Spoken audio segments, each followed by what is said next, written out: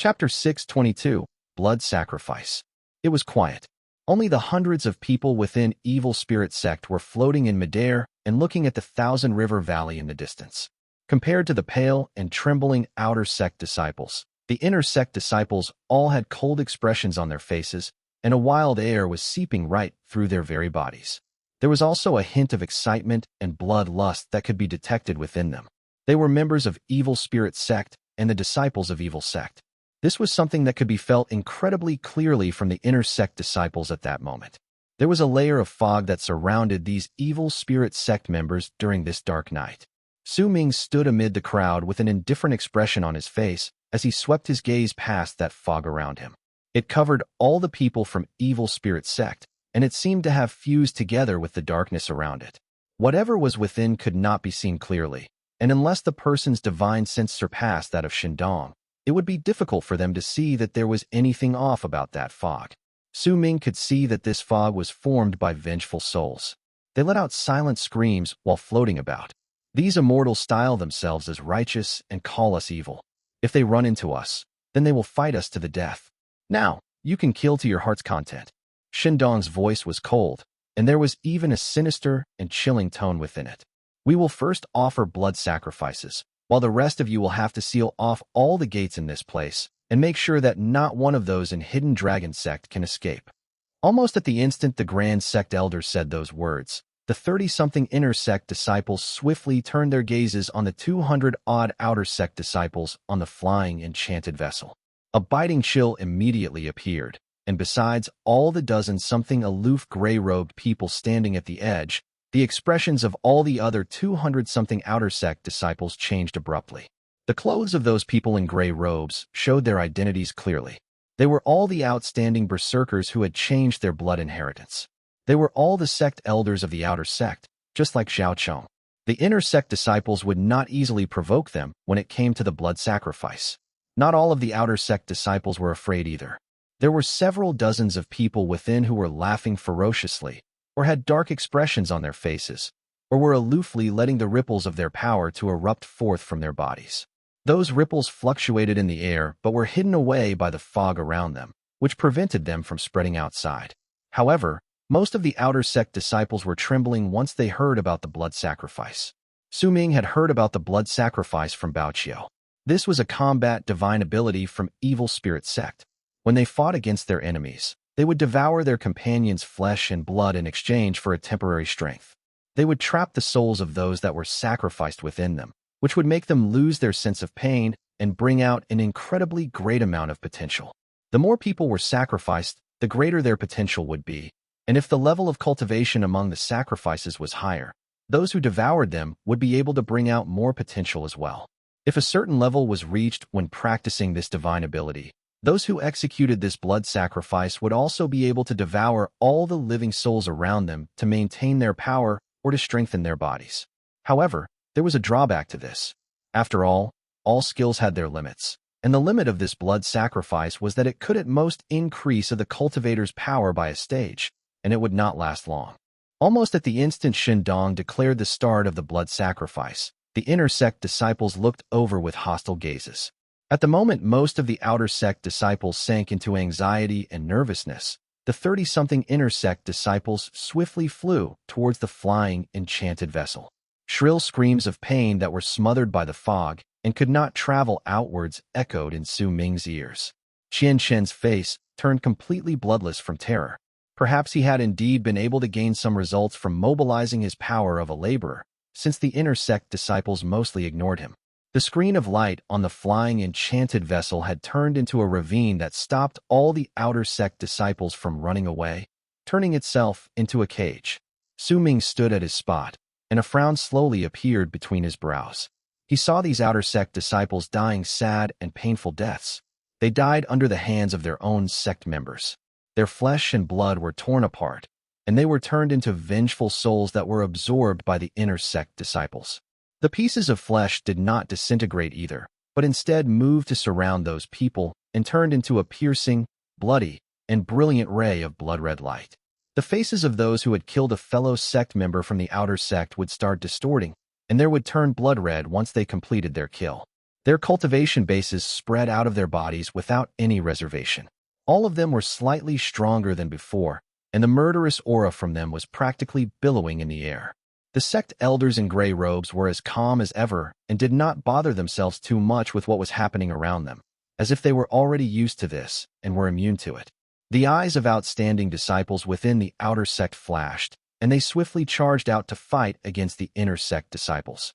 Swiftly, 2 or 3 inner sect disciples died painful and horrible deaths, becoming someone else's blood sacrifice. When Su Ming saw all of this, he remembered the rules of Evil Spirit Sect, the one about the sect not forbidding their disciples from killing each other. Only then did he gain a deeper understanding towards this particular rule. So this is the evil sect, he said softly. When Su Ming cast his eyes towards Thousand River Valley, which was located in the distance, he suddenly felt that this was quite ironic. This style of evil spirit sect to fight it out among themselves before a fight had caused them a large amount of deaths before they had even reached Hidden Dragon Sect's branch. Yet, the deaths of the weak had brought greater strength to the strong. This was especially prevalent among some of the 30-something inner sect disciples. About 8 of them had not stopped after killing a fellow sect member from the outer sect, but continued with their slaughter. One of them was an inner sect disciple that was standing the closest to Su Ming. This person looked incredibly fragile and tall, but his power, which was not at all weak, and his bloodthirst were evident on first glance. 3 outer sect disciples had already died in his hands. He was currently holding onto a human head, and as he lifted it high above himself, fresh blood poured on his face, causing him to look ferocious and hideous even without expending any effort. Then, he fixed his gaze on Su Ming. With a dark smile, that person took a wide step forward and charged towards Su Ming. Killing intent shone in his eyes as he was getting closer. With a calm expression, Su Ming looked the person closing in on him with the human head in hand. Since he was charging into his own death, then he had no reason to blame Su Ming for his viciousness. 1 step, 2 steps, 3 steps. At the instant that inner sect disciple was about to reach Su Ming, Shindong's cold voice suddenly echoed in the area. The blood sacrifice has ended. All those who have successfully participated in the blood sacrifice come with me and attack Hidden Dragon Sect. Shindong's words echoed in the air, and the inner sect disciple that had closed in on Su Ming stopped moving.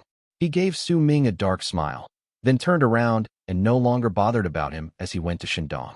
The 30-something inner sect disciples and the few outer sect disciples that had participated in the blood sacrifice flew up and turned into long arcs. Then, under Shindong's lead, who was followed by 8 powerful warriors who had descended in Evil Spirit Sect, the 40-odd long arcs charged towards Thousand River Valley. A bloody massacre was about to rain down in this place. At the same time, the people in gray robes and the flying enchanted vessel took a step forward with aloof expressions on their faces, and once they formed a seal with both their hands, they pushed them onto the flying enchanted vessel, and immediately, it flew up to charge towards Thousand River Valley. A piercing dark light erupted swiftly from the vessel. It instantly covered an area spanning hundreds of leagues underneath, causing the place below to look as if it had been sealed off, turning it into a place with no escape.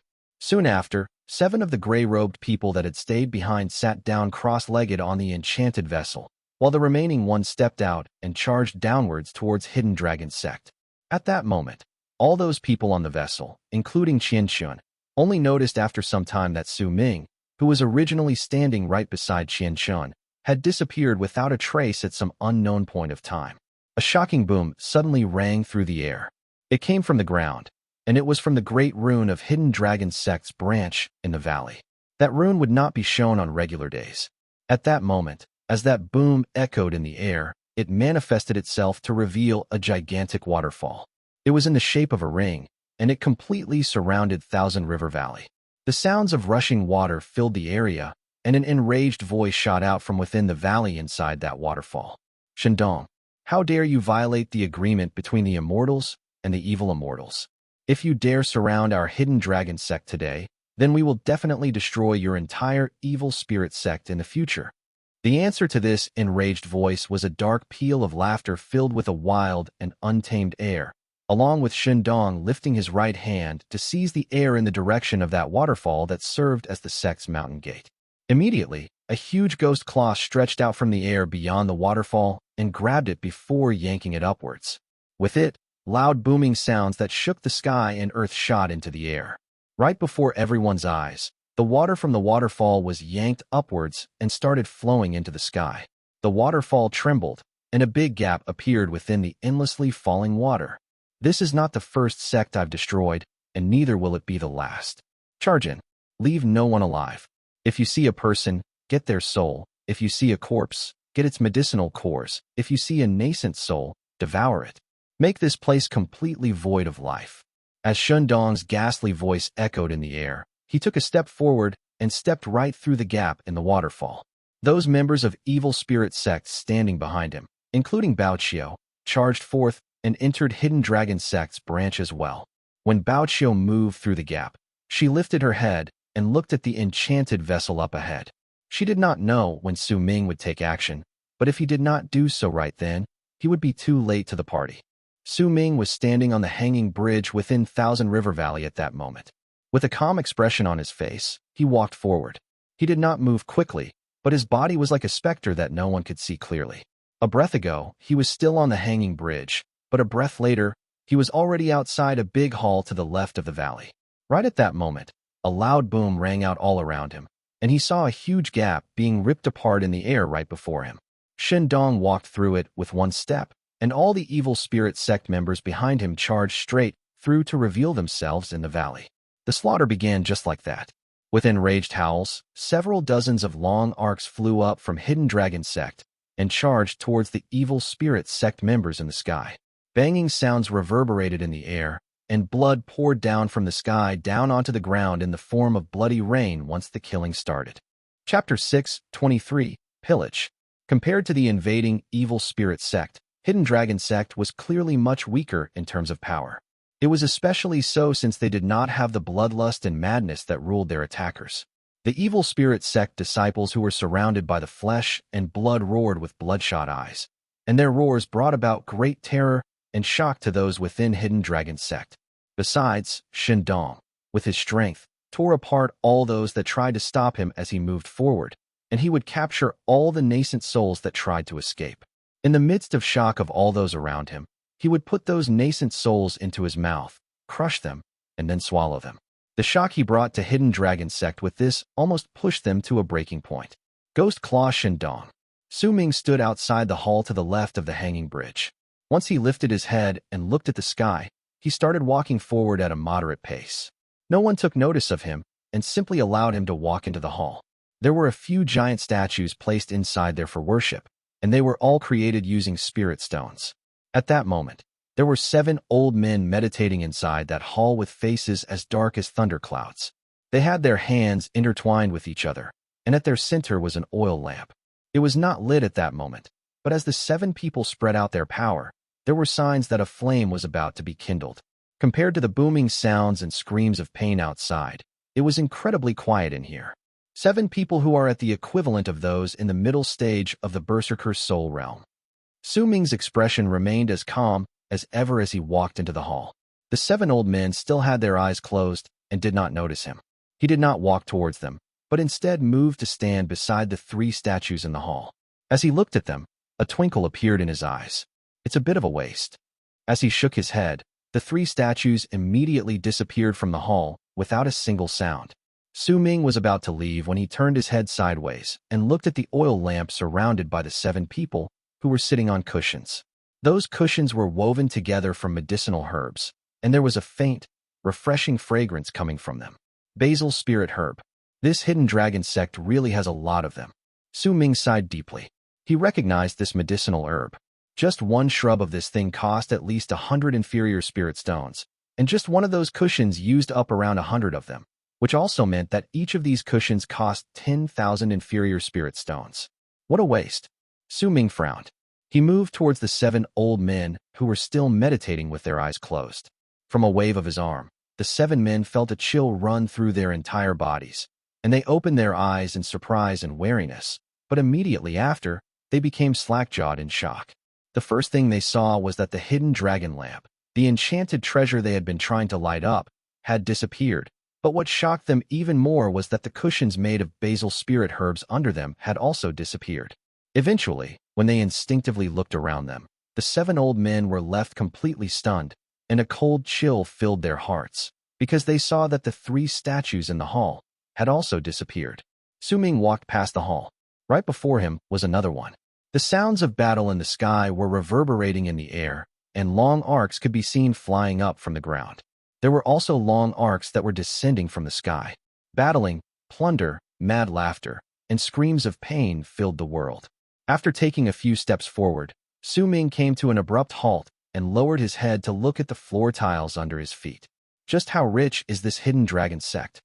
He crouched down and tapped the floor tiles. His eyes started shining with a brilliant glint. He lifted his right hand and pushed his palm toward the ground. The floor tiles around him immediately started shaking, and as cracking sounds rang in the air, they flew up. Sowing then waved his arm, and all the floor tiles were put away into his storage bag. A hint of excitement appeared on his face. These floor tiles were not spirit stones, and neither were they medicinal herbs, but were medicine residue. This medicinal residue was what remained after a failed attempt in creating medicinal cores. They should originally be thrown away, but there were still some essence of the herbs left behind in that residue. That was why these people gathered the residue together and turned them into medicinal tiles to lay on the floor. By doing so, they could naturally bring out the herb's medicinal properties, and once they fused with the spiritual aura from the world, the effects would be even better. An intense look appeared in Sowing's eyes.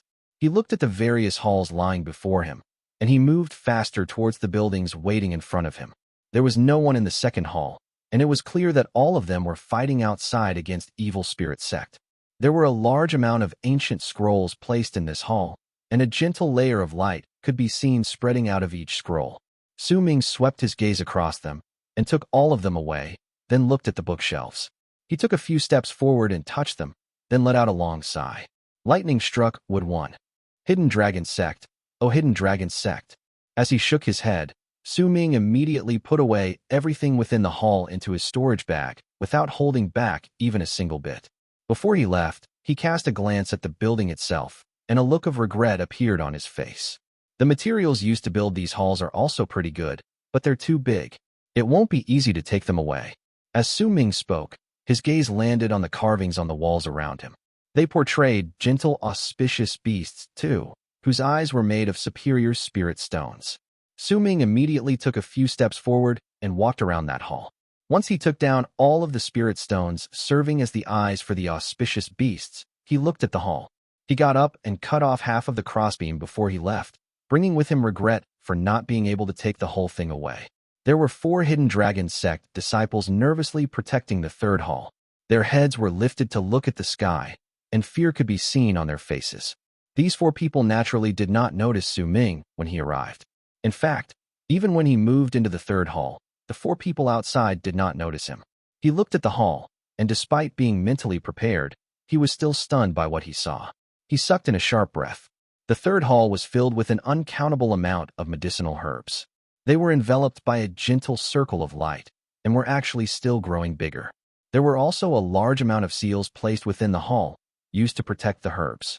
Clearly, this was where Hidden Dragon Sect stored their medicinal herbs.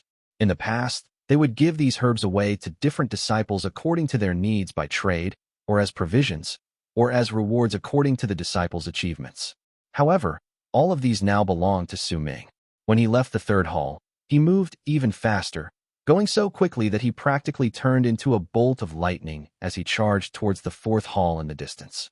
On the way, he spread out his powerful divine sense and scanned the area before instantly moving to the place of his choice.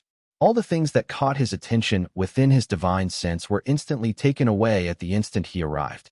There was an old man who was charging into the sky with a dark expression on his face. There were 3 people behind him, and they were all children, each of whom was holding an old and simple-looking sword in their hands.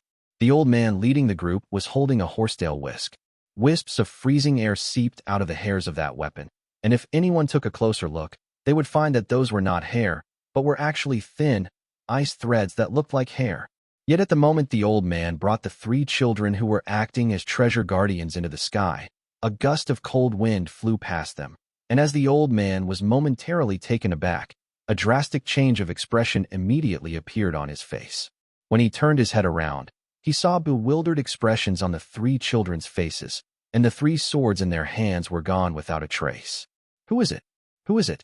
The old man's face was livid with rage. As he roared, a faint voice suddenly traveled into his ears. This horsetail whisk is pretty good as well. I'll be taking it. That voice had appeared incredibly suddenly. The old man shuddered, and when he turned his head around, his horsetail whisk was already nowhere to be found.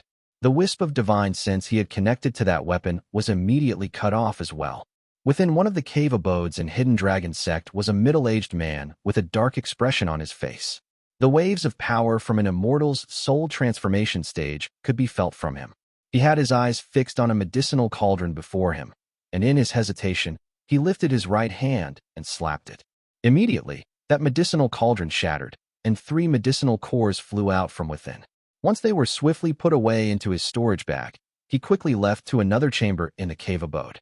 When he walked through his entire place and put away all his belongings into his storage bag, he cast a glance at the crowd fighting in the sky. He saw the Hidden Dragon Sect cultivators dying in large numbers, and also how those from Evil Spirit Sect spread out to rain down their crazed slaughter and plunder as their murderous aura surged into the sky. The middle-aged man clenched his teeth and charged towards a small hidden alley located near his cave abode. But before he could move too far away, a gust of cold wind came towards him, and at the next moment, he felt pain in his head and fell unconscious to the side. Sowing showed up with a calm expression.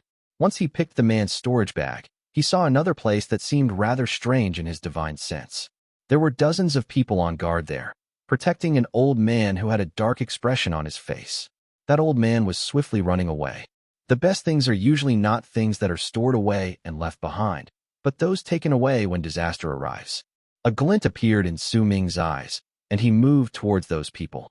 At that moment, as the members of Evil Spirit Sect spread out, 3 people with the thin man who had tried to kill Sowing during the blood sacrifice as the lead stepped into the first hall located to the left of the hanging bridge. The 7 old men in the hall were already gone.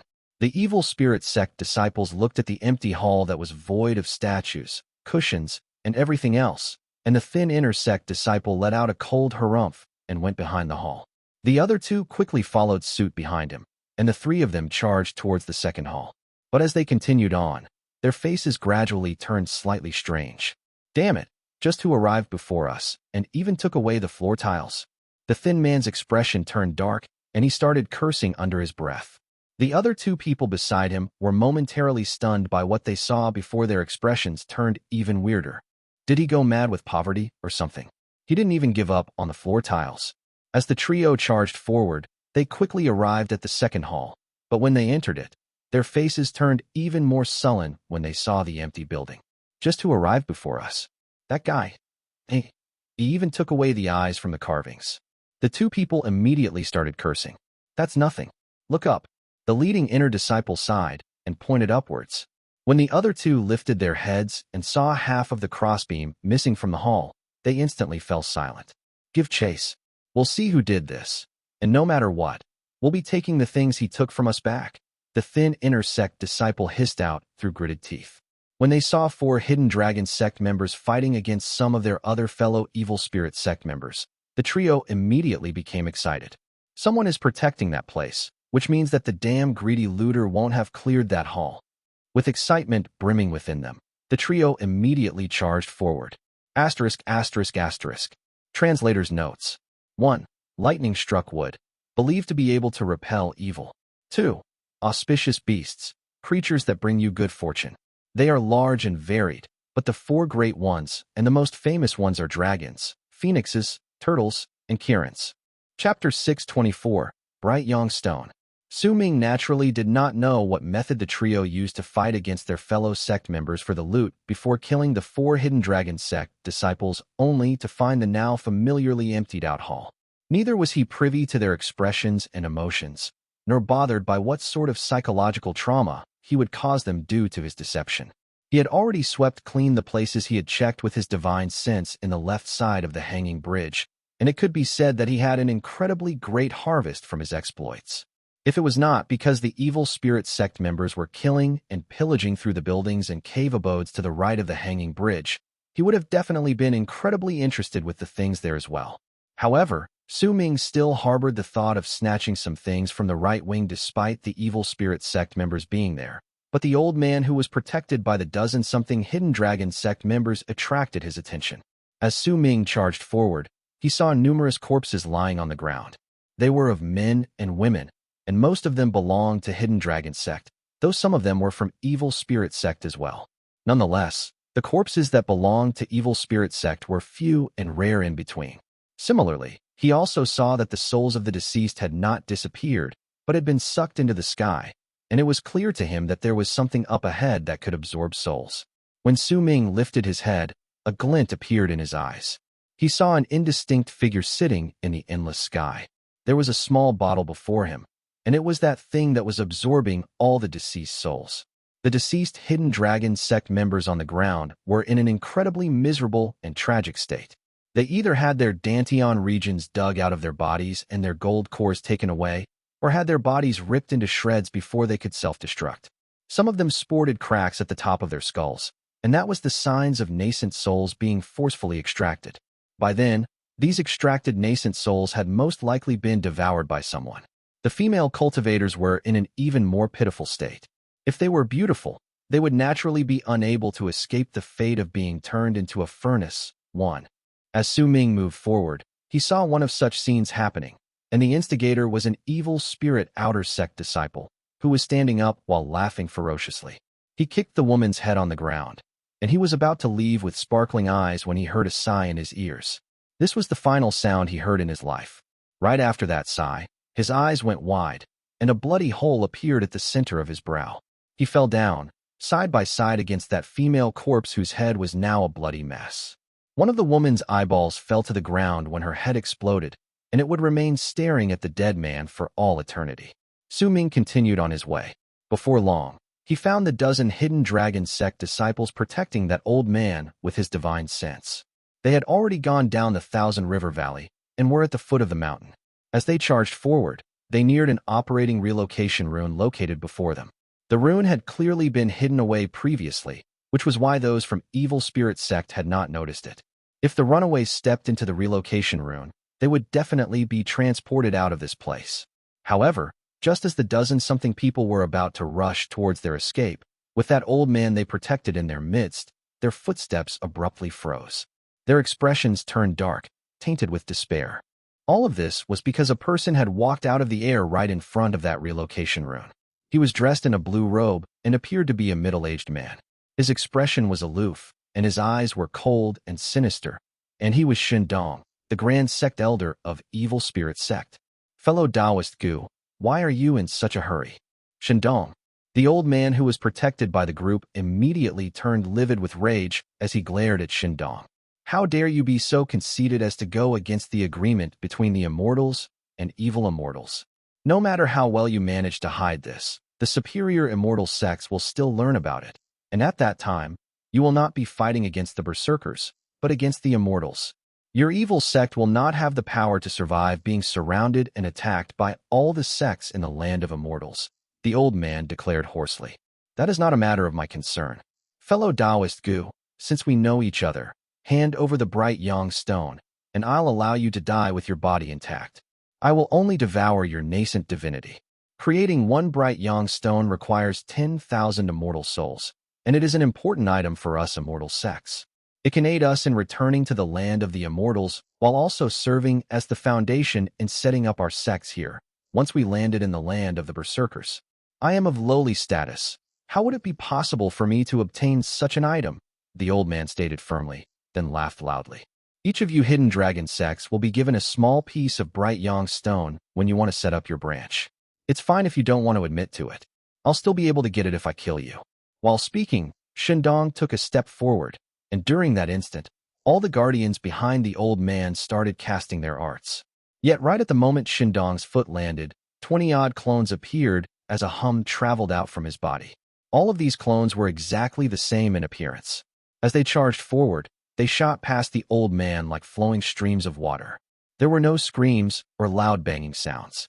There was only a buzzing, and when it gradually faded away, Shindong's clones also disappeared. Only one remained to stand less than 10 feet away from the old man. As for the guardians behind him, they all fell to the ground with lifeless expressions on their faces. Their bodies turned into puddles of blood that seeped into the sand on the ground. A thick stench of blood surrounded the area. This scene caused that old man's face to turn even paler. The Great Blood Clone Transformation Art. I didn't expect you to truly be able to successfully master this evil art.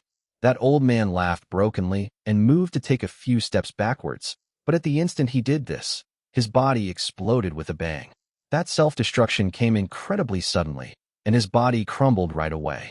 The impact that was formed from the blast swept through the entire area, and during that moment, the old man's nascent soul grabbed a storage bag from his crumbling body and shot up to flee frantically. However, before he could escape more than 100 feet, the air before him immediately distorted, and Bao Qiu walked out of the air. The old man's nascent soul let out a shrill screech and immediately changed direction, but he still did not manage to fly more than 100 feet before another person walked out once from the air again.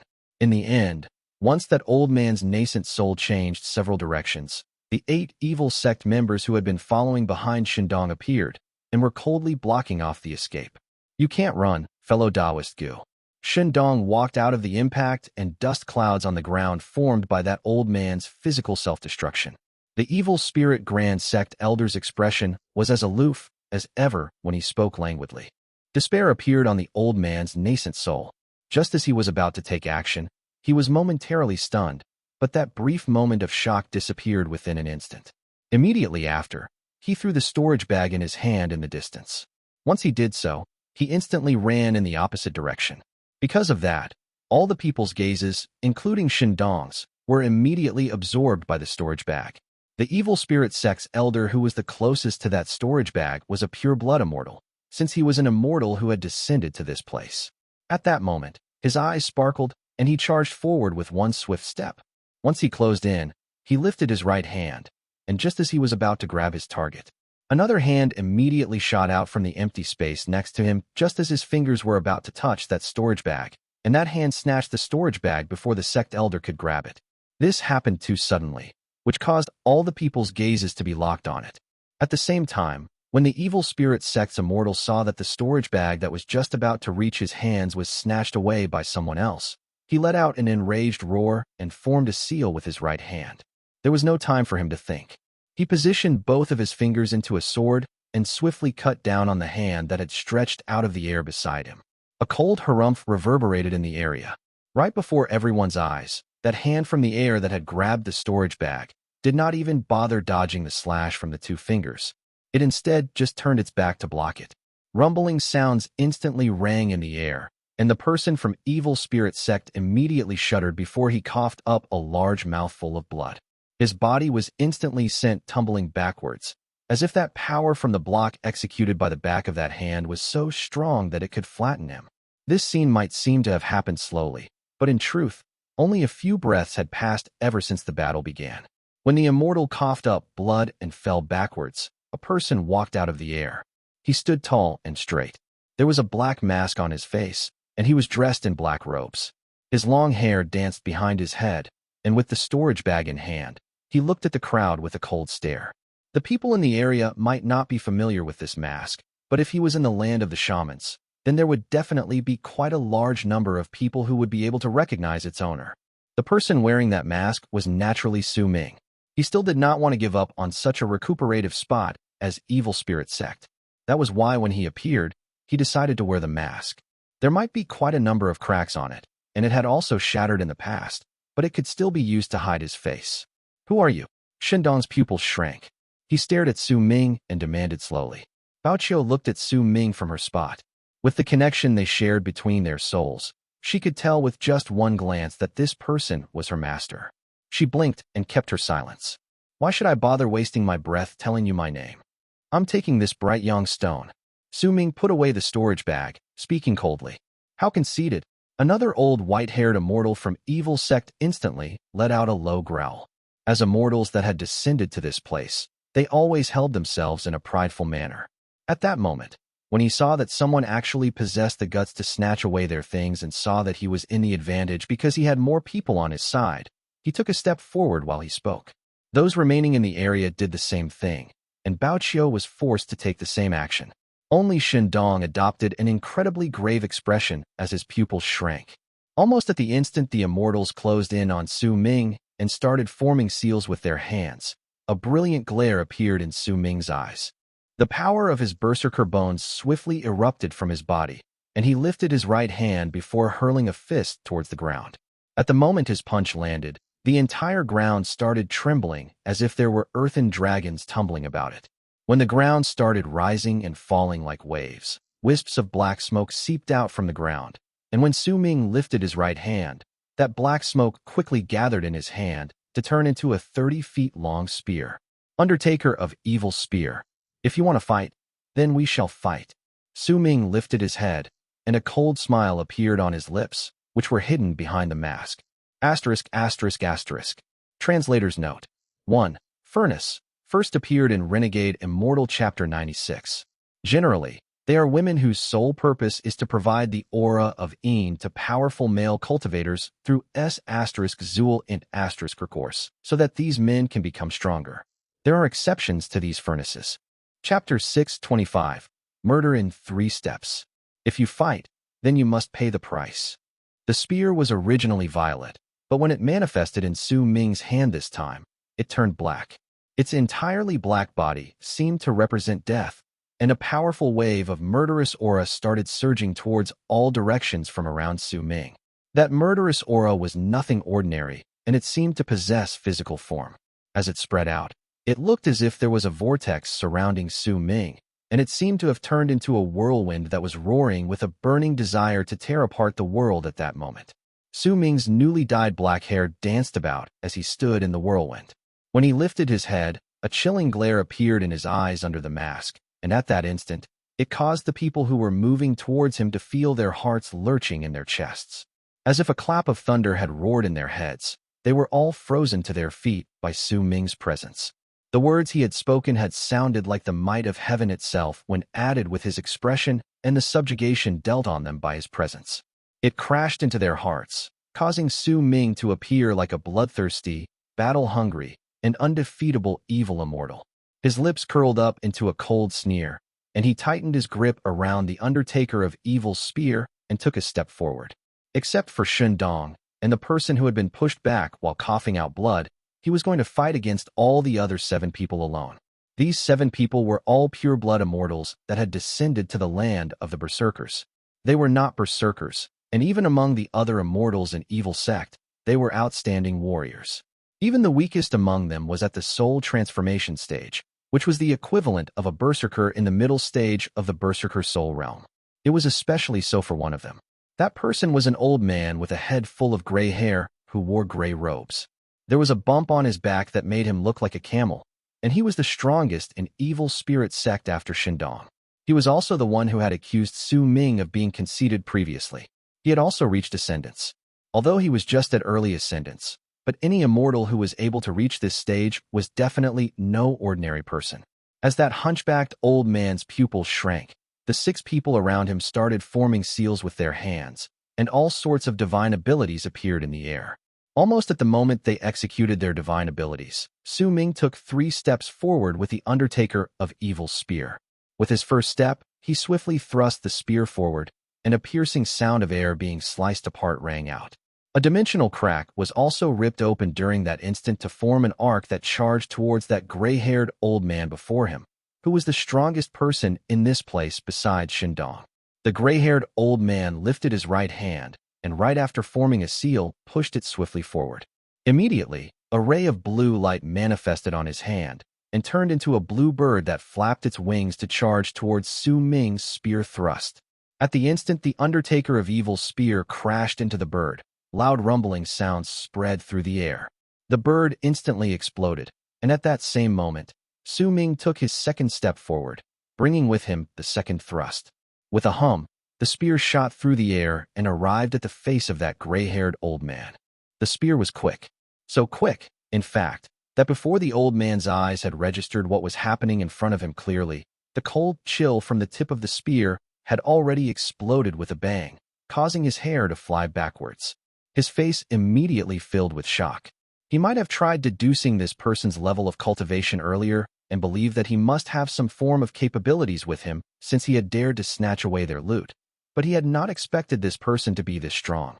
His first step and first thrust had destroyed the old man's resistance, and his second step as well as his second thrust had appeared right in front of his face. A wave of power that could destroy the world appeared at the tip of that spear, and the old man felt his skin crawl. In the midst of his shock, he even felt a presence that belonged to the Immortals' second step from that second thrust. This was enough to scare him out of his wits, but he was, after all, a powerful immortal in ascendance. Even though his heart was racing in fear, he retreated without any hesitation, and as he formed seals with his hands, a gigantic shield immediately flew out from his storage bag. That shield was entirely green, and a wave overflowing with life force spread out from within it. The shield was round, and there was a large amount of runic symbols carved on it. Once that item appeared, a brilliant green light immediately erupted forth from it. Joist, the gray-haired old man, immediately let out a loud shout once he brought his defensive treasure. As his shout echoed in the air, the shield instantly changed. As if it was originally formed of several layers overlapping one another, numerous layers spread out and turned into 9 similar shields that overlapped to immediately block off Su Ming's second spear thrust.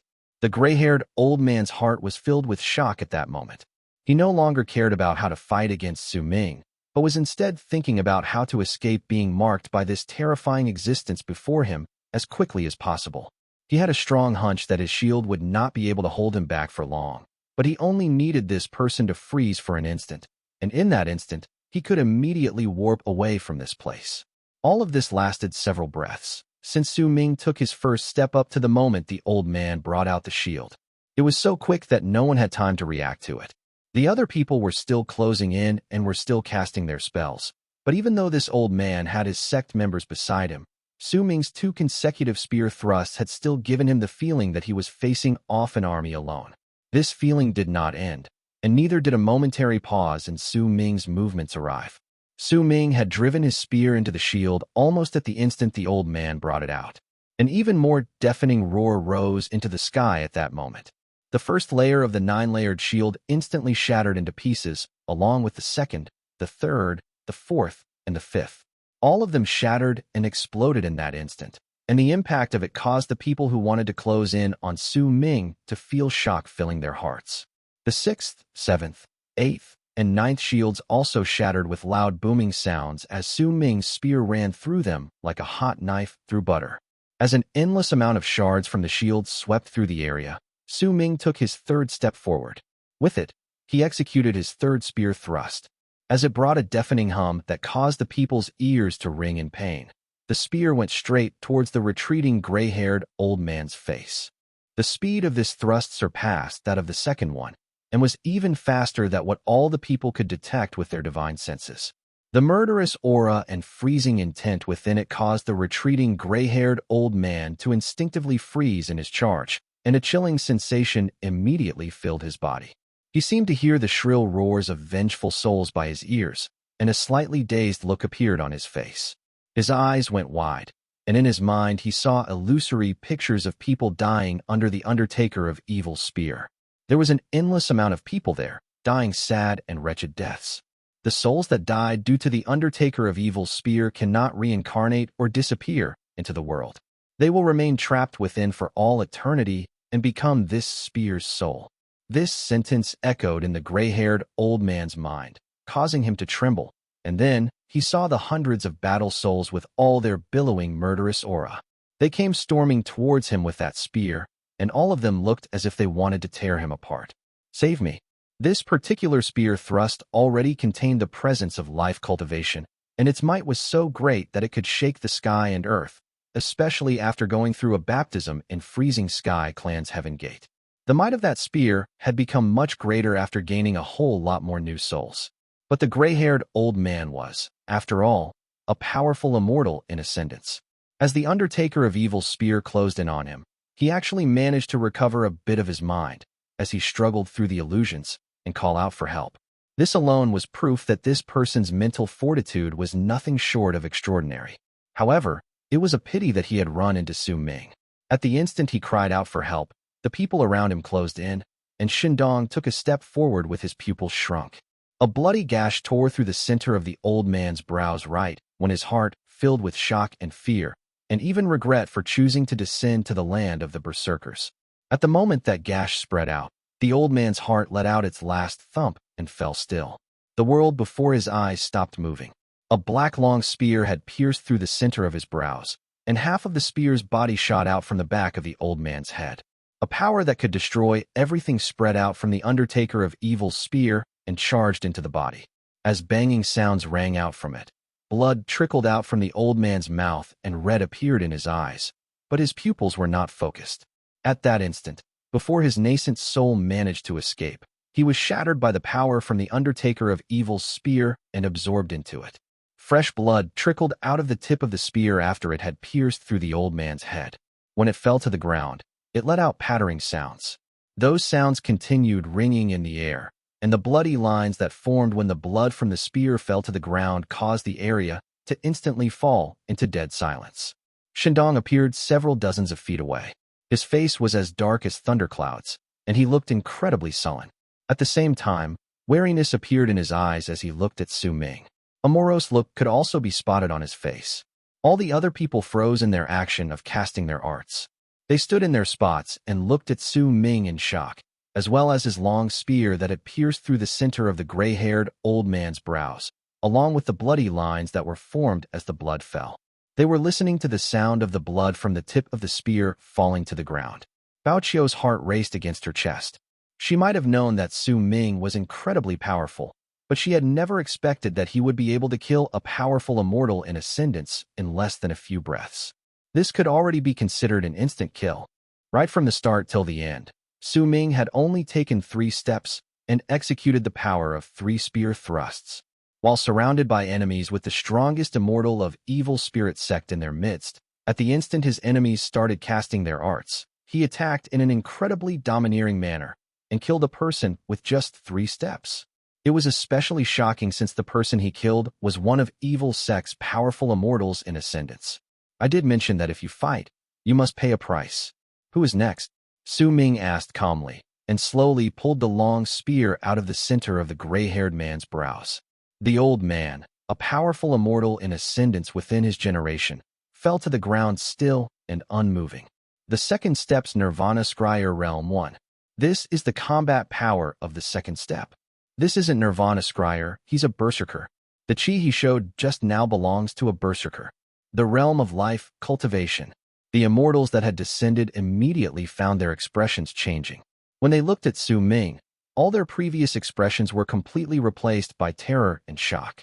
Shandong stared at the spear in Su Ming's hand and stated hoarsely, Undertaker of Evil's Spear. Asterisk, asterisk, asterisk. Translator's notes. 1. Nirvana Scryer Realm. First appeared in Renegade Immortal Chapter 440. Chapter 626. A Powerful Warrior's Respect. We immortals have a saying that goes like this. The mantis stalks the cicada, unaware of the oriole behind it. 1. My fellow Taoist, you must have hidden your face because you were afraid someone might recognize you. If that is the case, I shall call you fellow Taoist oriole, Shandong said languidly, taking a step forward. He stared into Su Ming's eyes. His face was dark, but there was also a grave expression on him. In truth, he had long since detected that there was something off about this person when he sensed a presence within him that made him wary. That was why Shandong had not attacked, but had instead let the others test his strength. But even he had not expected that the person would only need to take 3 steps before he killed the second strongest in Evil Spirit Sect. Even he would have to make preparations to report this matter to Evil Sect's Sergeant. After all, the person who died was not a Berserker who had changed his bloodline, but a true pure-blood immortal who had descended in Evil Sect. The death of such a person, especially when he was also a powerful immortal in ascendance, was absolutely nothing trivial to Evil Sect. Fellow Taoist Oriole, you are a shrewd man. You must have snuck in while we invaded Hidden Dragon Sect. The things you pilfered are surely more than all of the things we of Evil Spirit Sect have pillaged, no? Especially this bright young stone. But my fellow Taoist, this battle is not entirely worth it for you. From what I understand of Gu Yuan Hai too, he definitely had a backup plan. The storage bag he brought out is most likely just a diversion. He should have hidden away the real bright young stone. As Shandong spoke, his eyes started sparkling, and as he looked into Su Ming's eyes, he took another step forward. Su Ming remained calm and did not speak. He merely looked at Shandong, taking that step forward. You killed one of Evil Spirit Sect's sect elders, and we cannot let this slide easily. Evil Sect's assassination squad will naturally search for you. But before that, this humble shun would have to fight against you, fellow Taoist Oriole. You must not want to waste time here, fellow Taoist Oriole. You're holding us back here so that you can give Gu Yuan Hai time to escape. This must also be one of the deals you made in the trade between the both of you, right? That bright young stone isn't in that storage bag, but it should be within one of Hidden Dragon Sect's treasuries, or else with your cunning, you would have definitely not have fallen into his trap, fellow Taoist Oriole. If that's the case, then let's exchange 3 blows. We will fight for these 3 blows, and regardless of whether we manage to kill the other or not, and after the 3 blows, we will not bother each other anymore. What do you say? Shindong offered slowly. At the moment his words left his mouth, some of the people around them who were a little slower in the head immediately spotted confused looks on their faces. Su Ming narrowed his eyes, and a sparkle of surprise flashed within them. That Shindong had practically spoken the truth, and if he could tell what had transpired with just these clues, his intelligence was definitely nothing to be scoffed at. The truth was just as Shindong had said. Su Ming was not too concerned about that bright young stone. He did not have much knowledge about that thing, anyway, so it was only natural that he would not stain his hands in too much blood for that item. And it was also impossible for him to kill all of the people here just so that he could have that item for himself. Doing so was contrary to his interests, which was why, when that nascent soul of the Hidden Dragon Sect's old man was in danger, Su Ming had sent a ripple from his divine sense to send a message to him. He did not want that bright young stone. He only wanted the treasures of Hidden Dragon Sect and the things he took away in his storage bag. If Gu Yuan Hai could deliver those things to him, then Su Ming would help him stall for time. This was a trade, and during that critical point, Gu Yuan Hai did not have time to think about his profits and losses. He had to agree to it, which was why that scene of a few moments ago had transpired. Su Ming smiled faintly. Since this Shindong had managed to see what was going on, then there was no need for him to hide anything. Smiling, he opened his mouth to speak. If it's just 3 blows, then I'll agree to it. Shindong's eyes flashed with a brilliant light. He was waiting for these words, or else he would not have bothered wasting his breath saying so many things just now before he finally mentioned the exchange of 3 blows. This person's strength made him incredibly wary, and he was not confident that he could win against such a powerful warrior. But if this person persisted in interfering with his task, then it would be incredibly difficult for him to complete his mission. After all, as time passed, that Gu Yuan Hai would manage to escape even farther, and while Evil Spirit Sect had sealed off all the relocation runes in the area, the old man would still be able to escape this sealed area if they continued delaying their search. Trying to track him down then would be incredibly difficult, and it would also be incredibly easy for unexpected situations to pop up. All of you go and chase down Gu Yuan Hai. As Shindong spoke, he took a step towards Su Ming and lifted his right hand. Immediately, a red whip appeared in his palm, and with a flick of his wrist, thunderous roars instantly traveled from his weapon. A large amount of lightning balls also manifested in the air. As they let out sizzling sounds, they fused together and charged towards Su Ming. All 7 people, including Bao Qiu, looked at each other for a moment, then instantly turned into long arcs that flew into the sky. Bao Qiu originally did not want to leave, but it was not convenient for her to stay at the moment, so she left with the crowd. It was difficult for her to calm her heart.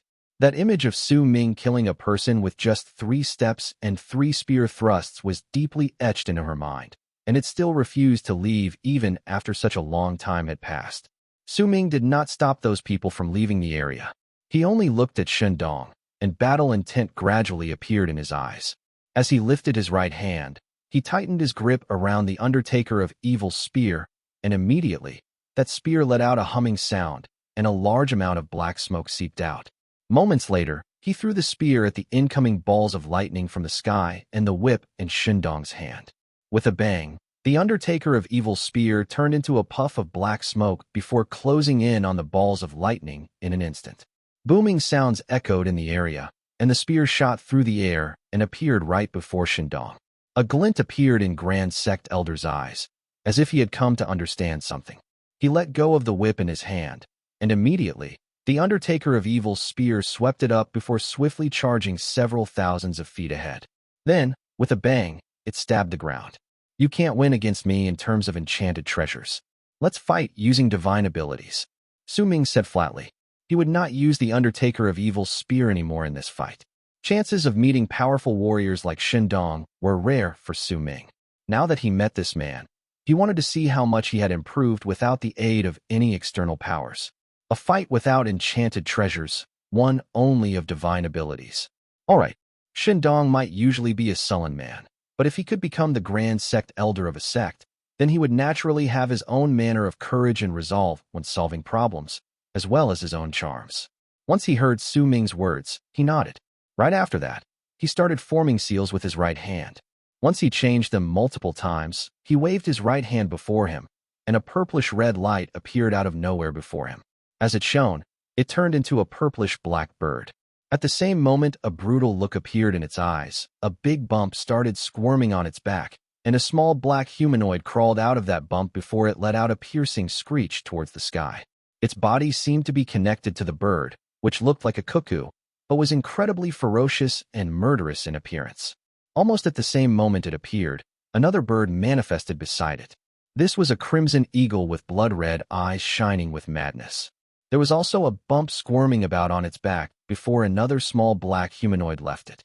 Right behind that eagle appeared an Andean condor, and behind it was a Garuda. Each of these birds was slightly bigger than the last, and all four of them were screeching as they flew before Shindong. This is my 4 moving birds art. This art was formed once I killed 4 immortals in Ascendant stage, who were at the same stage as I was. With their souls and nascent divinities, I created these birds. Shindong said calmly. He did not attack immediately, but instead chose to look at Su Ming. Su Ming looked at the 4 birds. He could clearly feel a deep grudge surrounding these birds. That resentment seemed to have been suppressed within them for a long period of time, and because they could not vent their frustrations, that grudge grew deeper as time passed, causing their enmity to immediately make the world begin to feel a little indistinct right at the moment they appeared.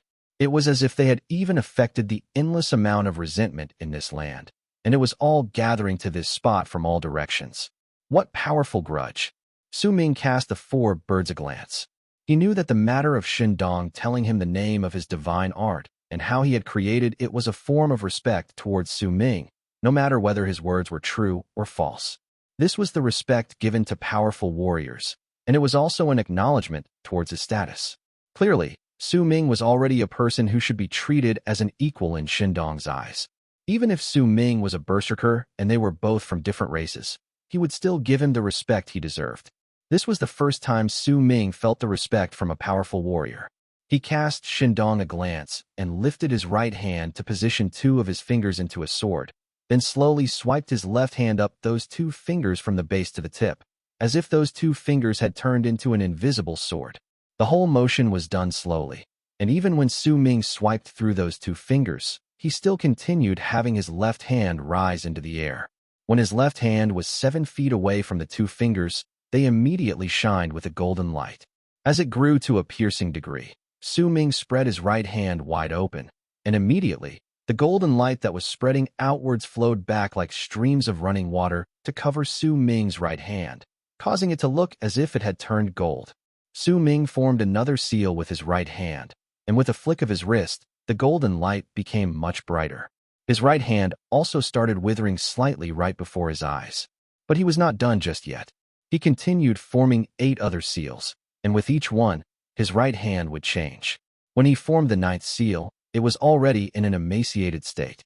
The golden light also changed to black. By doing so, Su Ming's right hand looked as if it had turned into a skeletal hand. The black fingers and long fingernails were a stark contrast to his arm. There is no name to this divine ability. I gained it through an epiphany in the Candle Dragon's undying and imperishable world after I went through 50 reincarnations. I fused my understanding of the source regarding binary opposites in this hand, and those who have died under this divine ability can no longer be counted. That was what you saw in the beginning. After it went through my 9 transformations art, it changed 9 times, and now, it can execute its strongest form. Su Ming lifted his stated slowly as he lifted his head and looked at Shindong. The Grand Sect Elder's pupils shrank. His divine ability was born from killing 4 powerful immortals in Ascendance, and it was an incredibly remarkable divine ability among those in the same stage. But when he heard Su Ming's words, he could not help but suck in a sharp breath. In truth, when he saw Su Ming executing this divine ability, his heart was already in shock, and a vague memory surfaced in his mind, but he could not be certain of his guess. Candle Dragon. 9 transformations.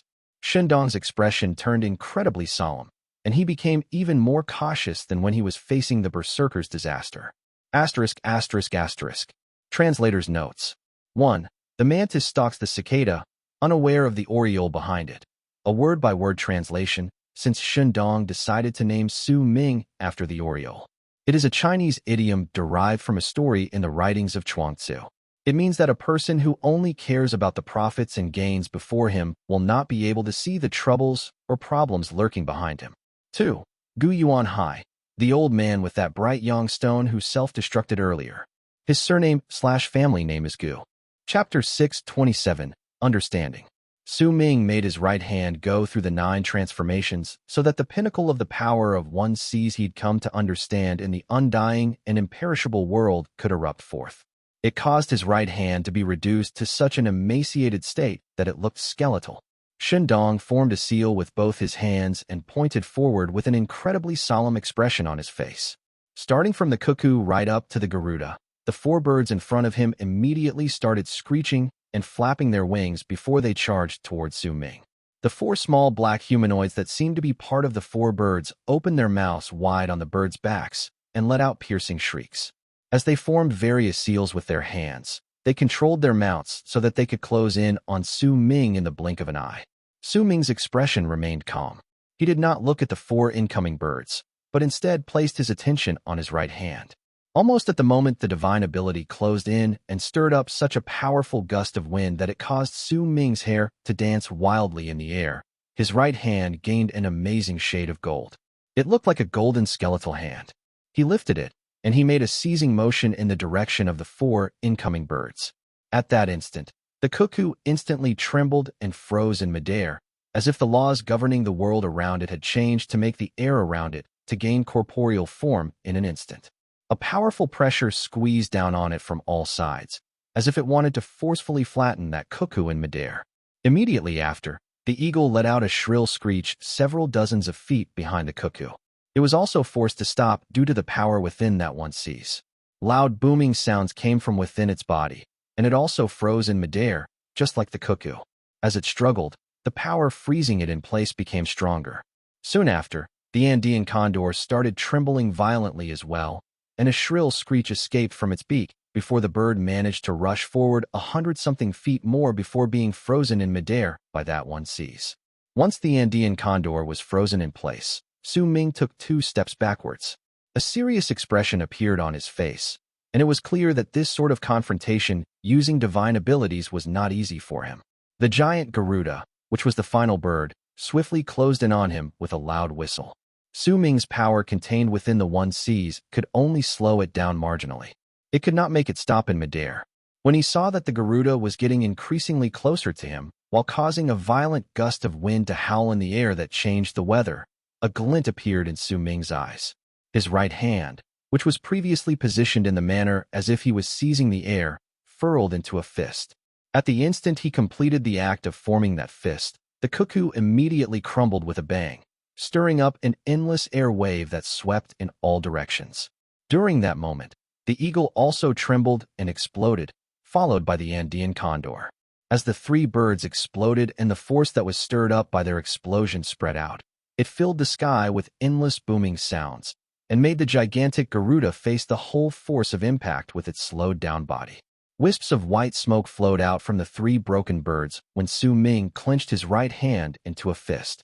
It was soon surrounded by the smoke, which continued gathering around the hand, and Su Ming's face turned even more serious. He was already incredibly used to this art of seizing and absorbing. Right then, once he made this art go through the 9 transformations, he had a strong hunch that there was a new transformation waiting in his clenched fist. At the instant that feeling appeared, a furious screech came from the impact formed by the 3 crumbled birds. As that sound traveled through the air, the Garuda's huge body shot out of the waves caused by the impact, as if it had broken free from them.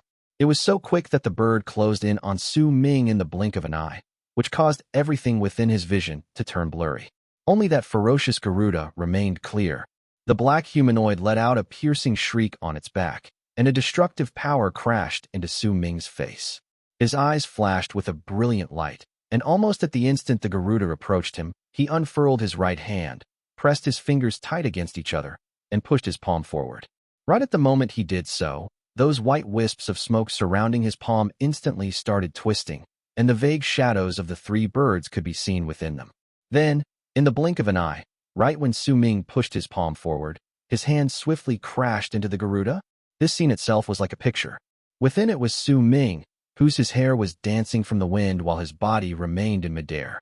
He had his right hand lifted before him, and he was pushing against a gigantic Garuda, on whose back was a small, ferocious-looking, black humanoid. Time seemed to have stopped when this scene happened, but it only stopped for an instant before it was immediately ripped apart by a loud, shocking bang. As it reverberated in the air, the Garuda started shattering inch by inch. Once those cracks went through its entire body, it fell to pieces. The small black humanoid on its back also let out a shrill shriek before it started dissipating like a person made of sand being blown apart by a violent gust of wind.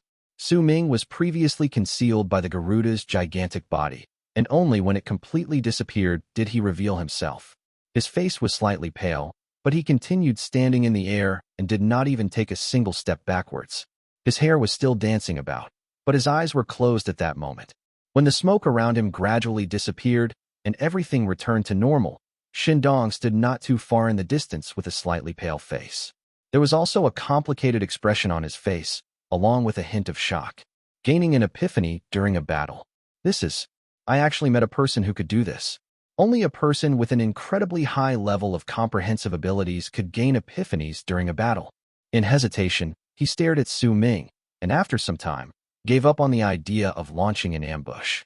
He was a powerful immortal in ascendance, and he could accept dying in battle, but he would not be able to overcome his own principles to lay an ambush. Suming opened his eyes. During that instant he struck out with his palm. He had unconsciously sunk into a strange condition. It was difficult for him to describe that feeling, but it had felt as if everything around him had slowed down, so slow that he had gained enough time to think and counterattack.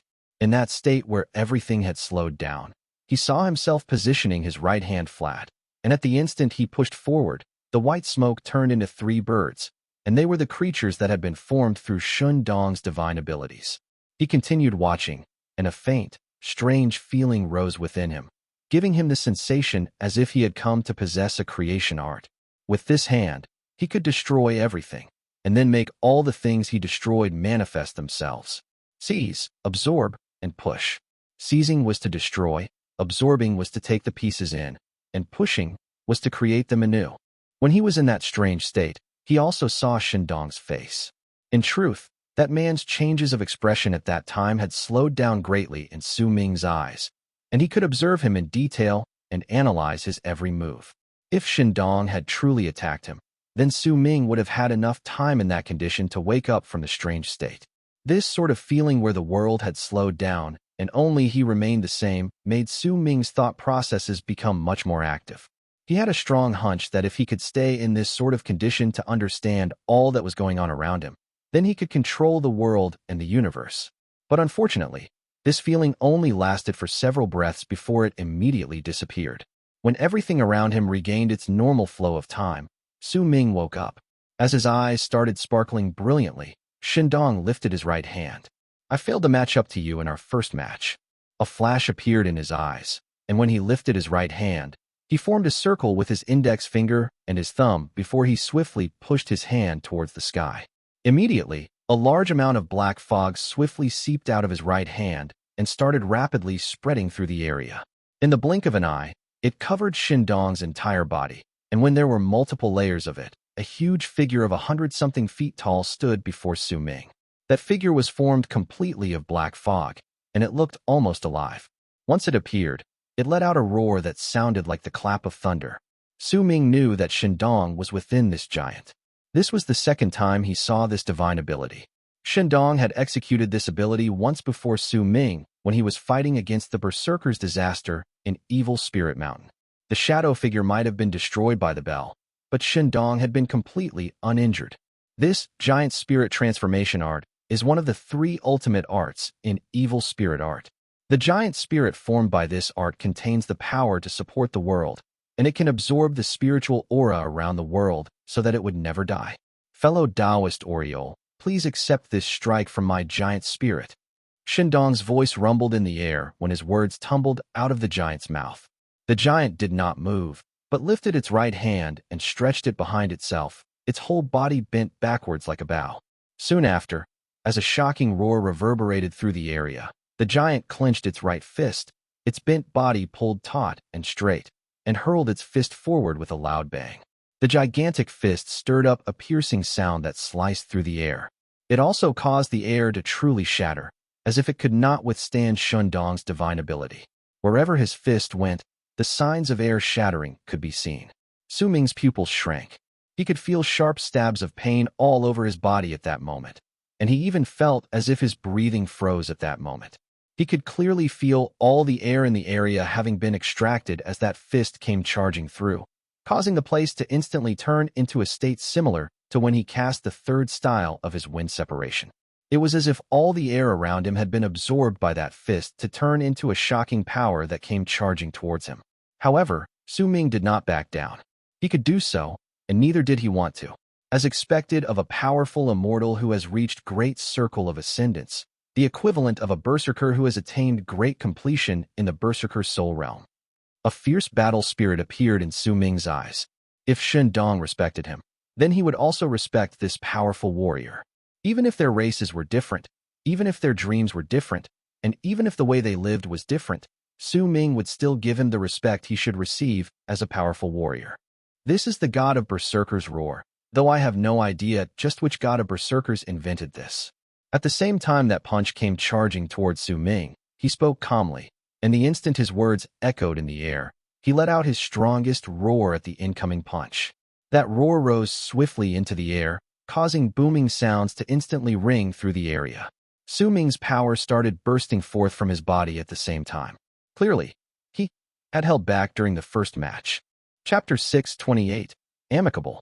A roar that sounded like a clap of thunder that filled the entire world spread out, and during that instant, it caused Shindong's punch to instantly start slowing down several dozens of feet away from Su Ming. The giant also started trembling, as if it was about to disintegrate. At that moment, Su Ming was using 8/10 of all the power in his body. Those 8/10 of his power was equivalent to the pinnacle of his strength when he fought against Tian in the past. But even though he brought that power out, that fist might have slowed down and looked as if was about to disintegrate, but it still continued moving forward and continued getting closer to Su Ming. The destructive power behind it seemed to be able to destroy Su Ming's physical body and soul if it struck him. Shindong, who was hidden in the giant's body, had veins popping out on his face at that moment. All his power had erupted from his body and turned into the strongest power he could muster within the giant. It was the power that could stand up against the Berserker's disaster, and the fist swiftly increased in speed. With a bang, it closed in on Su Ming, as if it had just overpowered his strength of when the pinnacle of his state in the past. Yet those 8/10 of the power was just the pinnacle of what Su Ming had in the past. He might not have reached full recovery right then, but he had already recovered almost 9/10 of his cultivation base, and the additional amount of power was released for the first time at that moment. An explosive force burst out swiftly from Su Ming's body and fused into his god of Berserker's roar, causing the wave of sound to suppress all manner of sound within the world, as if taking all of them over. At that moment, that roar exploded forth. At the instant it reverberated through the air, the huge fist before Su Ming crumbled. As it shattered, inch by inch, the pieces fell backwards. The fog dispersed, and Shindong coughed up a mouthful of blood. He staggered 10 steps back, and with each one, he would make the air shake, and the distance between each step was equal to 10 feet. After those 10 steps, he was pushed 100 feet backwards. Su Ming's face was pale. When he finished the roar, and when the fog giant Shindong had transformed into collapsed, Su Ming also coughed up a mouthful of blood and similarly retreated 10 steps before managing to stabilize his body.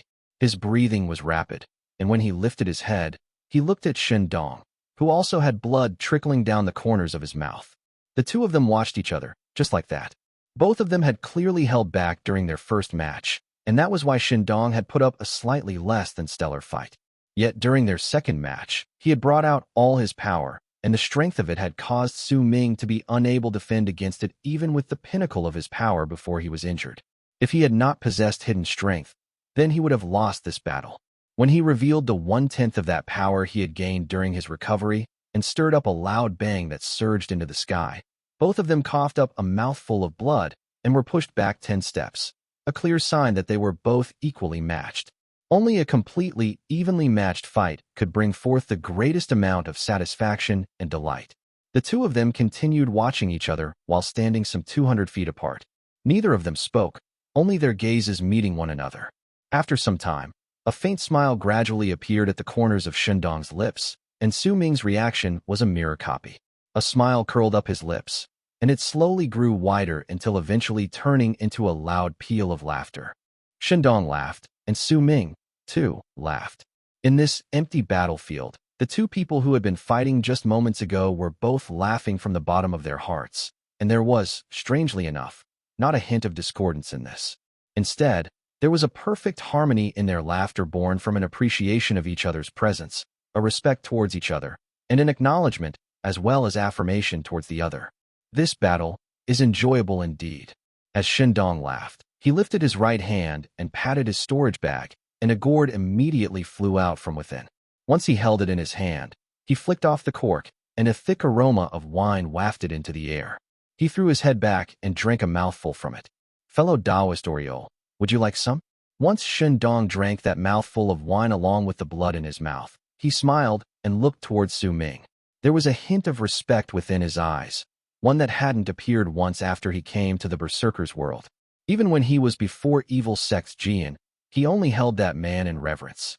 It was not the same thing as respect. "I'm a Berserker." Su Ming was still smiling, but it was gradually tainted with a hint of mixed feelings. They were born from how this person had gained his respect through due to both his words and actions during this one battle, even though they had not had much contact with each other before this. That sort of appreciation towards each other's presence had not just appeared within Shendong's heart. It had also appeared within Su Ming's heart. But the difference of their races was the final nail in the coffin of their relationship. "So what? You're the second person I've met among the Berserkers who deserves my respect and admiration. Fellow Taoist Oriole, you are courageous but cautious, and you do things resolutely. Even though you have plenty of enchanted treasures, and even possess the power of the Undertaker of Evil's spear, you still chose to not use it. You also had the chance to gravely injure me when you pushed me back with that power from your roar, but you chose not to. We might be of different races, but I only know that I enjoyed this fight very much. Fellow Taoist Oriole, I will only give those I acknowledge this wine. I'll ask you one more time, do you want it?" Shendong looked at Su Ming, and his laughter rang in the air. His honest and straightforward presence revealed itself and instantly chased away all the gloominess about him. He might be from Evil Sect, but true men also existed within Evil Sect. Su Ming looked at Shendong and lifted his right hand swiftly to seize that gourd through the air. The gourd instantly flew out from Shendong's hand and charged towards Su Ming. Once he grabbed it, he looked at Shendong and placed the gourd by his lips before he took a big swig from it. This battle is indeed enjoyable, but this wine is even more enjoyable.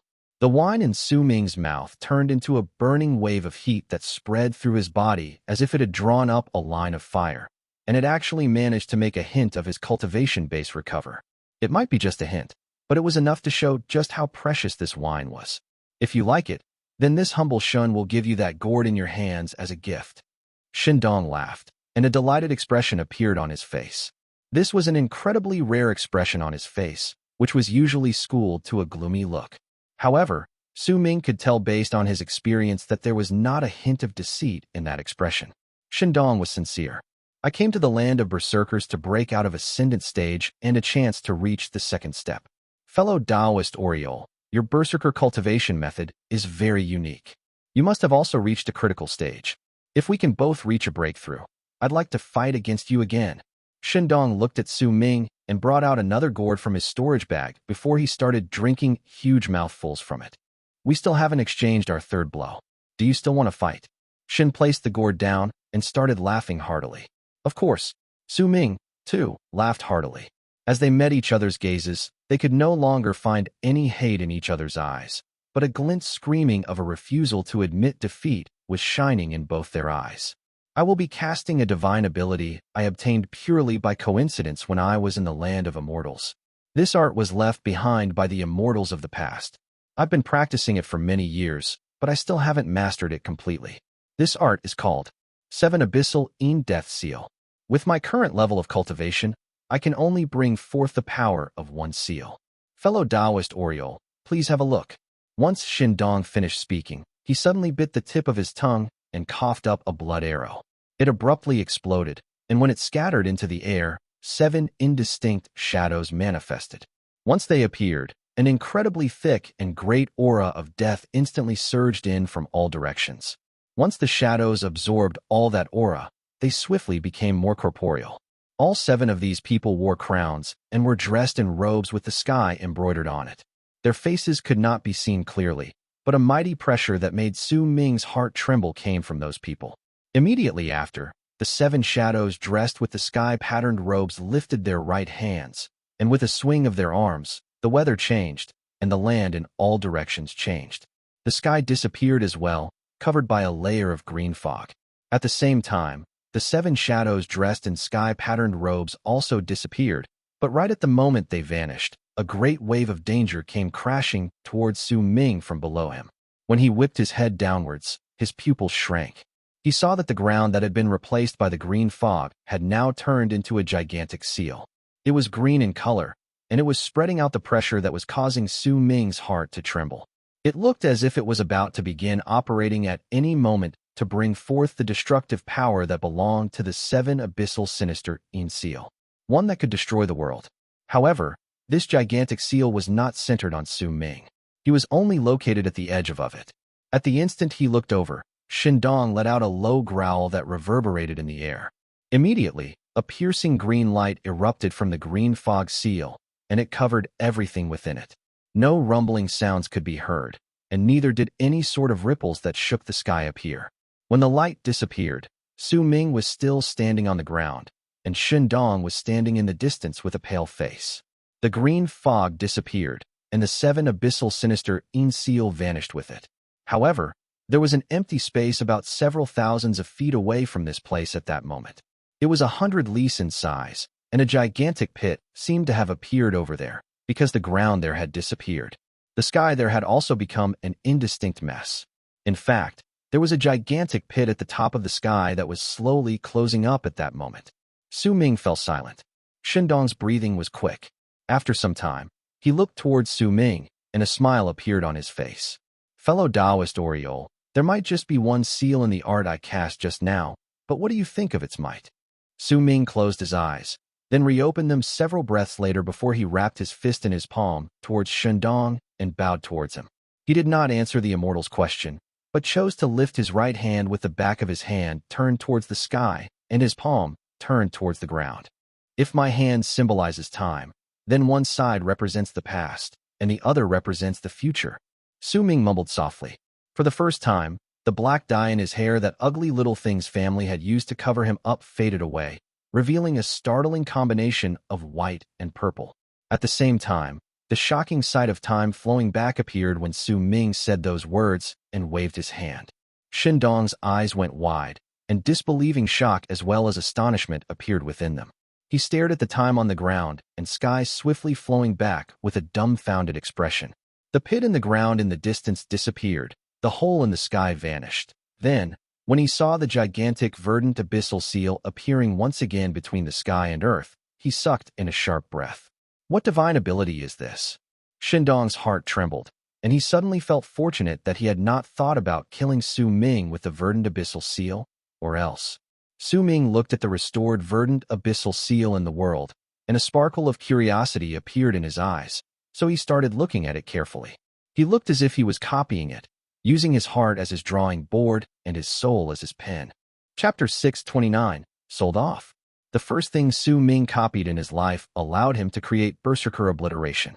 He might have gradually reduced the use of this art as his level of cultivation increased, but it was his first step towards becoming a powerful Berserker. In his second copy, he recreated the rock's great speed, allowing his speed to surpass his limits. His understanding as well as mastery towards wine then gave him the opportunity to obtain the Wind Berserker's inheritance, which let him master the 3 styles of wind separation. And on this day, during the final exchange in the promised 3 divine abilities duel in his match against Shindong, Su Ming decided to copy something once again. This time, he did not have a drawing board, because his heart was the drawing board itself. This time, he did not hold a pen in his hand, because his soul was the world's pen. With destiny's control over the cycles of time, he watched time flow back and observed the changes in the Verdant Abyssal seal before he fused all his observations into the copy in his heart. At that moment, the world Su Ming saw in his eyes was surrounded by green fog.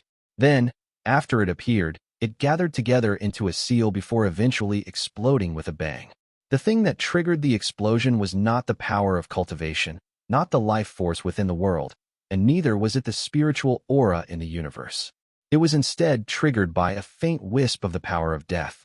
The power of that blast had moved Su Ming, caused his heart to race, made his pupils shrink, and even made his breathing immediately quicken. He now knew why such a huge pit would appear in the sky. He now knew the source of Verdant Abyssal Seal's great strength. He had seen that the pit in the sky was not formed because of the sky's collapse, but had been caused because of the endless in-death aura behind the sky having spilled forward, tearing through the sky to descend to this place, as if it had been summoned here. This in-death aura was the power from the in-death fog beyond the sky. 7 Abyssal in-death seal. Verdant Abyssal seal. A brilliant light shone in Su Ming's eyes. If it was not because of destiny, he would not have seen the source of Verdant Abyssal seal's power. If time had not flowed back, he would not have been able to see the entire process of the seal fading away. If this was his first time copying something, just like he did when he was at the 9th summit and copying something to clear his own mind, then he would not have been able to see the source of this 7 Abyssal death seal with just one glance. Green gradually appeared in Su Ming's eyes, though it instantly vanished. He closed his eyes. Shindong's eyes were wide from disbelief and shock at the moment. There was also a hint of incredulity in his gaze as he looked towards Su Ming. That divine ability, just now? Time reversal. With that divine ability, he observed my in-death seal and actually managed to find some clues about how it works. By the looks of it, he had also come to understand it somewhat. Just what sort of comprehensive ability does this person have? If he truly understood the 7 Abyssal in-death seal, this is impossible. Shindong laughed wryly. He remembered that he had used a long amount of time to practice this 7 Abyssal in-death seal, and even now, he had only managed to somewhat master the first seal. If Su Ming had truly managed to see through the true form and the origin of the art, then this would definitely deal a huge blow to Shindong's pride. As he laughed wryly, Su Ming opened his eyes. A green vortex shone in his eyes, and when Shindong saw it, a loud roar rang in his heart. Thank you for your art, Brother Shen. Su Ming's eyes regained focus. The green vortex in his pupils vanished, and with a stern look on his face, he wrapped his fist in his palm and bowed deeply towards Shindong. The Immortal was momentarily stunned. Then he carefully asked, You learned it.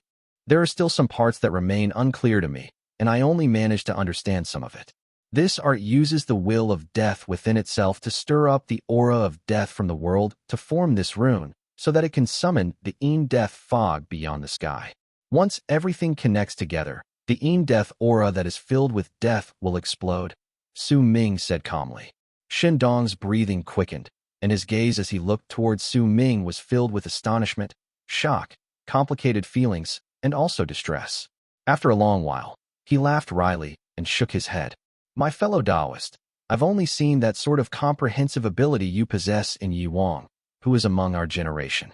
This match has ended, and I have lost. Even if that 7 Abyssal death seal had landed on you just now, that time reversal divine ability of yours would still have been able to break my art. Shindong sucked in a deep breath and wrapped his fist in his palm towards Su Ming. Our match today was truly delightful. I've also obtained quite a lot from this match, and I can feel that I'm no longer far away from reaching my breakthrough. For this, I must thank you, my fellow Taoist. But you must be careful. The death of an evil spirit sect elder in ascendance is no trivial matter. I have my duties at hand and must report this. I hope you will remain safe. As Shindong spoke, he cast Su Ming a deep look and turned around before he changed into a long arc and charged into the distance. Su Ming watched Shindong leave, and after a long while, the green vortex of fog appeared in his eyes once again. As it spun, Su Ming slowly lifted his right hand, and the same green vortex of fog could be seen on his right hand. A thick aura of death seeped out. You are not from Death region. That's why mastering this art is so difficult for you. The senior who created this divine ability must have surely come from Death region. Judging by Shindong's words, he obtained this art in the land of Immortals. If that is the case, then if the senior who created this divine ability truly came from Death region, how did he manage to get out of this place? Sowing lifted his head and looked at the sky. A chilling glare appeared in his eyes. One of these days, I will definitely break through this sky and step into your world. I can feel it. That day is no longer far away, Sowing mumbled. He clenched his right hand tightly into a fist, and the green vortex on his palm immediately disappeared. He turned around and strode towards Hidden Dragon Sect's branch, which was now gradually brightening up as the light of dawn was slowly chasing away the darkness. Almost at the moment Sowing moved towards Hidden Dragon Sect's branch, a gigantic dragon head peeked out of the clouds in the endless sky above the ground, right before darkness was broken by light. That dragon's head was yellowish-brown, and there was a murderous look on its stern countenance. As it lowered its head, it swept its gaze across the land, as if it was looking at Sowing. On its back was a woman with rosy cheeks.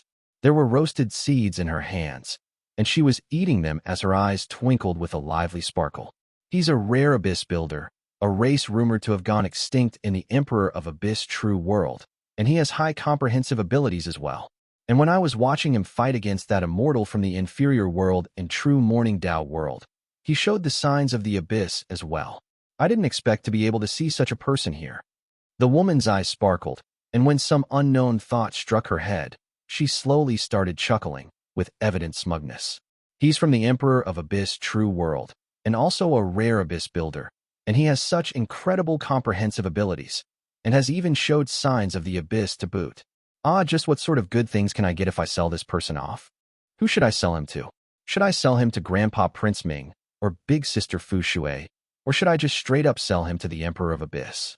As these thoughts raced in the woman's head, her spirits lifted and her eyes shone in excitement. She had even stopped eating the seeds. I don't care. I'll sell him to everyone. Then at least my efforts for saving him previously won't be wasted. I'll just treat it as getting paid for saving him, but I don't think I'll go to the Emperor of Abyss. That old man is too shrewd and miserly. He won't even give a single spirit stone. Once the yellow dragon heard those words, it immediately shuddered, and terror appeared on its face. The woman's expression grew even more smug, and she reached out to grab the yellow dragon's head with her right hand. The dragon shuddered and instinctively ducked its head, causing the woman to grab empty air. Xiaohuang, you're being disobedient. The woman glared at the dragon, but her voice was incredibly sweet, able to make all those who heard it to feel their bodies tingle. That is to say, if they did not see her face. The murderous and stern look was gone from the yellow dragon's face, replaced by a miserable expression. It closed its eyes, and the woman grabbed its head with her right hand. Then, with one quick yank, she plucked 3 whiskers from its head. The yellow dragon yelped in pain. The woman took one of the 3 whiskers and opened her petite mouth before blowing on it softly. A breath of her life drifted into the air. When it touched the whisker, it was immediately set afire. As it burned, a wisp of white smoke floated into the sky, but it did not dissipate. Instead, it gathered together in midair and turned into a ring-shaped circle. The inside of it was muddy, and whatever was inside could not be seen clearly. Grandpa Prince Ming, I know you can hear me. Stop hiding. The woman blinked and let out a fake cough before she spoke sweetly. The circle remained murky, and not a hint of change could be detected. The white smoke was also slowly disappearing, and by the looks of it, it would not take too long before it completely disappeared. And here I just found a person with great potential. The first person I thought of to tell was you know? But oh well, since you're not here, then I guess I'll have to go to Big Sister Fu Shui. The woman put on a regretful face, but she was staring at the circle of smoke without so much as blinking. When the circle became even thinner, a thought appeared in her head. Oh well, I guess this abyss builder is simply not fated to meet you, Grandpa Prince Ming. Oh well. As the woman spoke, she lifted her right hand, but just as she was about to wave her hand to dispel the almost completely gone circle of smoke. At the instant she said her final sentence, the thin circle of smoke immediately froze and no longer continued fading away. Instead, it swiftly gathered together, and the murkiness within instantly went away to be replaced by clarity. A chamber was shown within the circle, and there was an old man with a head full of white hair sitting cross-legged within it. The old man's form was indistinct, and his face could not be seen clearly. However, his gaze could be felt piercing through the circle of smoke, and he was looking at the woman. "Hey there, old man Ming. It's been a while." The woman's lips lifted into a playful smile, and she lifted her hand to give him a little wave, as if she was greeting him. How rude. Where are your manners? You're always acting so wildly. How dare you steal the cross-border spirit just so that you can run away from getting married to the Emperor of Abyss Fourth Prince? Do you have any idea just what sort of trouble you've got yourself into this time? Gee, old man, that's my personal problem. Why are you butting into my business? So what if I want to run away? What cross-border spirit are you talking about? I don't know what you're saying, the woman said with a huff, glaring. As for the cross-border spirit, she could only express confusion. The yellow dragon beneath her put on a miserable face. Just as it was about to lower its head, the old man's voice traveled through the circle of smoke. Fine. I don't want to be bothered by this anyway. What abyss builder were you talking about just now? The old man changed the topic and finally talked about the reason behind him showing up. Chapter 630. The Emperor of Abyss's True World Expectations. I didn't mention anything about an abyss builder. You pissed me off, so I'm not telling you. A smug expression appeared on the woman's face. After casting a sideways glance at the old man in the circle of smoke, she put on a regretful expression. It's a pity for that young man. He really has such good potential. He's young, has shocking comprehensive abilities, can use his heart as his drawing board and his soul as his pen to copy the changes in the world. As the woman spoke, she cast another glance at the circle of smoke. The old man there might still be indistinct, but it could be seen that he was unmoved, and not a single hint of change in emotion could be detected on him. It was as if he was completely unbothered by finding a person who had high comprehensive abilities. Copying using the heart and soul isn't much, the old man stated slowly. With power that is equivalent to the ascendant stage, he fought against a person in the second step. He had laid out plot after plot against his opponent, and while he didn't win in the end, he managed to push that person in the second step into an incredibly pathetic state. He also managed to escape, the woman said once again. There might not be many who have an incredibly calculative mind and manage to fight against a person stronger than themselves, but they're not really that rare. This time, the old man in the circle of smoke remained silent for a moment before he spoke. Then what if I say he's not really that old and has showed signs of the abyss, and that he can turn back time? The woman remained calm as she spoke with a light chuckle. Yet once she said those words, the circle of smoke instantly distorted, and after a moment, the old man's voice traveled forth swiftly. Turning back time? That's right. He also has the abyss builder's presence.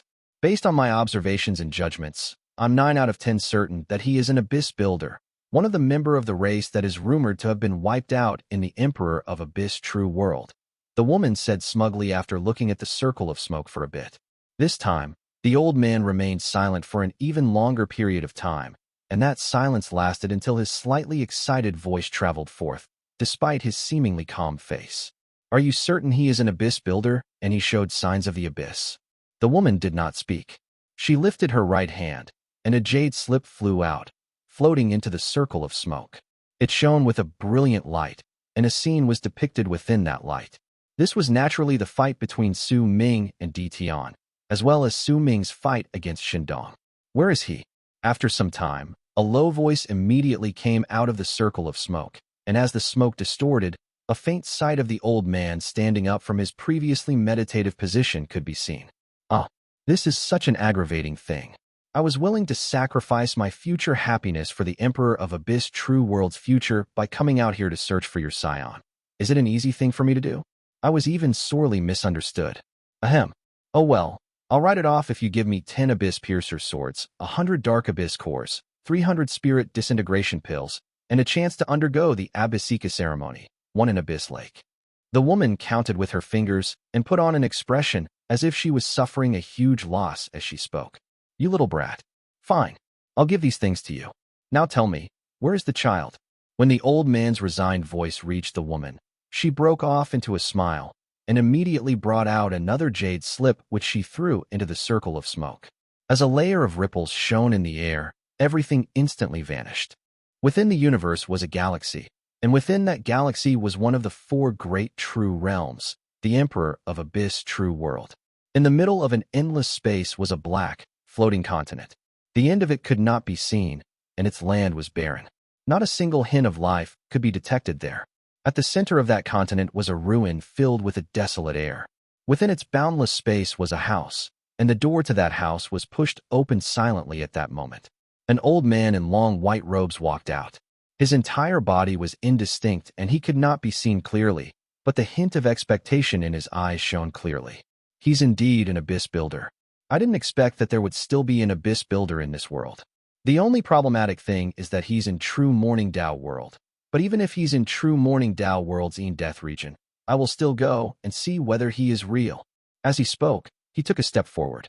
His body fused into the darkness and he vanished into thin air. In another spot within the Emperor of Abyss True World was a river of black stars. Its precise area could not be determined, but it was shining so brilliantly that even those far away from it could see it vaguely from the distance. A large number of cultivators could be seen moving about in that endless river of stars. Deeper in there was a lake, and at the center of it an island. A woman could be found sitting in there at that moment. She wore a black veil over her face, and stars were sparkling in her eyes. Almost at the same time the old man left, a floating vortex appeared before her, and within it were the youthful woman and her yellow dragon.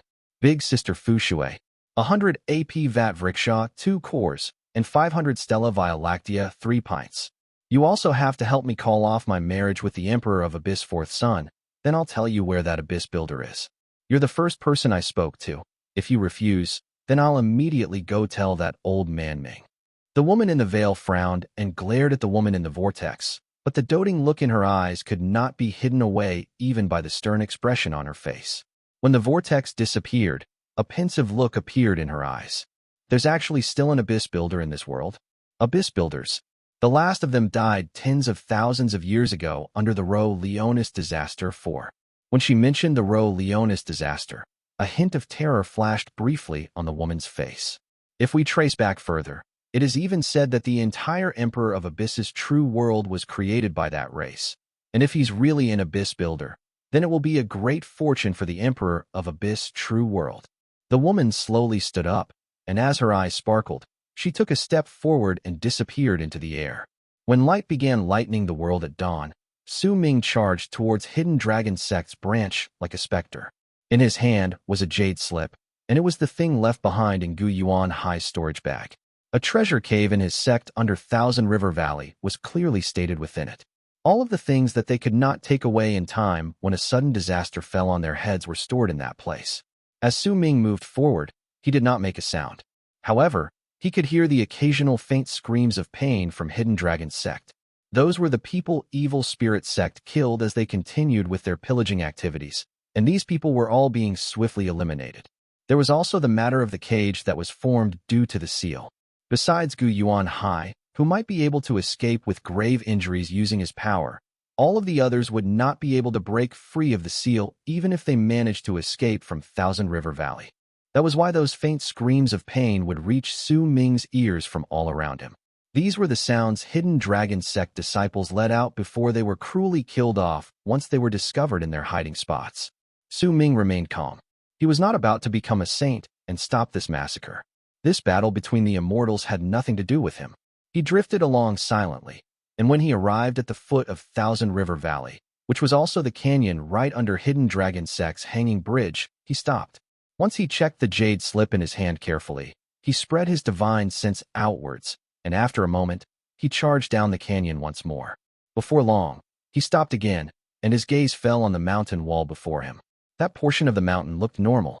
It was filled with moss, and there was an ancient air seeping out of there, a clear sign that it had existed for a long time. Not a single ripple of spiritual aura could be detected from the area, and neither were there any signs of the place being cut out before. As Su Ming stood there, a surprised sparkle appeared in his eyes. He lifted his right hand, but just as he was about to form a seal, he frowned. Once he lifted his head and looked above him, he ignored whatever was up there and continued forming the seal before he struck that very normal mountain rock. After a moment, as loud whistling that seemed to be able to slice through the air came from above, and as Su Ming continued delivering the seals on that mountain rock, That seemingly normal rock immediately started shuddering with loud rumbling sounds. Soon, as if a veil had been lifted, the moss disappeared to reveal a sealed-off cave abode. There was a notch on the door that was a perfect fit for a jade slip. Suming did not hesitate and threw it into the notch. Rumbling sounds instantly came from the mountain door as it slowly opened up. Right at the instant it did so, the whistling sounds that sliced through air from above became even more frequent, and a faint, eerie voice reached Su Ming's ears. "Boy, where's the treasure trove you said? If you were lying to us, then I will use your spirit as the missing primary spirit for my heavenly treasure streamer. It'll fill you with hate as you die from torture." That voice was somewhat familiar to Su Ming. After a moment of thought, he remembered that it belonged to the thin inner sect disciple who had wanted to use him as a blood sacrifice when they were on the flying enchanted vessel. Su Ming ignored the voice and walked into the cave abode. At the instant he stepped in, the fog above immediately churned, and 3 long arcs charged out. The person leading the group was the thin inner sect disciple, and the 2 people behind him had bloodshot eyes filled with greed and anticipation. They followed closely behind him, and one of them had a quivering young man clamped under his arm. By the looks of his clothes, he was a hidden dragon sect disciple. At the instant they showed up from the fog, the thin inner sect disciple leading the ground saw the opened cave abode on the mountain wall, and he also saw Su Ming standing over there. He was momentarily stunned before he immediately started laughing. "How dare an outer sect disciple like you try to steal our spoils? You're in luck, because my blood sacrifice's power is full right now. Get out of my face." As the thin inner sect disciple laughed coldly, he charged towards Su Ming. This kid was nothing in his eyes, and if he did not move, he would just kill him. He was more concerned of the treasure trove in the cave abode that the hidden dragon sect disciple had spoken of. The 2 people behind him looked at Su Ming coldly. As they charged forward, they closed in on the place. Only the young man under one of their arms was staring at the open door with a dumbfounded expression. He had noticed that there was a jade slip inserted on the door in a barely noticeable fashion. He could not help but find his pupils shrinking as he looked at Su Ming swiftly. "What? Not moving? You puny ant from the outer sect, if you want to die, then I'll grant your wish." Once the thin person closed in, he saw that Su Ming wasn't moving, and a faint hint of impatience stirred up in him. He lifted his right hand, thinking of killing Su Ming, but right at the moment he did so, he saw Su Ming's eyes. Those were a pair of calm eyes, so calm that they were terrifying. The calmness within them seemed to be such that would not shake a single bit, even if the world crumbled before it. They were so calm that it made the thin inner sect disciple instinctively feel his heart trembling the moment he saw them. Asterisk, asterisk, asterisk. Translator's notes. 1. Abyssal ceremony, Gonding, Guan Fording 3 in layman terms, to expel and instill. It is the most important and basic ceremony in Tibetan Buddhism, and each monk must go through it whenever they move up a new rank. All disciples must have their master pour water on their heads. This water is supposed to be Buddha's protection and mercy, and the head is supposed to be soaked so as to show the supremacy of Buddhism. 2. AP Vatvriksha, Srong. Shui 3 Rong 2 AP is Sanskrit for water, and Vatvriksha is Sanskrit for the banyan tree. Banyan trees are supposed to be sacred. Reason Sanskrit is used, it's underwhelming to call it water banyan tree core. 3. Stella Via Lactea, Tanhua Xing Chun, Tian 1 He 2 Xing 1 Chin 2 is Latin for stars and Milky Way. Reason Latin is used? Well, stars Milky Way is pft. 4. Ro Leonis disaster, Shinjid, Xian 2 Jiet 2 How do I even do this without spoiling stuff? The word Xian 2, is very important. It's related to a legendary Chinese mythological character said to have created China. It is part of his family name, which is 2 characters, and that family name is part of a constellation in Chinese astrology, made of 17 stars. Ro Leonis is what is believed to be the head of this constellation. Maybe, others say it's Regulus. The eventual appearance of this character is the reason why I believe that the word Jin refers to his family name, and not the other meanings associated with this word. When he eventually appears, I will give all the links. Chapter 6:31. 8 Doors with Runic Symbols. The thin inner sect disciple had quite extraordinary power, but that description of being extraordinary could only be applied when he was being compared to his fellow sect members. To Su Ming, this sort of person with only that kind power had provoked him twice, so there was no way he would continue indulging him. He was calm, and that calmness was an expression of his aloofness. The thin inner sect disciple's heart was trembling at that moment. He suddenly felt a wave of terror he had never sensed before from Su Ming, and especially from those aloof eyes. When he met their gaze, he felt as if two sharp swords pierced right through him, rushing into his eyes and sweeping into his mind before stabbing his heart. They then turned into tens of thousands of lightning bolts in his body, and they were all letting out explosive sounds within him. Those rumbling lightning bolts shattered his heart and ripped through his soul, causing his breathing to quicken and his eyes to widen when he was less than 5 feet away from Su Ming. He abruptly coughed up a mouthful of blood, and it dyed his shirt red, causing the thin inner sect disciple to tremble, and at that moment, numerous bloody cracks immediately appeared on his skin. They continued spreading outwards, and in the blink of an eye, they filled his entire body. He could feel an invisible pressure that fell on him like mountains, ready to crush and flatten him. It was as if his entire world had crumbled completely at that moment. His heart raced madly, thumping loudly against his chest. It was gaining speed rapidly, and the thin inner sect disciple's face turned stark pale. A bang rang out in his chest, and his heart exploded, unable to bear with the pressure. Once that happened, his organs were also crushed in that instant. His body turned into a bloody mess with a loud bang, as he stood 5 feet away from Su Ming. The torn pieces then collapsed to the ground. The blood and flesh spilled all over the place, but none of it fell on Su Ming's body. It was as if the thin inner sect disciple did not dare to get close to Su Ming even in death. Su Ming had not cast any sort of divine ability, had not even lifted his hand to cause the thin man's death. He had only used the might formed by his own power to press down on him. This sort of power had practically gained physical form as Su Ming's level of cultivation increased. The two fellow sect members of the deceased thin man stood dumbfounded and confused by what they saw. The person to react first was the one who was not holding onto the young man from Hidden Dragon Sect. With a pale face, he immediately retreated without any hesitation, turning into a long arc and leaving this place in haste. Terror filled his entire body, and the rhythmic beat of his heart was replaced by tremors. Shock and fear became the only things in his heart, and as he retreated, only one thought remained in his mind. He had to get as far away as possible from this place, without care for anything else. A flash of crimson appeared, and it swept past him as he continued escaping. Confusion surfaced in his eyes, and just as he was about to lower his head to look, his head was separated from his body in the middle of his act of dipping it downwards. His head fell into the canyon, and his body, too, plummeted down with a shudder. A storage bag flew out from the corpse, and it was swept up by the crimson light before it charged towards Su Ming. It floated before him and revealed itself. It was the small snake. Its injuries were mostly recovered after these few years. It might still look a little feeble, but its body was at least complete. How long are you going to hide? Su Ming stroked the small snake's head, and the snake looked as if it enjoyed his touch. It wrapped its body around his arm. Su Ming's question was clearly not directed towards the small snake. Besides him, there were two people in this place. One of them was the stunned evil spirit sect disciple. The other was the young man he held under his arm.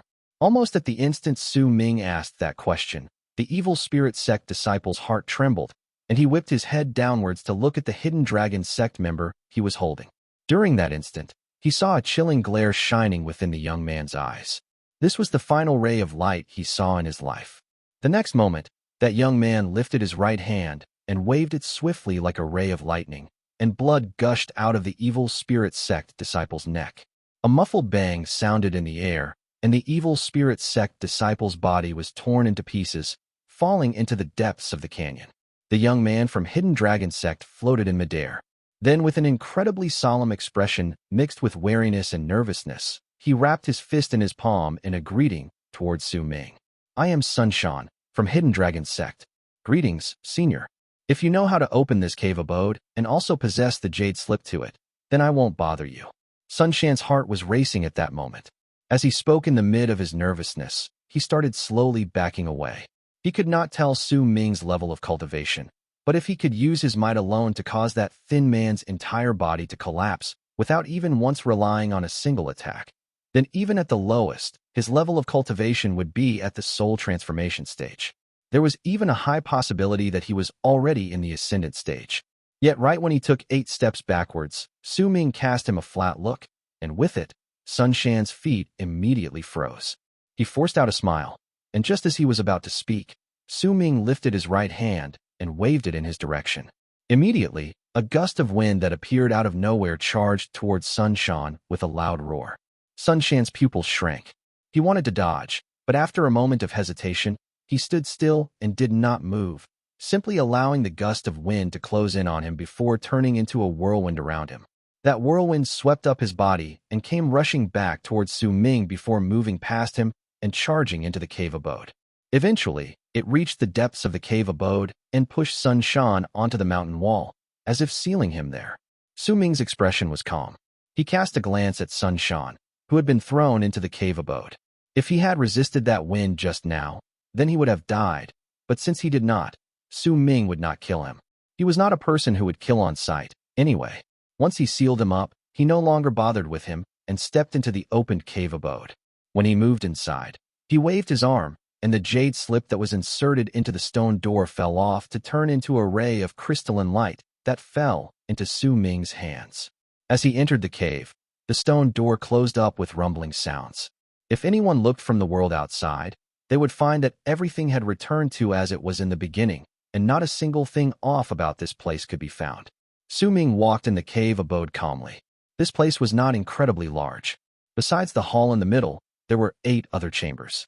Each of the chambers was sealed off by a stone door, and each of the doors had a runic symbol shining on it. All of the runic symbols were different, and all shining with dark light. When Su Ming looked over, he found that each of the symbols seemed to contain a different meaning. It was quiet in the hall where Su Ming stood. Besides the 8 chambers sealed off by the stone doors, the cave abode was empty. That is, besides Sun Shan, who was kept in place by the wind around him on the stone wall before Su Ming. The young man was looking at him nervously at that moment. His heart was racing, and cold sweat seeped out of his forehead. He was thanking all his lucky stars in his heart that he had not chosen to dodge or fight back just now. His level of cultivation was nothing to this person, and if he wanted to kill Sun Shan, he could do so with no more effort than it required to crush an ant between one's fingers. He chose to act obediently before this sort of powerful warrior instead. He might have a chance to survive. At that moment, he knew that he had made the right move. This person had not chosen to kill him, but had merely sealed him up. Clearly, he did not want Sun Shan to go out and cause unnecessary trouble for him. With a wry chuckle, Sun Shan thought to himself that even if he went out, he would still not dare to provoke this person. Yet similarly, he also grew deeply respectful towards Su Ming, who was unfathomable in his eyes. This respect was aimed towards Su Ming's caution and his thinking process. This old monster has great power, and he's a careful person as well. He won't allow anything to go out of his control. That's why even if I'm nothing to him, he still chose to seal me here. And even though the seal is powerful, it won't do any harm to me.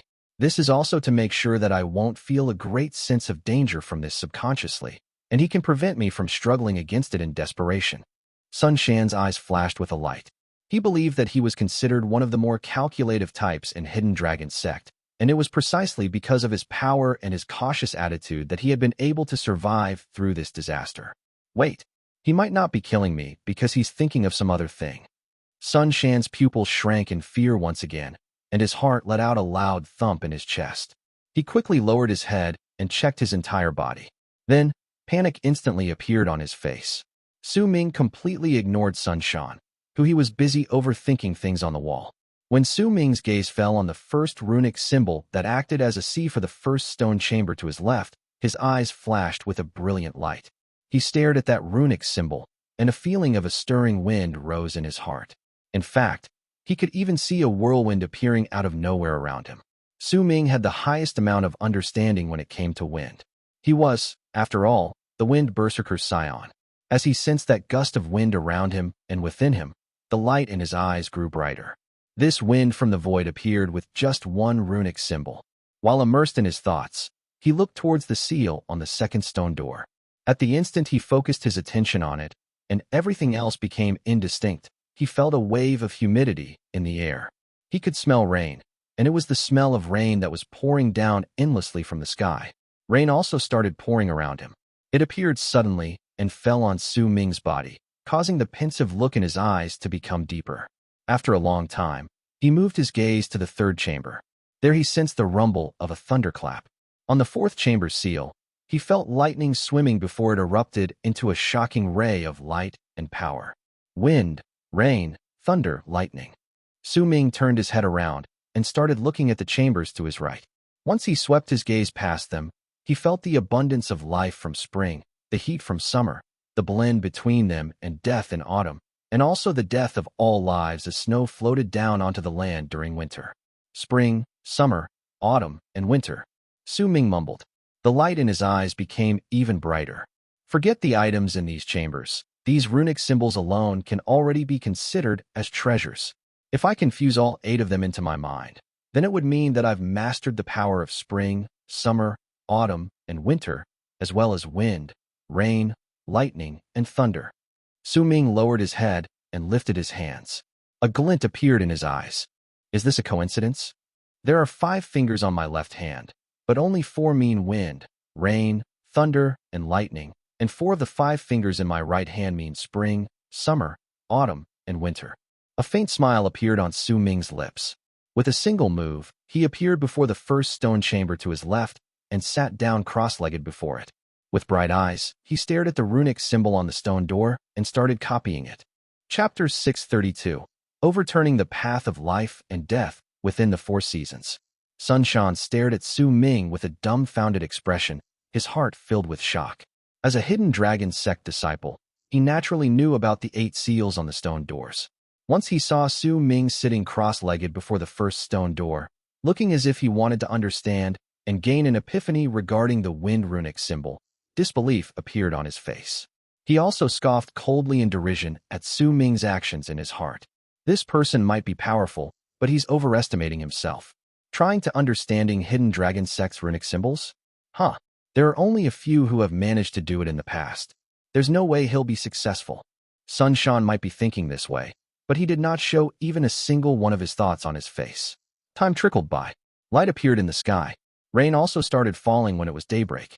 It fell on the ground and washed away the blood in Thousand River Valley. As thunder started roaring outside the cave, a flicker of light shone in Su Ming's eyes as he continued staring at the first chamber. At some point in time, he lifted his left hand swiftly, and with a flick of his index finger, he drew a runic symbol. It was written in air, but it was the exact same as the seal on the door. This was the wind seal, and due to Su Ming's outstanding knowledge towards wind, he had come to understand this seal the fastest among all who had ever tried. At the instant the seal was written, a runic symbol gradually appeared on the pad of his left index finger. Once that runic symbol appeared, a loud rumble shot into the air, and the first door opened slowly to reveal the chamber inside, but it was empty. There was nothing within the chamber. Su Ming remained as calm as ever. There was not a hint of change on his expression. To him, it was no longer important whether there was any treasure in this chamber. He had already found the most valuable thing to him in this place. The 8 runic symbols. Gu Yuanhai would have never expected this to happen in the scheme he devised. He had wanted to use Su Ming to ward off his pursuers so that he would have time to escape and that he would not have to pay too much of a price for it. He only had to give up the few things he had in his storage bag and the jade slip to open the cave abode to the treasure trove in this place. That jade slip could be considered as a valuable treasure usually, because it was the only token that could open this cave abode, and this place also contained the items Hidden Dragon Sect had accumulated for many years. However, that jade slip was useless to him at that moment, because the cave abode was now empty and all the things inside had been hidden away in some other place. Yet he did not expect that the 8 seals on the stone doors to the chambers would become Su Ming's greatest reward during his trip to Hidden Dragon Sect.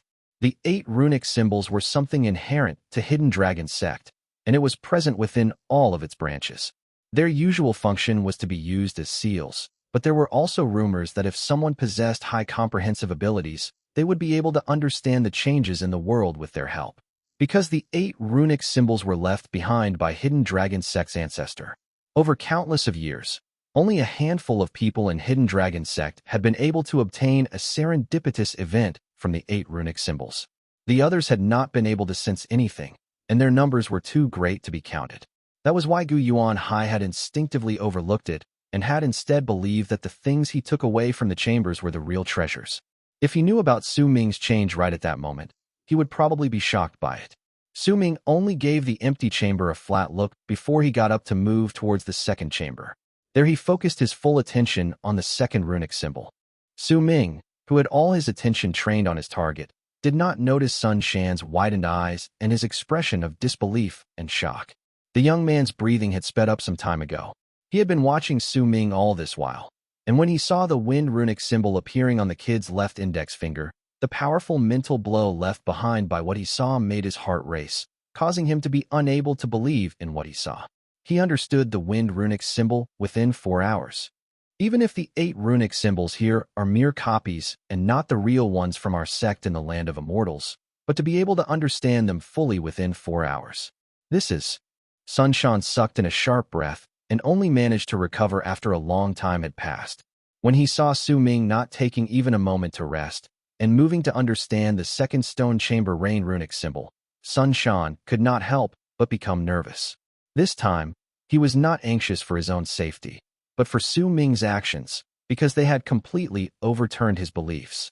12 hours later, when the sky outside turned dark once more, Su Ming lifted his right middle finger, and with a bright sparkle in his eyes, he drew out the rain runic symbol on the stone door. At the instant he did so, a runic symbol also appeared on the pad of his middle finger, just like it did for his index finger. At the same time, the second chamber opened up with a rumble. Su Ming did not even look inside. He got up and walked towards the third chamber and sat down cross-legged before it. As he looked at the thunder runic symbol, his eyes began shining brightly. Sun Shan watched the wide-open second chamber with an awestruck face. His mind was completely blank, but before long, when the third chamber, too, opened up with a loud rumble, his gaze as he looked towards Su Ming became filled with terror once again. He was still not afraid for his own survival, but of Su Ming's frightening comprehensive abilities. What's with his comprehension skills? Just who is he? Sun Shan felt that if he spread what he just saw and Hidden Dragon Sect learned about it, it would stir up his entire sect. In fact, perhaps even the other immortal sects would be shocked by what they heard. 2 days later, with a slight hint of fatigue on his face, Su Ming drew the lightning runic symbol on his left little finger. When he printed it on his finger pad, the 4 chambers to his left were open. Su Ming did not look at them. Instead, he lifted his left hand and cast his gaze on the 4 fingers on his left hand. Gradually, his lips curled up into a smile, and he had a strong feeling that his left hand had now obtained control over wind, rain, thunder, and lightning. He might only have a small amount of control over these elements, but that control was like a seed that was buried deep within him. At that moment, Sun Shan was gradually growing numb towards all the shocking sights he saw during these past 2 days. As he looked at Su Ming, besides laughing wryly in his heart, he only felt miserable. It did not matter whether it was Su Ming's appearance or his power. He had far surpassed him in both aspects. Even his comprehensive abilities were terrifying. His intelligence was nothing to be scoffed at either. There might just be a simple seal placed around Sun Shan, but the more he thought about it, the more he believed that there was something else lying in wait for him. No matter what it was, there were problems lurking all around for him. One small mistake, and it would be over for him. Either this old monster has been walking down the path of cultivation for an unknown amount of years, or he's a prodigy of some sect. Oh, I might be lacking compared to those prodigies, but the achievements I've gained up to this date, due to my upbringing, are not something they can compare. Only by thinking this way could Sun Shan feel a little comforted in his heart. Su Ming did not immediately head off to understand the 4 runic symbols of spring, summer, autumn, and winter. Instead, he chose to sit down and rest for some time. Once his fatigue disappeared, he opened his eyes and looked towards the first chamber to his right, the spring runic symbol. Spring means to have an abundance of life. It is the season where all manner of life wake up from their slumber. Su Ming mumbled. He looked at the spring runic symbol, and this lasted for several days. All that time lasted only for an instant to him, but he never managed to immerse himself completely within the symbol, and could not copy it down just as he did after understanding wind, rain, thunder, and lightning. During those days, the fatigue in Su Ming's eyes appeared once again, and this time, it was stronger than before. He did not go on to try and think about what was happening in the world outside, but poured all his heart and soul into trying to understand the runic symbol and to copy it. Nothing about the world outside mattered to him at that moment, even if it meant that Thousand River Valley was by then occupied by evil spirit sect once the Hidden Dragon Sect was completely annihilated. The valley thus then turned into the location for evil spirit sect's branch, which resulted in the place becoming a line of defense for the eastern front of Eastern Wastelands, and one of the ways to reach the continent's center. Numerous long arcs flew about in the sky. The members of Evil Spirit Sect were not the only ones occupying the valley. The people from the other evil sects also came to the place, causing Thousand River Valley to bustle with life. Compared to the liveliness outside, Su Ming's cave abode was filled with silence. His breathing was not loud, and even though his eyes were slightly bloodshot, he still continued trying to understand the spring runic symbol. The difficulty in his efforts to try and understand the symbol this time made Sun Shan breath out a sigh of relief. At least this person was slightly more normal because of this. If he had truly come to understand all 8 runic symbols, then this would have become a huge slap in the face of Hidden Dragon Sect. This old monster might have extraordinary comprehensive abilities, but our 8 runic symbols aren't that easy to understand. These ones might just be copies, but they still won't be easy for him to grasp. Sun Shan cast Su Ming a glance, and he started laughing coldly in his heart again. In the blink of an eye, another 3 days passed. Su Ming's face was colored in fatigue, and there was even more red in his eyes as he stared fixedly at the spring runic symbol. Over the past few days, no matter how he tried to understand it, he never managed to immerse himself, as if the life force contained within it was out of his element. In Death Region, Su Ming closed his eyes for the first time since several days ago. In his mind, the memory of him rapidly aging and fading away as he stood on the ancient bronze sword as he left In Death Region surfaced. Right after this scene was the memory of his blood turning into the aura of death on Fong Tsang Lan's finger before it disappeared. Spring is the revival of all life, and summer is when all lives reach the pinnacle of their being. Autumn is the decline of life and the beginning of death, and winter is the cold state of death for all lives. Su Ming's eyes flew open. He did not look at the spring runic symbol, but chose instead to look at the 4th runic symbol on the 4th door, the winter symbol that meant the lifeless state of all lives. I am in In Death Region, and that spirit from 9 In World once mentioned that I was dead, and I can also tell that from what I saw. I might not want to accept it, but there is a high chance that his words were true. Since I'm dead, then it's natural that I can't sense the life force of spring, but I can try and understand the lifeless state of winter, and I will reverse the flow of spring, summer, autumn, and winter to that of winter, autumn, summer, to spring, and with this order, I will walk down the path of revival from death. Su Ming's eyes flashed with a brilliant light. He had been lost for many years, and still could not see the path before him clearly. He had only been walking forward in this path that he could not see with a single-minded thought, and only at this moment, within this cave abode in Hidden Dragon Sect, did he gain a chance and found the path from death to life. This path overturned the world, which reversed the flow of the 4 seasons. This path was a path depicting life and death, and it would start from winter before leading him straight to spring. If everything in the world started from winter where all manner of life slept deeply in a lifeless state, then when autumn arrived, the snow and ice would melt, and the aura of death would exchange places with the faint traces of life. When summer came about, the aura of death would disappear, and life would erupt forth, which would allow a person to use it to move towards spring, and during spring, he would be fully revived, and he would wake up from his sleep. Su Ming's eyes shone. At the moment he looked towards the winter runic symbol and came to understand the path of life and death in his heart. He lifted his right little finger and swiftly drew the winter runic symbol. And with a bang, the door with the winter runic symbol opened. Chapter 633, Bright Yang's Mystery. When the door with the winter symbol opened with rumbling sounds ringing in the air, a glowing runic symbol immediately appeared on Su Ming's right little finger. A freezing and lifeless air manifested around it as well. At the same time, Su Ming's gaze landed on his right little finger, and he noticed that it was gradually withering away. The color of that finger became distinctly different from that of his other fingers, for it was the little finger of an old man. Su Ming lifted his head after staying silent for some time. His expression was slightly different from before, because it was surrounded by a lifeless presence. It was as if his entire being had instantly gained an ancient air. There was a light sound of someone sucking in a sharp breath, and it came from Hidden Dragon Sect's Sun Shan, whose breathing had become rapid due to his disbelief. He had breathed out a sigh of relief when Su Ming had failed in understand the spring runic symbol even after spending several days on it, and had begun laughing at him coldly in derision once again. But once the events at the winter door caught his attention, He felt as if an invisible hand had just slapped him hard across the face. It made all his cold laughter freeze in his heart, and all his derisive words die in his mouth. With his breathing having become more rapid, Sun Shan looked at Su Ming with a dazed expression. The winter runic symbol is the last symbol among the 8 runic symbols in Hidden Dragon Sect. It's also the hardest one to understand among them. Yet he actually managed to understand it in an instant.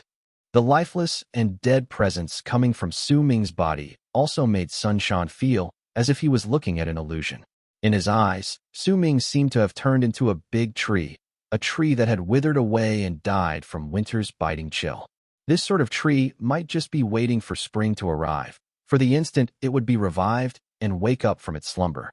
Several days passed since Su Ming started trying to understand the autumn runic symbol. Thousand River Valley was by then completely occupied by evil spirit sect, and as they made preparations in secret, the scent of battle became incredibly thick in the air. But all of these things didn't have anything to with Su Ming at that moment. He stared at the autumn runic symbol, then closed his eyes. When he opened them once again after a moment, he looked towards the summer runic symbol, and finally, his gaze returned to the spring runic symbol. I could instantly understand the winter runic symbol due to what I am, but autumn, summer, and spring are each more difficult than the last. With my current abilities, it'll be difficult for me to completely understand them. There was no hint of dejectedness on Su Ming's face, only tranquility. Autumn symbolizes the downfall of death and the appearance of life. Summer is a period where there is a vast amount of life force, and spring is the time where you open your eyes. Su Ming had a faint feeling that when the day came when he fully understood the spring runic symbol, then it would mean that he had reversed the seasons, and he had managed to move from winter to spring. It would mean that the day when he moved from death to life had arrived. He kept the image of the autumn, summer, and spring runic symbols firmly in his head. He might not be able to understand and fuse them into his body right now, but he could take them away in his memory and understand them in time. Su Ming stood up and cast a glance at the 5 chambers that had been opened up in the cave abode. He had been in this place for most of the month without being aware of it. To him, this empty treasure trove itself was a huge treasure. As he swept his gaze past the area, he looked towards Sun Shan, who was still pinned to the wall. A glint appeared in his eyes. At that moment, he was still within the winter runic symbol state, and his entire being seemed lifeless, as if he had withered away. There was not a hint of light in his eyes, and when Sun Shan saw Su Ming's gaze, it made his heart tremble violently. He could not tell what sort of eyes were those. It was a gaze that could not be described with words, only expressed by what he felt. It was a feeling he would get when he looked at a corpse and it opened its eyes to stare back at him. Those were dead person's eyes. There was no spirit within them, no light, no life, no emotions. The hint of aloofness within them was also gone.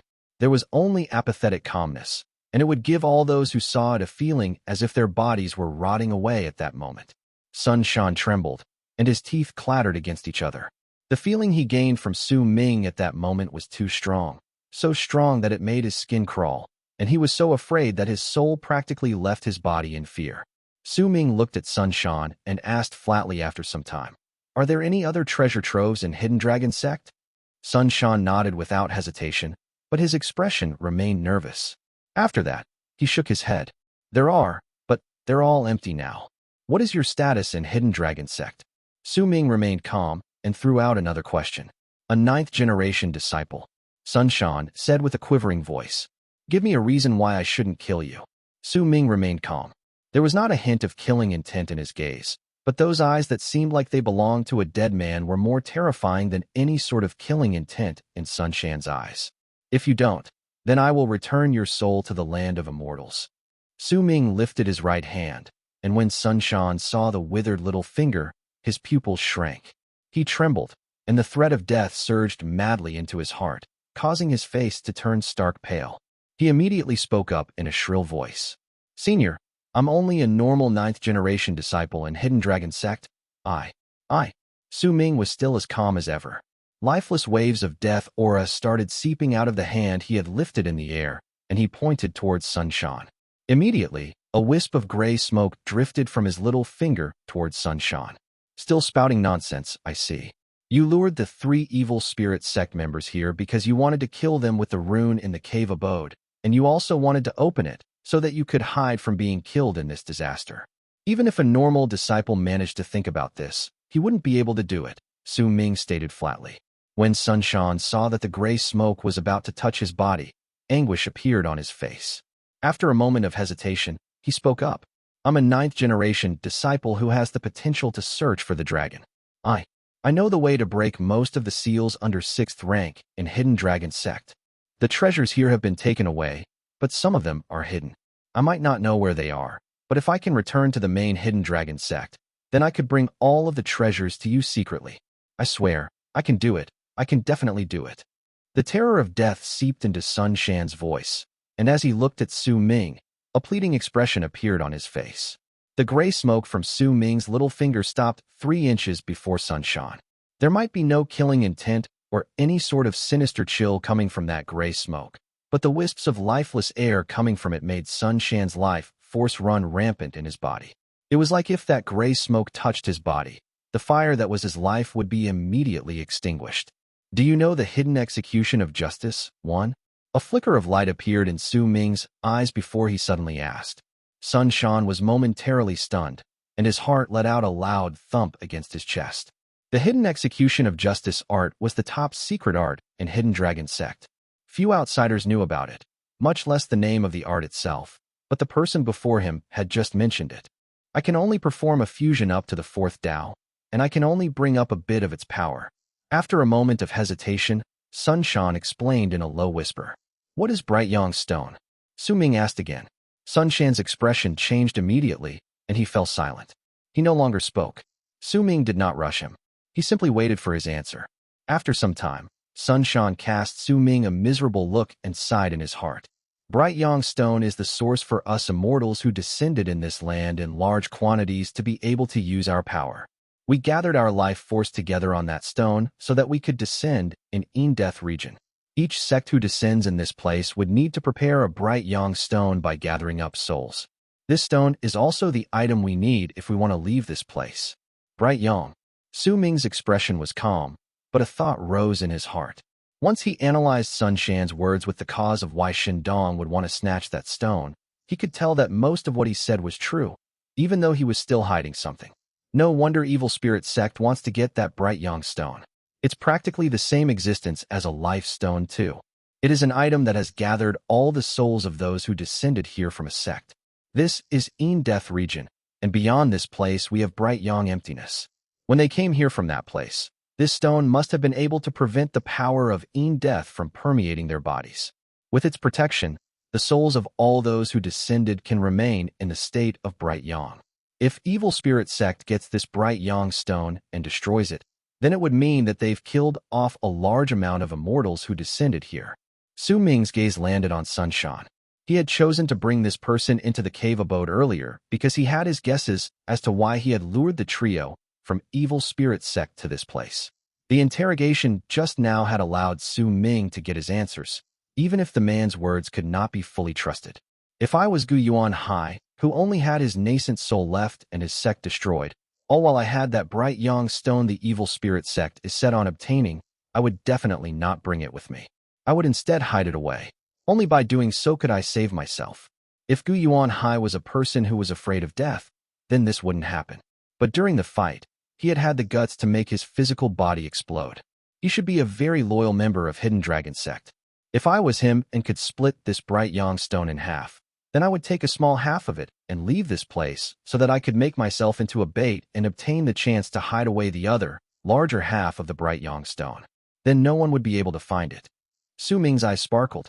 He had already considered this when Gu Yuan Hai was fighting against Shundong earlier. That was why he had chosen to work with Gu Yuan Hai and help him stall for time, even though he knew that there was a chance that there would be no treasures in the cave abode. Because not only was this act of stalling for time beneficial to Gu Yuan Hai, it was also beneficial to Su Ming for analysis. There were 2/10 of a chance that Gu Yuan Hai was afraid of death, and my guess was completely wrong. But even so, I wouldn't have suffered any loss. There are 4/10 of a chance that he would hide the Bright Yang Stone away. And there are similar 4/10 of a chance that he would take a small piece with him, while the bigger piece would be hidden somewhere near this place. Su Ming narrowed his eyes, and a brilliant light shone within them. The more important this thing is, the more desperate Hidden Dragon Sect would be to hide it. I wouldn't have bothered if Evil Spirit Sect had truly managed to snatch it away, but if my guess is correct, then once Thousand River Valley regains a little form of peace, Hidden Dragon Sect would definitely wonder whether they should send powerful warriors to sneak into this place and take the stone away. After all, this place is now extremely dangerous to them. Perhaps I can create this chance for Hidden Dragon Sect. A pensive look appeared in Su Ming's eyes, but at the moment these thoughts appeared in his head, Sun Shan looked at him and suddenly gritted his teeth. A determined look appeared on his pale face, and he said, "Senior, if you're determined not to let me go, then how about this? I can give you a huge gift. I can offer up my life and search for the places we keep our treasures in Hidden Dragon Sect." Asterisk, asterisk, asterisk. Translator's note. 1. Hidden execution of justice. The art Hong Luo asked from that old man before he went off to fight Tian. 2. Life stone. Mingshi. Ming for sure 2 might possibly be Mingshi, which is either a naturally formed stone or a polished stone that people place their thoughts within. It is used for remembrance in our world. A life stone contains the memories of a person, and because of it, his existence would never fade away. Chapter 634. Teach a fish how to swim. Su Ming lifted his head and cast Sun Shan a glance. There was a resolute look on this person's face, making him seem as if he had decided to risk everything for the sake of surviving. Yet even though this Sun Shan was smart and calculative, with the amount of experience Su Ming had gained through his multiple life and death encounters, he still was able to find some clues. He did not immediately speak, but chose to let his gaze fall on the ground in the cave abode. There's a spirit vein here, and it's the perfect place for me to swiftly recover my cultivation base. But when I absorb this spirit vein, I'll definitely cause a huge ruckus, and I can't immediately absorb it. It'll affect my plans to lure out Hidden Dragon Sect. Su Ming fell into a contemplative silence. Most of his analysis was made on pure speculation, and as he thought about the feasibility as well as the gains and losses in his plan, a glint appeared in his eyes. I'll first lure out those people from Hidden Dragon Sect. It'll be good if I succeed, but if I don't, then I'll stop thinking about anything else and focus on absorbing this spirit vein to recover my cultivation base and reach the Berserker soul realm. Su Ming made his decision. He waved his arm at Sun Shan, and the gray smoke before him immediately withdrew to return to his right little finger. "Continue," Su Ming said languidly.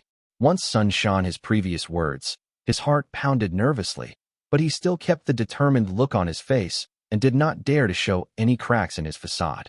He knew full well just how terrifying this person was, and everything about Su Ming in terms of comprehensive abilities and his cultivation base had surpassed Sun Shan. Even if Sun Shan tried to deceive him, it would be difficult due to Su Ming's intelligence. That was what he believed. I possess the potential to search for dragons and can detect the presence of treasures.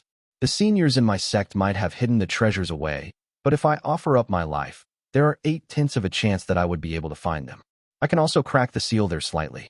I cannot promise that I will be able to open the seal, but I can weaken it by a large margin so that you would be able to obtain it.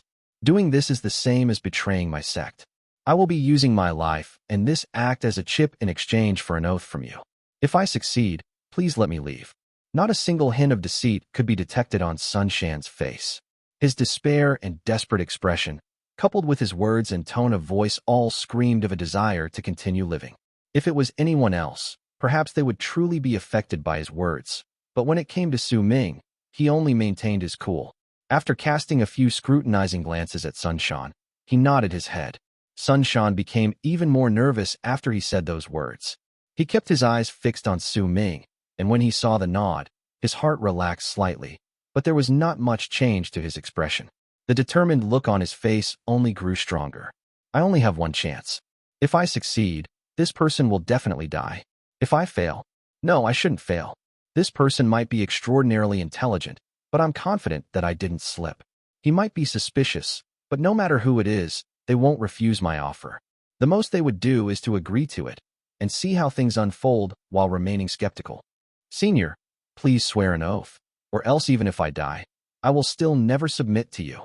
Sun Shan looked at Su Ming and spoke with gritted teeth. Su Ming laughed coldly in his heart, but he remained as composed as ever.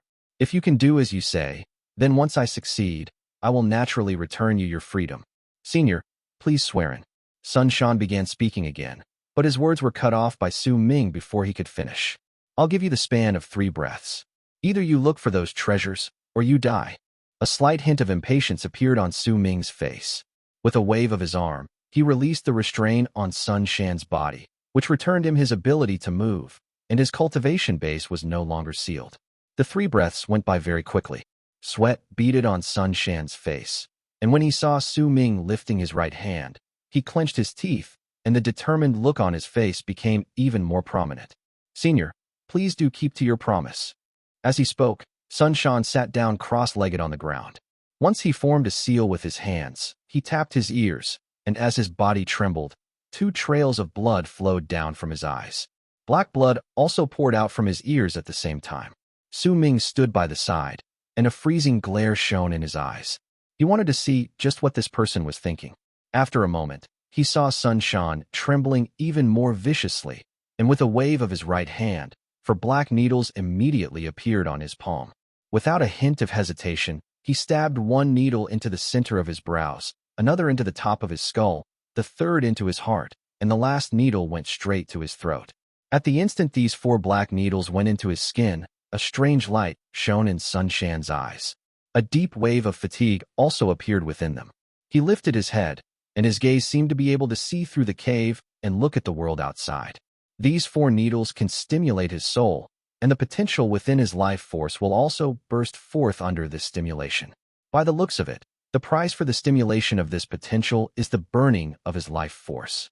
With this method, his body will become empty. It does somewhat fit into what he said about offering up his life. Su Ming gave Sun Shan a once-over, and these thoughts passed through his head. The treasure trove is 78 leagues away from Thousand River Valley, and within 10,000 feet of the 3rd barren hill. Once Sun Shan said these words, with much difficulty on his part, he coughed up a mouthful of blood. When that blood appeared, the 4 black needles immediately started shivering, and as Sun Shan started breathing rapidly, he immediately brought out 2 more black needles. He pushed onto into his Dantian region and the other 3 inches above his navel. "Senior, please take me there. I will open the seal for you." Once the 2 needles entered Sun Shan's body, his face gained a slightly healthier shade, but there was a sickly red flush on his cheeks. Su Ming could see it clearly. Once the needles pierced Sun Shan's skin, his life force began burning a little quicker, and this was the reason why he could still remain conscious. Su Ming didn't say a word. With a wave of his arm, he swept up Sun Shan and took a step forward. At the same moment his foot landed on the ground, he cast his nascent divinity outward, causing his body to instantly disappear with Sun Shan in hand. Once he warped out of the cave, he warped once more without even stopping. After doing so several times, Su Ming arrived outside a mountain range filled with barren hills without attracting too much attention due to his extreme speed. This place was 78 leagues away from Thousand River Valley. There were 7 barren hills in this place. Once Su Ming appeared, he swept his gaze across the mountain range, and his eyes landed on the 3rd barren hill. That hill was empty, and there was not a single hint of green that could be spotted on it. It was very normal, so normal that it would not catch anyone's attention. "Please place me at the top of the mountain, Senior. I will do my best to break the seal for you. Once you successfully retrieve the treasure, please let me go free on behalf of me burning my life and betraying my sect," Sun Shan said. With much difficulty, his breathing labored. Su Ming cast Sun Shan a glance and nodded. If this person truly did not have any other ulterior motives, then he would return him his freedom as according to his promise. With one move, he brought Sun Shan to the 3rd barren hill, and once he placed him on a giant rock at the top of the mountain, Su Ming took a few steps backwards and swept his gaze through the area. This place was empty. There was not a sign of anything being hidden here. Does he really mean what he said? Su Ming was uncertain. He had been observing Sun Shan up to this moment, and right from the moment he began casting his art to this point, he had not slipped up a single time. All of his actions seemed to be truly of him solely searching for the treasures, and the burning of his life force as well as the burst of his potential were not fake. It was especially so for his body, which was close to empty at this point. He was like water in an originally full bottle. Due to a fire, he was turning into steam and becoming less as time went by. Sun Shan formed a seal with his hands once again before he pressed his palms flat on the ground. The entire mountain let out a loud hum, and a large amount of stones broke off. A stream of light could be faintly seen at the center of the mountain. That stream of light was semi-transparent, and Su Ming could see that there was a door leading to a cave abode right under it. Sun Shan's face turned pale. As he trembled, his hands flew off from the ground, as if he was bounced off by some sort of energy from within. His body swayed, and he coughed up blood once again before he waved his arms. 8 black needles immediately appeared. Those needles sank into his body, and once he pushed them all deep within him, his body now contained 14 black needles. Su Ming could see a large amount of Sun Shan's life force burning in him, and that life force was spreading out of his body. Senior, I can only keep it open for the span of a few breaths. I will tell you the time soon. You can choose not to go in and take out the items inside with just your divine sense. Sun Shan's voice was hoarse. His eyes were bloodshot, and sweat poured down his entire body. Su Ming could not find any sort of problems with his words. If there was really something dangerous in the cave abode, he could simply omit the offer of asking Su Ming to enter the cave abode with his divine sense. Su Ming frowned and looked towards Sun Shan again. A thought suddenly bloomed in his heart. Most of the young man's body had become empty at this point. The life force he was burning was spreading outwards, and it was gradually disappearing into the air. There was originally nothing strange about it, but his current condition was somewhat familiar to Su Ming. Possession? No, he's opening up his body for someone to descend on him. Su Ming narrowed his eyes. Sun Shan's body was entirely empty, and while he was a perfect vessel to be possessed at that moment, his body was an even better vessel for a nascent divinity to descend on him. To cast the art for a nascent divinity to descend on a body, a person needed to practice a similar cultivation method as what Sun Shan was doing at that moment. When his body became empty like a bottle without any water, other people who practiced a similar cultivation method would be able to arrive swiftly no matter how far they were to fill up that bottle with water again. When Su Ming remembered seeing him stabbing those 14 needles into his body, he deliberately observed Sun Shan once more, and he found that there were 7 among the 14 that might have seemed to be stimulating his potential, but in truth, when compared to the 7 others, they were clearly used to confuse Su Ming's eyes. The remaining 7 needles were arranged to form a rune on Sun Shan's body with his veins under his skin serving as the connection between the needles. However, that rune was still incomplete. Once Su Ming cast Sun Shan a scrutinizing look, he could tell that the rune seemed to be missing 1 needle. At that moment, Sun Shan lifted his right hand, and a black needle appeared on his palm. Without any hesitation, he pushed it straight above his left ear, and green veins instantly popped up on his face. Senior, you can enter now. At the same moment he shouted those words, the stream of light from the center of the mountain froze for a moment before rapidly fading away to reveal a gap.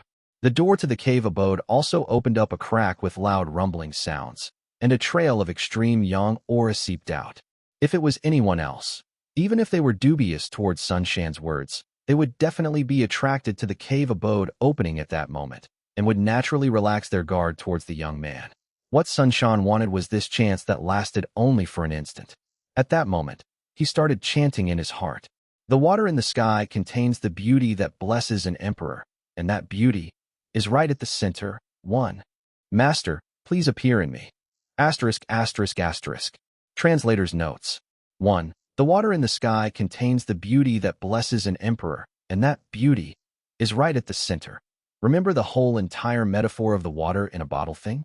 Now we expand it to a grander scale. Water in the sky is the moisture in the clouds, obviously, and when it rains, the land is blessed, which is good for the ruler in imperial China, because it means that the gods like him. Right at the center means that the moisture is the most abundant at the center of the clouds. So here, by that chant, Sun Shan probably means to say that his body is now void of that beauty/blessing, and he needs something to fill him up with that beauty/blessing. Chapter 635, Mighty. As Sun Shan shouted that chant in his heart, the presence of his burning life spreading out from his body immediately started changing based on some sort of law in the universe. This change seemed to be working in accordance to the clouds, the stars, the wind around them, the terrain of the ground itself, and everything else in the world. It also formed a tight connection to the rune that was formed after Sun Shan pushed the 8 needles into his body. It was as if Sun Shan's body had turned into an invisible black hole at that moment, one that was connected to a place somewhere tens of thousands of leagues away. It resulted in Sun Shan turning into a medium connecting 2 points through space, and his body becoming one of the 2 points. A nascent divinity would then be able to descend on him after traveling through the medium.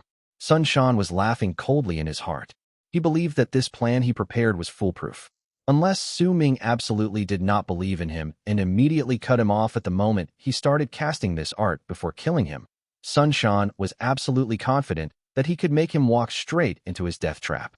Everything he had done previously was for this final moment. At the instant Su Ming's attention was attracted by the cave abode opening up, he would make this energy in him explode. He only needed an instant for this to work. Even if Su Ming noticed it later, it would still make no difference. However, all of these idealistic situations he'd imagined would usually not work as planned in reality. For example, one could take the fact that when Sun Shan started shouting the chant in his heart to have his master's nascent divinity descend on his body, he saw Su Ming, who he thought would be looking at the cave abode opening up, looking it over at him coldly instead. There was a hint of scorn in that aloof gaze, and once Sun Shan saw it clearly, a shudder went through his body. Su Ming's gaze was like a sharp blade that pierced his body, and he felt as if all his secrets had been revealed under that gaze. He could hide nothing from Su Ming. Impossible. He couldn't have possibly noticed my thoughts. I didn't slip up even once. Sun Shan's heart let out a loud thump, and his body started trembling, but he no longer had time or freedom to be thinking too much. He swiftly lifted his hands and formed a seal before striking his own body. Sun Shan started trembling violently with a bang, and a powerful might spread out from his body, as if another divine sense had appeared within him out of nowhere.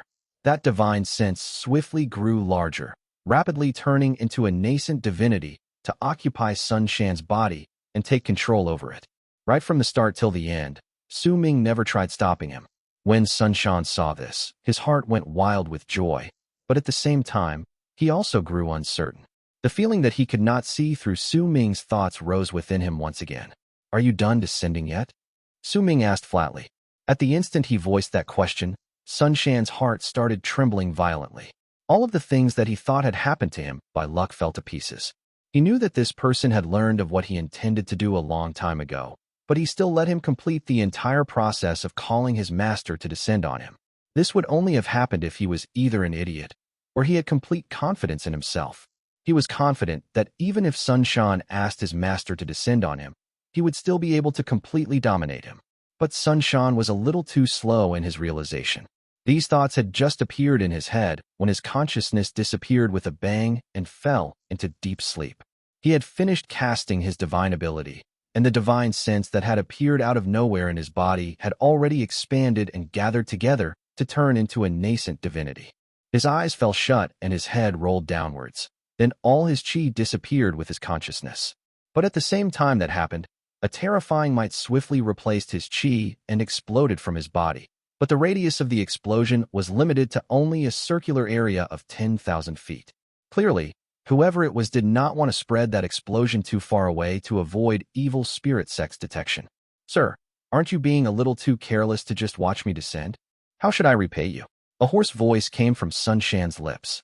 When he started speaking slowly, his shut eyes swiftly flew open, and a brilliant sparkle appeared in them, like a flash of lightning, before he lifted his head. When he did so, his body began rapidly aging right before Su Ming's eyes.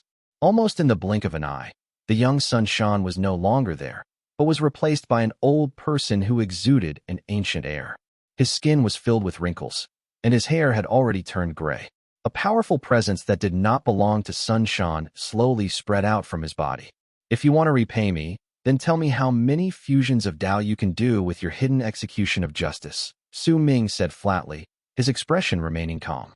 Cracking sounds came from Sun Shan's body at that moment, and Sun Shan's master slowly stood up. His gaze was like lightning as he looked at Su Ming, and he suddenly began laughing. "So you were after Hidden Dragon Sect's hidden execution of justice. I confused 6 Daos within that art." At the same time the old man said those words, he took a step towards Su Ming. When his foot landed on the void, powerful waves spread out under it and started sweeping outwards in all directions, as if the air had turned into water and his foot had turned into a stone that could create ripples on the surface once it fell in. Those waves seemed normal, but in truth, each one contained the power of the old man's cultivation base. As it spread out and closed in on Su Ming, he also lifted his right foot and took a step forward. At the instant his foot landed, waves also started spreading out from under his foot and crashed into the waves that the old man had created with his cultivation base. When the opposing waves connected, interconnecting loud bangs rang out continuously. The old man let out a muffled grunt and staggered a few steps backwards. When he lifted his head, his expression changed. Great completion in the Berserker's soul realm. His pupils shrank. Early stage in the ascendant stage. Suming's body swayed slightly, but he did not back down as he looked at the old man and stated slowly, "Are you Manya? Or are you perhaps Wu Shuang, Xue Sha, Tian Qi, or Qi Lei Tian, appearing before me after you went into hiding and changed your appearance?" The old man stared at Su Ming and blurted these 5 names in one go. Su Ming was familiar with Qi Lei Tian's name among the 5 he mentioned, but he had never heard of the other 4 before. However, if the old man would say these names when he presumed that Su Ming was a berserker who had attained great completion in the berserker soul realm, then these people must surely have the same level of cultivation as what he presumed Su Ming to have. These 5 people must be the 5 berserkers who have attained great completion in the berserker soul realm within Eastern Wastelands. Besides Qi Lei Tian, one of the names he mentioned should include all Entities clan's progenitor who had fought against me across the sea. Su Ming did not answer his question. When his foot landed, a glint appeared in his eyes before he took another step. At the moment he moved forward, a vast amount of power erupted from his body and fused into his foot, causing the weather within 10,000 feet to change and a huge vortex to appear in the sky. At the same time, a huge foot materialized in midair. This one step belonged to a certain divine ability. The god of the Berserkers, 7 steps. Sun Shan's master swiftly moved back. He was cursing in his heart at that moment. He might have come here with his nascent divinity instead of his real self, but if his nascent divinity was injured or destroyed, it would also be a disaster for him.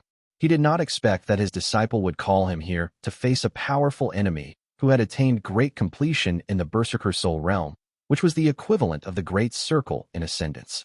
If he knew about this earlier, he would not have bothered about a single disciple's call or about his survival, even if that disciple had the rare potential to search for dragons. Even if the presence of bright young stone here had allowed him to descend in this place while ignoring the consequences, but all of this was not worth it in his eyes if he had to fight against a berserker who had attained great completion in the Berserker soul realm. After all, it did not matter whether it was his disciple or that bright young stone. Both of these things were just external objects. Besides, that bright young stone did not have his soul, so he did not have to worry about his own survival either. As he retreated, his expression turned dark and he lifted his hands while biting down on the tip of his tongue to cough up a mouthful of fresh blood. Once he formed a seal and pointed forward with both hands. The blood swiftly spread out and turned into a humanoid that charged forward. Immediately after, that blood humanoid's body swayed as it moved forward and turned into 2 before it swaying once more and splitting into 4. When nearly 100 humanoids were in the air, they moved in unison towards the foot in the sky and towards Su Ming. Su Ming did not stop moving even for a single instant. He took the 7 steps in swift succession. When he completed them, the world rumbled, and a powerful force of impact swept horizontally in all directions, starting from this place itself. Under the loud rumbles, the face of Sun Shan's master turned stark pale. He swiftly retreated, and blood trickled out of the corners of his mouth. Shock also appeared on his face. He's not in the great completion stage of the Berserker soul realm, but is halfway into the path to life cultivation. He's already equivalent to those in illusory Yin and corporeal Yang. The old man did not hesitate in his retreat. He already did not have the heart to continue fighting. The only thought he had in his mind at that moment was to widen the distance between them and strive for a chance to leave this body. However, before he managed to retreat up to even some hundreds of feet, Su Ming charged forward like an arrow in the mid of that force of impact and subsequent shattering of space. When he lifted his right hand, wisps of black smoke spread out and turned into the Undertaker of Evil's spear on his palm. Once he gripped it, he swiftly threw it forward. A piercing hum came from the Undertaker of Evil's spear as it turned into a long black arc that charged towards the old man, whose pupils shrank once again. He was already at a disadvantage because he could not bring with him any enchanted treasures when he descended to this place, and there was simply too big of a disparity between their combat abilities. When the long spear closed in on him, he swiftly lifted his hands and formed a strange seal that seemed like a vase before pushing it forward.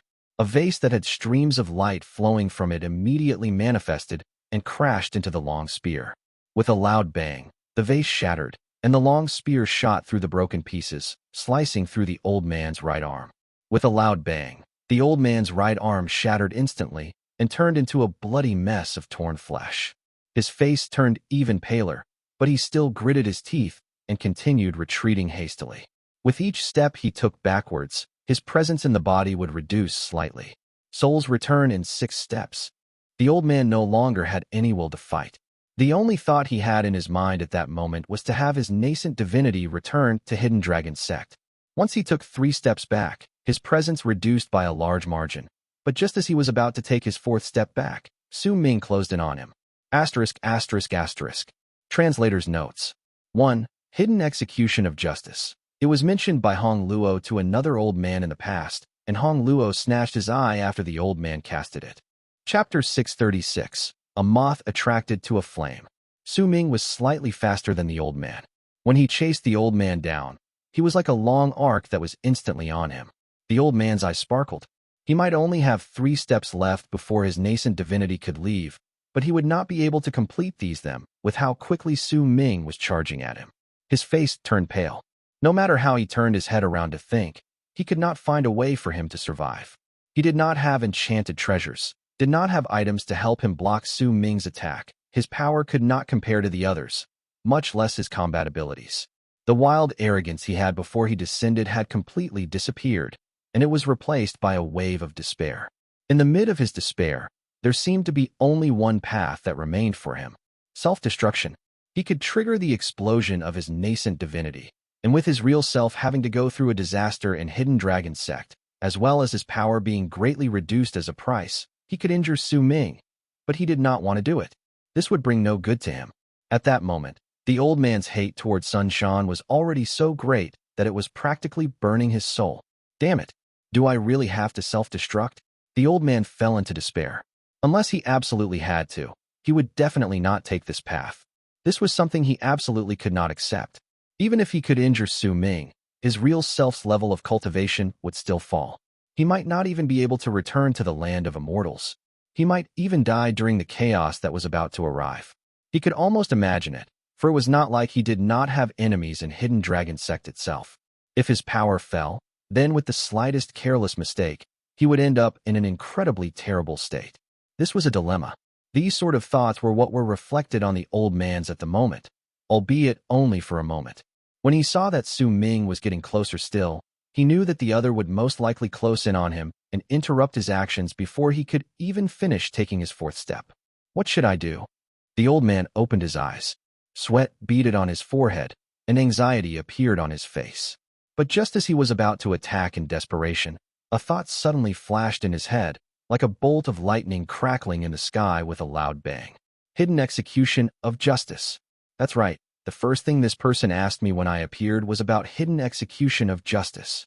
The old man had already reached ascendant stage, and his intelligence was naturally of extraordinary standards. When that thought formed in his head, he understood what he needed to do instantly. And as that understanding dawned on him, misery, too, rose in his heart. What a calculative man. With this person around among the Berserkers, he'll surely become a great enemy of us Immortals in the future. He waited for me to descend for Hidden Dragon's Sect's hidden execution of justice. I don't know where he heard of it, but judging by his looks, he seems to be incredibly familiar with this art. And he also knows that everyone can cast it. This person must have definitely asked that disciple of mine, and he wasn't satisfied with his answer. That's why I was allowed to descend. All of this was part of his plan, and Sun Shan did not even notice it. He waited for me to descend on purpose and even asked that question because he already knew the end result of the battle. He knew that I would definitely not be his opponent and would choose to run. He also knew that I would definitely be conflicted and struggle over my choices right now. Similarly, he knew that I would remember the first question he asked of me at this moment. It's clear now. He doesn't want me to self-destruct and get injured either. He will let me leave, but the price is hidden execution of justice. A resolute look appeared on the old man's face, as he was filled with misery. Right at the instant Su Ming was about to close in on him, he lifted his right hand and flung it forward. Hidden Dragon 9th Dao, Autumn Harvest Winter Storage. As the old man's voice reverberated in the air and his right hand moved, a murky shade instantly appeared in his right eye. Hidden Dragon 8th Dao, hidden in secret. While the words swiftly tumbled out of his mouth, he changed the seal in his right hand and pointed at his right eye. Then, the murky shade there started to rapidly gather together, and the edges of his eye began to gain clarity. Hidden Dragon 7th Dao, covering tracks and shadows. With these words, he took his 4th step backwards, and when his presence diminished once again, the murkiness and clarity in his right hand fused together, causing his right eye's pupil to look as if it was hidden away by his right eye, as if it was covered in shadows. Hidden Dragon 6th Dao, Fire in Sleeves. The old man lifted his left hand and changed the seal. When it seemed like there were a few sparks flickering in his sleeves, a flame's glow instantly appeared in his right eye. As that light flickered, his pupil looked as if it had turned into a ball of burning flames. The sparks that had appeared in his sleeve were also immediately absorbed by his eye, making it seem as if there were flames moving in circles before the old man, and they were all surging towards him. At that moment, his right eye was continuously alternating between 4 states: murkiness, clarity, flames, and illusions, all of which turned it into a shocking, strange sight. Hidden Dragon 3rd Dao, Crouching Tiger, Hidden Dragon. The old man let out a low growl and took his 5th step backwards. At the instant it landed, his presence turned incredibly weak, and his nascent divinity in this body gave off a chaotic feel, as if he was about to turn into wisps of divine sense at any moment. As his voice rang in the air and the seal in his right hand changed, a large amount of afterimages from seals appeared before him. Those afterimages appeared like fog, and as dragon roars echoed among them, the seals connected together to turn into a roaring dragon. Almost at the same time it manifested, blood capillaries appeared in the old man's right eye, and as they intersected, they formed a clear pattern of a tiger's stripes. At the instant that happened, the dragon that was swimming about and roaring in front of the old man charged into his right eye and fused with the stripes. Hidden Dragon 2nd Dao, Concealment. In the void, the old man shouted out, and the blood capillaries in his eye changed to form a dragon at the center, with the tiger's stripes around it, and the 8 trigrams at the edges of his eye. A blood-red ray of light also appeared, causing his right eye to gain a strangely enchanting edge. He lifted his foot, and when he moved to take his 6th step, he dug his fingers into his right eye socket, and without bothering about the intense pain brought by his actions, he yanked his right eye out of his body, then tossed it towards Su Ming, who was walking towards him slowly with a calm look on his face. I have acted rashly today, and now use this hidden execution of justice as an apology for my actions. Let us meet again in the future. The old man took his 6th step. He might have understood Su Ming's thoughts and had done things according to his wishes, but he was still worried that the other would change his mind and constantly kept his guard around him. If Su Ming did something else, then the old man would self-destruct at all costs. At the moment he took his 6th step, Su Ming caught the eyeball and looked towards the old man. The nascent divinity in the old man's body had already turned into divine sense, and it was sucked into Sun Shan's body as if he had turned into a black hole. It disappeared without a trace, a clear sign that the old man had left Sun Shan's body and went back to Hidden Dragon Sect, which was located tens of thousands of leagues away from this end of the connected tunnel. Sun Shan, who had lost the old man's nascent divinity, fell to the side and was trembling violently in a state of unconsciousness.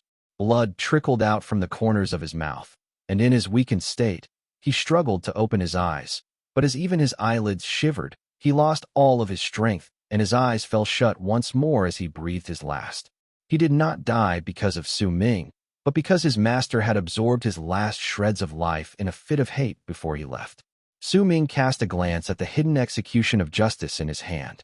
Seeing this item's use when Hong Luo was in control of his body was not the only reason why he wanted this. More importantly, he had also come to know from the memories he inherited from Hong Luo that this hidden execution of justice, which was a mysterious, ancient art in Hidden Dragon Sect, had the ability to break many seals. However, this art was rather sinister. Not only could a person practice this art, it could also be snatched from a practitioner, just like what happened just now. Once the right eye of the person who practiced this art was snatched away, then he would lose all the benefits that came with this art. But that did not mean that there was no remedy to this situation. The practitioner himself would just need to take it back from that person who snatched the art from him. Su Ming did not know the details, though. He was only aware of the general idea of how it worked. He lifted his left hand and swung it at Sun Shan's corpse through the air, and the corpse immediately turned into ashes. Only his storage bag was left behind and extracted from his body before it landed on Su Ming's palm and was then put away into his bosom. With a sparkle in his eyes, Su Ming looked down at the barren land underneath. The mountain range had already turned into a flat ruin, courtesy of the battle just now, which had caused the entire hill to collapse. Only a small part of the third barren hill remained, and that was because it was protected by the seal placed on it. Su Ming was just about to take action as he looked at the seal when his expression suddenly changed. He lifted his head and cast a glance in the direction of Thousand River Valley. The waves of power that had appeared in this place just now might have been limited to only 10,000 feet, but when Sun Shan's master left just now, the power of the world he had stirred up was clearly no longer just in the range of 10,000 feet, which was why the powerful warriors in Evil Spirit Sect had immediately noticed it. A flicker of light appeared in Su Ming's eyes, and he took a step forward, appearing right outside the door to the cave abode, which was hidden away by the streaming rivers of light. He lifted the hidden execution of justice in his right hand and pushed forward, and the eyeball immediately shone with a strange light. The dragon and tiger inside roared, and the 8 trigrams manifested. The blood capillaries changed their position, as if they were matching the patterns of the seal, and almost in an instant, cracking sounds rang in the air, and the flowing streams of light outside the cave abode instantly dissipated. The door to the cave slowly opened up, and a powerful ray of light shot out from within. A presence of extreme yang instantly spread out, and right at the moment Su Ming sensed that presence, his body started rapidly withering away, but he did not panic. His eyes lit up instead. He was somewhat familiar with this presence. It was the same presence he felt in the galaxy beyond the vortex when he left the world of 9 with the ancient bronze sword in the past. By the time the door to the cave completely opened up, there were several long arcs charging forth from the distance. Su Ming stared at the cave, and the thing floating in midair within it. It was a stone about the size of a fist, made entirely of gold. The light shining from its body was like the sun, and it could make people feel warm in its presence. But to Su Ming, this light and presence was like poison, and it was causing his body to swiftly wither away. Bright young stone. Su Ming's skin filled with wrinkles, and he looked as if he had walked through his entire life during the couple breaths since the cave abode opened. A thick aura of death spread out from his body, but when it touched the light from this bright young stone, it melted away like snow and rapidly dissipated. Su Ming hesitated for a moment, but it only lasted for a moment before he stepped forth without any hesitation and faced the light that was making his life disappear head-on. He charged towards the stone, and at that moment, he looked as if he had turned into a moth that was charging straight into a fire.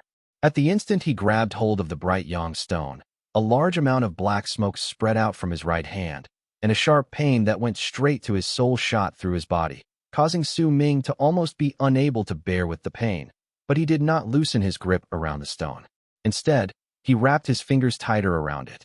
Su Ming, if you can't even handle a small little stone and give up now, then what right do you have to say that you want to get out of Death region? Su Ming growled with a pale face. As he threw that question to himself, he grabbed that stone, took a step forward, stepped into air, and instantly warped away. Right at the moment, an innumerable amount of long arcs closed in on the area from the sky. Chapter 637, A Small Young Stone. With that step forward, a large amount of black smoke spread out from Su Ming's body. The aura of death from the black smoke was incredibly thick, and it was enough to make all those who saw it feel their hearts trembling in shock. No one would know what would happen if they touched it. The indescribable pain disappeared when Su Ming walked away, and the cave abode collapsed with a bang and turned into ruins, though there was still a thick aura of death surrounding the place. Almost at the same time Su Ming disappeared, numerous long arcs swiftly closed in on the ruins, and the person in the lead was Shindong. Right behind him were all of the powerful immortals who had descended in Evil Spirit Sect and were currently residing in Thousand River Valley. What great aura of death! Who was it? We couldn't see his face clearly just now, but the thickness of this aura of death is terrifying. Could he be a heavenly corpse-type monster? There's also a sign of someone's nascent divinity descending in this place. Shindong looked around the area before his gaze landed in the direction where Su Ming left, and he looked as if he was absorbed in his thoughts. The people behind him were attracted by the strange sights in the place, and as they discussed the phenomena around the area among themselves, they retreated, unwilling to get too much of the aura of death in the place on themselves. Progenitor, should we continue chasing him down? A middle-aged man walked out from behind Shindong. There was a slight hint of wariness on his face. Once he cast a look at the thick aura of death around the place, he wrapped his fist in his palm towards Shindong. He fell into a moment of pensive silence before he said slowly, "No need. We've already obtained the bright yang stone from Guyuan High and completed our mission. There's no need for us to bring new problems on ourselves. Indeed. After all, we have to complete the other task given by Sir Jian next and prepare to fight against the other sections. Judging by the thick aura of death here, the person who left just now must surely have an astounding level of cultivation. There's no need for us to provoke him," an old man in red robes stated in a deep voice. Baoqiu was also among the group. At that moment, her heart was pounding against her chest. They might not have been able to see Su Ming clearly just now, but based on her senses, she could tell that the person who let out that thick aura of death just now was him. The group with Shindong as the lead stayed a little longer in the place to search the area thoroughly. Once they did so, they gradually left into the distance and turned into long arcs, flying into the sky. The only person around the area who could overpower a nascent divinity cultivator who descended in this place might only be him. When Shindong left, he turned his head around and cast a glance at the place filled with the aura of death. The image of a person who he could not forget popped up in his head, and he cast a glance at Baoqiu in a seemingly casual manner. Su Ming warped again once he reappeared after his first warp, and he continued warping until he appeared inside the cave abode with the 8 runic symbols in Thousand River Valley. The moment he was there, he staggered. His whole body was surrounded by the black aura of death, and it was especially thick around his right hand. It looked as if it was about to melt. Sharp pain filled Su Ming's entire body. He gritted his teeth in the cave abode and sat down cross-legged, then stared at the stone in his right hand. The extreme yang presence coming from it was like a burning sun that wanted to melt all ice. It was as if he was holding onto a ball of flames that would never die in his hands, one that currently posed a huge threat to him. Su Ming glared at the bright yang stone in his hand, with labored breathing, and red gradually filled his eyes. "It's just a small stone, and it's already left me in such a pathetic state. If I truly leave this place and reach Bright Yang region in the future, I might disappear in just a few breaths." Su Ming did not loosen his grip around the stone, but instead curled his fingers tighter around it. "I don't believe that with my level of cultivation, I won't be able to suppress this petty Bright Yang stone." Veins popped up on Su Ming's face, and his power swiftly burst forth from his body. All his power as a berserker circulated through him, causing even more aura of death to spread out of his body. After some time, the cave became filled with thick black smoke, and it was so dark that even if Su Ming stretched out his fingers, he would not be unable to see them. The circulation of his power increased in speed. At that moment, he was circulating all the power he could muster within him so that he could suppress the bright yang stone in his hand. This stone is like a ball of flames. It might do nothing to other people, but to me, it's as if it's working against my life. Su Ming lifted his left hand and formed a seal before he pushed it down swiftly on that bright yang stone in his right hand. With it, his left hand immediately showed signs of disappearing, and his body also started trembling, as if all his efforts were in vain and he could do nothing towards the stone. "I don't believe that I can't do this." A dark look appeared in Su Ming's eyes. "Even if this stone is a ball of flames, and even if I'm just a moth before it, I will still use my body to extinguish it. Even if it's the sun and I'm just ice that will melt when it gets close, then I will make it extinguish as I melt." Su Ming's body rapidly aged. At that moment, he looked like an ancient old man, and even if a person who was close to him appeared before him at that moment, they would find it difficult to recognize him. As his power erupted from his body, Su Ming felt like an endless amount of ice sprayed on the sun. He was melting continuously and disappearing non-stop, but he still did not give up. There was a determination within him, along with a refusal to give up. He refused to believe that he would be defeated by a mere stone. If he could not even suppress this stone, then he did not know whether he would have the courage to move even further and walk out of Death region. Time passed, and in the blink of an eye, 7 days went by. During them, most of Su Ming's body had become indistinct, and even his will was starting to shake as if it could not withstand the constant intense pain. The pain, the gradual disappearance of one's body, and the feeling as if something was directly conflicting with their life, one was enough to push anyone going through it straight into the depths of madness. Su Ming gritted his teeth, but he did not loosen his grip around the bright yang stone. He could put it away and avoid its brilliance temporarily before attempting to suppress it again once his level of cultivation raised a little higher. But he did not. He was not willing to do such a thing. If the thought of pushing this back formed in his heart and avoidance took seed in his mind, then he would lose his courage to leave Death region. He did not believe that one mere stone would be able to kill him. It was precisely because of this unwillingness to believe that his will remained unshaken, no matter how great of a pain he had to suffer.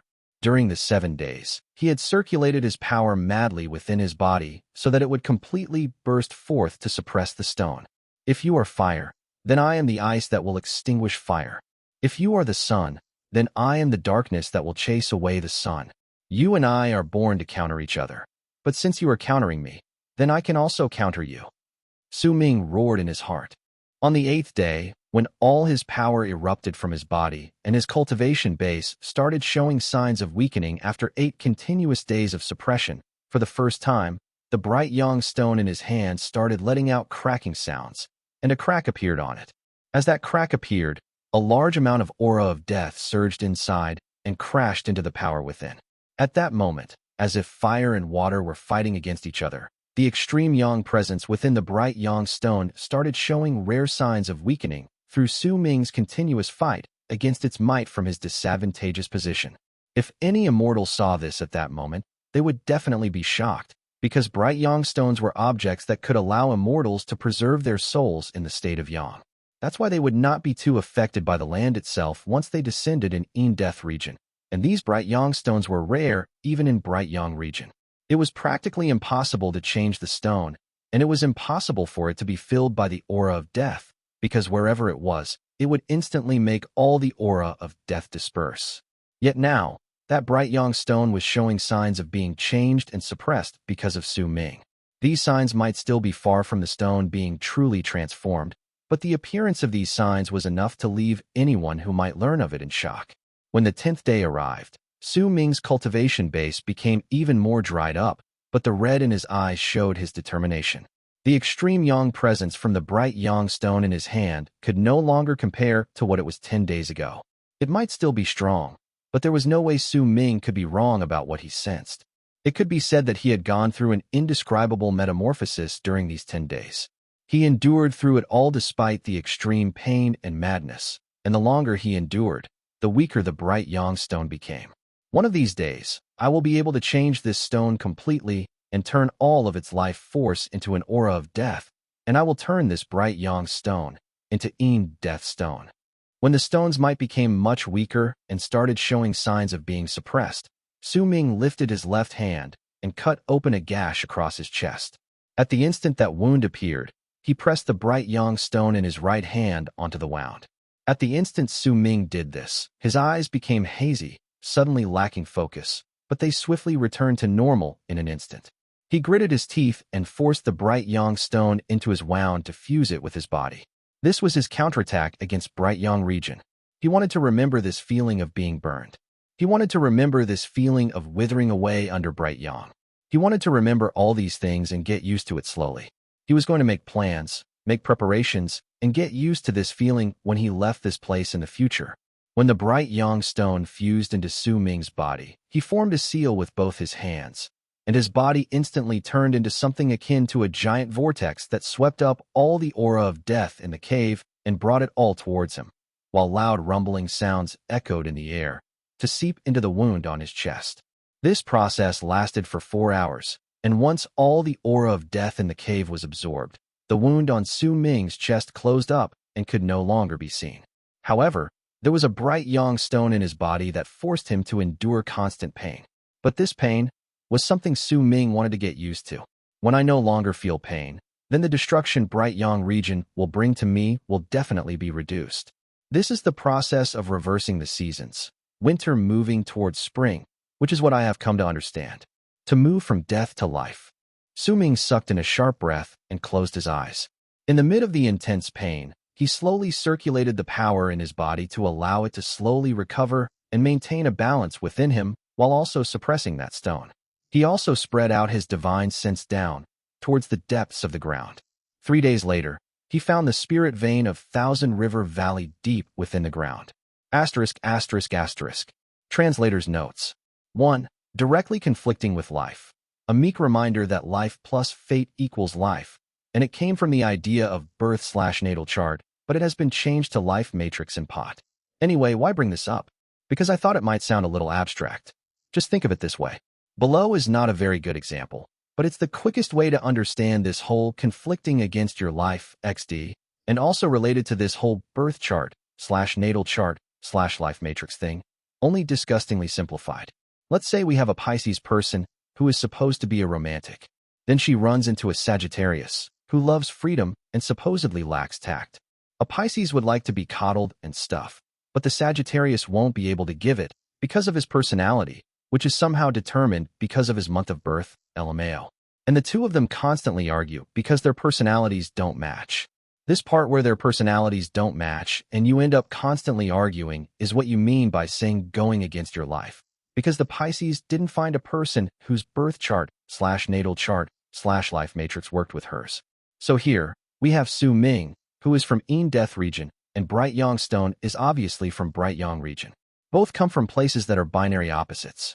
And since there is no way binary opposites can work together, that's why the stone is conflicting with Su Ming. Chapter 638, Great Completion. It was a winding spirit vein located underneath Thousand River Valley, but it was scattered all around the place. Perhaps more accurately speaking, this spirit vein was incomplete and was in pieces. It was as if the words Thousand Rivers were true for this spirit vein as well, in the depths of the ground, for it had split up into 1,000 veins there. Each vein was incredibly weak and barely noticeable, but the power of the world formed right at the end of these 1,000 veins was still able to make Hidden Dragon Sect take a fancy to this Thousand River Valley. Because of that, they chose this location to set up their branch. This spirit vein that was a crystal vein, which gave birth to the stones called shaman crystals among shamans, berserker stones among berserkers, and spirit stones among immortals, was the most important reason why Su Ming came to Thousand River Valley, besides looting all the sect's spirit medicine, of course. Several days later, he opened his eyes in the cave abode. His face was calm and not a single different thing could be detected about him. No one could guess what sort of pain he was going through at that moment. However, Su Ming knew that he had to get used to this pain and familiarize himself with it. He stood up slowly, and with one move, disappeared from the cave abode. When he reappeared, he was already in the depths of the ground. As he swam through the earth, he saw a layer of crystalline light before him. It was a crystal vein that was 100-something feet long running down a winding path. It appeared as a crystal vein, but when Su Ming swept through it with his divine sense, he felt as if this was a small dragon that was buried in the depths of the ground. Let's hope that Hong Luo's art works. A glint appeared in Su Ming's eyes. The power he had spent to suppress the Bright Yang Stone during the past 10 days had completely recovered, and when it did so, he had discovered to his surprised delight that his cultivation base had increased a little. It might not be much, but it had made his cultivation base reach near 9/10 in his path towards full recovery from the injuries he had suffered. It might still be only nearing that amount, but there was only a sliver of distance left before he would have completely recovered 9/10 of his cultivation base. If this art works, then I will be able to recover to a state where I've never been before in a short period of time, and I will be able to try and reach Berserker Soul Realm. If I can reach Berserker Soul Realm. A brilliant glint shone in Su Ming's eyes, but when he narrowed his eyes, it slowly disappeared. He took a step towards the crystal vein before him. His body moved through the ground, though at a clearly slower pace than it usually would, because this sort of movement used up a large amount of power. After a moment, when Su Ming appeared by the crystal vein, his eyes flashed with a light. He lifted his right hand and formed a seal. After he changed it 9 times, ripples spread out from his body and traveled outwards in all directions. As it spread out, Su Ming's body slowly began turning indistinct. This kind of state lasted for about a quarter of an hour before Su Ming sat down cross-legged on the crystal vein, and a strange change began gradually showing up on his body as he remained in that state. In truth, this art to devour a crystal vein came from the 10 transfigurations from the 9 transformations, 10 transfigurations, 1 voice art. 9 transformations can increase the strength of any divine ability or skill 9 times so that they would reach the limit of their power. And 10 transfigurations is a divine ability that can transform a person. This 10 transfigurations in Hong Luo's inheritance will only begin the transformation once I fuse into the item I want to change myself into. And once I choose it, I won't be able to turn back. The 10 transfigurations art allows me to fuse myself into 10 different objects. And the first thing I will transform into with my 10 transfigurations art is a crystal vein. Su Ming's eyes sparkled. When he sat down, his body continuously turning more indistinct, his legs started slowly changing, and crystals started forming on them. They continued spreading up his legs, and an hour later, his whole body looked as if it had turned into a crystal. In fact, at first glance, Su Ming looked incredibly similar to the crystal vein. 2 hours later, he even completely disappeared to be replaced by an extra section protruding out of the crystal vein in the ground. That extra section was in the shape of a person, but it looked like it was one with the crystal vein and could not be distinguished clearly. Even if there was someone else in this place, they might not be able to see anything wrong with this crystal vein at just one glance either. This was the 10 transfigurations art. It would allow the caster to choose an item he wanted to transform himself into and fuse with it. Once he was successful, he could turn into the exact same thing as the item he had fused with, and not only would their appearance be similar, even their internal structures would also be exactly the same. Just like now, Su Ming had chosen a crystal vein as his first transfiguration among the 10. And in a few hours, he had successfully turned into a crystal vein. When not a single difference could be detected between them, it allowed the process of him absorbing the spiritual aura from outside his body to turn into devouring the crystal vein from inside. He was one with the crystal vein, and their fusion existed within their bodies. Time passed, and 3 days later, the crystal vein started showing signs of drying up. It gradually turned dark as it lost its spiritual aura. Only the extra, human-shaped crystal vein became brighter. On the 5th day, this part turned indistinct once again and gradually turned back into Su Ming. He no longer looked as weakened as he was before either, but had recovered a little of his vitality. A large portion of his cultivation base had also been restored. I can use this method.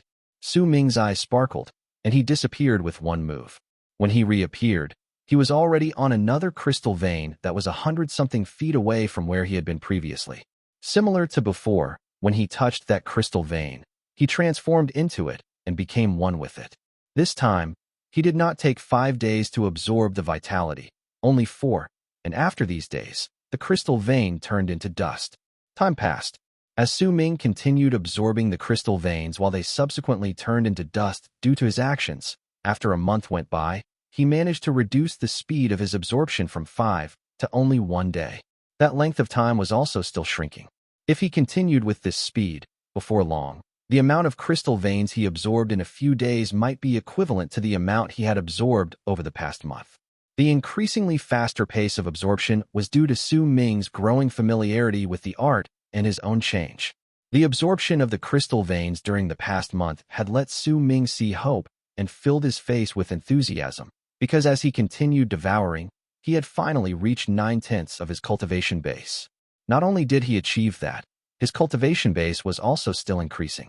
He could clearly feel himself becoming stronger with each moment as he continued devouring the crystal veins. This feeling was incredibly addictive, and it also strengthened his ability to suppress the bright yang stone in his body. 1 day, 2 days, 3 days, the crystal veins behind Su Ming shattered, and when another half a month went by, the amount of time he required to absorb a crystal vein was reduced to only 6 hours. As his speed increased, the 1,000 crystal veins under Thousand River Valley swiftly disappeared, and gradually, the spiritual aura in Thousand River Valley started slowly reducing. This was bound to catch many people's attention. Yet strangely, no one came to check, causing Su Ming to be unable to use all the attacks he had prepared beforehand. This was something that puzzled him as he continued absorbing the crystal veins. However, he was at a critical moment at that point, and it was not convenient for him to venture outside to check. The act of absorbing the crystal veins also rendered his connection with Bao Qiu almost non-existent, which was why he could not find out what was going on outside through her. To him, nothing outside could be as important as him recovering his cultivation base at that moment, so he gradually stopped thinking about it. When 2 months had passed since the start, Su Ming was sitting on a large crystal vein, and in less than 2 hours, it shattered into pieces. When he opened his eyes, a piercing, brilliant light flashed in them. I've recovered 97% of my cultivation base. There's only half a step left for me to reach great completion. Suming did not know how many crystal veins he had absorbed, but by his estimations, he should have devoured nearly 100 of them. At that moment, while he needed around 2 hours to absorb larger crystal veins like the ones he had been sitting on, he only needed a quarter of an hour to absorb the small ones like the one he had chosen at the start. If I continue with this speed, then in just another month, I'll be able to recover completely. In fact, if I can increase my speed, I won't even need a month. Suming's heart pounded against his chest. He might have surpassed the pinnacle of his power when he fought against Tian in the past, but his body still had yet to recover fully. There were still some hindrances lying about when he circulated his power. Right then, the hope of full recovery made Suming to resist feeling a little excited. Tian, the injuries I sustained all those years ago were because of you. Killing intent shone in Suming's eyes. When he closed them, he appeared on another crystal vein and began absorbing it. 3 days, 5 days, 7 days, 10 days. When another 10 days passed, the number of crystal veins Suming absorbed had already surpassed the number of all the crystal veins he had absorbed in the past. There were only a small amount of them left from the 1,000 that had existed at first. Most of them had already been devoured by Suming. With his speed, he only needed 100 breaths to be able to reduce a small crystal vein to dust by then. On the 10th day, Suming opened his eyes after devouring the vitality of another vein, which shattered and crumbled under him at his frightening speed. Right then, an indescribably powerful might swiftly burst forth from Suming's body with a loud bang. His cultivation base continued rising without stop, and as he kept on recovering before eventually reaching complete recovery, the hindrances and obstacles that had existed previously when he circulated his power were now gone. The passages within him were like straight lines, which resulted in him reaching completion. This was completion in its truest meaning. All his flesh and blood had been turned into that of a true berserker. Every single inch of his bones had been turned into berserker bones. Every drop of his blood shone with a faint golden light, and all his organs, everything within his body, had become perfect at this instant. Suming had a strong hunch that there was only one path before him at that moment, and it was to reach Berserker's soul realm. As he examined his body, surprised delight rose in him, but it swiftly turned into uncertainty before a variety of expressions started appearing and taking each other's place on his face. He could sense that once he reached Berserker's soul realm, then there was a huge possibility that he would be able to move straight from the initial stage to the middle stage, then the later stage, before he reached great completion in the Berserker soul realm, because his foundation gave him the right to do so. However, it also meant that the process of reaching Berserker soul realm would be exceedingly difficult. This difficulty might be 100 times more higher than that of a normal person trying to reach that realm. Fortunately for Suming, due to the state of his foundation being something that no predecessor of his had ever possessed, even if he failed in trying to reach Berserker's soul realm, he would not be destroyed like the others. However, he could not fail more than 3 times. Once he did, then he would still die. This was something Suming had come to understand naturally once his cultivation base recovered and his body reached completion. Should I go for it, or should I not? Suming did not have an ounce of confidence in succeeding. After a moment of hesitation, a determined look appeared in his eyes. I'll do it. Chapter 639. My soul is in the world. Even if Suming had not made full preparations for this, and there was a high possibility that he would fail, he still chose to attempt breaking into the Berserker soul realm. Because the completion Suming had gained meant that he would no longer be trying to break through into the normal Berserker soul realm, but would be heading straight into the great completion of the Berserker soul realm. He would be leaping across a huge realm. He could not choose to give up on this. Even if he failed, he would need to have the courage to face failure head-on. Suming's eyes shone, and he charged deeper into the ground. When he could no longer determine the distance between him and the surface, and when the pressure from the ground grew to a mighty degree, Suming sat down on a crystal vein. There was no earth around him, because it had spread outwards due to the pressure, revealing an empty space of around 100-something feet wide. It was quiet there. Not a single sound could be detected. Suming closed his eyes while in a meditative position, and as he circulated all his power within him, his chi began rising non-stop. The speed of that increase was so great that his chi reached its pinnacle in an instant, and during that moment, The principles Tian had told his disciples regarding trying to reach Berserker Soul Realm all those years ago reverberated in Su Ming's head. The main idea of Berserker Soul lay in the soul. It was the great completion of the Berserker mark. A Berserker needed to activate the power of all his Berserker bones in his body to stimulate his Berserker mark. Then, once it gained physical form, it would become a soul. That soul would be able to communicate with the world, allow the person to use the power of the world, and allow them to go through a change in nature. It could also be called a metamorphosis of the soul. A Berserker mark's transformation into a soul would gather up the Berserker's will and all his chi as well as blood inheritance to form his own statue of the god of Berserkers. Then, with the statue as a reflection of themselves, they would be able to enter Berserker Soul Realm after fusing with it. Dark Mountain is my mark, and the 9th summit is also part of my mark. Su Ming's Berserker mark formed on his face, and the 9th summit's mark also manifested on his body. The grass, plants, houses, and everything else were reflected clearly on him. A Berserker mark was born from the heart and shone on the body. It was the entirety of a person's heart and soul. Dark Mountain is my soul, Su Ming mumbled. Immediately, the mountain that seemed to possess 5 fingers on his face twisted and gradually appeared behind him, as if it had turned into a mountain that was buried underground. The 9th summit is my spirit. Right before Su Ming's eyes, Tian Xie, second senior brother, eldest senior brother, Hu Zi, and everything else in the 9th summit showed up. With a bang, the 9th summit manifested in front of him. It was positioned directly opposite of the dark mountain behind him, and both mountains stirred up a series of loud bangs in the depths of the ground. My Berserker soul is my eternal connection with Dark Mountain and my everlasting gratitude towards 9th summit. Su Ming lifted his hands and waved them, with a bright light shining in his eyes.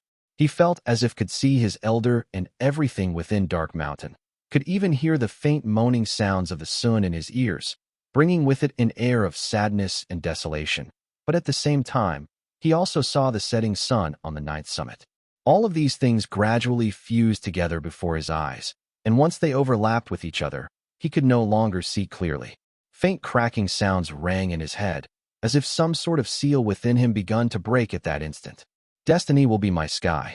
As Su Ming mumbled softly, the rumbling sounds from the depths of the ground reverberated once again, and the earth all around him started trembling. Right above him, an infant's shadow appeared, but that shadow continuously changed, occasionally turning into a young man with purple hair, and the murderous aura, as well as the aura of death, around him surged into the sky. It was so strong that it made the ground tremble without stop, as if even the earth itself was afraid of this illusory shadow. My soul is in the world. Su Ming moved his arms swiftly, and his divine sense spread outwards with his movements, fusing into the Dark Mountain, the 9th summit, and destiny. With his will as the center and his soul as the bond gathering them together, Dark Mountain, 9th summit, and destiny's shadow slowly approached each other, and they began showing signs of fusing. Su Ming started trembling. He could feel that the power pulling these 3 things closer and fusing them together was the Berserker power stored in all his blood and flesh, as well as his Berserker bones. With everything in his body, he was slowly fusing the 3 things together. Once the fusion was complete, and the 3 became one in soul, then it would mean that Su Ming had finished his first step in trying to reach Berserker Soul Realm. The next step would then be a reflection of that soul by forming a statue of the god of Berserkers and activating the world in his body, so that he would enter Berserker Soul Realm. Forget even the second step. The first step alone was already incredibly difficult for Su Ming. He had already made all his power erupt from his body, but he still could not make the 3 objects fuse together quickly. He could only make them slowly become one. In fact, he had a constant feeling that he seemed to be lacking something, but he just could not tell what it was that he lacked. Time passed. In the blink of an eye, 6 hours went by. Su Ming's entire body was drenched in sweat, and his face was pale, but he still gritted his teeth and persevered. The cracking sounds in his head were becoming more frequent, and the feeling as if a seal was being broken became even more distinct. He had a strong hunch that once the seal in his mind was broken, then the inheritance Hong Luo had left behind of his path to life would completely surge out, and a part of Su Ming's own sealed memories would be activated. He would then be able to see all that had been buried within him. Almost at the instant Su Ming tried fusing the 3 objects together, and the seal in his mind continued breaking. The spiritual aura in Thousand River Valley started turning chaotic, and the weather in the sky also changed. Thunder rumbled above, and rain would occasionally pour down. At other times, snow would fall, and sometimes dark clouds would sink down as well. These changes in the weather caused all the evil spirit sect members in Thousand River Valley to feel shocked, and all of them lifted their heads to look. These are the signs of a berserker trying to reach Berserker's soul realm. Shindong lifted his head and stared at the sky with an incredibly grave expression on his face. He could tell that this was not just any normal procedure of a berserker trying to reach Berserker's soul realm. This was just the beginning, and it had already caused this amount of change in the sky. By the looks of it, these changes would only become stronger as time passed. In a mountain range in eastern wastelands that was located an unknown amount of distance from Su Ming was an endless amount of great halls standing erect on each of the mountains. The buildings here seemed endless, and there were even more than 100 palaces floating in the sky. Each of them shone with a piercing light, and from the distance, a person who saw them would discover to their amazement that there was a giant sword stabbed into the ground right at the center of this area. That sword was 100,000 feet tall, and sword aura was seeping out of its entire body to cover a circular area of several lis. On the sword's hilt was a golden palace, and the light shining from it made it seem as if it was a golden sun. This was where Great Leaf Immortal Sect's headquarters were located in the land of Berserkers. At the same time these changes in the weather occurred, there were two people sitting directly opposite each other in that golden palace. These two people were different in shape and form, but their clothes were exactly the same. They were both wearing an emperor's robe and crown. They both possessed an aloof presence, and their expressions were cold. One of them was dressed in a golden robe, and the other in a purple robe. The color might be different, but they were both emperor's robes, and the presences from both their bodies were astonishingly similar. If Su Ming saw that person in purple robes, he would definitely be able to tell with just one glance that this was the Tian that had fought against him in the Dead Sea Island. The person in golden robes was also Tian. These two people were the two clones Tian had sent into the land of Berserkers. At the instant Su Ming tried reaching Berserker's soul realm, and the seal in his mind showed signs of breaking. The Tian in purple robes opened his eyes, and a surprised glare shone in them. He looked outside the palace swiftly, and a frown appeared between his brows. I can feel his seal breaking. I can't find where he's hiding. The person who said these words was the clone in golden robes. Once he also opened his eyes. He has already left our control. Our real self already knows about this, but he still hasn't sent his will to us. He seems to be hesitating. Our plans over these numerous years have gone off track because of Hong Luo. This is a crime so great for the royal blood in the land of immortals that even death cannot pardon their sins. His seal is breaking. It should be caused by him trying to reach Berserker's soul realm. We cannot let him succeed. Our real self hasn't sent his will over. We can just act according to the original will which he gave to us. The seal that has been placed on him by our real self over the countless reincarnations won't be so easily broken. As the two clones spoke calmly, the Tian in purple robes lifted his right hand and pressed his palm at the center of his brows. After a moment, when he lifted his hand, he brought out a greenish-black stone from within his body. An incredibly dense aura of death spread out from that stone. The aura of death surrounding it made it seem as if the stone had gathered the essence of hell on itself. It looked similar to the bright young stone, but its presence was completely different. And more importantly, there was a picture on that stone, and it formed the contour of a person who looked vaguely like Su Ming. He does not dare show up and reveal himself before me. He no longer dares fight against me and stayed hidden for many years. I might still be unable to find him, but I can make the seal placed on him stronger. The Tian in purple robes said calmly and lifted his left hand before straightening it and pressing his palm swiftly on that greenish-black stone. With it, the aura of death on the stone trembled. At the same time, a violent shudder wrecked Su Ming's body as he was meditating under the endless depths of Thousand River Valley while fusing Dark Mountain, Ninth Summit, and Destiny together into a soul while the seal in his mind continued breaking. A sharp stab of pain erupted from his mind, and that pain caused his eyes to instantly become bloodshot. It was as if a wave of power had appeared out of nowhere and caused the seal in his mind to become stronger in a heartbeat. The signs of it breaking instantly vanished. The pain came too suddenly, causing Su Ming's body to tremble, and the three objects that were fusing into a soul before him immediately started showing signs of dissipating before crumbling with a bang. Once that happened, Dark Mountain vanished, Ninth Summit disappeared, and Destiny was also gone without a trace. All these things returned into Su Ming's body once again, causing him to fail in his attempt to reach Berserker's soul realm. Su Ming coughed up a mouthful of blood. As his face turned pale, he endured the sharp pain in his mind and lifted his head swiftly. Red filled his eyes, and a crazed killing intent raged wildly within them. Tian. The murderous intent within Su Ming's voice caused murderous aura to rise from him and surge into the sky. His will to kill Tian reached its pinnacle. At that moment, an incredibly powerful will burst forth within Su Ming's mind. I'll kill Tian. This was the first time the thought of killing Tian had appeared Su Ming's mind. He no longer thought of hiding and dodging his oppressor. ****. Translator's note. 1. Body is world, is what I believe is related to the idea of body as cosmos in Taoism/Taoism. Here is a link. Just scroll to Body and Cosmos. http://www.goldenelixir.com/taoism/views_of_the_body.html. Chapter 640. Evil Immortals and Immortals. Even if Tian had not attacked this time, the chances of Su Ming succeeding in reaching Berserker Soul Realm were still incredibly slim. He had expected this earlier and had felt it deeply when he was going through the entire process of trying to reach Berserker Soul Realm. However, it did not matter whether he would succeed or fail. Su Ming would still choose not to run from it. Even if he failed, he would still try looking for the sparkle that would lead him to success in his failure. But this time, the reason for his failure was not due to himself, but because of Tian's seal. This feeling where his breakthrough had been cut off by someone else made Su Ming's killing intent towards Tian run even deeper. Su Ming wiped away the blood at the corners of his lips.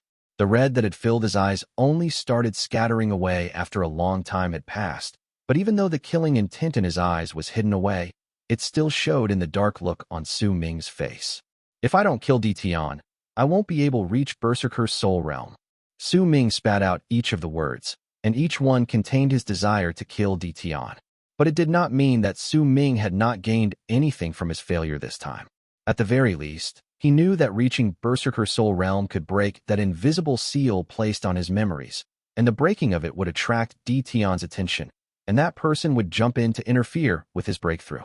If that was the case, then if he did not kill Tian, the same thing would happen when he attempted his second breakthrough to the Berserker Soul Realm, and it would also be the same for his third time.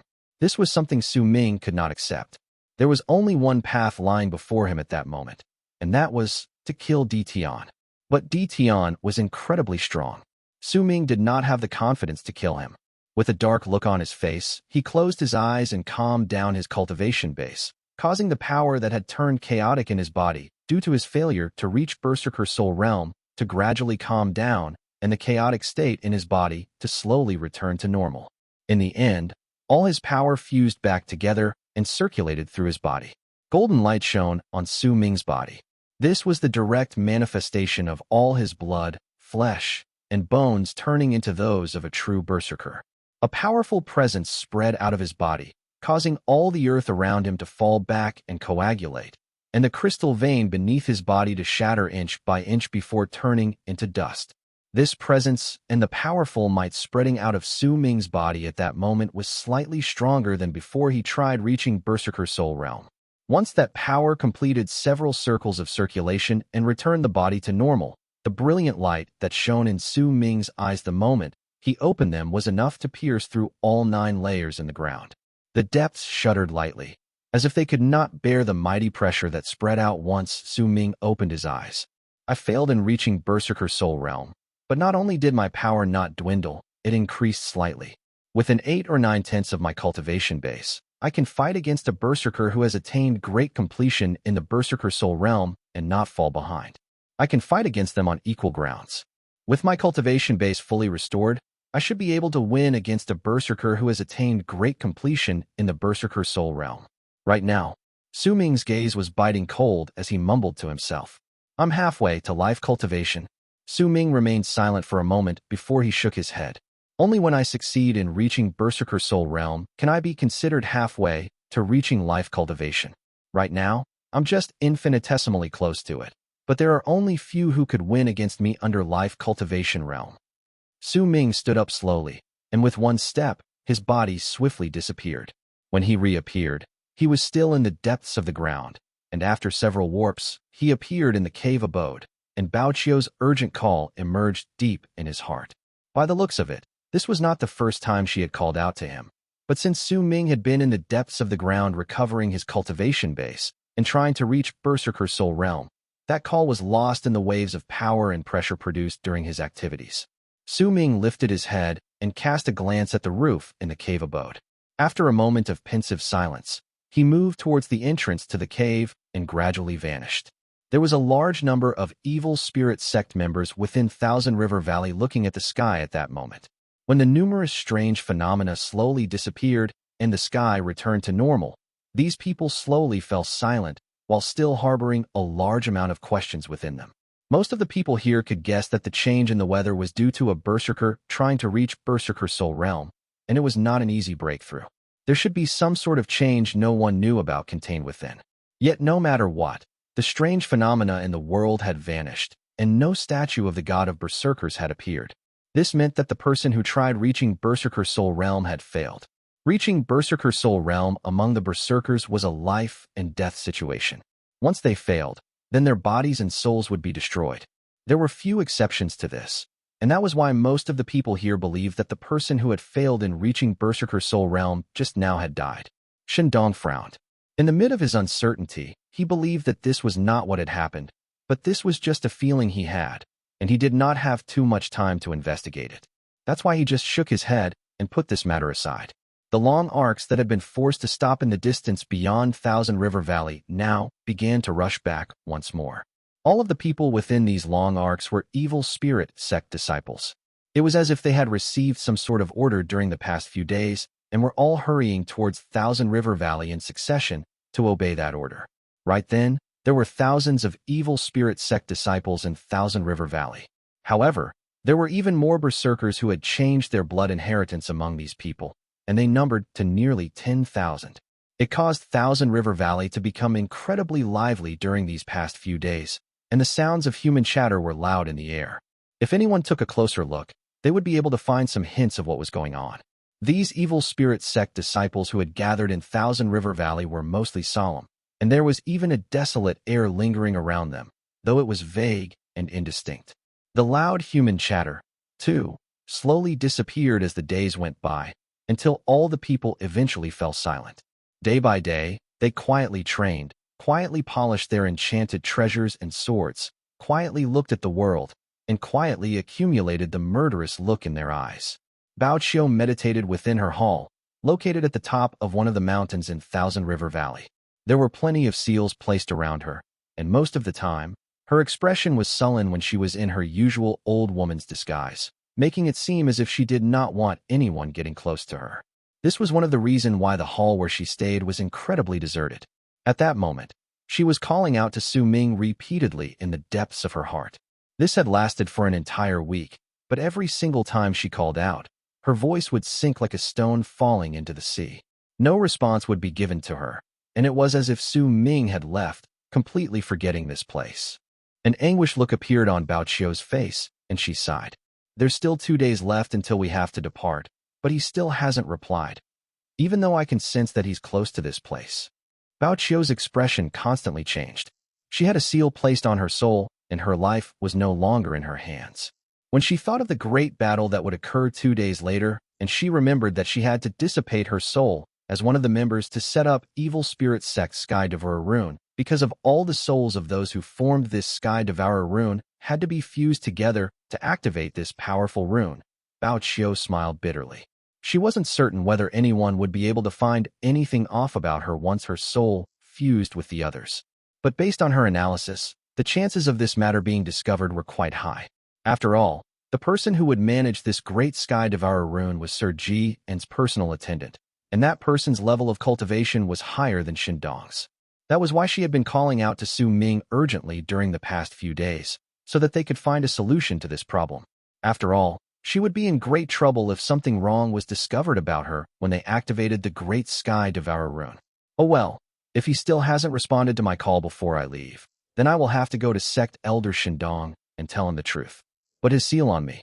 Bao Qiu struggled for a moment before she sighed resignedly. At the moment she heaved out that sigh, a chill suddenly ran down her spine, because a cold voice rang in her ears. What is it that made you call me so many times? Bao Qiu shuddered, and when she turned her head around, she saw that Su Ming had appeared not too far behind her at some point. The familiar sight of his white robes as well as his long hair made Bao Qiu immediately wrap her fist in her palm before she bowed towards him. Greetings, Master. Master, Evil Sect has issued an order to launch an all-out attack. 2 days later, the entire combat force of Evil Sect will be fighting against all the other Immortal Sects, who will be led by Great Leaf Immortal Sect. At that time, Evil Spirit Sect will be forming the Great Sky Devourer Rune. Bao Qiu lowered her head and quickly told Su Ming the things that had brought about her anxiety over the past few days. Yet when she finished speaking, she did not receive any reply from Su Ming. She hesitated for a moment before she lifted her head to look at Su Ming. Then, she saw a pensive look in his eyes, as if he was distracted by some consideration. When Bao Qiu saw a faint hint of killing intent shining in that pensive look in his eyes, her heart trembled, and she did not dare look him in the eye anymore. She had a vague feeling that Su Ming was a little different from how he was in the past, but she could not describe what was unlike before. Right now, she felt the same kind of anxiety within her as she did when she had to meet Sir Jian in the past. Did you just say? Great Leaf Immortal Sect? Su Ming asked unhurriedly after some time, and his gaze landed on Bao Qiu's face. This was not the first time Su Ming had learned of the Great Leaf Immortal Sect. In truth, as time passed and he gained more exposure, he had been able to tell from various clues that there were several other huge immortal sects besides Evil Sect in Eastern Wastelands and South Morning. Hidden Dragon Sect had clearly targeted the shamans, and also had an incredibly great amount of influence in Eastern Wastelands.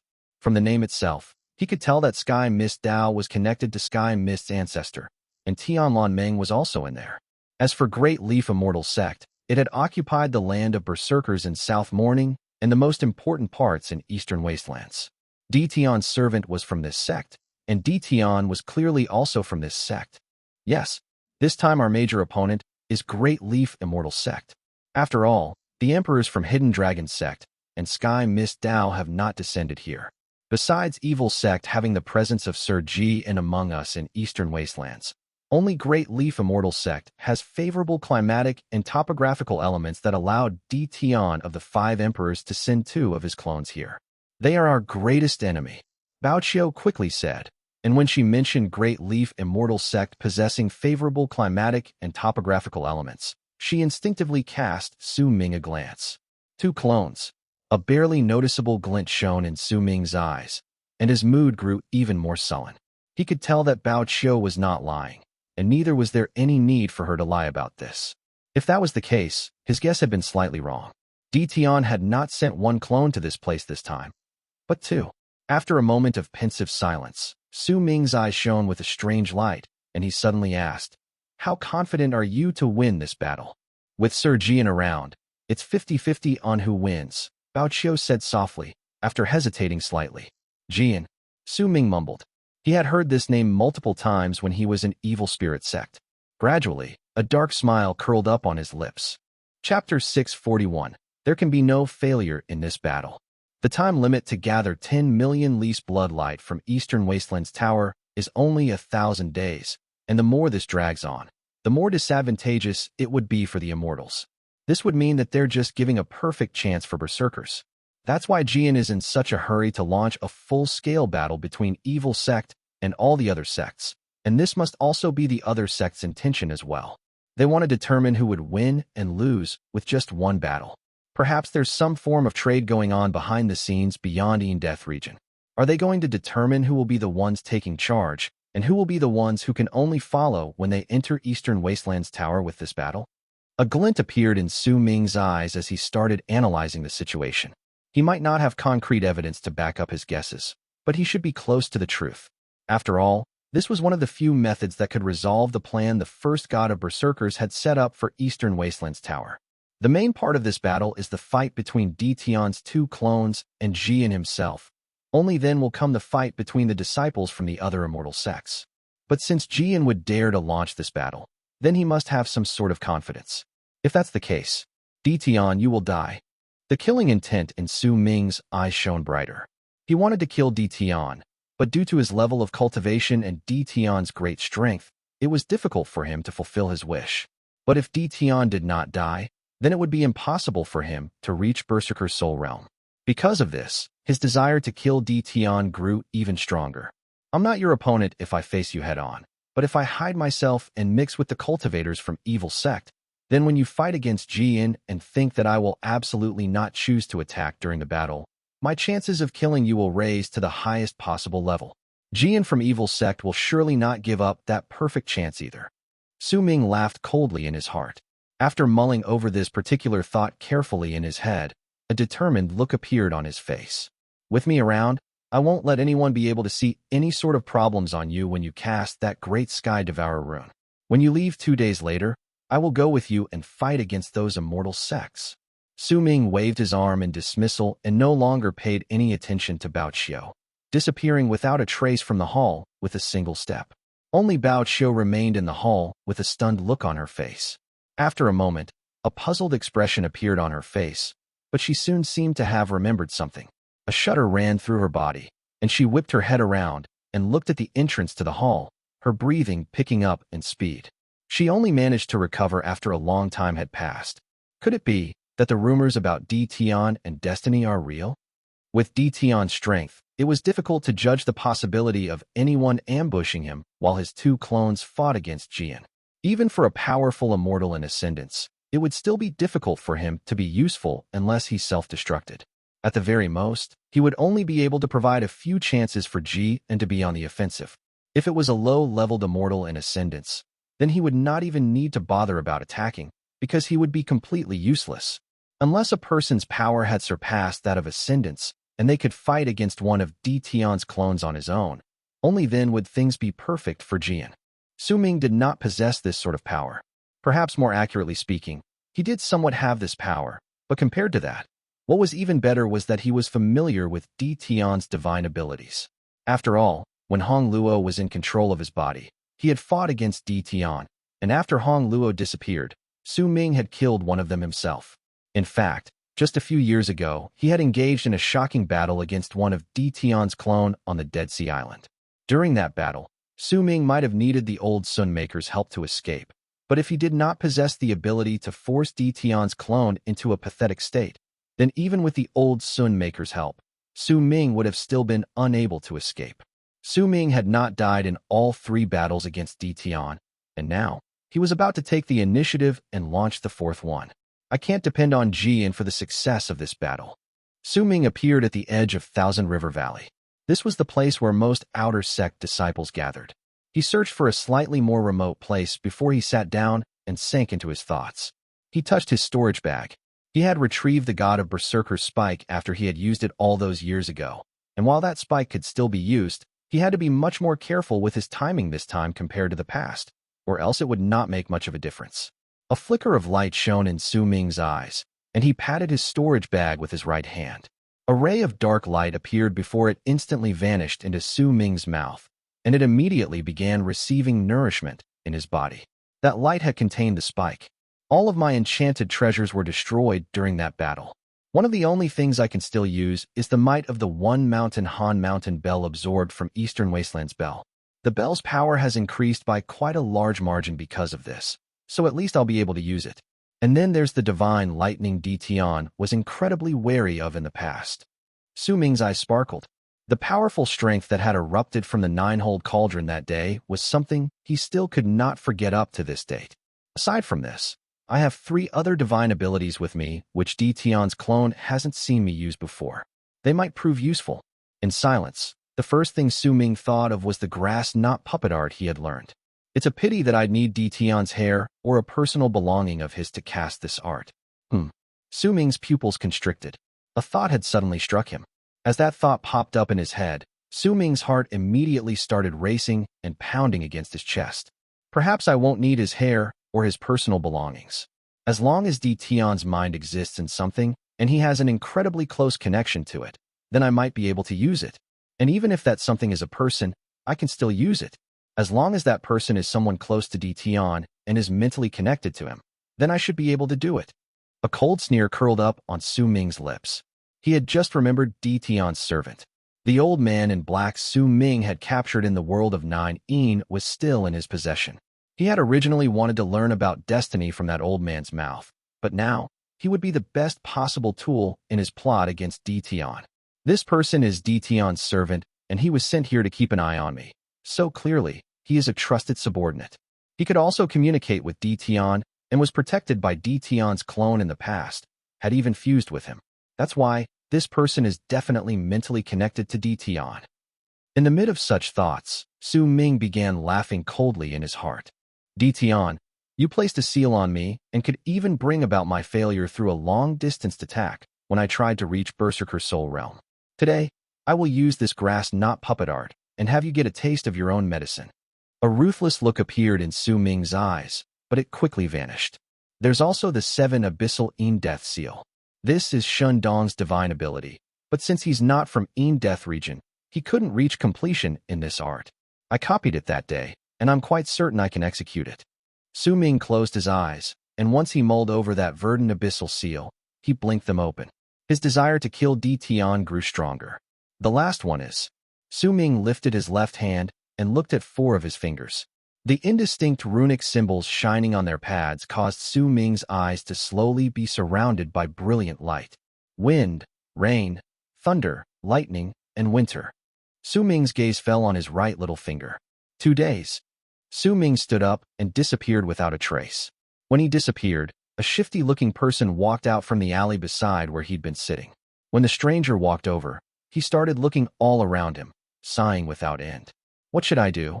What should I do? I'll definitely die in this battle. Chen. Oh Chen, are you really going to die young? Ah, the heavens really do hate talented people. That person was, of course, Chen. He sat down right, with a sigh and a miserable look on his face, where Su Ming had been previously sitting and started daydreaming while looking at the sky. Ah, if I had known about this before, then I wouldn't have wasted all my efforts to descend here in secret. It would have been so much better if I had stayed up there. I could have gotten all the girls I wanted and all the spirit stones I wanted. It's my fault for being greedy. I thought I could get an easier life if I descended to the land of Berserkers. Chen pulled his hair, and his face was twisted in distress. Judging by his words, this person was an immortal who had descended to the land of Berserkers. But perhaps he was the weakest cultivator to have ever descended. While he was sighing, Su Ming had already returned to his cave abode. Once he sat down, he swung his arm, and a black ball of fog immediately appeared before him. Within it was the old man in black robes, Tian's servant. However, the area around him had already been sealed up, causing his presence to be unable to spread out. Su Ming stared at the old man in black, and with a glint in his eyes, he immediately brought out a blade of grass before he started tying knots on it. With each one, he would extract a little piece of the old man's soul. His killing intent and hate towards Tian caused all of the knots Su Ming tied to be filled with curses, killing intent, and all sorts of sinister arts. Within them were also madness, destruction, suppression, death, and all sorts of other thoughts he wished upon Tian. As he tied those knots, wisps of chilling air spread out and absorbed the old man's soul before fusing it into the knots. Then, with the power from the knots, Su Ming started stirring up the faint connection between Tian and the old man in black robes. With this connection, he would use this old man as a medium to curse and plot against Tian. As Su Ming continuously played with this idea in his mind, he gradually found the dots connecting Tian and the old man, and slowly, he began to have a feeling as if he was looking at Tian when he stared at the grass knot doll in his hand. If I don't kill Tian in this battle, I will definitely not be satisfied. If Tian doesn't die in this battle, then it will be me who will die. I cannot lose this battle. Su Ming held the doll, and the murderous aura on his face grew so thick that it caused a layer of frost to instantly appear in the cave abode. Time passed, and 2 days were gone in the blink of an eye. 2 hours before evil Sect marched out, the sky was getting bright, and a faint green mark appeared on Su Ming's right palm. There was a wave of death contained within it, one which wasn't dissipating. This was the key for Verdant Abyssal Seal, which Su Ming had gathered during these 2 days besides making that grass knot doll. It was the key he had obtained when he copied Shindong's 7 Abyssal Death seal. It might not be complete, and he would need to bear certain consequences when he activated it, but Su Ming still chose to use it. He had seen the art's might with his own eyes, and he had the confidence that the power of Death from this Verdant Abyssal seal activated with his own aura of death would be greater than what Shindong had managed to achieve. Besides this green mark, Su Ming also held a grass-knot doll in his left hand. The old man in black robes had already disappeared, but there were wisps of chilling cold air coming from the doll. If anyone stared at it for a prolonged period of time, they would be able to hear shrill screams of pain coming from inside it. Su Ming sucked in a deep breath. Once he put away the doll, he stood up and disappeared from his cave abode. Chapter 642, 3 Sovereigns and 5 Emperors. The disciples were still flying on something like the giant flying feng shui compass they used when they came to Thousand River Valley. But this time, there was not just one, but 9 of those things. The amount of evil spirit sect disciples sitting on those 9 gigantic feng shui compasses numbered to thousands. These disciples were all from the outer sect, or were berserkers who had changed their blood inheritance. They looked like a large mass of black, and their sheer numbers gave off a feeling that there was great strength lying within them, simply because of just how numerous they were. Beyond these 9 feng shui compasses were 18 gigantic dragons. They were formed by vengeful souls, and each of them were tens of thousands of feet long. They surrounded the feng shui compasses, and as they flew forward, their roars echoed in the air. Nearly 10,000 people could be counted sitting on the dragons, and all of them were the elite disciples from Evil Spirit Sect. Their expressions were ghastly, and there was a wave of killing intent reflected off their aloof faces. As they sat on the gigantic dragons formed of dead spirits, they charged through the air. There were 2 or 3 people sitting on each of the dragons' heads. Most of them were the powerful monsters within Evil Spirit Sect, and Shindong was standing on top of the head belonging to the dragon right in the front of the army. As for Baoqiu, she was on the final dragon. The presence alone from the army in the sky right then far surpassed what they had when they invaded Thousand River Valley. Clearly, the fight in the valley had just been a warm-up, and the real battle had yet to begin. Right behind these dragons were 9 huge carriages. Each of them was thousands of feet big and covered by a large amount of runic symbols. No one could tell what was contained within them, but the slight waves of pressure spreading out from there allowed everyone to tell that there might be incredibly powerful murderous weapons contained within. These carriages formed a vertical line and were dragged through the sky as if they were following the dragon's lead. But that was not all. This might be able to show just how powerful Evil Spirit Sect was, but it did not show how domineering the sect was. However, once the churning dark clouds in the sky turned into gigantic skulls, it made Evil Spirit Sect's army look terrifying. It was especially so when there was a large banner placed on the 2 dragons traveling at the left and right outermost edges of the army. These banners were larger than the dragons themselves, and were nearly 100,000 feet long.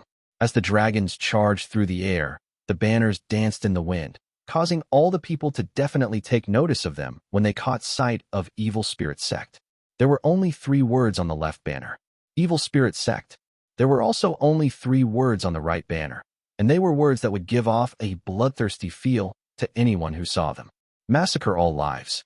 The flapping sounds coming from the banners, as they danced in the wind, fused with the moaning cries in the air from the charging dragons' roars, turning into a strange, piercing sound that traveled in all directions as Evil Spirit Sect's army rushed forward. Wherever they went, everyone on the ground would fall silent. It did not matter how strong the wild beasts were, they would all feel inferior and lower their heads as if they did not dare to look at the army. The numerous Berserker tribes on the land, too, fell silent. Su Ming sat on one of the 9 feng shui compasses surrounded by the 18 dragons and looked at the sky before him with a calm face.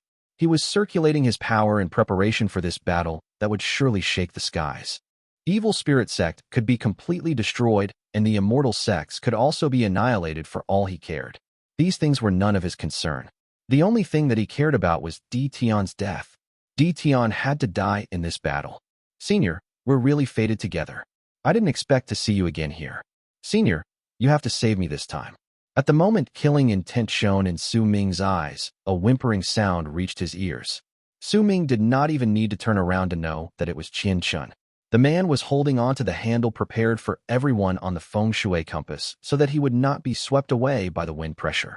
He was circulating what little amount of cultivation base he had within his body rapidly, and once he managed to stabilize himself, albeit with much difficulty, he slowly moved around the 8th feng shui compass and started asking for help from a large number of people. Once he saw Su Ming, surprised delight immediately shone in his eyes, and he crawled over to him in desperation, looking at him with pleading eyes. He knew that Su Ming was definitely not some ordinary person and was surely someone who had hidden his strength. Chen also remembered how Su Ming had disappeared during the battle in Thousand River Valley. Senior, all 4 great sects and evil sects are going to march out this time, but we don't know where the gathering point is. However, all the prodigies in evil sect are definitely going to appear this time. It doesn't matter whether they're the old monsters or the new generation prodigies. All of them will appear, like Chong from Evil Dust Sect. This person is the strongest among all the younger generation in Evil Dust Sect. He is someone who is equal to Shanhen from our sect. A thought appeared in Chen's mind as his eyes twinkled, and he immediately started speaking about these things. He knew that he did not possess any valuable qualities for Su Ming to take care of him, but once he thought about why he would hide his power and come to Evil Spirit Sect, he knew that it would be best for Su Ming to know as much as possible about Evil Sect. At that moment, Chen's life was in peril, and he really could care less about keeping the information about Evil Sect a secret from outsiders. He simply spilled whatever he knew to Su Ming. He was an immortal who descended to this land, and hence, no normal disciple would be able to compare to his status. It was also the reason why he knew a lot more things compared to other disciples. Chong. A glint appeared in Su Ming's eyes, and he turned his head sideways to cast the speaking man a glance. Chen's spirits were immediately lifted. He felt that he had just found his chance to show how useful he was, and he immediately spoke up. Senior, please look at that biggest man on the 13 dragon. He's Evil Spirit Sect Shanhen. Chen pointed towards the 13 dragon in the distance, and when Su Ming looked over, he also saw the man standing at the top of the Een dragon's head. That man was incredibly built, and as he stood there, he looked like a small hill. The waves of power coming from within him were not weak, and the vengeful souls surrounding his body gave off a feeling that would cause all those who saw him feel their hearts tremble against their will. Shanhen. Su Ming looked at that man. In truth, when he first came to Evil Spirit Sect, he had already noticed this person who had been feeding the vengeful souls at that time. Shanhen. If that matter with Bei Ling and Chen Xian had not occurred, Su Ming would not have thought too much about this. Yet now, he had already come to understand quite a large number of things, which was why he hadn't behaved strangely when they first met. He only cast the man a deep look before he averted his gaze. With my current appearance, all those people with these familiar names will be unable to recognize me. Su Ming thought silently in his head. That Chong you mentioned just now, how do you spell his name? Su Ming asked slowly. Chong, without any space between the syllables, 1. Chen was momentarily stunned. He did not know why Su Ming would suddenly ask such a question, but he quickly answered it anyway. Chong. Su Ming fell silent. Speaking of which, the strongest among the younger generation in Evil Spirit Sect isn't Shanhen, but Wu Shinu. But Wu Shun went out to train many years ago, and he's not in the army right now. Still, I believe that the sect must have contacted him, since this is such a huge matter. We should be able to see this person when we reach Evil Sect's gathering spot. When Chen saw that Su Ming was no longer asking any questions, he started talking about everything he knew once more. The strongest disciple in Evil Lust Sect is called Baisu 3. The Su in her name is pronounced softly 4. Baisu's a girl, but she's incredibly talented and has an incredibly shocking talent. Baisu, Wu Shun, and Chong can be said to be incredibly famous among all the evil sects in the land of Berserkers. Interesting. A brilliant light shone in Su Ming's eyes. So Windstream Tribe's Wu Sun from my memories is the strongest disciple in Evil Spirit Sect. And that Baisu from my memories is a girl called Baisu. Su Ming remained calm though. This was not really a secret. It would not be difficult for him to learn about it if he really wanted to know it. What Chen had told him was not really that valuable. Perhaps it was because he had seen Su Ming's composure, but after a moment of hesitation, Chen gritted his teeth and got closer to him, whispering the next few things. There's also Sir Shindong from Evil Spirit Sect. Senior, you should be familiar with him. but you definitely wouldn't know that he has an extraordinary status in the land of Immortals. He's one of the 3 apogees in the 3 inferior sects in Evil Sect. Evil Sect is divided into 3 superior sects and 3 inferior sects in the land of Immortals. The 3 inferior sects are Evil Spirit, Evil Dust, and Evil Lust, and as for the 3 superior sects, they are Evil Sky, Evil Tao, and Evil Immortal. This time, the one that descended to the land of Berserkers is one of the 3 superior sects, Evil Immortal Sect, and they brought with them the 3 inferior sects. A sparkle appeared in Su Ming's eyes, and he looked towards Chen. When the man saw his interest, he quickly continued whispering to him. Sir Shindong is one of the 3 apogees in the 3 inferior sects, and the other 2 apogees are Sir Shihai 5, from Evil Dust Sect, as well as Bidu 6, from Evil Lust Sect. These 3 people have all reached great circle and ascendance, and all of them possess the constitution to be able to descend to the land of Berserkers with their full form. The limitations set by the laws of death in the land of Berserkers are practically nothing to them. They're unlike the Immortals who descended thousands of years ago, who had been suppressed to the point where they could only use a bit of their power. Su Ming stared at Chen. He did not expect that this person would know about these things, and by the looks of it, he was not making it all up. The Evil Immortal Sect is one of the 3 superior sects, and it's incredibly powerful. The people there might not be able to descend with their complete power, but with Sir Jian's presence, they could still fully make up for their losses. Sir Jian is one of the 3 sovereigns in Evil Sect. Chen was not going to stop unless he managed to shock Su Ming with his words. He continued pouring out everything that he knew so that the other would think that he had some qualities worth protecting. 3 sovereigns. Su Ming narrowed his eyes. That's right. The Immortals might only have occupied a third of the galaxy in Morning Dao world, but we are one of the greatest forces there. There are 3 sovereigns and 5 emperors, 7 among us Immortals. The 3 sovereigns belong to the Evil Sect, whereas the 5 emperors come from the Immortal sects. Sir Jian is the sovereign of destruction among the 3 sovereigns. As for that Tian in Great Leaf Immortal Sect, he is the heavenly emperor among the 5 emperors, Chen whispered softly. Su Ming's heart trembled in shock. This was the first time he had heard about things in the land of Immortals. If someone who had a great level of cultivation would have told him about all this, he would not have been too surprised, but the person who was informing him was Chen. What are the levels of cultivation of the 3 sovereigns in Evil Sect and 5 emperors in those Immortal sects? Su Ming immediately asked.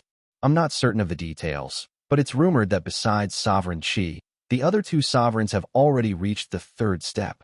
As for the 5 emperors, besides the Yellow Emperor, 8.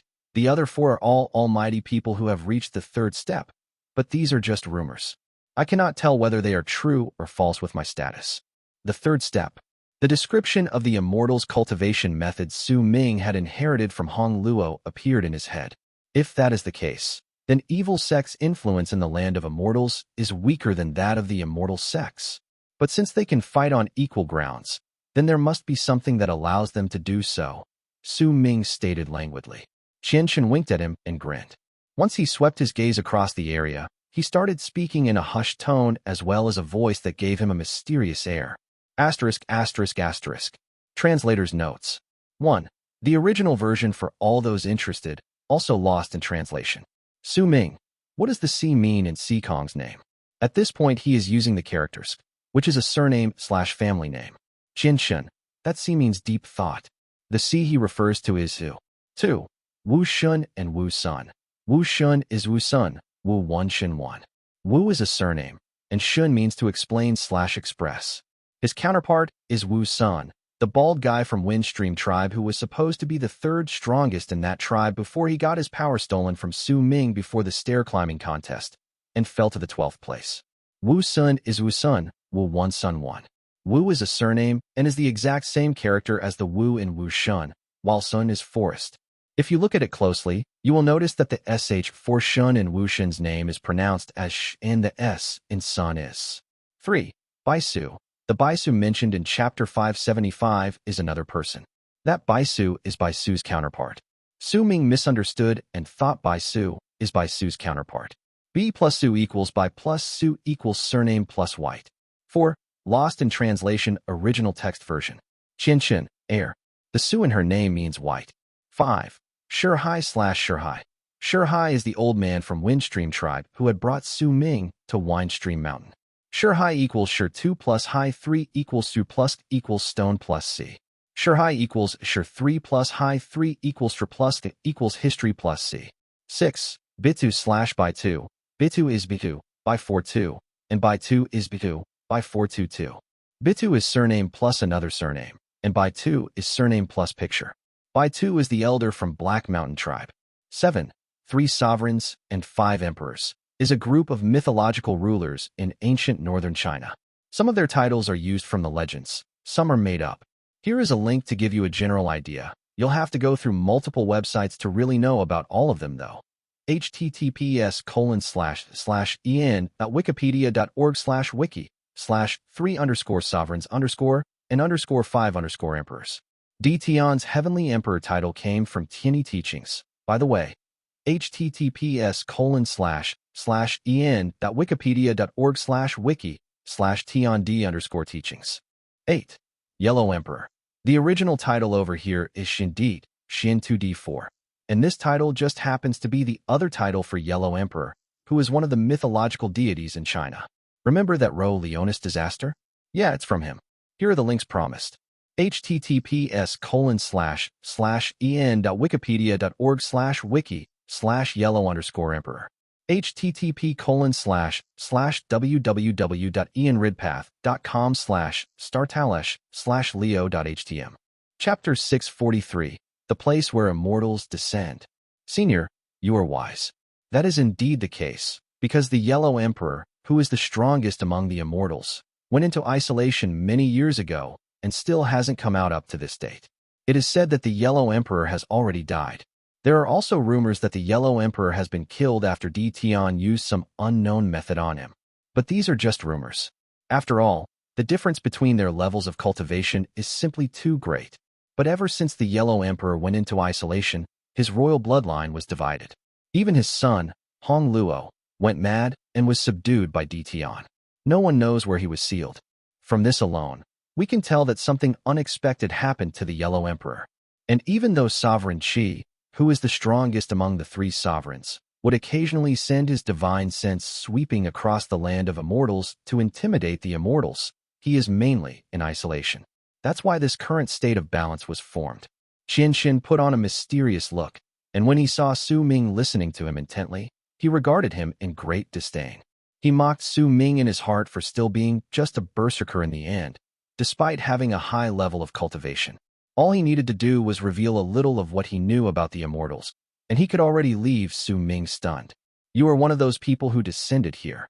Su Ming closed his eyes, and once he opened them after a moment, he uttered his words slowly. This was something that could be easily deduced. Chen never thought about hiding it either. He quickly nodded, and he grew even more disdainful towards Su Ming, thinking that any person who was not an idiot would definitely be able to tell in the blink of an eye that he was someone who had descended to the land after hearing him say so many things about the immortals. Clearly, this person had already fried his brain while training, for he actually needed to close his eyes and think about this sort of thing. However, Chen did not dare to show any of his thoughts on his face. Instead, he merely put on an expression of awe towards Su Ming's wisdom. The method you use to descend is different from the rest, Su Ming said calmly. Chen blinked before he nodded again. However, he was feeling slightly nervous in his heart. When he thought about his low level of cultivation, his status that was distinctly not close to that of a prodigy among the immortals, his failure to fulfill the requirements of descending to the land, and his knowledge towards the immortals, he found that there was only one explanation about how he would have come to this place. Once he thought about it, he felt his worries fade away, and while he still harbored disdain towards Su Ming, that feeling had lessened slightly. You are also not from evil sect, Su Ming stated flatly, still calm. Yet when he said those words, Chen was momentarily stunned, and a slight change of expression could be detected on his face. After a moment of hesitation, he nodded his head slowly, and he began to feel anxious and doubtful. Neither are you an immortal. There was a ghost of a smile on Su Ming's lips as he stated that slowly. Chen's eyes went wide, and he almost leaped to his feet. His heart also started racing in his chest, as disbelief showed itself on his face, and a loud bang rang out in his head. Each of Su Ming's words had brought him greater shock than the previous one, and the sentence he had uttered just now had struck him completely dumb with astonishment. At that moment, there was no longer any hint of disdain in his heart. Finally, he knew exactly what this man had been thinking of when he closed his eyes just now, and that was definitely not about figuring out that he was a person who had descended to the land of Berserkers. Senior, don't scare me now. How could I not be an immortal? The disdain in Chen's heart turned into anxiety. That faint smile on Su Ming's lips right before his eyes gave him a feeling as if everything about him had been seen through with just one glance, and as if all his secrets had been discovered by his gaze and expression. He had never experienced this kind of thing before, and right then, the more he looked at Su Ming, the more he felt that he was impossible to figure out, and it made his anxiety increase even further. Where you come from has nothing to do with me. Su Ming cut off Chen's words, and once he cast a deep look at this person, he said these words languidly. I can protect you and let you have the highest possible chance of surviving during the battle between Evil Sect and all the other immortal sects. The likeliness of whether you will end up surviving will depend on your value, though. Once Su Ming said these words, he stopped speaking. A large variety of expressions passed one after another on Chen's face. He had naturally heard the meaning behind Su Ming's words. The higher his value, the greater his protection would be. In silence, Chen cast his gaze around the area before sighing in his heart. He knew that if he lost Su Ming's protection, then he would only be able to depend on his luck to survive through the battle. Yet once he remembered how rotten his luck had been previously, a shudder immediately ran down his body, and a wary expression appeared in his gaze when he looked back at Su Ming. Senior, I've had enough of living in the land of Berserkers. If you can keep me alive during this battle, then I will tell you how the Immortals come to the land of Berserkers, and how different my method is compared to theirs. In fact, I'll even tell you how to leave this place. I'll let you see with your own eyes how I leave the land of Berserkers and return to my land. Chen looked at Su Ming with a pleading look and a face full of sincerity. Su Ming was also looking at Chen. After some time, he nodded. When Chen saw him accepting his offer, he let out a huge sigh of relief, and a large variety of emotions rose in his heart. He remembered how he had gone to the land of Immortals and how he had arrived in the land of Berserkers. Sometimes, he would feel very satisfied, but there were certain things that made him feel disappointed, and this life and death situation he was about to face soon especially made him feel miserable and agonized. The urge to return home caused Chen to make this sort of promise to Su Ming. At that moment, he did not know just what sort of disaster he would bring to all immortals, and just how long the sky would remain red because of it. Neither did he know that if Su Ming saw how he left this place and returned to the land of immortals, it would be a setback to Tian's plans like none before it, and it would all happen due to Chen's promise. Because of this, Su Ming would bring an even greater amount of shock to Tian, that even compared to the time Hong Luo woke up. All of these he did not know. Time passed. In the blink of an eye, a few days went by. Su Ming sat on the feng shui compass calmly. Since he was an outer sect disciple, almost no one paid any sort of attention to him. Besides, even though he had physically grown up a little more, his current appearance was still that of a 14 to 15-year-old boy. He looked little different to how he was before. There was still a hint of youthfulness on his face, and because of that, it was easy for him to be ignored by other people. During these past few days, the 18 dragons had dragged the 9 huge carriages behind them, practically shooting through a small half of eastern wastelands. Their traveling speed was so quick that it even made Su Ming narrow his eyes when he occasionally lowered his head and looked down. Another 3 days went by, and a large piece of flatland appeared before Evil Spirit Sect. Perhaps it was not accurate to describe this place as a piece of flatland, because the ground here was black, and there was an air of decay coming out from it. There was also a large amount of deep pits on the ground. These pits came in a variety of size, and all of them looked as if they had been formed by the stars from beyond this world crashing down. Some of the larger ones were several hundreds of thousands of feet in size, but even the smallest ones were thousands of feet wide. There were some places that did not have any pits, but were filled with gigantic stones. They filled the cavities, and the part of them that was revealed outside gave of a shocking feeling of age. These stones also came in different sizes and were scattered all over the land. When Su Ming looked over, he found that the number of stones was as countless as the ground was endless. Overall, the number of pits on the ground was about the same as the number of stones on the land. There were several hundred stones that were each hundreds of thousands of feet in size, and if anyone stood on them, they would find that they were all incredibly tiny in comparison. The land here was strange, and the sky, too, was also unusual. There were no clouds above. In their place were stones just like the ones on the ground, and they were all floating in the sky on their own. It was as if there was some form of power from a law that existed between them and the ground that allowed them to not fall nor move, just remain floating in the sky. This spot was close to the center of Eastern Wastelands. The area of this desert was incredibly big, and it was also not too far away from Eastern Wastelands Tower. This was the battlefield that had been chosen by both Evil Sect and the Immortal sects for their battle. Over here, they would be able to determine who would be the ones taking the lead when they entered Eastern Wastelands Tower, and who would be the ones who had to follow. The ones who lost would have to deliver a sufficient amount of Immortals' souls so as to light up that 10 million blood-red light from Eastern Wastelands Tower and in turn fulfill the requirement to enter the tower. This decision was clearly not made in the land of Berserkers, but had been made by the 3 sovereigns and 5 emperors in the galaxy of the Immortals. When Evil Spirit Sect's army charged down to the land from the sky, they became the first sect to arrive in this place, because Thousand River Valley was the closest one to the battlefield compared to the spots where the other sects were built upon. Thousand River Valley could become a transfer point that would make it easy for those in Evil Sect to advance and retreat. This was also one of the reasons why Evil Spirit Sect had been sent to occupy this region before the battle. The Een Dragon's roars echoed in the world and stirred layers of ripples that caused the sounds in the area to move, albeit slowly and only slightly. As the 18 Een Dragons descended, and the Evil Spirit Sect disciples on them turned into long arcs and leaped down. They took over several dozens of the meteors in the sky and a dozen-something stones filling up the pits in the ground. The 9 carriages were positioned horizontally on the ground, and there were quite a large number of disciples sitting on them and exercising their breathing quietly as they waited for their orders. With Shindong in the lead, the old monsters all sat down on a gigantic stone of 100,000 feet instead of choosing to stand on one of the meteors in the sky. They did not say a single word, but merely waited silently. Only the 2 gigantic banners continued floating in the air, causing all those in the distance to be able to see the words Evil Spirit Sect sprawled on one of them, as well as the other 3 words Massacre All Lives shining in bloody red light. Including Su Ming, the thousands of Outer Sect disciples along with the Berserkers who had changed their blood inheritance were cut off from these groups of people.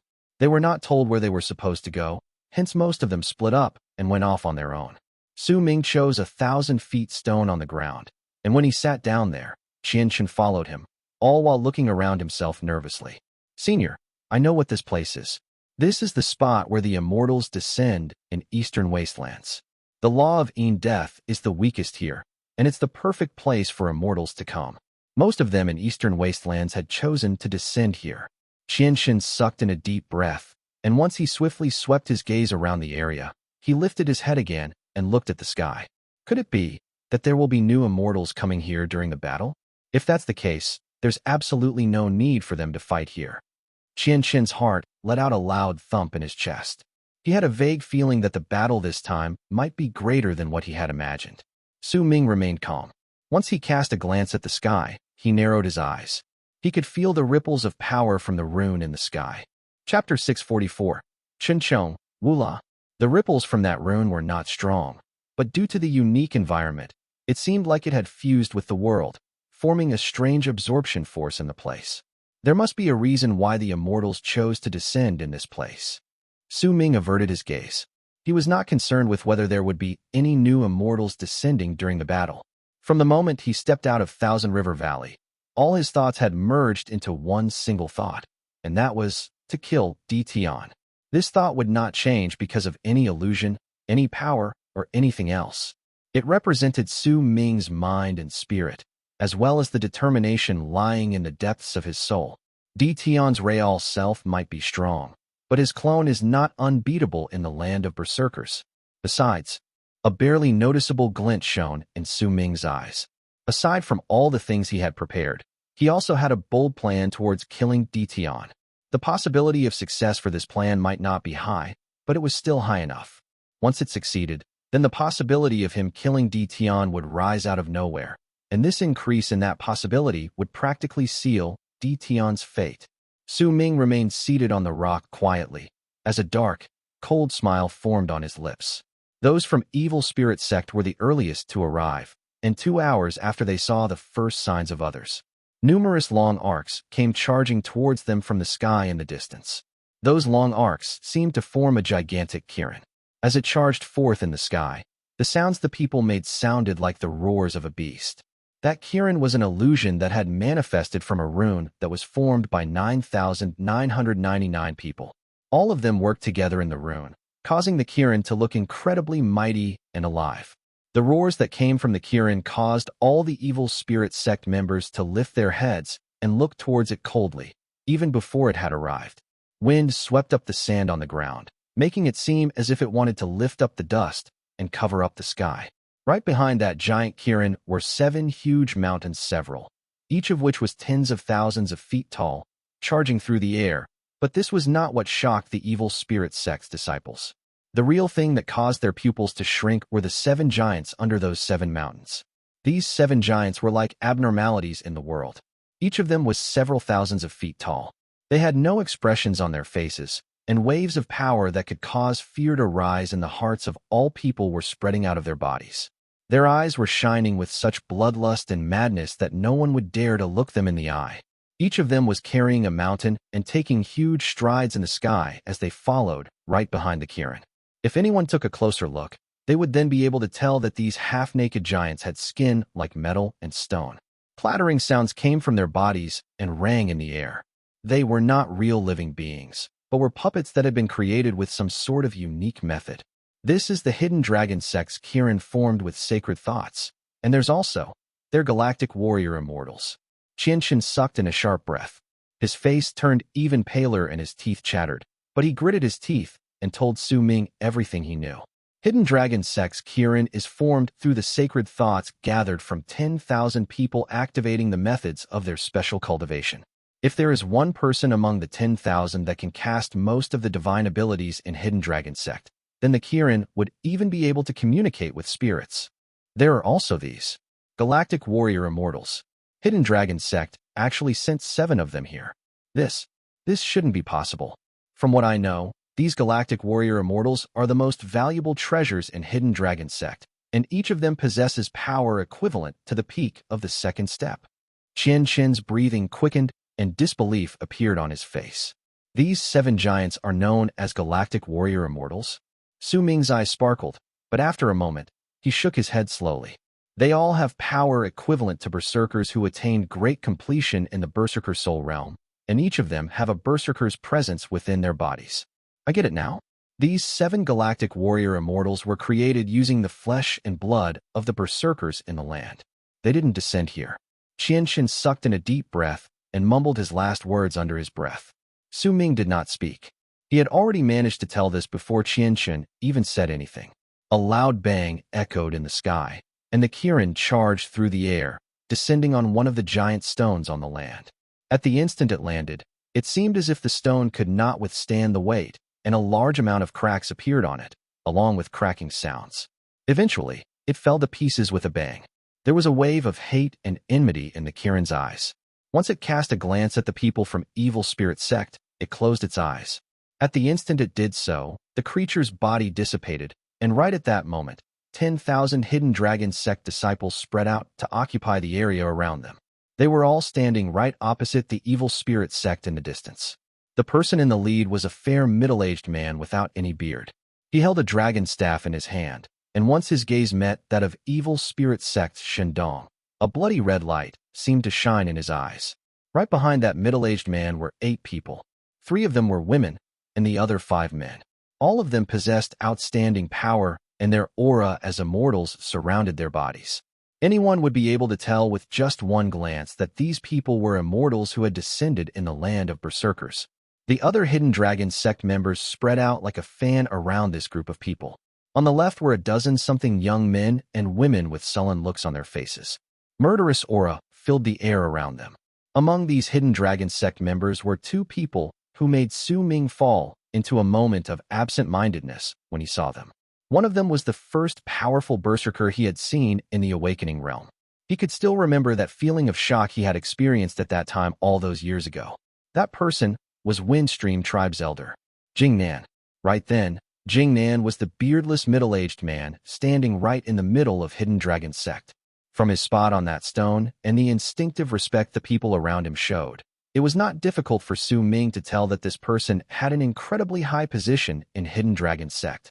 And his level of cultivation, Su Ming could see the faint ripples belonging to those in ascendance on him. Jingnan 1. He was originally one of the sect elders in Hidden Dragon's Sect when he was in the land of Immortals. He was appointed the sect master of the Hidden Dragon Sect here, once he descended in the land of Berserkers. Even after his power was suppressed, he still possesses the power of those in the Great Circle stage of ascendance. Chen immediately whispered. Su Ming remained silent. After a moment, his gaze fell on the second person. The man from his memories was now standing among one of the young men and women to the left. Chong, as Su Ming remembered him, was a slightly plump person he had met before they climbed up the Windstream Mountain. He was a person who had been slightly comical but had incredible talent that was only second to Yuan, and he had also left a deep impression on Su Ming. He was still the same. His current appearance as he stood among the crowd was no different from the person in Su Ming's memories. Hidden Dragon Sect's Chong too. This person is rumored to possess the most shocking amount of talent among the younger generation in Hidden Dragon Sect. It is said that while he cannot compare to Yuan, he can still somewhat put up a fight to him. But it is also said that he's lazy and does not like training. Instead, he likes making friends, and he apparently has close friends all over the world. When Chen saw the direction where Su Ming looked, he immediately whispered what he knew.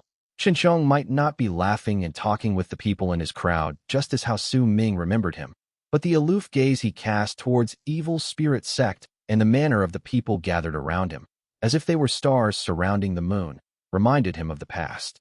He could still recall how he had stood in the crowd quietly, while standing next to Windstream Mountain, and watched as people lavished praises on Chong. At that time, Su Ming had been completely inconspicuous, just like now. He was just as unnoticeable in Evil Spirit Sect as he had been back then. He did not know whether this was a coincidence. The scene in his memories seemed to have found a similarity with what was happening right then that allowed Su Ming to overlap his memories with what he was seeing. Once the 7 giants in the sky descended, they threw the mountains in their hands on the ground, and the deafening booming that rose into the air caused even the ground to shake. Right before everyone's eyes, the 7 mountains crashed onto the ground and surrounded the territory occupied by the Hidden Dragon Sect disciples like a rune formed by 7 mountains. After that, the giants stepped on their own mountains and glared at Evil Spirit Mountain while crouching down. The forces of Evil Spirit Sect, the 18 dragons, started roaring and howling. The members of the 2 sects seemed to no longer be able to contain their desire for battle. Yet right at that moment, howling came from a distance. 9 gigantic blue shooting stars sliced through the sky from the direction where Hidden Dragon Sect had come and charged towards them, causing the world to tremble in their wake. At the same time, 3 dust devils, which seemed to have connected the sky to the earth, came charging forth with loud booming sounds from the direction where Evil Spirit Sect had come, as they swept up everything in the world. The shooting stars and the dust devils that came from 2 different directions did not slow down even a single bit as they approached the future battlefield. Instead, the closer they came to the spot, the faster they traveled. At that moment, the world roared, dust flew in the air, and the universe was cast in shadow. The dust devils and shooting stars immediately made all the people from Evil Spirit Sect and Hidden Dragon Sect lift their heads to look. Almost at the instant both parties looked over, the 9 shooting stars crashed into the 3 dust devils in midair, right above the spot where the Immortals descended. Deafening booming sounds shook the sky, and earth rang in the air, and large amounts of ripples appeared in the sky.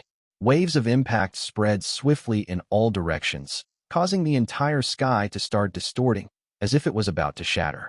In the midst of these rumbling sounds, the 9 shooting stars fell backwards and landed by Hidden Dragon Sect before they turned into nearly 10,000 cultivators. All of these people had dark expressions on their faces, and quite a number of them coughed up blood once they landed on the ground. Among the people in front, Su Ming saw Sky Mist's ancestor. He also saw Tian Lan Meng, Tian Lan Yu, and a face he remembered clearly from his past, Wu La.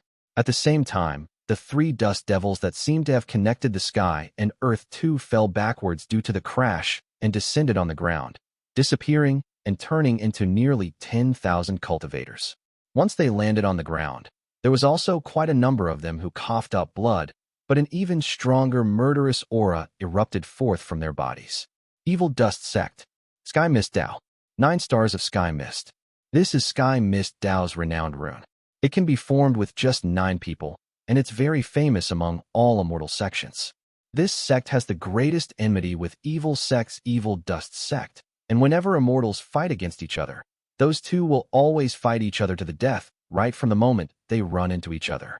Evil Dust Sect's overall power is the same as that of Evil Spirit Sect, but the people in that sect are more skilled in commanding the powers of Earth. Their skills are completely different from Evil Spirit Sect's arts to control vengeful souls. Chen might be a bundle of nerves by then, but he still continued introducing the sects in a low whisper. Asterisk, asterisk, asterisk. Translator's notes. 1. Jingnan/Jingnan. Jingnan is Jingnan. Jing1nan 2, surname plus south, and Jingnan is Jingnan.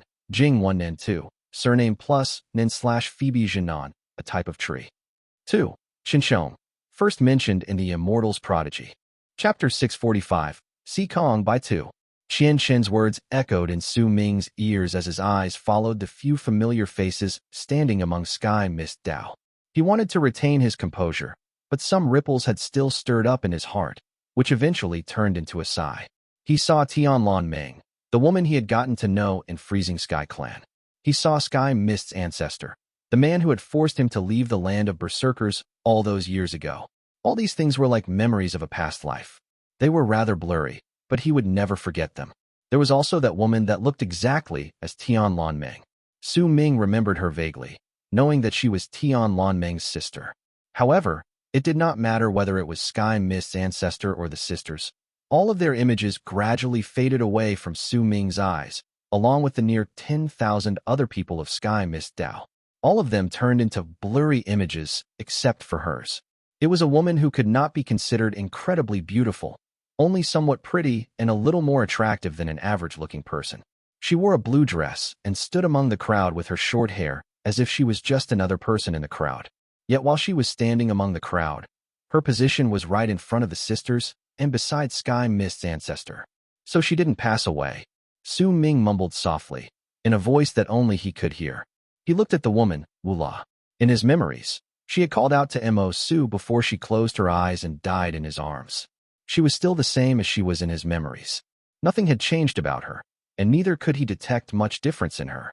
Su Ming closed his eyes, and when he reopened them, he looked towards the old man standing behind Sky Mist's ancestor, right before Wu La, among the 10,000 cultivators from Sky Mist Dao. The old man was of average looks, but the light in his eyes made it seem as if there was lightning circling his eyes, causing no one to be able to look him in the eye. Sky Mist Dao's Zhou Feng. This person was in charge of dealing out punishments when he was in the land of Immortals, Sky Mist Dao. He has killed an endless amount of people, and the murderous aura on him is troublesome even for those in Evil Sect. This person has been appointed the Sect Master in the land of Berserkers Sky Mist Dao, otherwise known as the Grand Sect Elder. I don't know the old man behind him, but the woman beside him is a rare prodigy in the land of Immortals Sky Mist Dao. Her name is Wu Lo. When Chen's voice fell into Su Ming's ears, he looked away silently and turned his gaze towards Evil Dust Sect, who was located not too far away from Evil Spirit Sect on the side of the battlefield belonging to Evil Sect. The first person he saw there was a young man full of pride and whose presence was like the sun itself, as he stood among the Evil Dust Sect. Most of the disciples avoided his spot, causing the place where he stood to be incredibly eye-catching. It was as if he was afraid other people did not know of his status and his position in Evil Dust Sect. He wore an extravagant-looking purple long robe and had fair skin, like that of a white jade. He was incredibly handsome, but the aloof gaze and the arrogance on his face caused him to exude a presence that kept the others away from him. Evil Dust Sect Sikong. Su Ming heard Chen's words, but even if the other had not introduced him, he would still have been able to recognize him with just one glance. After all, this person was the Sea Kong from his memories, the person from Dark Dragon Tribe, a member of the same tribe as Bai Ling. The prideful and arrogant look on his face was the exact same as in Su Ming's memories, and it brought an incredible amount of dislike within his heart at the moment he first saw him. Su Ming moved his gaze and looked towards the most powerful person in Evil Dust Sect. It was also a familiar face, for it was Windstream Tribe's Shurhai, the old man who had taken him to Windstream Mountain. His power in the Great Circle stage and ascendance had allowed him to be one of the 3 apogees, along with Shindong. He stood there with a cold sneer on his lips as he looked at the people from Sky Mist Dao. The killing intent shining in his eyes was already so strong that it was practically surging out of him. Su Ming had saw far too many familiar faces on this day. If his past self from many years ago had been here, then there would have surely been a huge storm raging in his heart at the moment. He would not have been able to calm down, and would have been in a huge state of confusion in the midst of his shock. But Su Ming had already gone through far too many things. He had already found his answers from Bailing and Qinshin. Still, he did not want. He really did not want to find his elder and Lei Chun in the crowd. In the midst of silence, Su Ming closed his eyes. After some time, when a loud roar rang in the sky and the world's might fell on them, he opened his eyes and looked towards the sky to see a sea of blood coming towards them. This was a sea of blood about several hundreds of feet wide, and it was churning as if it possessed life. Some corpses would occasionally show up within it, and they were of men and of women, of young and of old. There were also some babies as well, but all of them were dead. They were all corpses now, and there was no longer any blood within them. They were submerged in the sea of blood and brought to this place. At the instant Su Ming saw those corpses, killing intent shone briefly in his eyes, and a dark, cold look gradually appeared within them. He clenched his fists tightly. His sudden reaction was due to the fact that he had managed to tell that all the corpses came from people that came from Berserker tribes, and there was more than just one tribe among the dead. It was clear to Su Ming that those Berserkers had not died too long ago, and it was also equally apparent to him that Evil Lust Sect had killed all the tribes they saw on their way to this place to form this sea of blood that surged in the sky. This monstrosity was still closing in, and a thick, bloody stench came crashing into everyone's faces before surrounding the entire flatland, refusing to dissipate even after a long time had passed. As the world roared, the sea of blood arrived in the blink of an eye, and once it took a full circle in midair, a strange laughter traveled from within it. Eventually, the sea of blood crumbled with a loud bang and turned into a bloody rain that poured down on the ground. Once a drop fell, it would merge together with others, and as the bloody red light shone in the air, causing everyone's vision to turn blurry, nearly 10,000 people descended beside Evil Dust Sect. The bloody rain that had gathered together rapidly closed in on these people and turned into blood-red long robes on their bodies. The person standing in the lead was an old man with a dark look on his face. He wore a blood-red long robe and held a black wooden staff in his hand. Once he swept his gaze across the area, a bloodthirsty smirk curled up on his lips. Almost all of the Evil Lust Sect members standing behind him spotted the same look. There was also a woman behind him dressed in a red robe. She was incredibly beautiful, but the murderous aura coming from her body gave off an incredibly threatening air. The blood-colored robe on her body and the bright red shade on her lips caused all those who saw her to be unable to tell whether her robes and lips were just dyed in that shade of brilliant red, or whether it was really blood. Evil Lust Sect loves killing and collecting blood the most. Their Grand Sect Elder, Bitu, is one of the 3 apogees, and his power is on par with that of the other 2. But if we talk just about the number of people killed, then he's definitely the one in the lead among the 3. The woman behind him is Baisu, the prodigy who is equal to Wushin and Sikong. This woman has incredibly high potential, and she is one of the prodigies in Evil Lust Sect. She also has an older brother by the name of Baisu. The Su in Baisu's name is pronounced quietly, and as for Baisu's name, both syllables are accented, 1. Her older brother is an evil immortal sect, and is the strongest among all the prodigies in Evil Sect. His potential surpasses that of all the others. He is the person Evil Sect is training and developing in hopes that he would be able to stand up against Justice Heaven Dao's Yu Wang. Qinshin immediately explained. As Su Ming sized up Bitu, a killing intent that was on par with the one he harbored for Tian lit up in his eyes.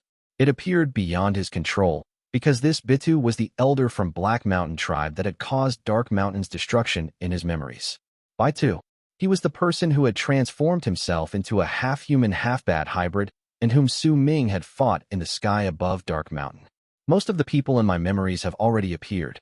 I didn't expect I would be able to see them in the battle between Evil Sect and all the other immortal sects.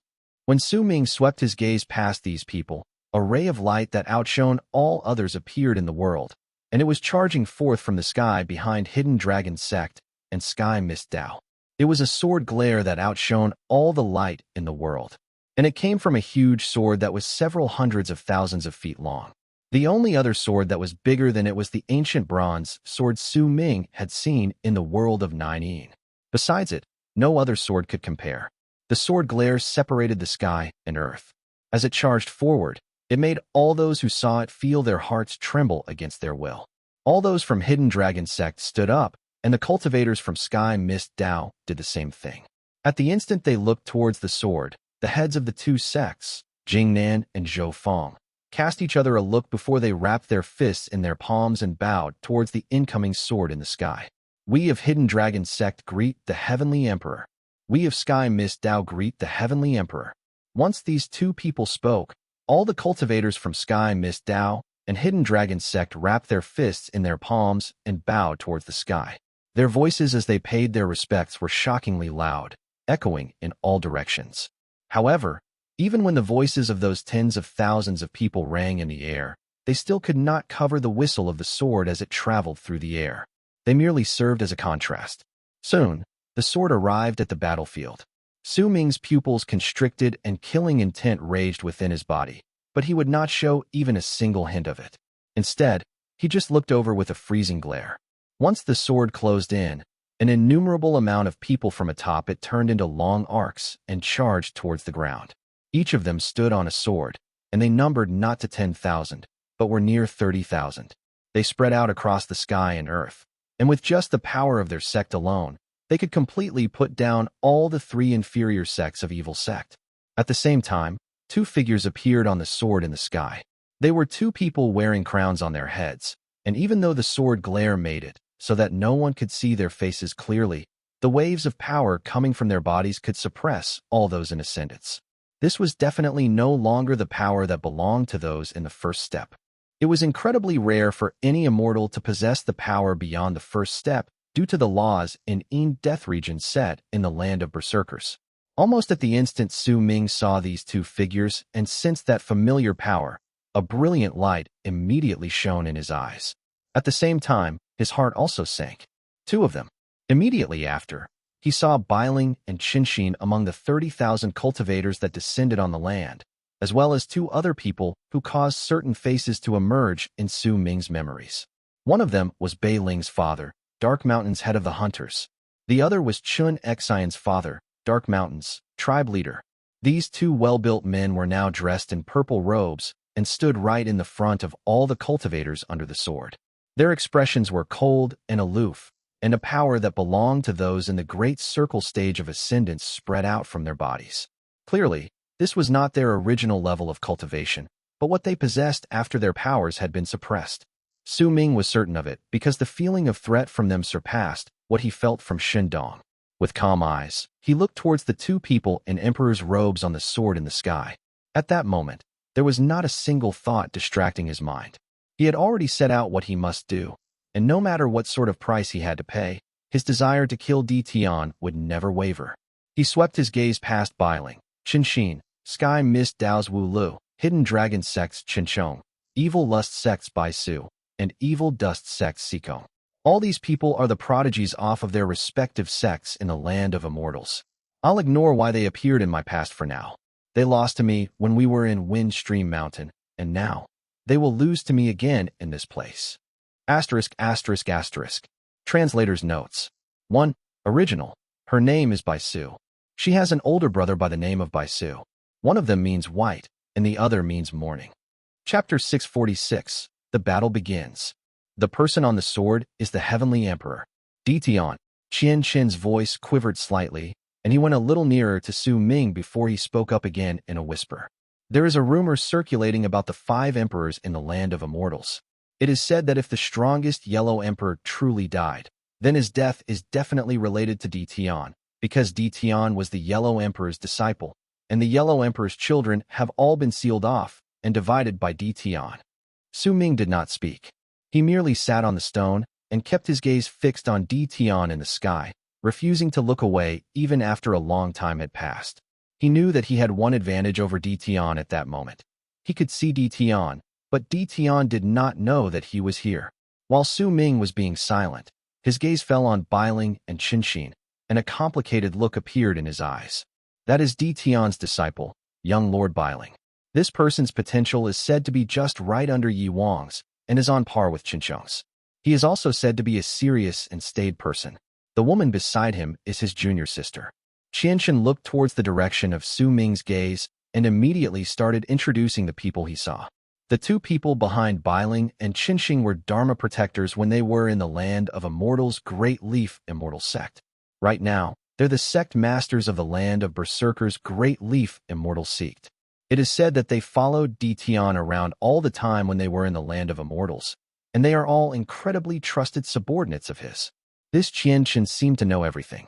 From his mouth alone, Su Ming could already understand the whole world that belonged to the Immortals. Almost at the moment Qinshin finished speaking, rolling black fog immediately appeared out of nowhere in the sky from the direction of Evil Sect. That black fog filled the entire sky, and piercing screeches could be heard coming from within it. The black fog tumbled in the air and looked as if it had covered the whole sky. It seemed endless, for no one could see any light in the distance. This darkness had come incredibly suddenly, along with the piercing screeches that sounded as if they possessed a power to pierce through the soul. It caused almost all the people in the land where Immortals descended to feel their hearts shudder.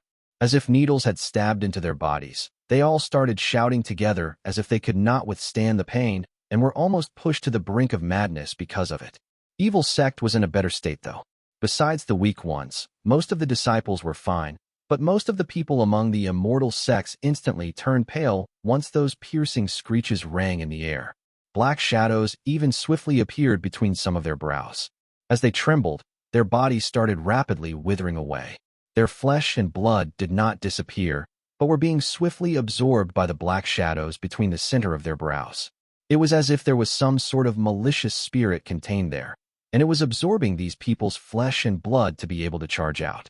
Almost at the moment these Immortals could no longer bear with the piercing screeches, a cold harumph echoed in the sky, and once it fell into everyone's ears, they felt as if they were listening to a sword humming. It sounded as if there was a sword crashing against stone and metal, and it was a clear sound that exuded a biting, chilling air.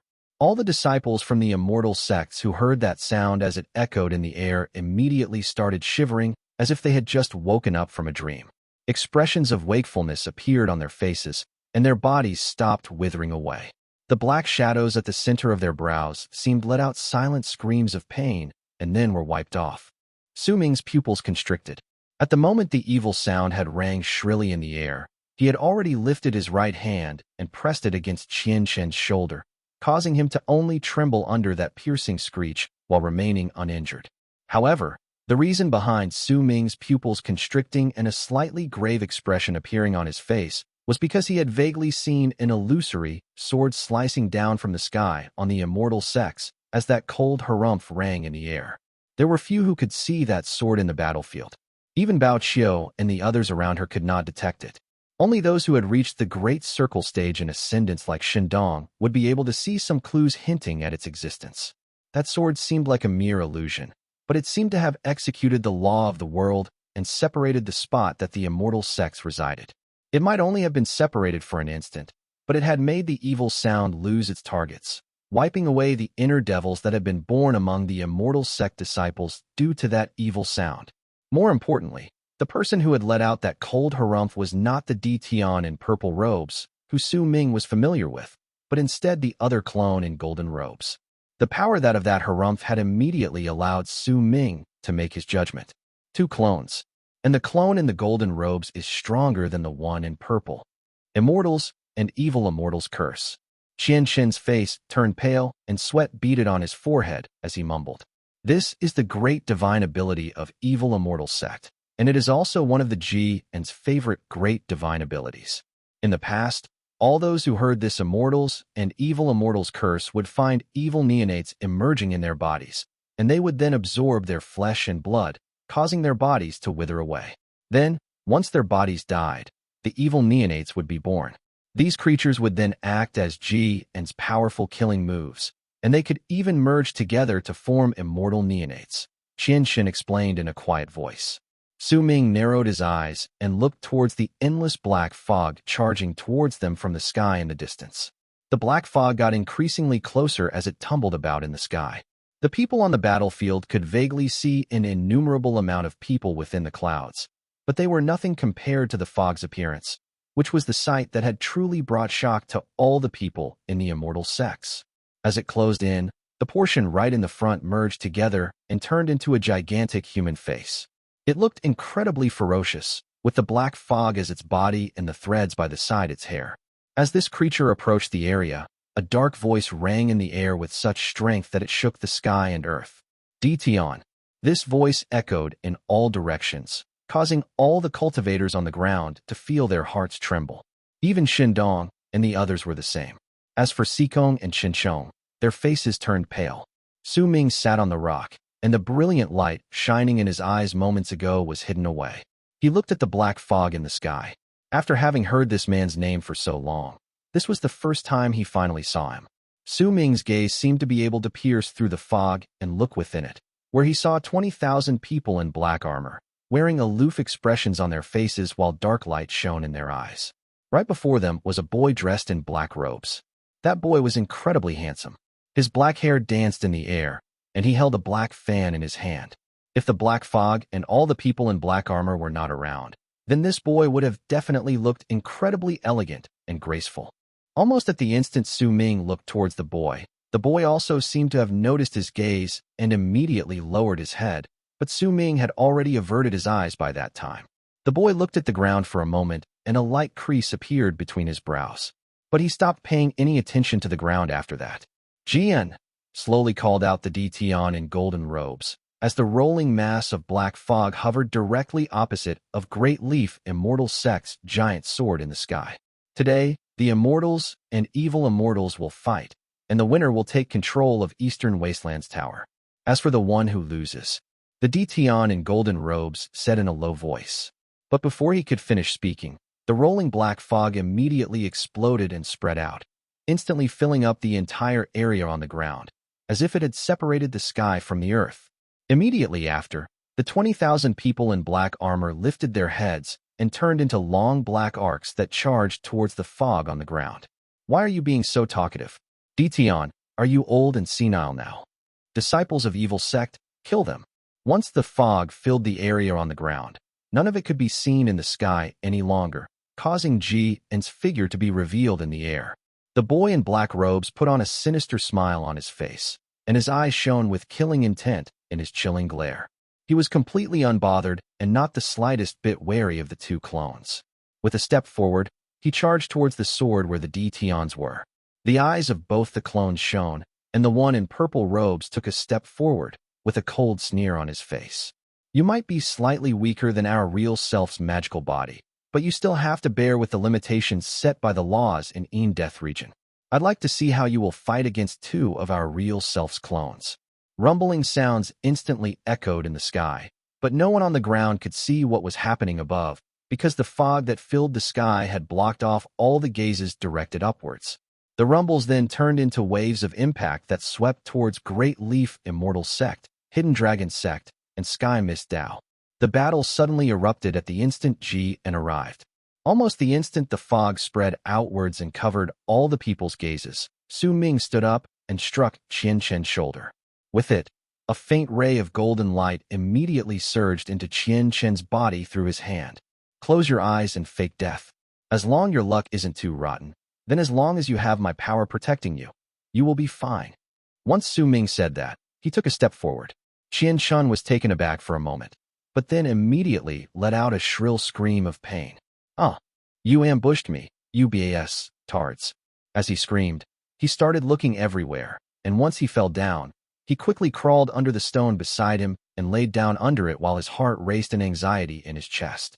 Su Ming moved like a ghost. As he charged forward, he moved about in the fog. He did not immediately rush out, but instead spread his divine sense outwards.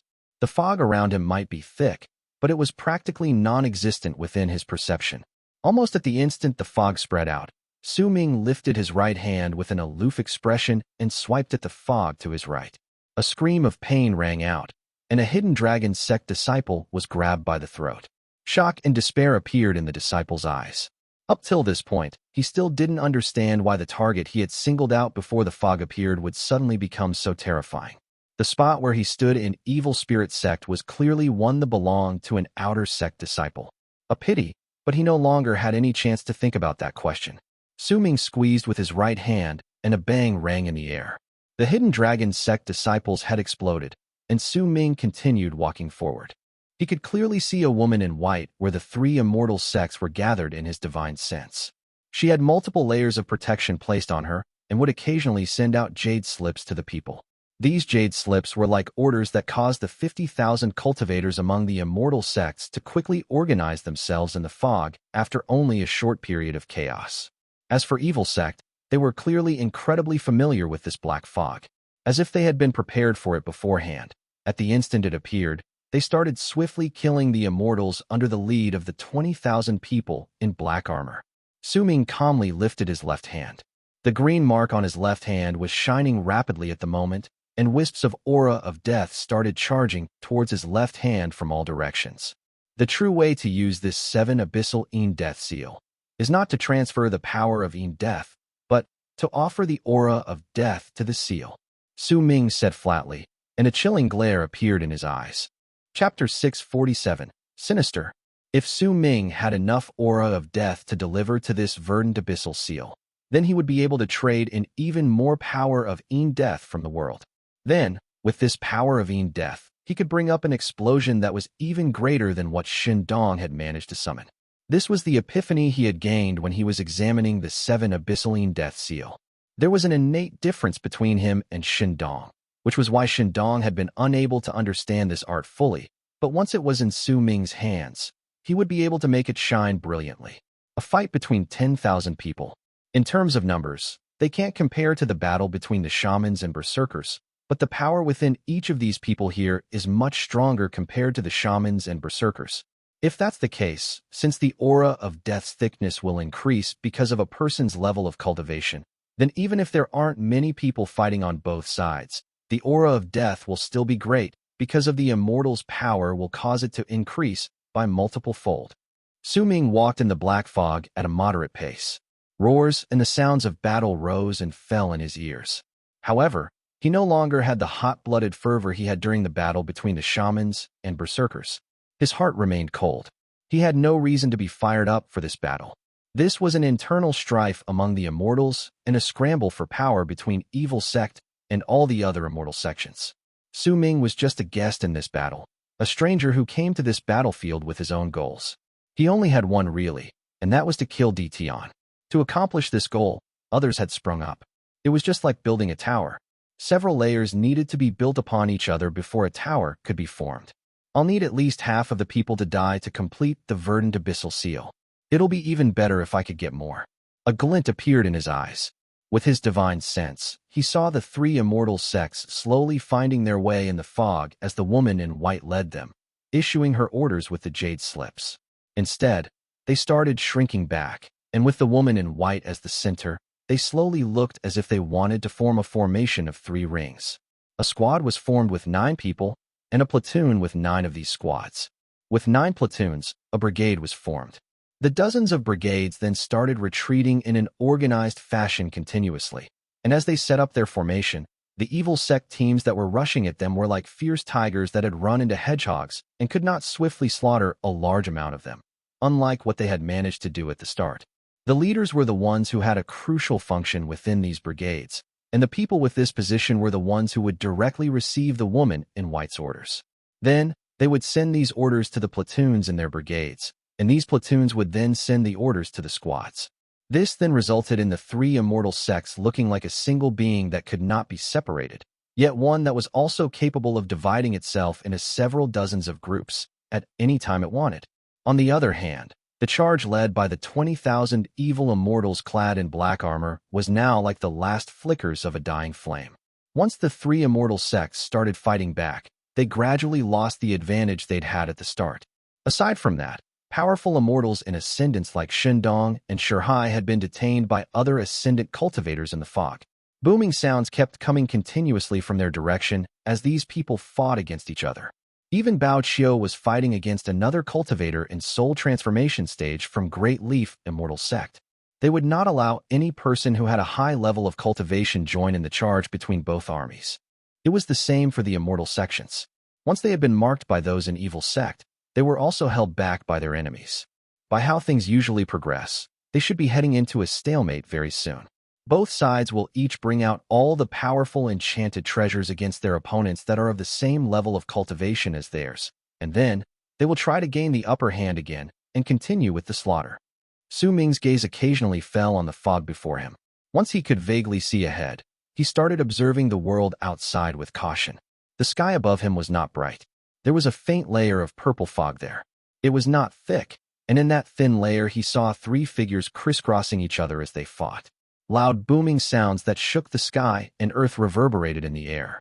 The ripples coming from the rune above these 3 people were becoming stronger, and it seemed that new immortals would descend to the land before long. I can't afford to wait for such a long time.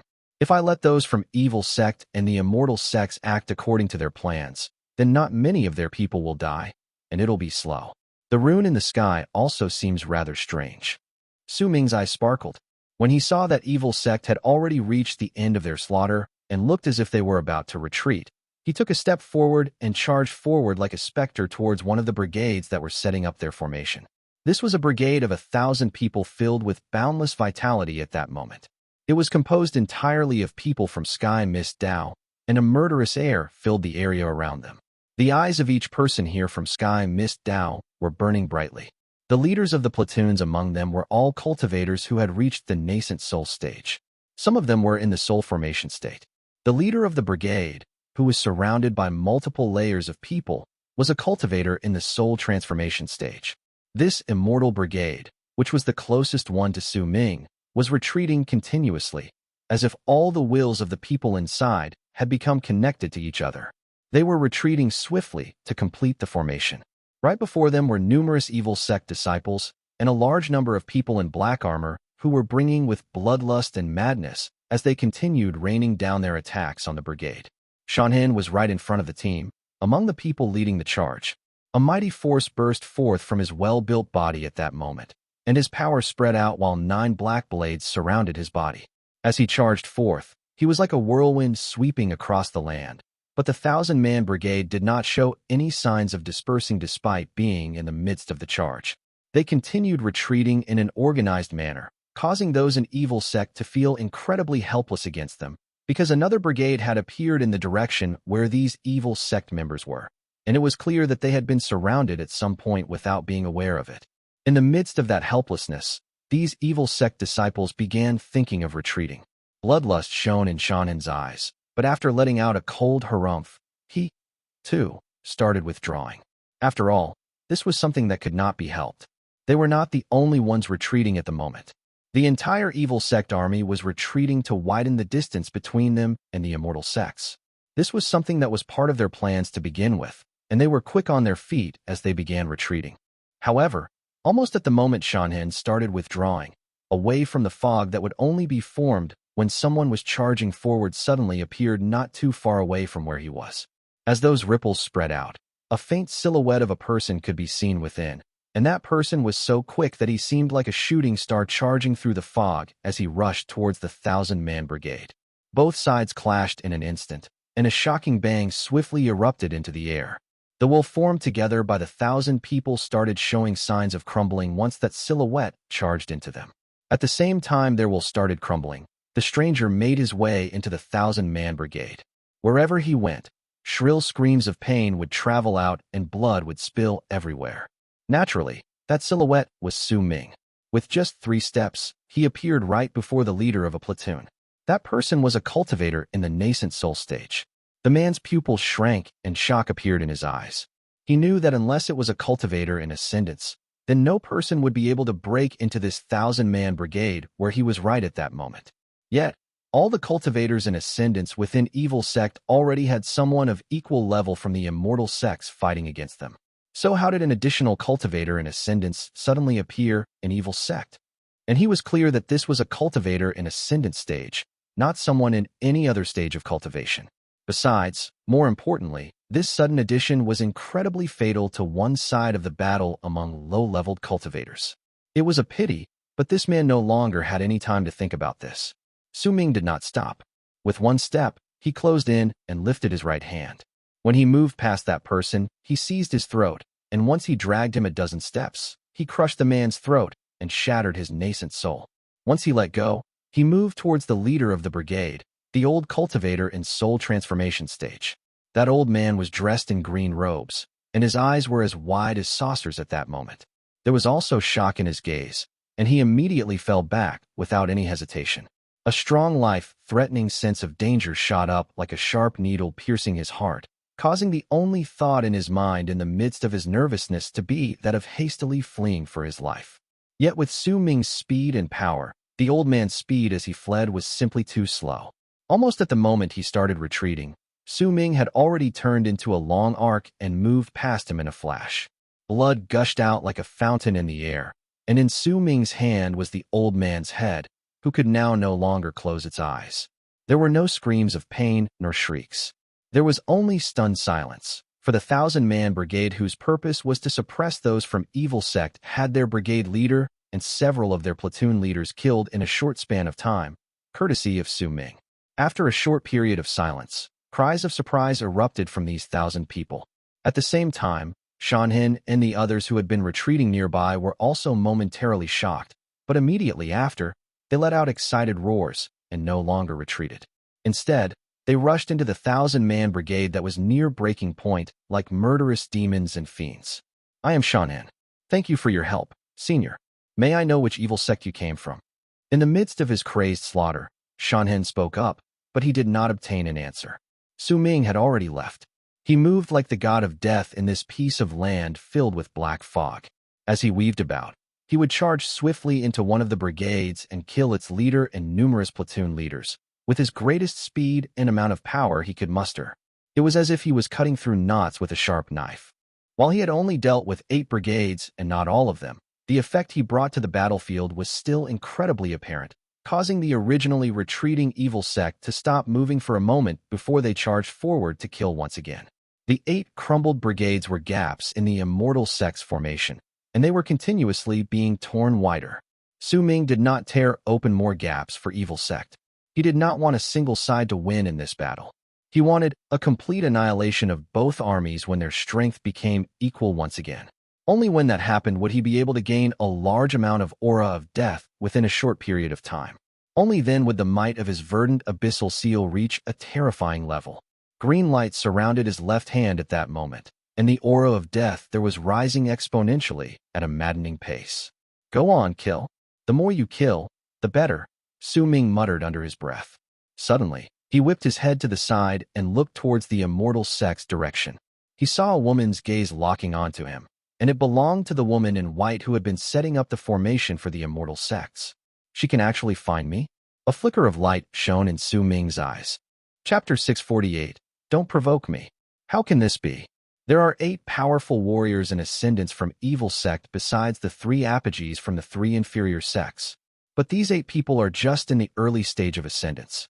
From the information we received, one of them died in Thousand River Valley, so there should only be 10 people from evil sect that are in ascendance. We already sent people to handle these 10, and by the looks of it, all of them are still held back by our plans. So who is the new one who appeared? There were some old men standing beside the woman in white behind the multiple layers of protection created by those in the Immortal sections. These old men's faces were filled with shock, and they were all speaking out of surprise. They might be standing in a circle, but none of them possessed the power of ascendance.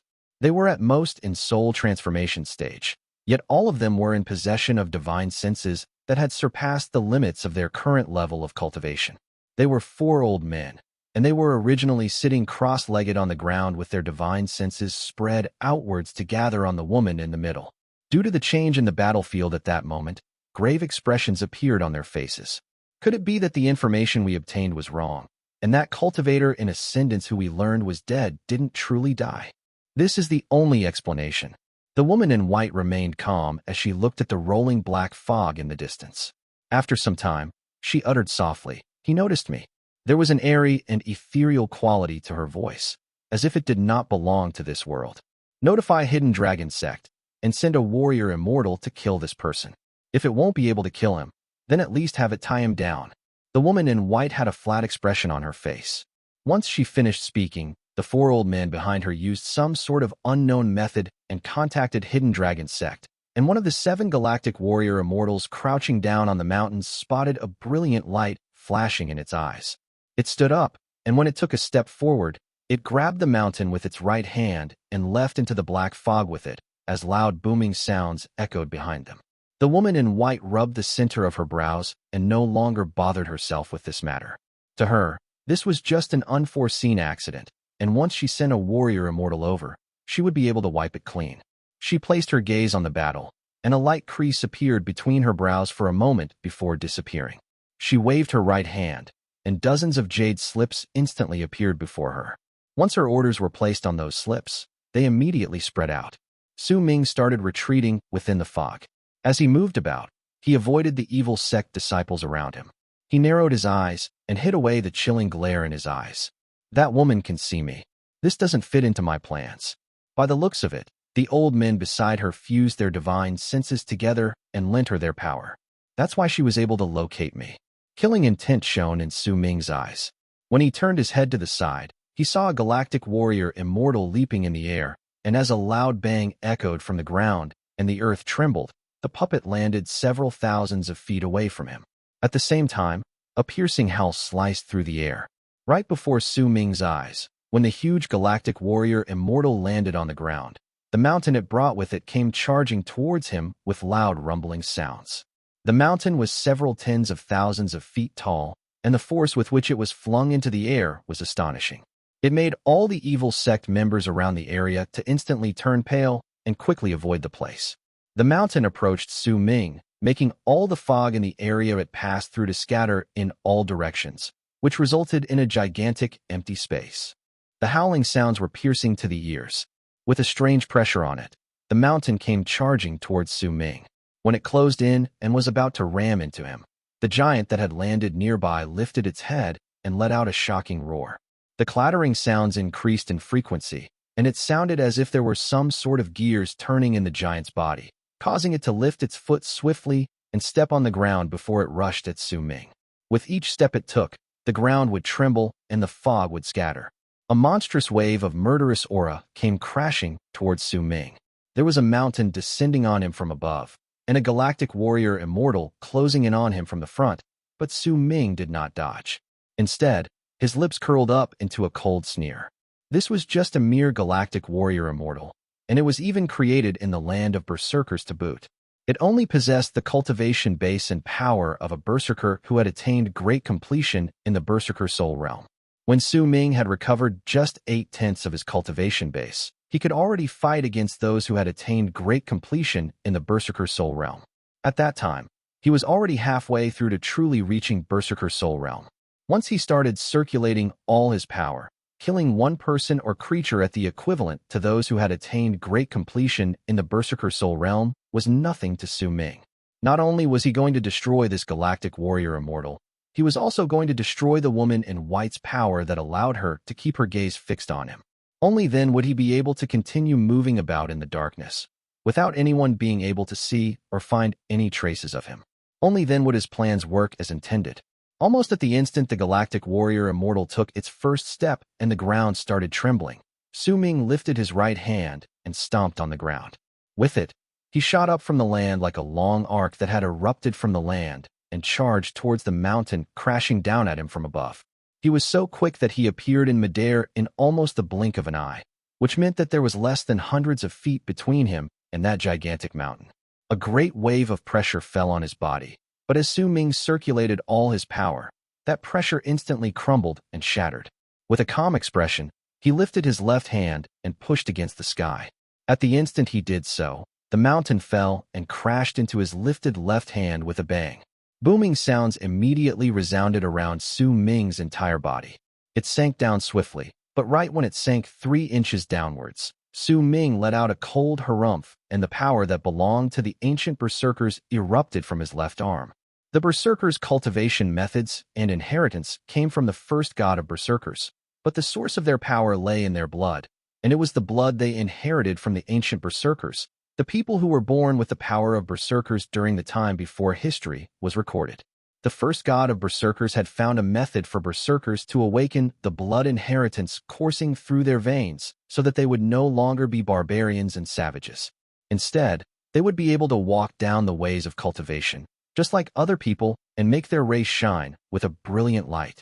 A normal Berserker had very little of that ancient blood flowing through their bodies. Only when they reached the bone sacrifice realm would they be able to gather up power and form the spine that belonged to the ancient Berserkers, who were also the true Berserkers. At that point, they would be in possession of extraordinary power. Yet when it came to Sowing, he had turned all the bones in his body and even his flesh as well as his blood into those of a true Berserker. It could be said that his body was already like those of the ancient Berserkers that existed before the recorded history. This was something that even the first god of Berserkers had been unable to do when he made this cultivation system. That was why, as of then, what right did this puny mountain have to try and crush Sowing's body? When the power of the ancient Berserkers erupted from Sowing's left arm, the mountain was forced to a stop in midair with just one hand. Sowing was barely noticeable under that 10,000 feet tall mountain, but he, who was seemingly unnoticeable and insignificant, was holding the entire mountain with just his left hand. He spun his body slightly, causing the mountain to shift to his right hand, and then he threw it swiftly towards the spot where the woman in white was surrounded by the numerous Immortals. Piercing howls that shook the sky and earth rang in the air, and the mountain charged straight towards the woman in white, while loud rumbling sounds shot up into the sky. This scene was incredibly shocking, and before the woman in white had time to react to what was happening, Sowing had lowered his head swiftly. A sneer revealed itself on his face, and killing intent shone in his eyes when he charged down towards the ground. He was so quick that before anyone could see what was happening, he had already completed the entire process of descending from midair to the ground. When he appeared there, he took a huge step forward and appeared right before the galactic warrior Immortal that was roaring ferociously. One punch. Sowing's abrupt appearance was as if he had forced his way into the empty space before the galactic warrior Immortal. When he appeared, his body still remaining as an indistinct blur, his fist landed on the galactic warrior Immortal's body with a loud bang. Loud booming sounds shook the world, and even the powerful Immortals in Ascendance who were fighting against each other in the fog felt their hearts shake. But they did not have any time to take a look at the source of the tremors. They were all fighting, and could not afford to be distracted. With that one punch, the light within the galactic warrior Immortal's eyes instantly vanished, and cracks started spreading rapidly throughout its body from the spot where Sowing's fist had landed on its chest. In a span of a breath, the gigantic galactic warrior Immortal shattered into pieces with a bang, turning into a large amount of torn pieces and gears that tumbled backwards. At that moment, Sowing's body was fully revealed in the air. He took a step forward, and with a piercing screech that signaled of the air being sliced apart, he shot through the crumbling galactic warrior Immortal and flew into midair. He was fast, so fast that when he was done killing the giant, the mountain he had tossed from midair was still charging down its trajectory and hadn't yet fallen to the ground. In a flash, Sowing caught up to the mountain and swiftly landed on its top. As the mountain charged forward, his image as he stood there became the center of attention for all those who saw him, and dazed expressions appeared on their faces. The person on the mountain had long robes that danced in the air and long hair that moved with the wind, and it was an image that filled the stranger with an indefinable, elegant air. It was a pity that there were not many people who were paying attention to Sowing at that moment. The place was filled with fog that had caused even the divine senses of everyone to be slightly blocked off, making it seem as if it sealed off all the people's gazes. However, there were still people who managed to see the sight. The woman in white's pupils shrank, and an incredibly rare expression of intense solemnity appeared on her face. In fact, her breathing had even paused for a moment. The four old men beside her could no longer find it in themselves to remain seated. All of them stood up and looked towards the sky as they sucked in sharp breaths. Their faces were filled with shock and astonishment. He killed a galactic warrior Immortal with just one punch. Who is he? When did such a powerful person appear in Evil Sect? Why didn't we receive any information about him? A glint appeared in the woman in white's long and narrow eyes. When she lifted her right hand, the four old men immediately formed a seal with their hands. Immediately, Their divine senses joined together and surged into the woman's body. She swiftly widened her eyes, and her divine sense immediately grew several times in size. As if it had gained physical form, it charged towards the incoming mountain, as well as towards Su Ming, who was standing elegantly on its top. A loud bang shot into the air, and it turned into an endless amount of echoes. Once the mountain crashed into the woman's powerful divine sense, it instantly shattered into pieces and crumbled apart. A large amount of broken stone pieces shot outward, and for a time, it looked as if female deities were throwing down petals from heaven. It was a dazzling sight to behold. Once the woman in white cut off Su Ming's charge, exhaustion appeared on her face, but immediately after, her expression changed drastically. Something's not right. The mountain was destroyed too easily. Once that thought appeared in her heart, she whipped her head around and saw a shadow flashing past two of the four old men behind her. Then, their heads were separated from their bodies, and shock appeared in their eyes as their heads flew into the air. That shadow was originally going to disappear, but it stopped for a moment and turned its head around to look towards her. It opened its mouth and moved its lips, but no sound appeared. Neither were there any thoughts sent to her. He didn't come to kill me. He just wanted to destroy the support I had that allowed me to cast that divine ability to keep my gaze on him. The woman in white's face turned pale, and she staggered a few steps backwards. There were multiple layers of immortals surrounding her, yet none of them had noticed anything. This made a chill creep through her entire body despite the fact that she was surrounded by a crowd. "Don't provoke me, huh?" The woman bit her lip. She had been able to understand the words Su Ming had mouthed before he left. Chapter 649. The person from Great Leaf Immortal Sect. Su Ming left. No one could stop his arrival, and neither could anyone stop his departure.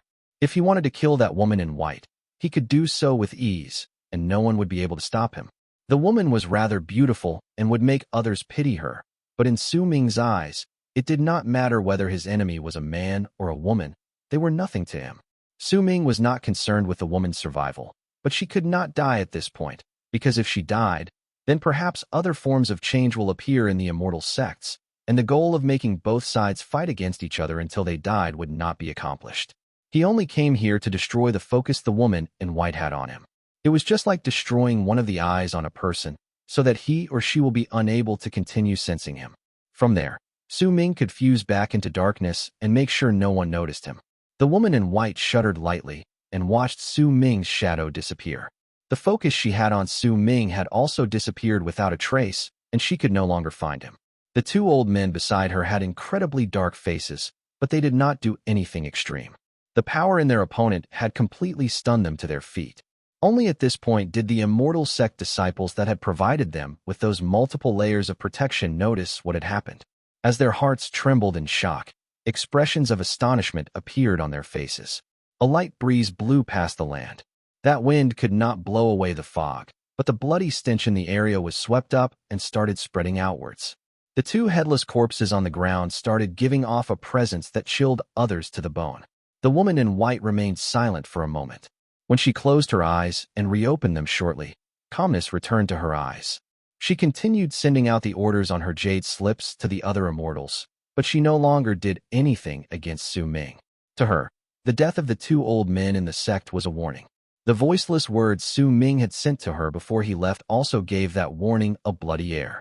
If she continued provoking him, then the ones who would die next would be her and the remaining two old men. She was not a part of the three sects and was only invited here to organize this battle. She had no reason to give up her life for this. As Su Ming left, the sounds of battle continued reverberating in the air and grew more intense as time went by. There were few who could see Su Ming's actions due to the fog. Even if they did notice it, they would still lose track of Su Ming's presence as Su Ming hid himself away from the fog once again. At that moment, Su Ming stood on one of the corners of the battlefield. Fog surrounded him, and with an aloof expression on his face, he spread out his divine sense and watched the changes in the battlefield. The Verdant Abyssal seal on his left hand was absorbing all the aura of death coming swiftly towards him from all directions. Screams of pain and booming sounds crisscrossed with each other and reverberated in the air throughout the entire battlefield. The battle between both sides were intense, and there seemed to be no end to it. The evil sect's charge in the start and Su Ming's attack had caused the immortal sects to remain on passive, and this had caused them to pay an incredibly large price. Most of those who died were the disciples from the immortal sects. However, once the woman in white fell into a brief moment of silence and started sending off her orders again, Suming noticed something different in the corner of the battlefield. He saw a change. He saw the brigades in the immortal sects suddenly change. They were no longer brigades formed of 1,000 people, but were brigades formed of 3,000 people. Once they fused together, they seemed to have formed a new formation, causing the momentum of the battlefield to abruptly change. And once the brigades that had lost their leaders fused together with the others, they turned into a fan-shaped formation and started retreating. In Suming's eyes, the actions of several tens of thousands of people doing such a thing was an incredibly grand thing. As the ground continued shaking and rumbling, Suming's eyes immediately started shining when he saw the Immortals doing such a thing. There has been quite a lot of deaths in the immortal sects. Now it's evil sect's turn. Suming did not want any side to obtain a kill count that would decide the tide of the battle, or else there would not be too many people who died at the end. He wanted both sides to suffer huge losses and wanted both evil sect and the immortal sects to be completely annihilated. A cold smirk appeared at the corners of his lips. With one step, Suming moved, and he immediately began swimming about in the fog. There were a few evil dust sect disciples not too far away from him. All of them were surrounded by sandstorms, and they were all charging towards the immortal sect brigades in the distance. But as Suming closed in and a loud rumble rang in the air, those sandstorms collapsed. The evil sect disciples within them widened their eyes. A bloody hole appeared at the center of their brows. A cold shadow from the fog in the distance also appeared in their eyes before it swiftly disappeared. He stopped the charge from evil sect and gave a chance for those in the immortal sects to change from being on the passive to taking the lead in the attack. Suming believed that even if the people from those immortal sects would be hesitant and doubtful, they would still walk down the path for the plan he had after having so many of their own die. At that moment, Suming moved about the fog at an extremely fast pace. He lifted his right hand and seized a completely evil lust sect disciple charging past him while roaring in bloodthirst, completely unaware of his presence. At the moment he was taken aback, Suming had already pressed his right hand on the top of that person's skull. He did not kill him, but that evil lust sect disciple started trembling viciously. A dead look appeared in his eyes, and veins started popping up on his face, as if he was suffering through an unimaginable pain. But he could not make a single sound.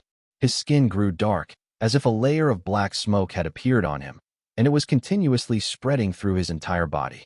With the person in hand, Suming started moving through the fog like the wind. Wherever he went, Suming would not hesitate even a single bit and point towards all the evil sect disciples he met on the way. All those people from evil sect who he touched with the tip of his fingertips would shudder, and their life force would immediately leave their bodies before they breathed their last. The limitation on their power caused all the people Suming killed to have no possibility of defending themselves against his attacks.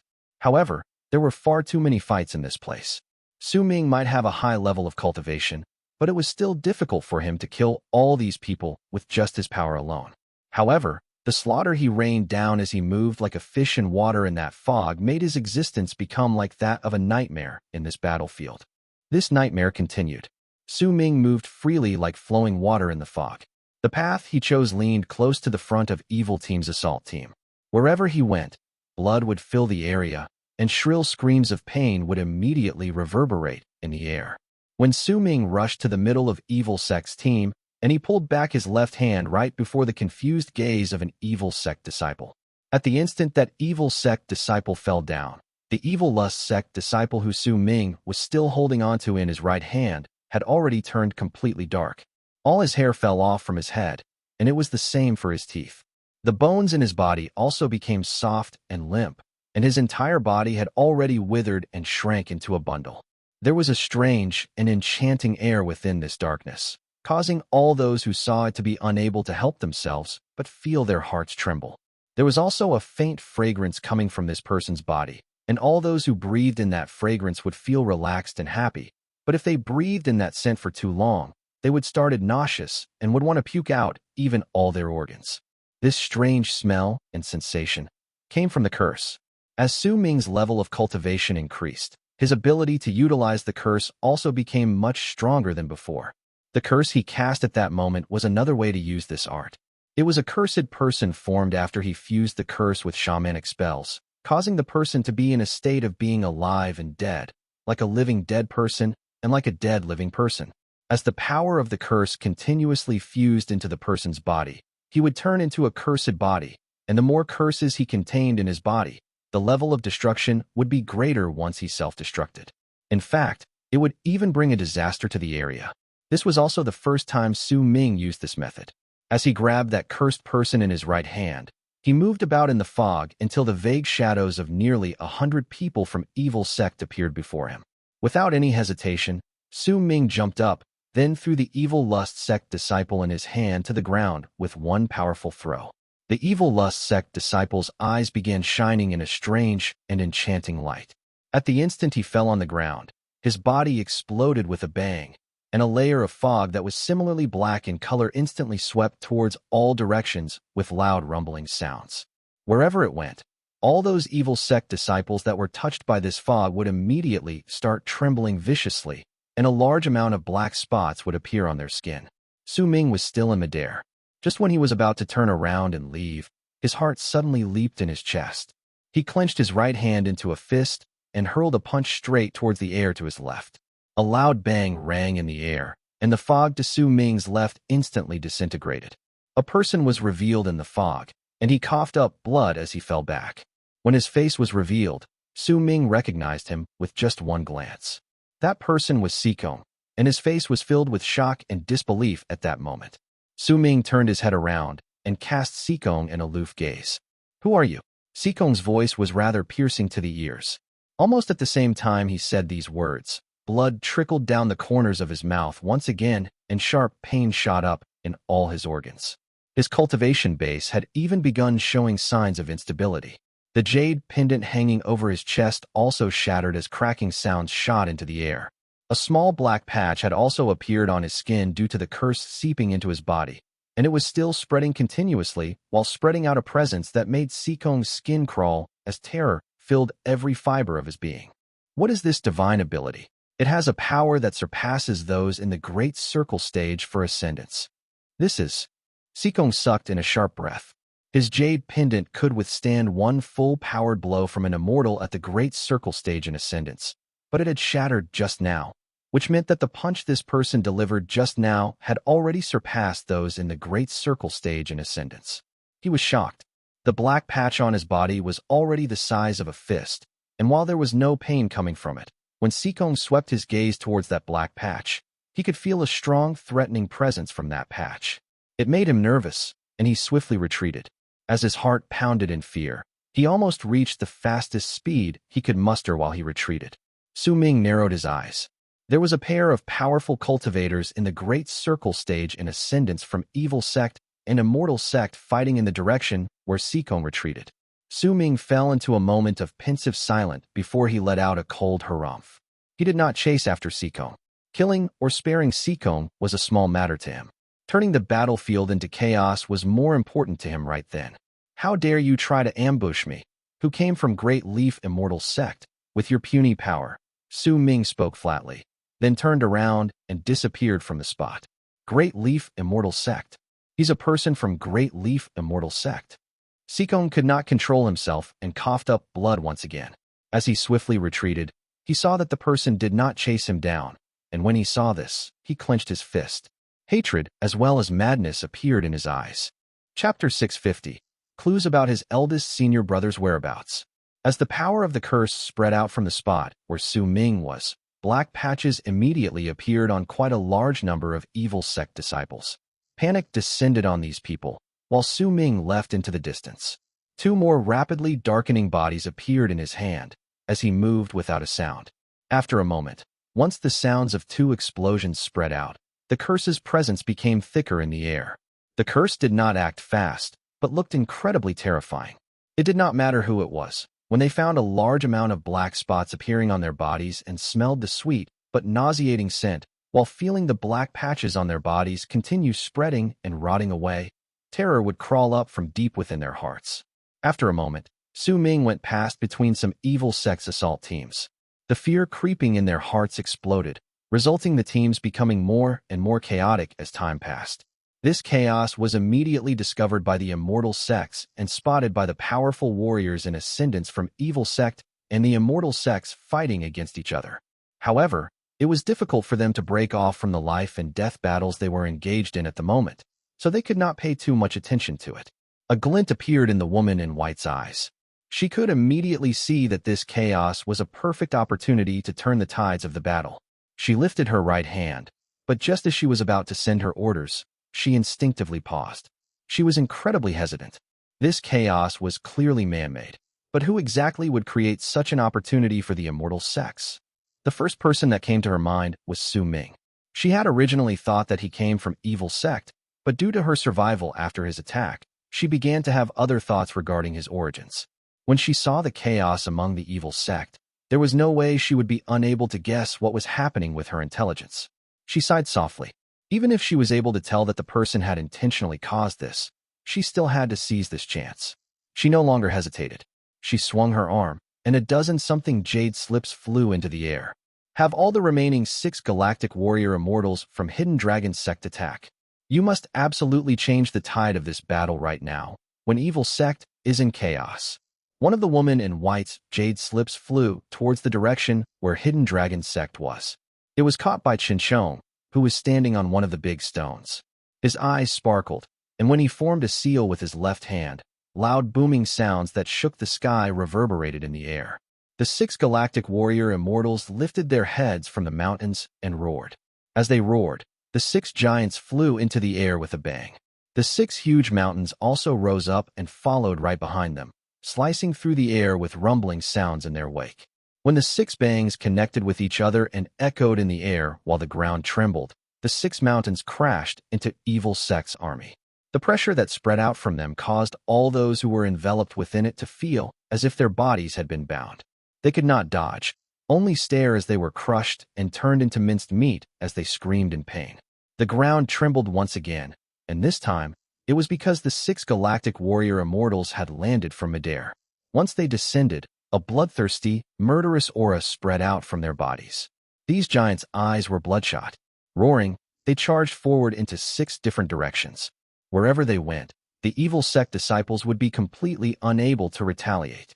From the giants' mad charge, these disciples would usually either have their bodies broken or be ripped apart and tossed away once grabbed.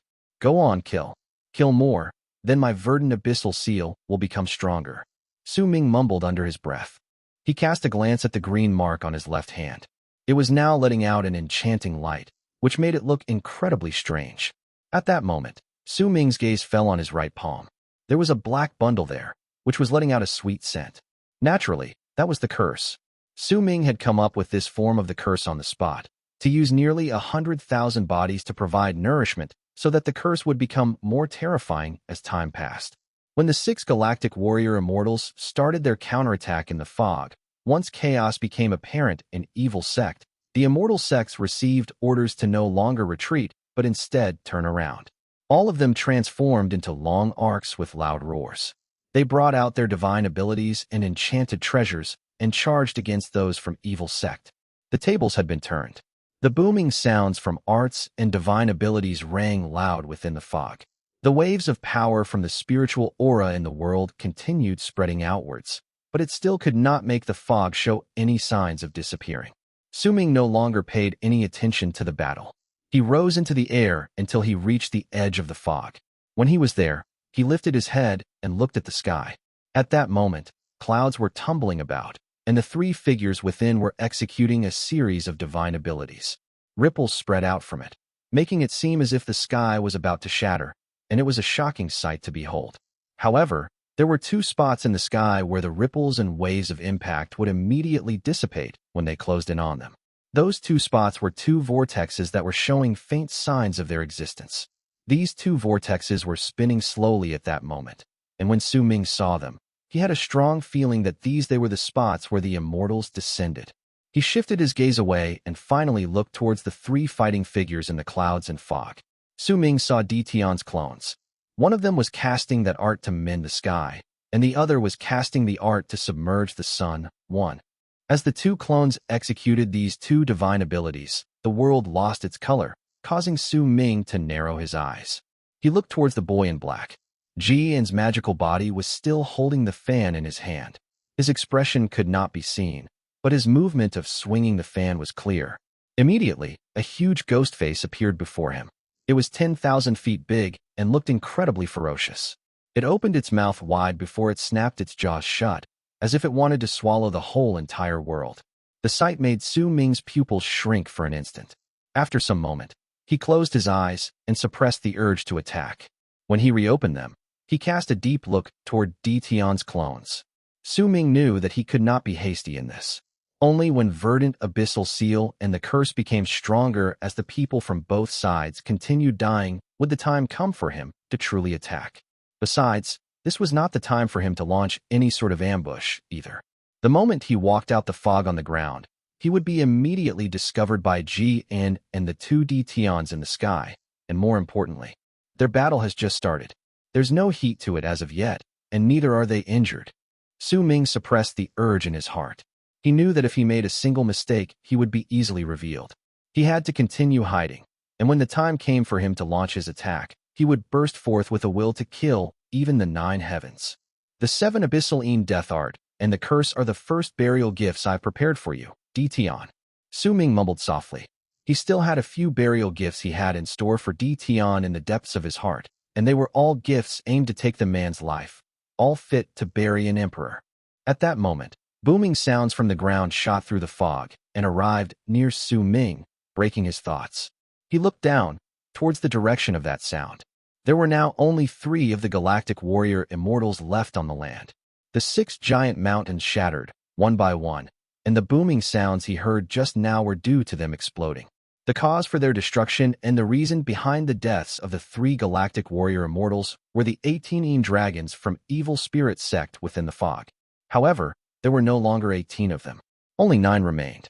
These still alive dragons roared and swept through the land within the fog, charging straight towards the last 3 galactic warrior Immortals. Most of the evil sect disciples had already recovered from the chaos, and the ones who were injured were sent to the rear. The main body then organized itself into a formation with those from evil immortal sect, clad in black armor, right at the front, those from evil lust sect in the middle, those from evil dust sect to their left, and those from evil spirit sect to their right. They were fighting against the immortal sects in the land where they descended. Su Ming saw Chong, Shanhen, Baisu, Bailing, and Xinshin in different locations within the fog fighting against their enemies. He also saw the Tianlan sisters, as well as the woman who he knew as Wu La and Wu Lo. They were all in the fog, and as booming sounds rang from both sides, each of these people showed off their brilliance. They were prodigies and geniuses of their sections. Even among the crowds, their talents still shone brilliantly, causing all those who saw them to be able to see their breathtaking abilities. They were either skilled with runes, or with divine abilities, or with seals, or were in possession of shocking arts, or were skilled in laying out defenses. They had all sorts of abilities, and Su Ming was able to tell them apart with just one glance. Besides them, Su Ming also saw the evil immortal sect members clad in the black armor while he was in the sky. One of those people positioned near the front line of the army hurled his fist against the ground, causing it to tremble and explode. The earth gathered together into an earth sword before it went rushing towards the immortals before it. That cultivator in black armor let out a shrill roar towards the sky and yanked off his helmet, revealing long black hair that danced in the air. It was a man, and he looked incredibly similar to evil lust sect's Baisu. However, the hard lines of a man on his face let Su Ming know that he had the exact same face as Baisu in his memories. He was the Baisu from evil immortal sect, the person Chen had mentioned earlier. But that was not all. What made Su Ming feel anguish was that he saw an old man standing to Baisu's left among the cultivators clad in black armor. There was no way Su Ming would forget that old man's face. It was Nan Song too. There was also an old woman to Baisu's right. Su Ming still remembered her. She was Bai Ling's grandma and Dark Dragon tribe's elder, Lu Su. It doesn't matter whether they are real or fake. Su Ming closed his eyes and sucked in a deep breath. When he reopened his eyes, he quelled the emotions in his heart. At that moment, a voice that echoed throughout the battlefield appeared from the immortal sect's side. Bring out Sky Mist's battle corpses. At the instant that voice traveled through the entire battlefield, 9 shooting stars appeared out of nowhere from the direction where Sky Mist Dao was located. With a shocking boom, they charged towards the battlefield, and they were so quick that they closed in on the war zone in the blink of an eye. Loud rumbling sounds shot up into the air, and the 9 shooting stars disappeared. Instead, nearly 100 shadows appeared in the battlefield. There were 99 of them, and all 99 of these shadows exuded a powerful presence that belonged to shamans. And one of them made Su Ming's head roar right at the instant he saw them. That shadow served under his eldest senior brother, and he was the bald man who had fought with Su Ming in Phantom Deist tribe in the past. *****. Translator's notes. 1. These arts appeared in Berserker tribe's sacred vessel. 2. Nan Song, the old man who had teased Su Ming when he was about to go into the herbal storage in Dark Mountain tribe. Later on helped during Dark Mountain tribe's migration and died during the last stand. Chapter 651. Is it a coincidence? It's him. Su Ming froze for a moment, and his breathing quickened. His gaze was fixed on the bald shadow. He could see the empty look in his eyes, as if he had lost his soul. Right then, he was only a walking corpse. However, the presence that belonged to a shaman had not diminished on him. Instead, it had become stronger. He seemed to have reached the bone sacrifice realm. But there was something different about him as well, and that difference caused Su Ming to immediately look at the shadows around the bald man. Each of those shadows was similar. They were filled with the presence of shamans, which was incredibly thick, and because of it attracted a large amount of attention from those in the battlefield. It was like a stone had been thrown into a lake, bringing up a large amount of splashes and ripples in its wake. All of these are eldest senior brothers, 300 shaman souls. By the looks of it, their minds are being controlled now. If that is the case, then eldest senior brother is. In silence, Su Ming whipped his head towards Sky Mist Dao, and killing intent shone in his eyes. This was an incredibly important clue to Su Ming, a clue that would help him find his eldest senior brother. Almost at the instant the 99 shamans appeared, their presence erupted from their bodies and they charged into the distance.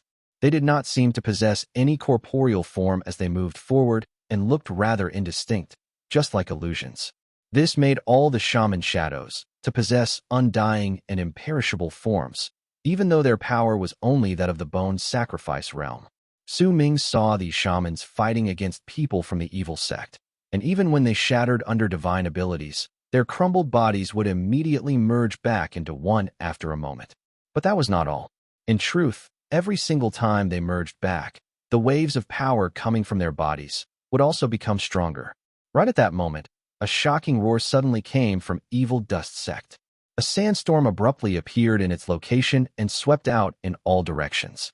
It might not be able to move the black fog on the land, but it managed to gather up a large amount of dust and earth to form 3 huge dark turtles. These 3 dark turtles were the color of earth. Once they appeared, they let out roaring sounds and charged forward. There was a person standing on each of the 3 dark turtles' heads. These 3 people wore yellowish-brown long robes, and their bodies swayed along with their ride's movements. Almost at the moment the dark turtles leaped up from the ground, the 3 people immediately formed seals with their right hands and lifted their left hands and swung them in the air before themselves. With it, 9 yellow pieces of paper were immediately tossed out. There were no runic symbols drawn on these yellow papers, but they had instead 9 young boys drawn on them. Let the Emperor clear the path, let Heaven's Howler, one destroy everything. Let the dust stallions become the steads, to bring forth the bodies for the 9 beings. Once the strange words tumbled out of the mouths of the 3 people, the 9 yellow pieces of paper immediately started burning. As they burned, piercing howls came from the fires, and 9 boys appeared, tearing through the flames to emerge into the world. Once they came out, they immediately let out a shrill scream towards the sky and charged towards the shaman warrior souls. The entire battlefield was immersed in the battle between enchanted treasures. All of the sects possessed incredibly destructive enchanted treasures. As they continued fighting against each other, they started bringing all these items to the table. Su Ming still remained silent in midair. Most of the time, his gaze would go over towards the shaman warrior souls, and during those times, he would have to suppress his urge to save them. Su Ming sucked in a deep breath. He had more important things to do at the moment, and that was to kill Tian. Before he managed to do this, he could not attack too frequently, or else he would attract the attention of Tians in the sky, and then he would have to pay with his life. The number of deaths on the ground continued increasing.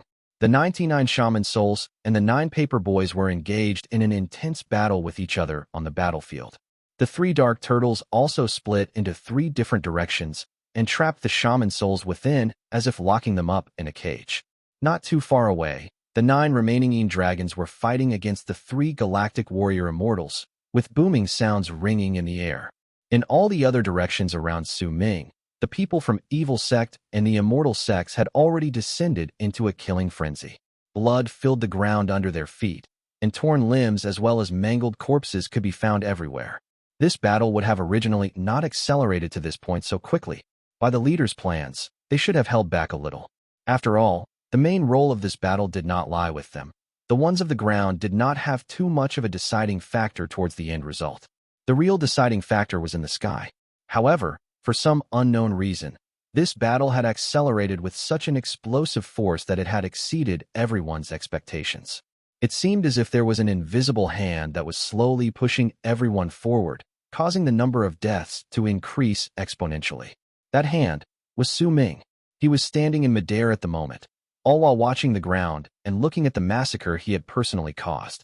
His eyes were aloof, and the green light on his left hand shone brighter than before. The power of the curse in his right hand also grew stronger. Kill them. The more you kill, the greater my chances to kill Tian will be, Sowing mumbled.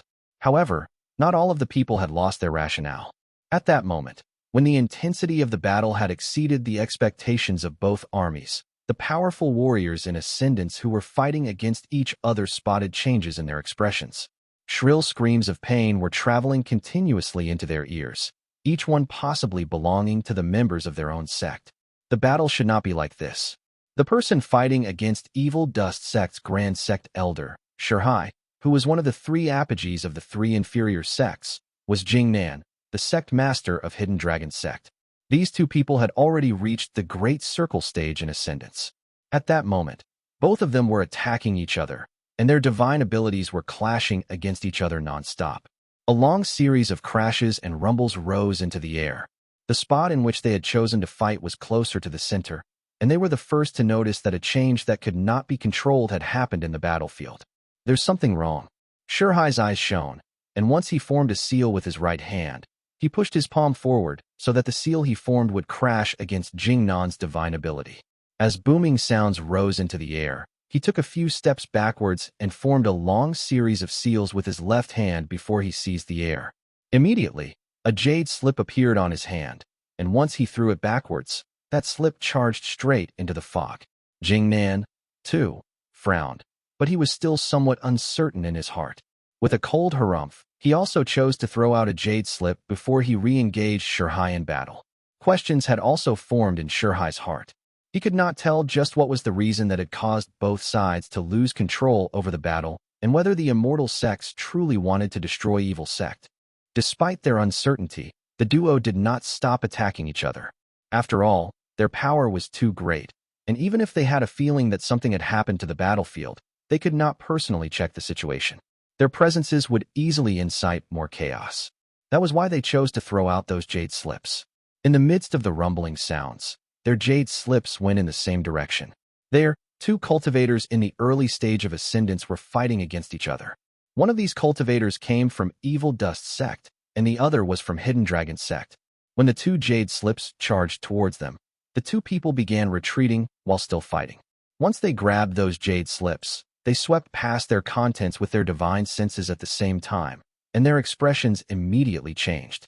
These 2 people cast each other a glance that was still filled with killing intent, and without exchanging a single word, they stopped attacking and swiftly left in 2 different directions. Sowing saw this scene clearly from the sky. A freezing glare shone in his eyes, and he disappeared without a single sound, turning into a dark shadow that charged through the fog. His target was that Hidden Dragon Sect cultivator in the early stage of ascendance. That person was incredibly quick, and he was rushing towards the Immortal sect's base. He had received Jingnan's orders to check what was wrong within the battlefield. Yet before that person managed to close in on the base, his pupil shrank, and he came to an abrupt halt. Right before his eyes, Sowing walked out from the fog in front of him, then turned into a shadow that closed in on him in an instant. Booming sounds immediately rose within the fog. They were incredibly powerful, but lasted for only 10 breaths before Su Ming walked out. In his hand, he held a head, and right behind him, the headless corpse of that cultivator in the early stage in ascendance was slowly falling down. Su Ming seized it through the air, and it flew up on its own, following him. Su Ming's expression was cold and dark. While holding the head, he moved into the fog. This time, his target was the Ascendance cultivator from Evil Sect. But before that, Su Ming had his own plans. With a single move, he disappeared into the fog.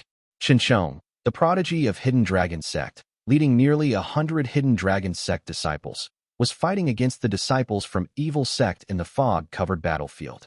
He did not notice that there was a shadow flashing past him in the fog around him. That shadow was Su Ming. With his speed, he had located that Evil Dust Sect cultivator in the early stage in ascendance in the blink of an eye. While charging forward, Su Ming swiftly closed in on him, about to launch an ambush. Yet at the moment he neared him, that Evil Dust Sect cultivator in ascendance swiftly turned around, positioned 2 of his fingers into the form of a sword, and slashed towards the fog behind him resolutely. A muffled groan came from there, and a shadow appeared, staggering a few steps forward before he rushed deeper into the fog in an attempt to flee. The Evil Dust Sect Ascendance cultivator's eyes shone, and he let out a cold harumph as he gave chase. The 2 of them charged forth, one after another. After pursuing him for some distance, the Evil Dust Sect cultivator in ascendance immediately noticed the shadow before him disappearing. At the same time, a strong gust of wind with the ripples of an art contained it within came crashing towards him. That Evil Dust Sect cultivator smiled coldly. He lifted his right hand, positioned his palm vertically into the shape of a blade, and swiftly cut towards that wind. A scream of pain came from the fog, and Su Ming's body disappeared without a trace. Yet when the Evil Dust Sect cultivator in ascendance looked over, he saw a headless corpse and a head falling down before it landed by his feet. When he saw the head's face clearly, his expression immediately changed drastically. He well knew that there was no way that the slash he delivered just now would have been able to bring about such an effect. There was no way he would be able to kill a person with the same level of cultivation in an instant. Someone had definitely orchestrated this scene before his eyes secretly. A chill rose from the depths of his heart, and at the same time, his gaze suddenly fell on the storage bag that was exposed on the dead Hidden Dragon Sect cultivator's body. Right at that moment, Chong brought the Hidden Dragon Sect disciples and showed up in the fog before that Evil Dust Sect cultivator. Then, as if everything was just a coincidence, Chong saw the corpse of the great sect elder from Hidden Dragon Sect who was second only to Shihai, along with the Evil Dust Sect cultivator in ascendance who was standing beside the corpse and was clearly looking at the Grand Sect elder's storage bag after he had killed him. ****. Translator's notes. 1. Heaven's Howler, otherwise formally known as Tian Wu Tu, Tian Wu Tu, a legendary water deity in Shanhai Jing, classic, guideways of mountains and seas, in classic of regions beyond the seas, east, and also classic of the great wilderness, east. This is a creature with 8 human heads, 8 feet, 8 tails, and the body of a tiger. The hair on its back is green flecked with some bits of yellow. Tian meaning heavenly/sky, and Wu is later used as a surname/family name/land name. But its very original meaning, as listed here, https://baidu.com/item/% E5% A4% A9% E5% 90% B4/109462333, all in Chinese, by the way, means a person running and hollering while looking back at the same time. Now, I could just use Tianwu, as is with everyone else translating this, but then, I quite like translating everything besides human names, and unless there is absolutely no other way for me to translate the word because it is just a surname. Since I found the original name for this word, I thought I could give it a spin and call it Heaven's Howler. Absolutely not discrediting anyone's previous work. Chapter 652, Sowing Discord. Chong's pupils shrank. Without any shred of hesitation, he quickly withdrew. The eyes of the Hidden Dragon Sect disciples behind him turned red, but they forced down the madness raging in their hearts and ran, intending to leave the place. Right behind them was that cultivator in ascendance. Almost at the same time the group with Chong at the head started retreating, the Evil Dust Sect cultivator turned his head towards them with an incredibly sullen face. After a moment of hesitation, A murderous glare appeared in his eyes. He could not offer any sort of explanation on the battlefield, and even if he did, it would be of no use. The only thing he could do right then was to kill all those who saw this to prevent more chaos. Once he killed all these people, then even if they investigated this matter in the future, he would still have a way to avoid it. After all, if he let these people escape due to a moment of hesitation, then while the other people's words might not be that believable, he knew that a single one from Chong would be much more credible, because he was Hidden Dragon Sect's prodigy. And even though he knew that this was someone's scheme, he could do nothing about it. In frustration, he lifted his right hand and seized the air. Immediately, the storage bag from the corpse flew up. Once he caught it in his hand, he started chasing after Chong and the others. However, he was only giving a small amount of his concentration to Chong and the others in the front. Most of his attention was directed towards the fog around him, where that mysterious person who had killed the Hidden Dragon Sect cultivator in Ascendance was. He might not be able to see him, but he knew that the person was definitely still lurking around. Yet now, besides chasing down Chong and his group, he no longer had any other solutions to this problem. Once he let Chong escape, then no matter how he tried to explain his actions, it would be useless. Besides, this was war. If he ended up killing someone, then that was that. Chong's expression was incredibly dark. He might have seen that scene just now with his own eyes, but there was a sliver of doubt in his heart. No matter what, he was a man with extraordinary wit, and if he thought about this carefully, he would find something off about the situation. However, everything had happened too quickly, and he had too little time at hand. He had to think about this carefully before he could figure out the whole situation. After all, before the war began, Evil Sect and the Immortal sects had arrived at a silent consensus. No powerful warriors in Ascendance were allowed to die in this battle. Even for the prodigies, they would only be in slight danger and might even be exposed to possible death. But the possibility of that happening was slim to none. Deaths could occur in this war, but they had to be controlled.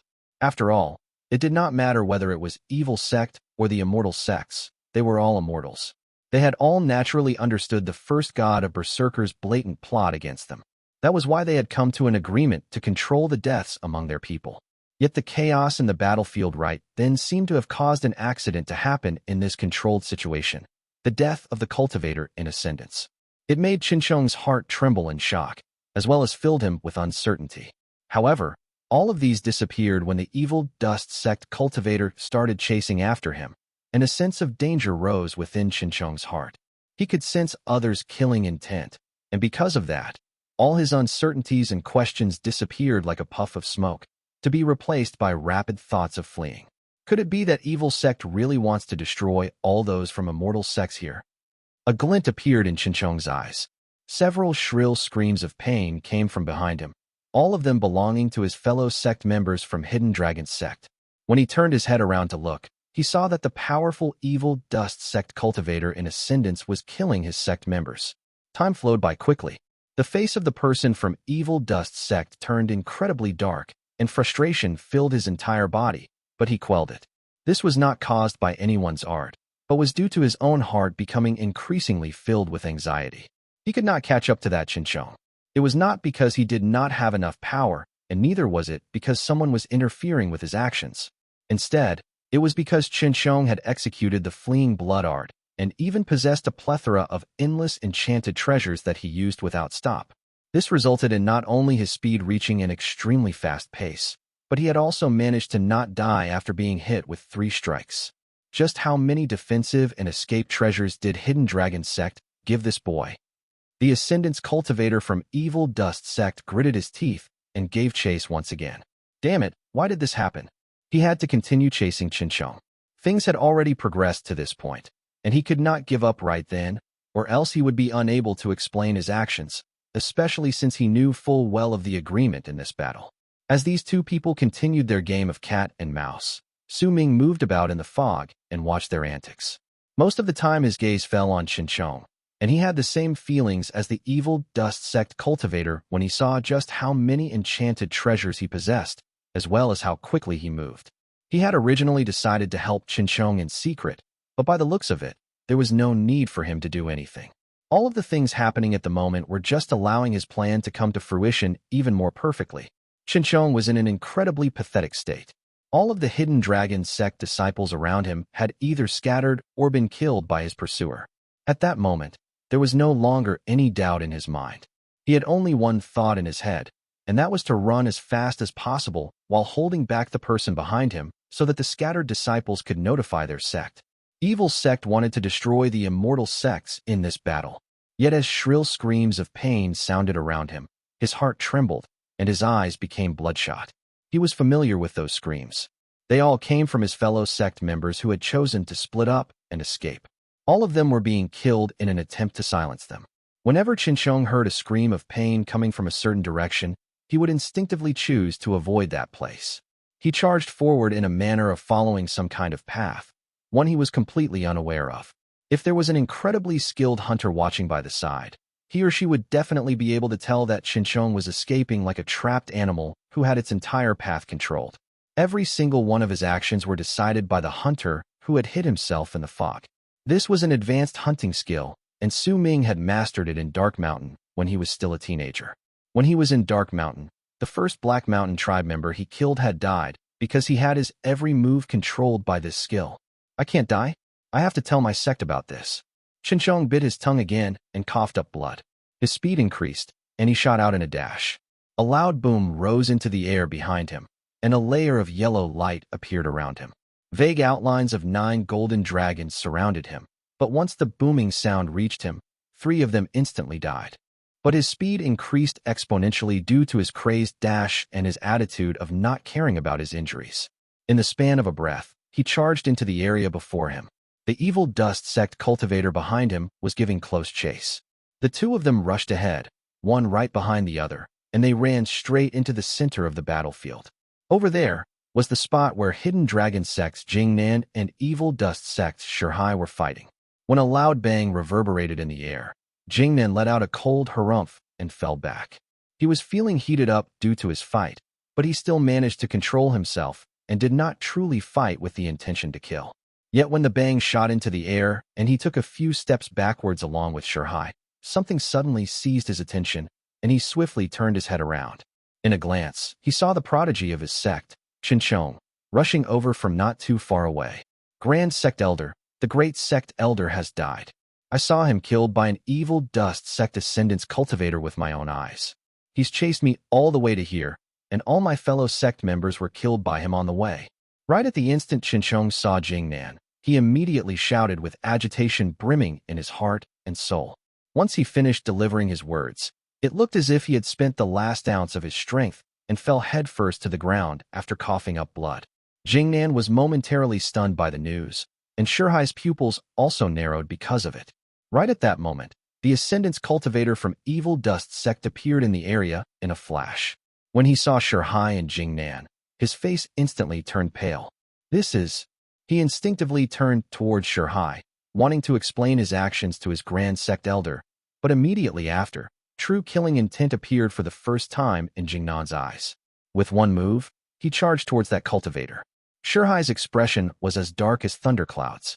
He could vaguely tell that there was something off about this, but he was also uncertain. After all, the person who said these words was Hidden Dragon Sect's prodigy, Chong. The extent of his injuries also made it clear that he had been on a desperate run here, and this sect elder from his own sect had chased him down to this place. Yet even so, Shihai could not just stand by and watch a powerful immortal in ascendance from his own sect being killed. With a single move, he immediately blocked off Jingnan's path by standing in front of him, and for the first time, the 2 of them brought out their full power that crashed against each other. As loud booming sounds surged into the sky, Jingnan's rage-tinted laughter immediately echoed through the entire battlefield. Shihai, your sect killed my great sect elder, and you even wanted to kill our top disciple to silence him. How dare you try and stop me? Once his voice resounded through the entire battlefield and everyone heard it, the land fell silent for an instant. Moments later, a furious roar came, immediately shattering the silence. How dare you kill our great sect elder? We will absolutely not forgive this. This voice was filled with an infectious power.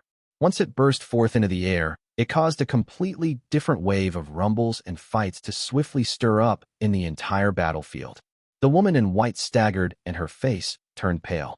She had finally managed to see through the mysterious person's plans, and when she wanted to stop this, a chill suddenly appeared in her heart. She had a vague feeling that there was a pair of eyes looking at her coldly from the fog in the battlefield, and if she did anything at all, then she would die on the spot, just like how the old men in her sect had done long ago. Don't provoke me, right? The woman in white closed her eyes in silence. She was not part of the three sects, and did not want to die because of this. The battle instantly reached an intense state due to the death of Hidden Dragon Sect's cultivator in Ascendance. Sowing watched it coldly from midair. The verdant abyssal seal on his left hand was becoming richer in color, and the power of the curse in his right hand was also increasing swiftly. The more you kill, the better, he mumbled softly. His gaze fell towards the spot where Hidden Dragon Sect was on the ground. At that moment, there was a shocking roar resounding from that spot. That roar did not come from a cultivator, but a dragon that had been summoned by some unknown method. This was a real dragon, due to the presence of flesh and blood. It might only be 10,000 feet long, but right at the instant it appeared, a powerful pressure swiftly spread out through the area. Sowing narrowed his eyes. Once he cast a glance at the dragon, he lifted his head and looked towards the sky beyond the fog. Over there, Tian and the Tian's battle had already reached an intense point.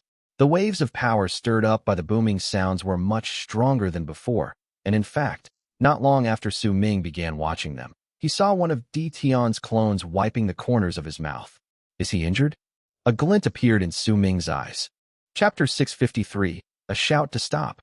The battles on the ground were growing more intense at an incredibly fast pace.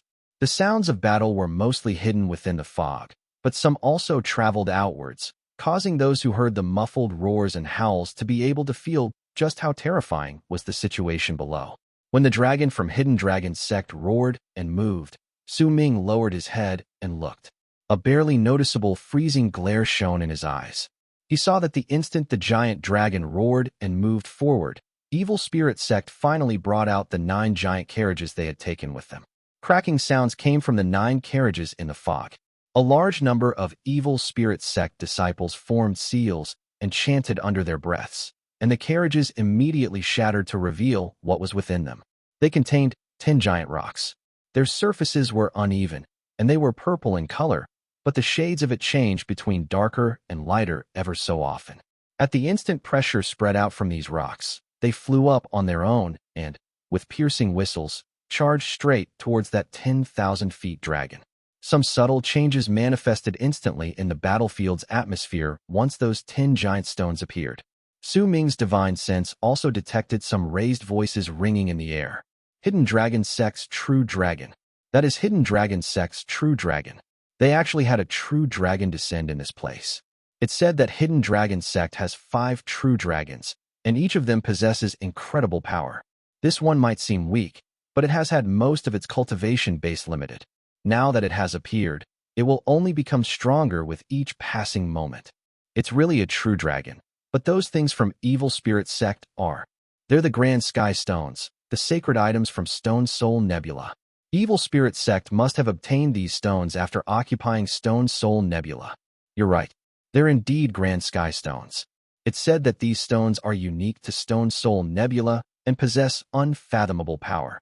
In the midst of all the outbursts made by those watching, Sowing narrowed his eyes. He watched the giant stones charging towards the huge dragon. Once they crashed into each other, loud rumbling sounds reverberated through the air, mingling together with the dragon's roars. The 9 giant stones connected together and turned into a colossal giant on the ground. The giant was made up entirely of purple stones and looked as if it possessed unlimited power. It was a full 1,000 feet tall, and it continued clashing with the dragon, keeping Hidden Dragon Sect's true dragon locked in place, unable to escape with just its power alone. The Immortal sects have a lot of history. That's why they had managed to collect so many powerful enchanted treasures. Sowing looked at the stone golem and dragon fighting against each other, and a hint of longing appeared in his eyes. He sucked in a deep breath and forced down that strange emotion in his heart, telling himself that he would one day rush into the land of Immortals and see with his own eyes just how the world of the Immortals looked like. Sowing narrowed his eyes and descended into the battlefield before starting his slaughter once more. There was no pattern to his kills, and there was blood from both Immortal sects and evil sects on his hands. However, when he chose, He would try as much as possible to not make any side obtain an advantage that would guarantee their victory. He also withdrew all his chi, causing all the powerful immortals and ascendants to find it difficult to discover him.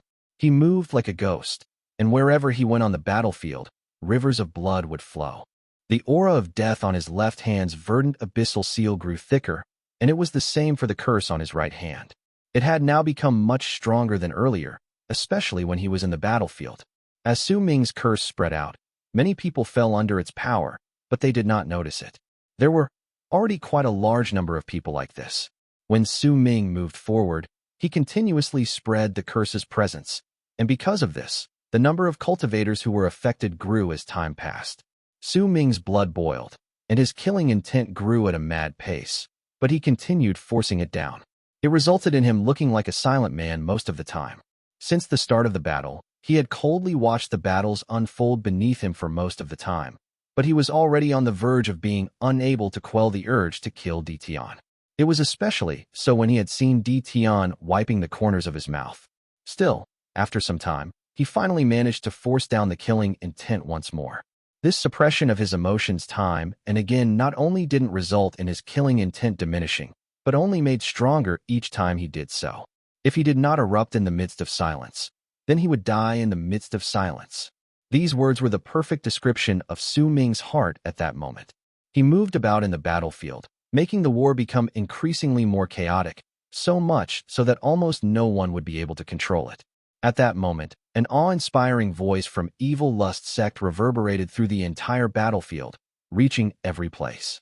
All Evil Sect disciples, Bitu, will now temporarily attack. Immediately retreat and return to your own sects. Almost at the same time those words were said, another voice with the similar awe-inspiring quality reverberated in all directions from the Immortal sects. Immortal Sect disciples, hear me. Retreat to your own sects. Su Ming did not know the owner of that voice, but the voices from Evil Sect and Immortal sects both pertained the intention to make the battle temporarily stop.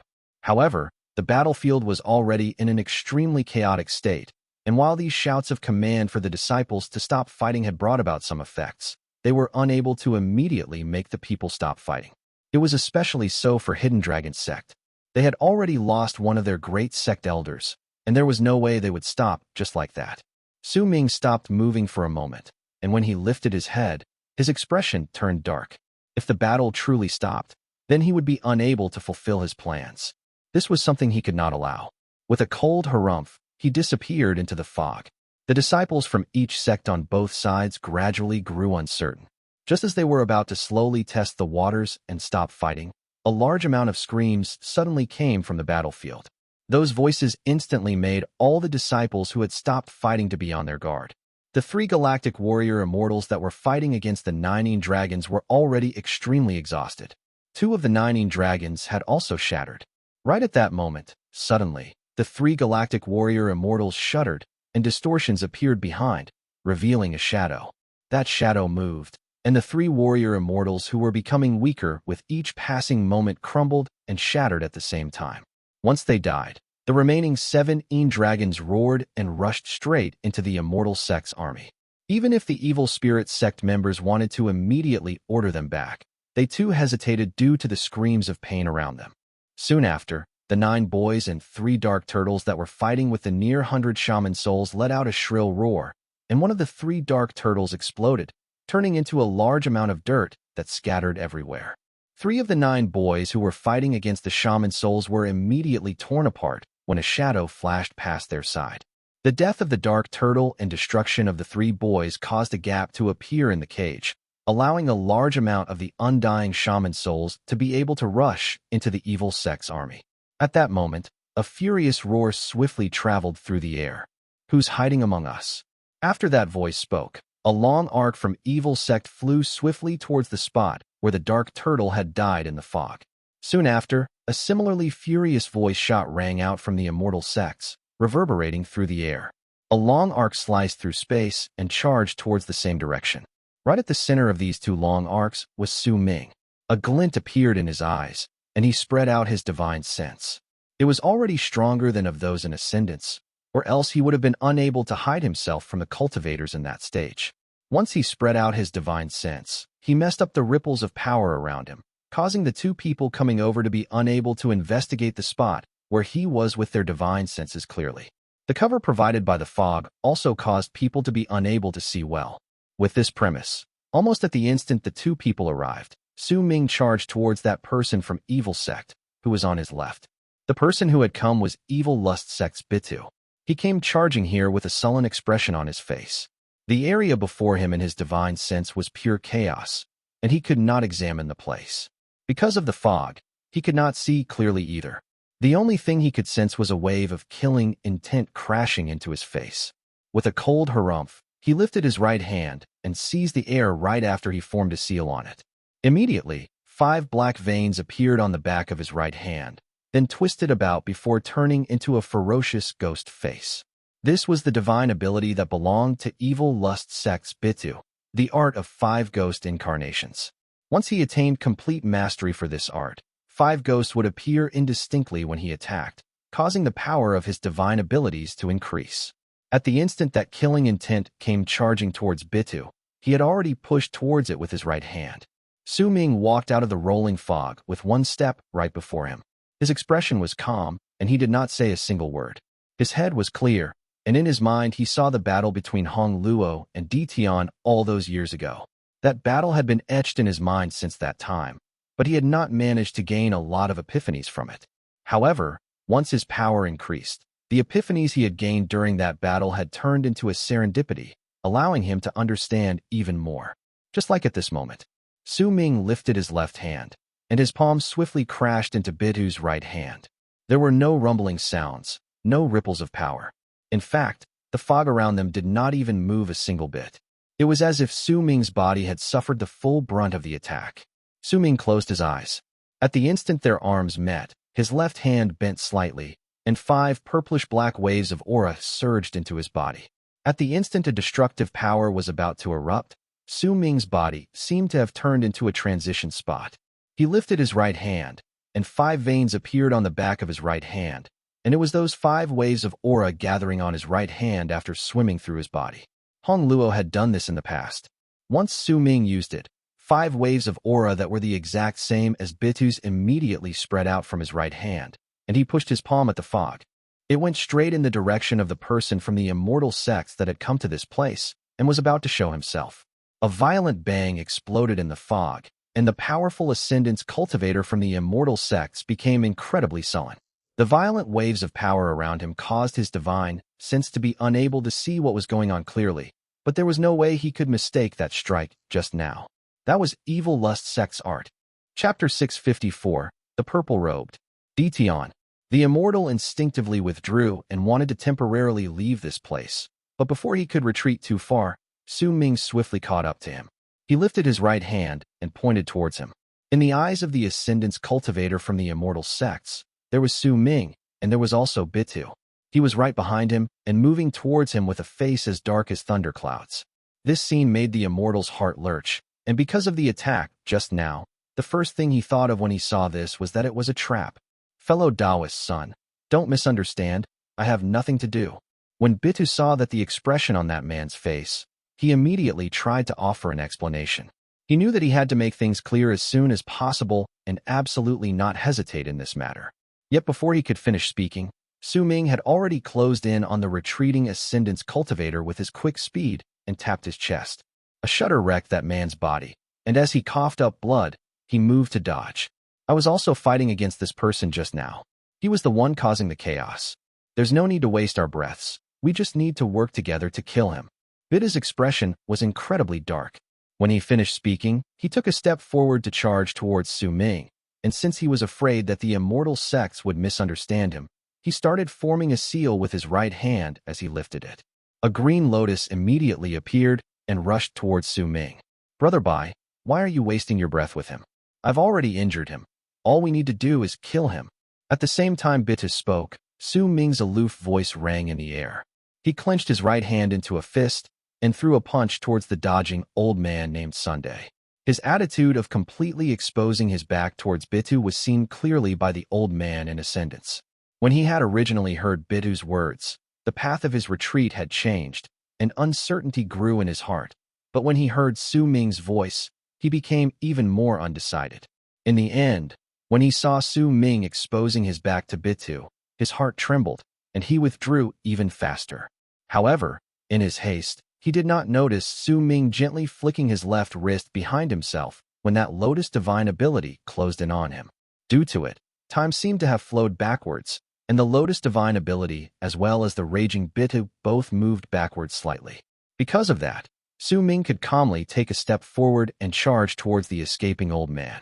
In a flash, he disappeared. This made it look as if Su Ming didn't need to dodge Bitu's Lotus Divine ability. The Ascendance Cultivator, due to Su Ming swiftly appearing beside him a moment after he had disappeared, saw an illusion. Before he could even process what it was, Su Ming had already thrown a punch towards him. That man is skilled in imitation arts. Fellow Taoist son, be careful. Bitu glared over with fire burning in his eyes. He was just about to take action, but shock appeared in his heart. He could not move his body forward, only backwards. When his movements finally recovered, a loud bang rang in his ears. The Immortal's Ascendance Cultivator was only in the mid-stage. When Su Ming threw his fist, he might have formed a seal with both his hands and pushed forward swiftly, but his body still exploded. However, right when it happened, his nascent divinity swiftly escaped, and in an instant, he was already 10,000 feet away. He was madly escaping back to where the Immortal sects were located. Brother Bai, don't worry, that man's nascent divinity won't be able to escape. Su Ming stated flatly, and charged towards it with a whistle in the air. Shut up. Madness appeared in Bitu's eyes. A bang rang out in his body, but he could not fight against the time reversal art. He might have spoken, but his body was still moving backwards, and anyone who saw this would only see a clear scene of him working together with Su Ming. My fellow Taoists in the Immortal sects and fellow sect members in Evil Sect, there is someone causing trouble in this war, and he wants both sides to fight to the death. He's skilled with imitation arts and looks like a boy. He also has an art that can control time and make others move back. Brother son, don't misunderstand, this is... Bitu yelled out quickly, but the more he spoke, the more he found even himself unable to believe in his own words. Almost at the same time he said these words, hatred that surged into the skies rose within the fleeing Ascendance Cultivator's heart. He had seen everything with his own eyes just now. It did not matter whether it was that art of 5 ghosts that was executed right at the start, Bitu's withdrawal in the middle, the destruction of his body, or his nascent divinity being chased down. All of these things made him certain that this was not just a misunderstanding. If it was really just a misunderstanding, then he would have Bitu go through that misunderstanding as well. It was especially so when he heard Bitu's words. It only made him start laughing in anger as he continued escaping. Bitu, you old coot. My fellow sect members in all Immortal sects, those goons from Evil Sect want to cover up their misdeeds while destroying all Immortal sections. Sky Mist Dao disciples, you mustn't stop fighting, even if you die. Almost at the instant the Ascendance Cultivator said these words, a shrill scream of pain cut them off, ringing through the entire battlefield. Su Ming flashed past that cultivator's nascent divinity, and with one punch, shattered it. Due to the fog, only the man's voice had traveled through the entire area. However, all those who heard it could tell clearly that he had been silenced. The temporary ceasefire which might have possibly happened became impossible. The Een dragons rained down chaos. The shaman souls continued their slaughter, while havoc occurred everywhere else along with never-ending screams of pain. Evil Sect and the Immortal sects had come to an agreement, but that consensus between them was incredibly fragile. Both sides were on guard against the other, and once this string of events occurred, it was practically impossible for any new agreement to be made between them. Banging sounds echoed within the fog on the ground. As the battles continued at a frenzied pace, a red wave of ripples instantly came from Sky Mist Dao. Those ripples came from an oil lamp, and it was currently floating in midair. The oil within it was red, just like blood. The lamp being lit up caused the blood on the ground to begin exuding an endless amount of blood fog, as if it was boiling. It fused with the black fog, as if it contained some sort of venom. There were waves of burning heat that instantly rose within the battlefield, as if they wanted to burn down everything. This was Sky Mist Dao's retaliation after their great sect elder died. And since Hidden Dragon Sect as well as Sky Mist Dao brought out powerful enchanted treasures, it was only natural that Great Leaf Immortal Sect would not remain uninvolved. For huge logs, several hundreds of feet wide, materialized right before it.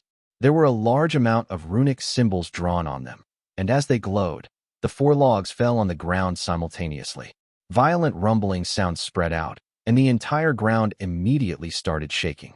Cracking sounds shot into the air as cracks tore the ground before the earth shattered. Thick waves of earthen aura gushed out, causing all the cultivators from Evil Sect who were touched by that aura to immediately start trembling. They then soon withered away and turned into skeletons. In the midst of this uncontrollable situation, Evil Sect also brought out its ultimate moves. Each of Evil Lust's Sect disciples brought out a blood-red skin pouch from their storage bags, and once they drank the contents, they instantly lifted their heads and roared. Loud sounds rang from their bodies, and they swelled up, growing much larger in size. Their eyes turned bloodshot, full of crazed killing intent. As those roars echoed in the air, their power increased exponentially, and as if they did not know pain and fatigue, they rushed out with sounds reminiscent of wild beasts. Red beads of sweat appeared on their bodies, and as they moved forward, this red sweat bounced off their skin and swiftly gathered in midair to turn into a gigantic blood-red Kirin. This creature might look indistinct, but when it appeared, its presence shook the sky and earth so greatly that it made even the fog in the area sink slightly. This was true war. The outburst of new battles and the increase in the number of deaths let Su Ming suck in a deep breath of the bloody stench in the battlefield. Pain appeared on his left hand, and it was the type that would only appear if his hand was swollen. This was caused by absorbing too much aura of death, but he still continued making the mark on his left hand continue absorbing more. The curse on his right hand had already made it turn black. The number of people who were affected by the curse also grew, and every single time one of them died, their bodies would explode, and the people around them would be infected. Su Ming hid away all his presence. He could feel several divine senses stretching out madly through the battlefield, clearly looking for him, but they could never manage to find him. As the war continued, the number of people who tried searching for him decreased, but there were still about 3 or 4 of them. Su Ming was leaning against the stone on which he'd sat at the start of the battle. Chen was behind him, still lying on the ground and pretending to be dead. He might not know what was happening around him, but the continuous booms and screams of pain as well as the boiling blood on the ground filled him with shock and fear. A little while after, the amount of battles increased exponentially and the number of deaths jumped by leaps and bounds. Su Ming noticed 2 war chariots of 1,000 feet in size appearing within Great Leaf Immortal Sect, in his divine sense. A destructive presence that made even his pupils shrink spread out from those war chariots. Soon after, as shocking booms erupted from them, 2 rays of white light rose into the air from within a bag and charged towards Evil Sect. At that instant, the world turned white. It was as if time had stopped during that instant. Immediately after, a deafening noise shot up. A glint appeared in Su Ming's eyes. The aura of death coming from 10,000 people was surging towards him madly, without being seen by anyone else. The shocking presence erupted once more from the 2 war chariots from Great Leaf Immortal Sect. Su Ming sucked in a deep breath, and an incredibly solemn expression appeared on his face. He did not expect that Great Leaf Immortal Sect would be in possession of such a terrifying, enchanted treasure. His eyes sparkled, revealing a hint of excitement within them. This was the first enchanted treasure from all those he had seen among all these sects that had ignited a strong wave of interest in him. Just as he was about to go forward, his footsteps came to an abrupt halt.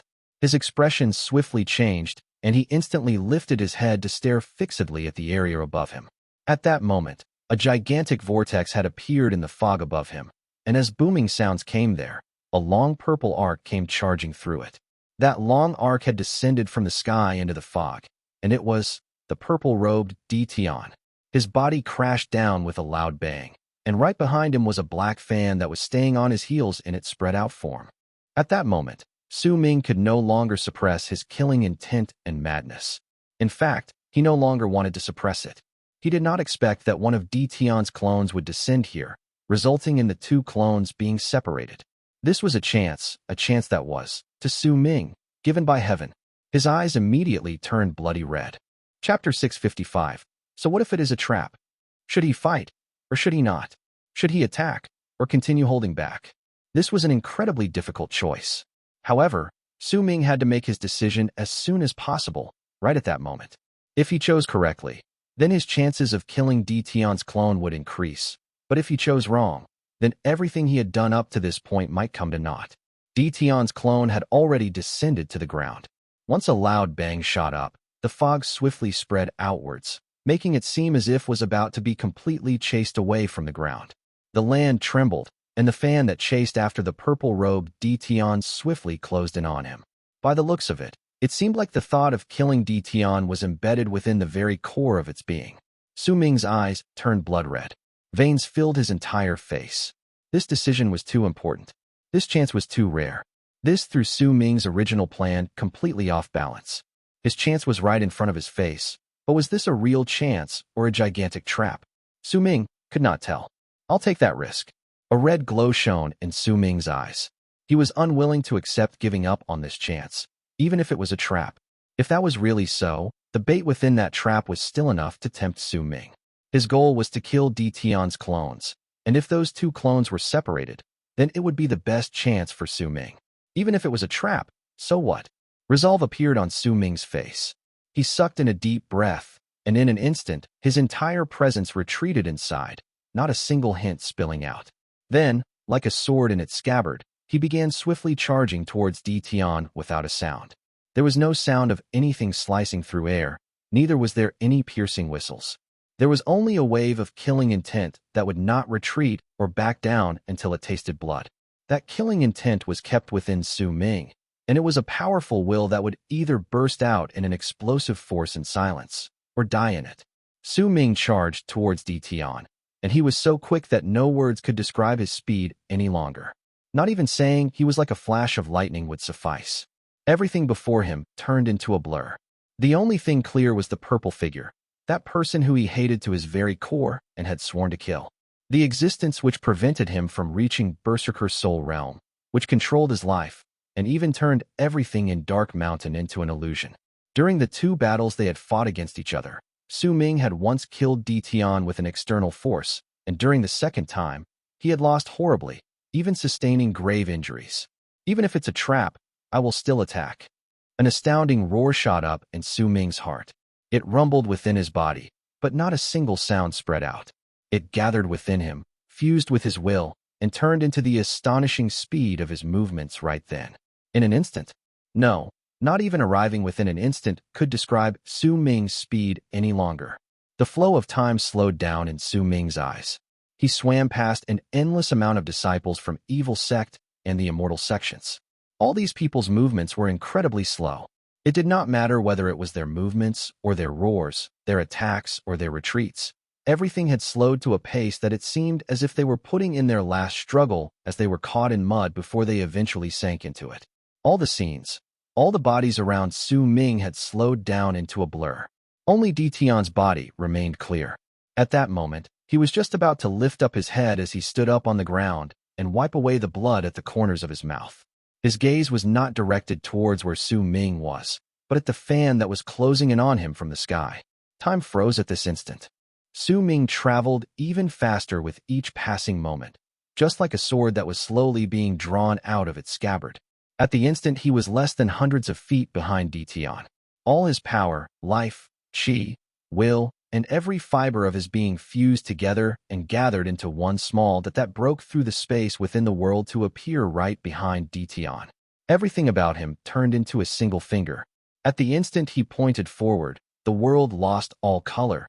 The universe rumbled. Everyone and everything around him were no longer moving in slow motion, but became completely still.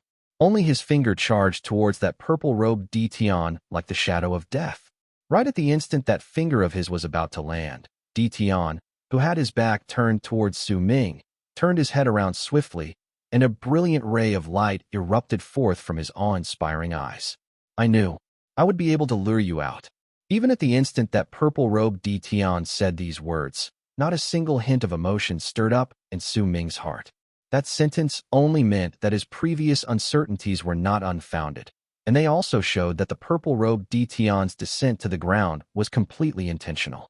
He wanted to use this method of separating one of his clones from the other to lure out Destiny, who Tian believed might come.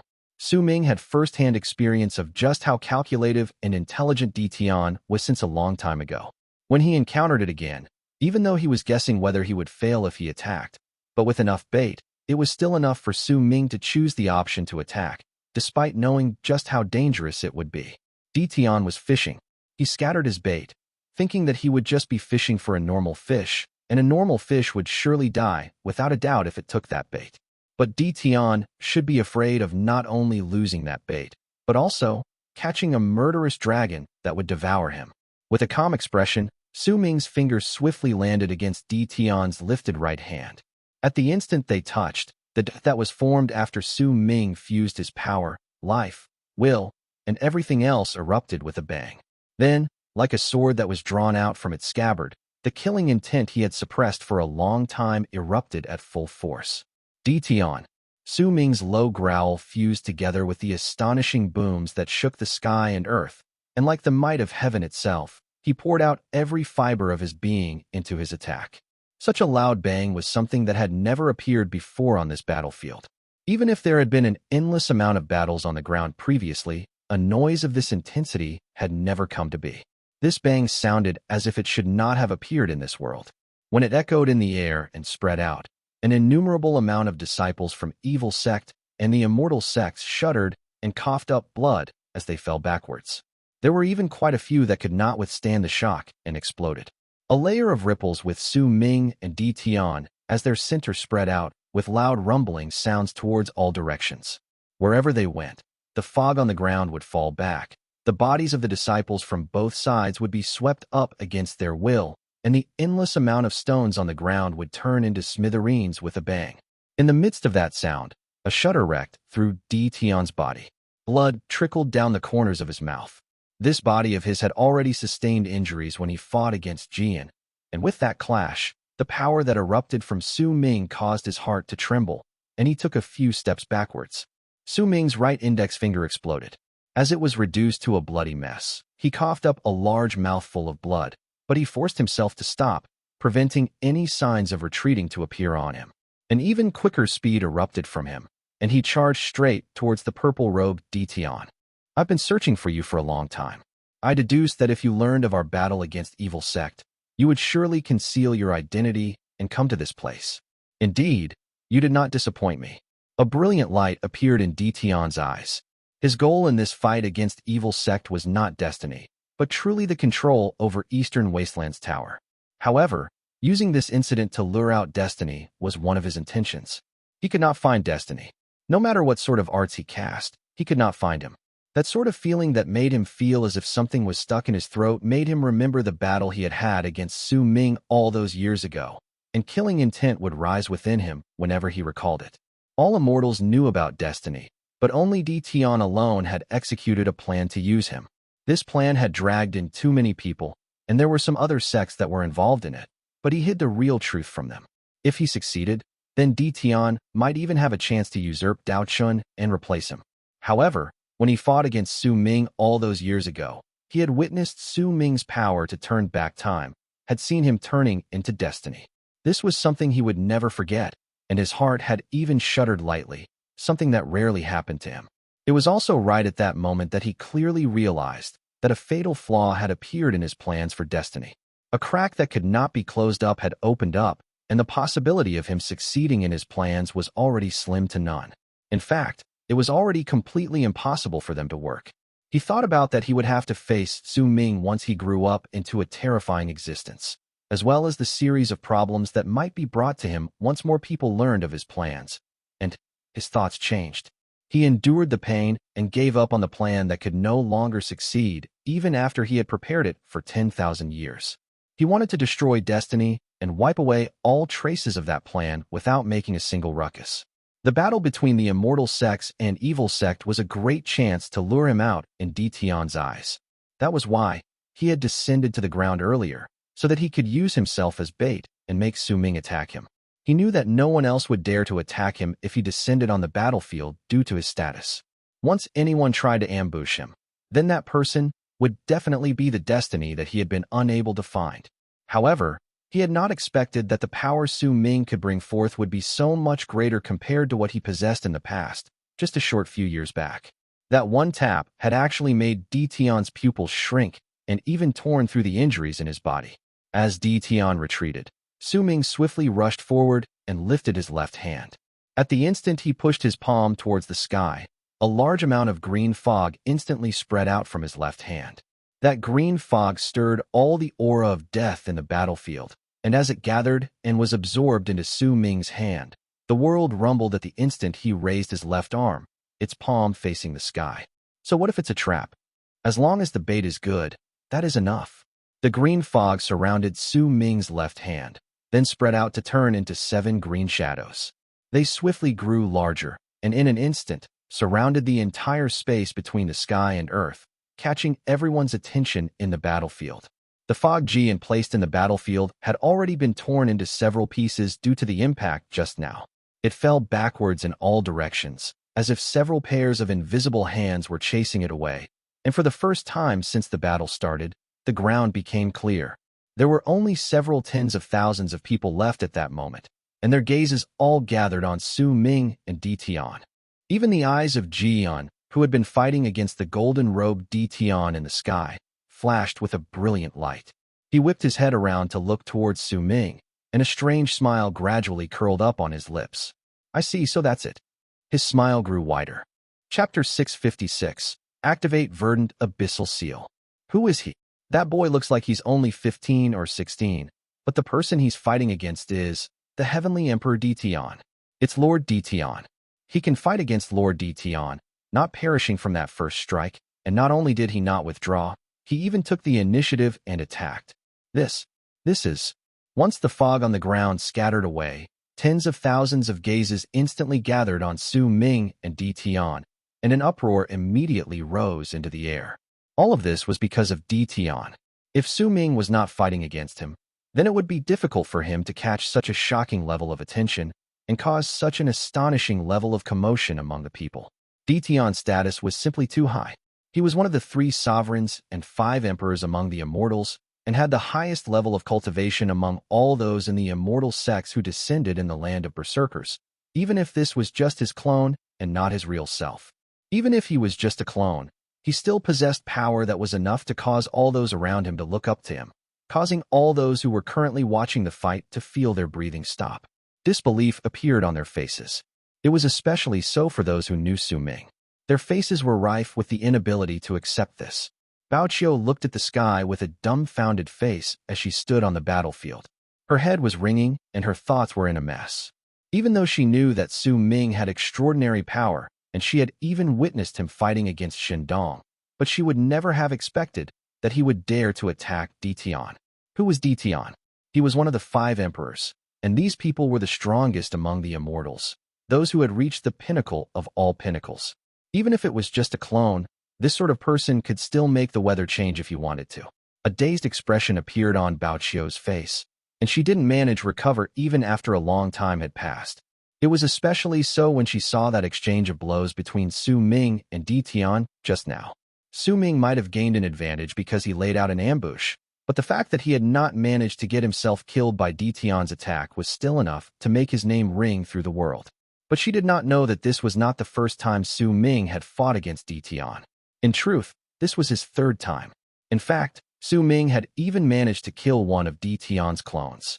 He might have used the power from the god of Berserkers, but the clone had still died, and that was fact.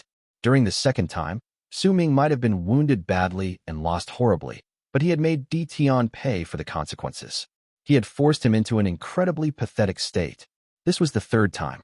With Bao Qiu's power, what she saw was Su Ming ambushing Tian, but that was not the truth. Tian was not completely unprepared. The exchange of blows just now was a true clash between the two of them. Chen was originally pretending to be dead, but when the fog scattered and he saw Su Ming fighting against Tian in midair, he started trembling and rubbed his eyes hard before a stunned expression appeared on his face.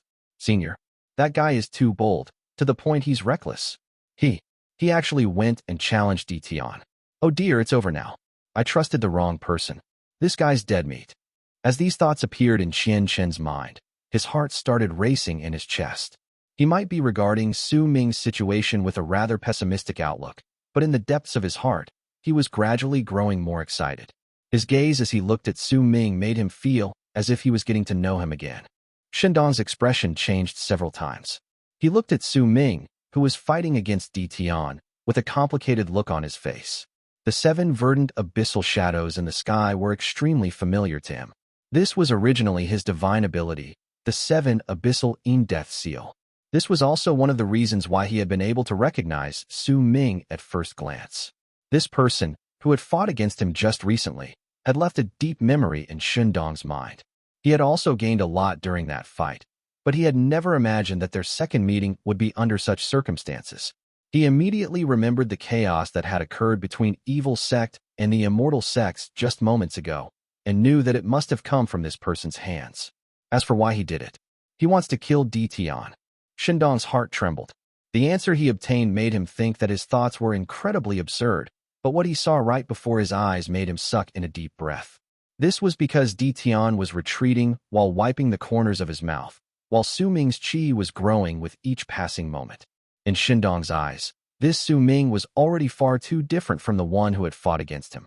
They gave off 2 entirely different feelings of power, and if the one who had fought against him previously had been the one who attacked Tian, then their battle might have immediately ended right when it started. It's him. It's him. There was a person mumbling right next to Shindong, and the one who was doing it was Evil Lust Sect's Bitu. He stared at Su Ming in the sky, and all his blood turned cold. This was a person who could fight against Tian. This thought made all his original intentions of searching for Su Ming to kill him, so that he could take revenge vanish like a puff of smoke. However, for a reason that was unknown even to him, when he looked at Su Ming, a vague sense of familiarity rose in his heart. Yet his face and his divine abilities were incredibly foreign to him, making this sense of familiarity really out of place. It was odd. In truth, Bitu was not the only one who had this sense of familiarity rising within the depths of his heart.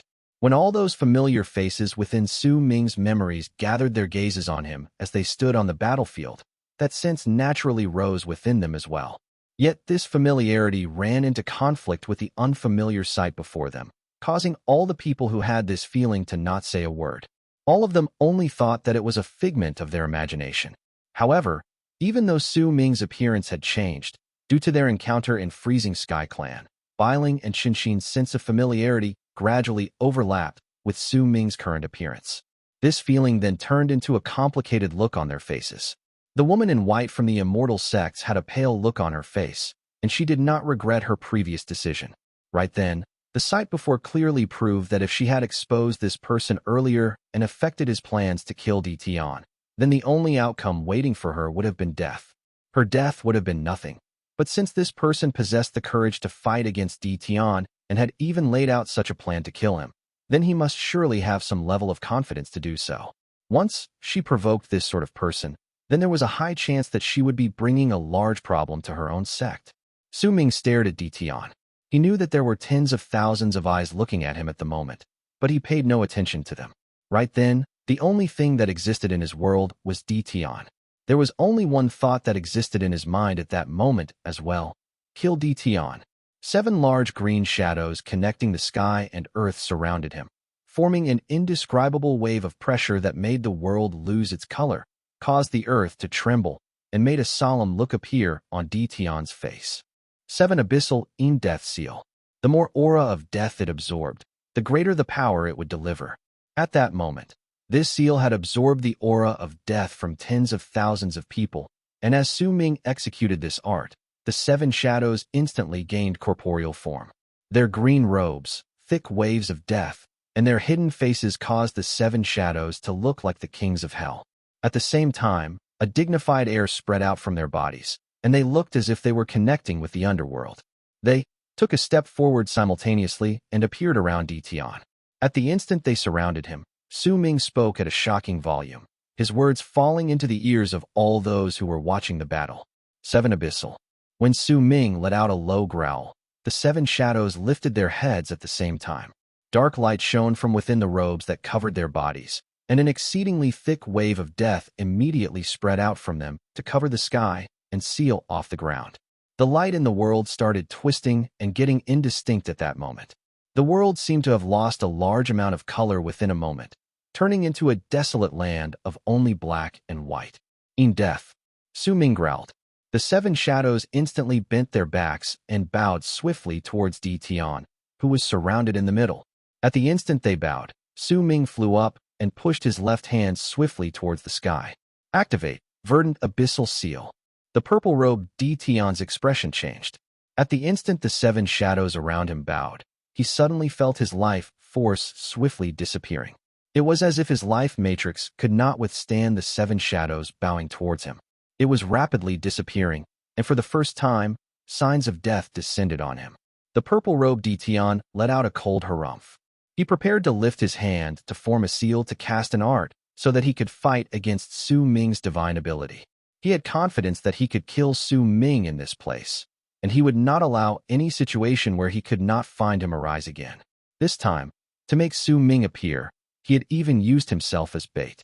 When he lifted his right hand to form the seal, he was almost certain that he could make this divine ability shatter, no matter how extraordinary it was.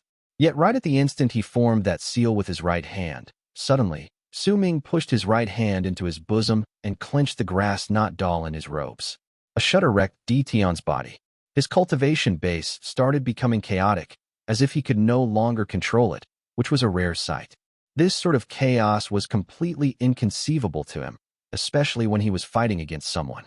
The appearance of this chaotic cultivation base left Tian momentarily stunned. He might have quelled that chaos in the span of a breath, but he was too late. When the 7 shadows bowed to him, the world roared. Even Jian and the golden-robed Tian swiftly retreated with their expressions changing. Then, right before their eyes, a large amount of clouds in the sky started flowing backwards, revealing the clear sky behind them. Cracks started appearing swiftly in the sky, and with a bang, it shattered, as if a hole been opened up. An endless amount of death fog madly surged in during that instant, as if it was sucked in. A roar reverberated through the air, and the death fog charged towards Tian. From the distance, it was as if a gigantic pillar of fog had descended from the sky beyond and crashed down. Tian was just about to dodge, but he suddenly felt a sharp stab of pain. His cultivation base became chaotic again. His expression changed drastically, but he could no longer dodge. Crash! A gigantic pillar of fog that was 1,000 feet wide descended to the ground from the sky, with Tian right in the middle of it. He was completely covered by it. The pillar of fog charged towards the ground, and when a roar surged into the sky, a tremor so great it had never appeared before spread out through the land, causing the tens of thousands of people left in the area to immediately withdraw in an attempt to dodge. Shock-filled eyes gathered on Sowing from all the directions. Those gazes were filled with shock, disbelief, confusion, and even more so, astonishment. Chapter 657, Grassknot Puppet. Chong stood at the edge of the battlefield. He had been injured too badly previously, and the power of the curse within him was incredibly difficult to deal with. Right then, his whole body was filled with a large amount of rotting black patches. His hate towards Sowing was already running so deep that it reached the depths of his soul. But after he saw his battle against Tian, and especially after he saw the pillar of fog that descended from the sky, his breathing quickened and his heart trembled. Sowing's strength made Chong completely hide away his thoughts for revenge. He did not dare reveal even a single hint of it. At the same time, he felt a strong sense of danger rise within him, making him look swiftly towards the black patches on his body. The intensity of that sense of danger was like a flood that almost drowned him. Chong had a clear hunch that if he did not manage to get rid of these black patches within a short period of time, then his body and soul would be destroyed. This feeling was too strong, causing him to no longer hesitate, and he brought out an incredibly valuable medicinal core his sect had given him before. The core's name was Sacred Half-Step. It was a medicinal core that was rare even in evil sect, and only prodigies like him would be given one of these things. This core had no use towards training. Its greatest effect was to heal injuries. Chong had always been reluctant to use this, but now, he brought it out without hesitation. With gritted teeth, he placed it in his mouth. Shindong's eyes went wide, and he sucked in a sharp breath. There was no one else who was more familiar with this verdant abyssal seal than him in this place, but at that moment, Shindong looked as if he was seeing it for the first time.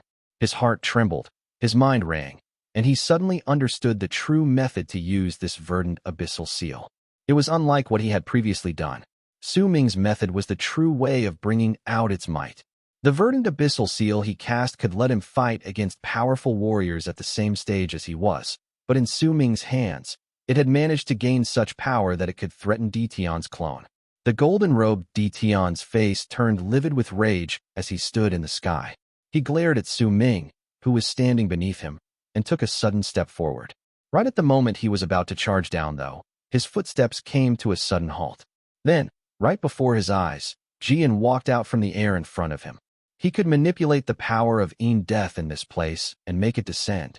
That child down there. Must be that destiny, no? But by the looks of it, you seem to want to kill him. Jian asked with a smile.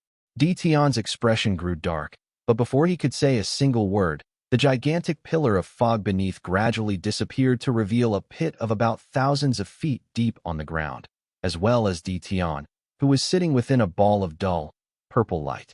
That Tian's expression was pale. When he lifted his head, the purple light around him instantly shattered, and the Emperor's robe on his body swiftly turned dull. Not a single hint of color remained. He coughed up a mouthful of blood, and it spilled on the ground before him. At that moment, the purple-robed Tian's face was incredibly pale, but killing intent rose like surging waves in his eyes. He slowly stood up and glared at Su Ming. There was also blood at the corners of Su Ming's mouth. When he wiped it away, he lifted his left hand and pressed it swiftly on his right arm, all while keeping his gaze fixed on Tian. With those actions, his right arm instantly grew taut. His flesh and blood on that arm changed and looked as if it had become like that of a golden statue. Su Ming cut open a gash on his right arm with his left index finger. Multiple bloody gashes could be seen under his skin. This bizarre act instantly caught the attention of all those around him. Even the purple-robed Tian also found his pupils shrinking at that sight. With a calm expression on his face, Su Ming pushed 2 fingers into the wound on his right arm, and slowly, right before everyone's eyes, he brought out something from within the flesh and blood of that limb. That was a blood-red ring. Su Ming had obtained it many years ago from Madame Ji. It was something Ji Yunhai had obtained by coincidence, and it was the source of the curse. Su Ming had hidden this ring in his right arm, which was why his curse had become stronger and gained more depth as his power increased. It was also the true reason why he had been able to gather the curse on his right hand. Almost at the instant Su Ming brought out that red ring, the presence of the curse swiftly surrounded the wound, and the gash closed up in an instant. Su Ming placed the ring right where he had lost his right index finger. That finger had shattered into pieces, but when Su Ming placed the ring on that appendage, the presence of the curse instantly exploded. It gathered together into a finger, which was the curse's finger. At the instant the ring was on the curse's finger, the power of the curse spread out from Su Ming's entire right hand. It caused the weather to change, and the hearts of all the people watching trembled. Even Jian narrowed his eyes, and a brilliant light shone briefly within them. At the same time, a strong sense of danger rose within the purple-robed Tian's heart. He could not let Su Ming continue. The feeling of danger from his right hand was actually much stronger than that from his left hand. But what truly shocked Tian was how his cultivation base had become chaotic when Su Ming had used that Verdant Abyssal seal earlier. That chaos and that stab of pain he'd felt had come incredibly suddenly, causing him to be completely incapable of predicting and reacting to them. This strange occurrence made Tian have a strong feeling that there was a distinct difference between his current self and his past self. I have to destroy him in this battle, or else, if he has more time, then it'll be even more difficult to suppress him. The purple-robed Tian swiftly took a step forward and turned into a long purple arc that flew straight out of the pit and closed in on Su Ming within an instant. He might be injured, but those injuries were forcefully suppressed. He had confidence that this particular clone of his still contained an overwhelming advantage in strength over Su Ming. If no one interfered with his actions, then there was no way he would fail in killing him this time. Besides, even if someone tried to stop him, the other clone would do everything he could to delay that person at all costs. Almost at the instant Tian closed in, Su Ming lifted his right hand and pushed it against his chest before he immediately opened his mouth and spat out a ray of green light. It immediately turned into Han Mountain Bell and charged towards Tian. As bell chimes reverberated through the air, the shadow of the 9-headed dragon manifested instantly above it. When the bell appeared, Jian turned his head swiftly around, but once he saw that it was the shadow of the 9-headed dragon, he calmed down. However, the tens of thousands of people from Evil Sect and the Immortal sects around the area could not see it too clearly. Because of that, once they saw Han Mountain Bell, They were instantly unable to quell the roars in their hearts, and voices rose into the air once again. Eastern Wasteland's Bell. Could this be Eastern Wasteland's Bell? But it's impossible. Who is he? He can fight against Tian's clone, and even has the priceless treasure that is Eastern Wasteland's Bell. He's a Berserker. In the midst of those voices, Hidden Dragon Sect's Chong stared blankly at Su Ming. His mind was a mess. That sense of familiarity had become even clearer, but no matter what, he could not recall where he had seen this person before. His face and divine abilities were all so incredibly unfamiliar to him. Hidden Dragon Sect's Jing Nan had an incredibly dark expression on his face. He stared at Su Ming in the sky, and gradually, a frightening guess rose swiftly from the depths of his heart. He brought so much of Lord Tian attention on himself, and he set up such a plan to kill Lord Tian. This child, could he be? Jing Nan's breathing quickened, and he turned his head swiftly towards Chong. Then, right before his eyes, he saw a dazed look on Chong's face, who had now woken up from his grave injuries. His heart let out a loud thump against his chest. Could it really be him? Shihai's expression changed swiftly. In his entire life, there was one thing that had changed the path in his life. This was something he had always kept buried deep in his heart. At that moment, his heart trembled, and as he looked at Su Ming, the sense of familiarity brought a sense to him, as if even his blood was trembling. There was also Evil Spirit Sect Shonen. He looked dazed, and the familiarity he felt brought a stab of pain in his head. This sensation made him feel as if some sort of memory which had been sealed away was trying to break free to reveal itself. There were also a dazed expression on Chenlong, one from Great Leaf Immortal Sect, and also on the man who was the head of the guards in Dark Mountain within Su Ming's memories. Their hearts trembled, and they looked at each other. In the midst of their uncertainty, shock appeared within their hearts. There was also Sky Miss Daozwulo. This ordinary-looking woman also had a dazed expression on her face. She looked at Su Ming blankly, and that sense of familiarity made her sink into her thoughts for a long time. However, all of these feelings remained indistinct. Some people had begun asking questions, while some continued feeling lost and dazed. The bell chimes from Han Mountain Bell caused all of their hearts to tremble, and their attention was drawn towards it. Han Mountain Bell turned into a bell that was 1,000 feet big and blocked Tian's path. At the same time, Su Ming lifted his right hand and pushed his palm towards the ground. The land trembled with a loud bang. Then, a large number of Immortal Sect disciples started shuddering violently and let out shrill screams of pain. Their bodies were instantly filled with a large amount of black patches, and in the blink of an eye, they started melting as if they were rotting away. As these Immortal Sect disciples died, Su Ming's right hand turned into a black mess. It looked as if there was some sort of color spreading out from it, and there was a strangely enchanting radiance to his hand. Right then, a shocking roar reverberated through the entire world. The purple-robed Tian had executed his world punishment art and caused Han Mountain Bell to instantly disintegrate. Then, he turned into a sharp, long arc that sliced through the air and charged towards Su Ming. Right at the instant he closed in, Su Ming brought out a grass knot doll with his left hand from his bosom. The doll was gray, and there was a thick aura of death surrounding it. At the instant it appeared, a shrill howl that was voiceless but could be detected faintly with divine senses rang out from within it. Killing intent appeared in Su Ming's eyes. With the curse's black aura swirling on his right hand, he pressed it against the grass knot doll, causing the doll to be instantly dyed in black. *****. Translator's notes. 1.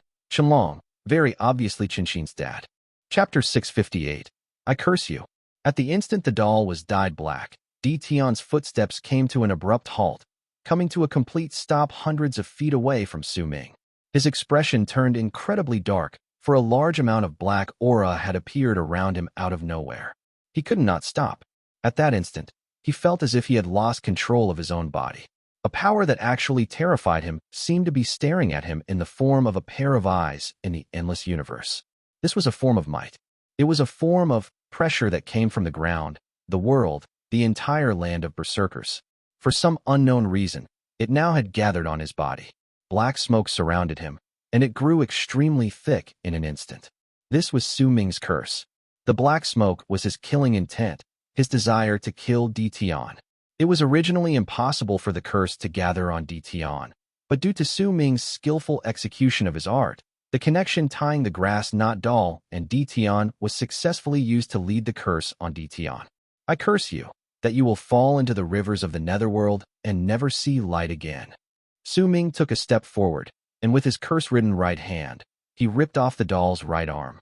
I curse you, that no matter in which universe they are, all those with your blood coursing through their veins would perish, die, and sink into hell along with your soul.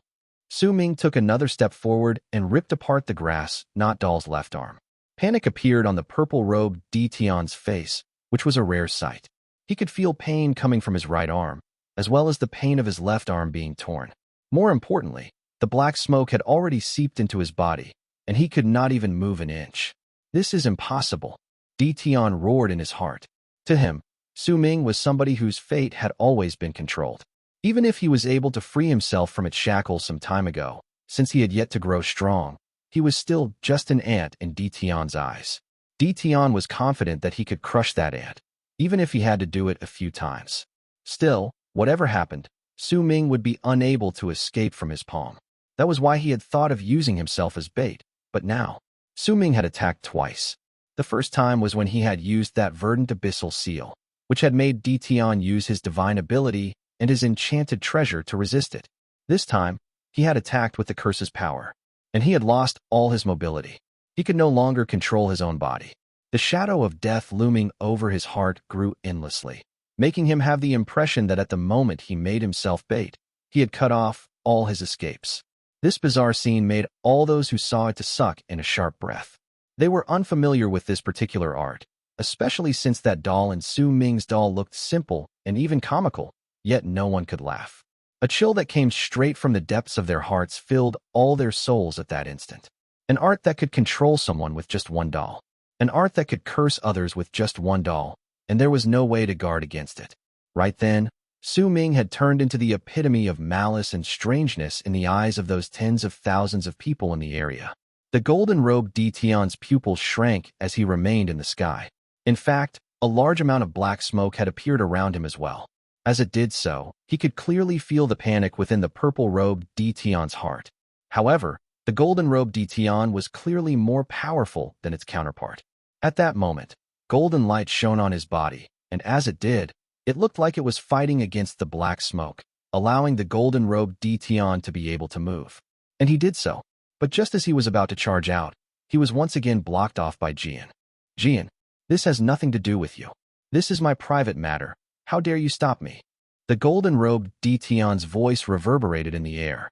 The Candle Dragon's curse. He's quite remarkable. As for you, well, I can choose not to stop you, as long as you admit defeat and let evil Sect have control over Eastern Wasteland's tower. Jian smiled. He lifted his right hand and seized the air in the direction of the ground. Immediately, a fan swiftly flew up from the ground. Once he held it in his hand, he looked towards the golden-robed Tian. A dark glint flashed briefly in the golden-robed Tian's eyes. Without a single word, he lifted his right hand and formed a seal before he pointed towards Jian, who responded with a loud laugh. He swung his fan forward, and the two people were immediately engaged in a battle in the sky. One of them wanted to rush forward, while the other would not allow it. In an instant, the battle between them erupted and grew intense. As the two of them fought, Sowing's voice reverberated in all directions. I curse you, that your soul will suffer through billions of reincarnations, then suffer through the grudges of the world, and endless destruction. I curse you, that your skin will disintegrate, that your flesh will rot, and you will have a taste of the greatest pain brought to you by the world, forever and ever. I curse you, that your bones will shatter, inch by inch, into fragments and turn into sharp spikes that will devour your flesh and blood. Sowing ripped off the doll's legs and tore apart its body. There was an indescribable hatred and madness within his voice, and just by listening to it, it was enough to make anyone begin trembling from the depths of their hearts. It was even more so for the frozen, purple-robed Tian.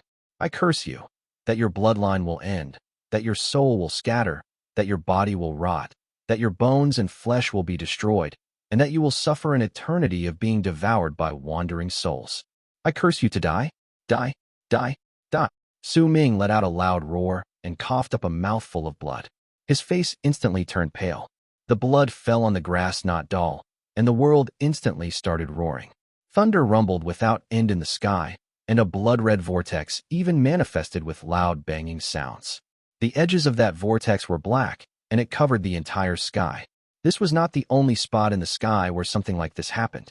At the same time, 8 other identical gigantic blood-red vortexes appeared all over eastern wastelands. They were like eyes of the sky that remembered Su Ming's words, were bearing witness to his curse, and were obeying his voice. An anomaly in the world. For the first time, Jian's face changed drastically as he fought against that golden-robed Tian, who also had a similarly shocked face. This person's curse actually brought about an anomaly in the world. This can only mean that the world has obeyed his curse. This is not a single person's curse, but the curse of the entire land of Berserkers and their universe. Tian, just what did you do to offend this person? Jian's pupils shrank. A shocking clamor shot up from the ground underneath, and all of it was because of that anomaly that had appeared in the world.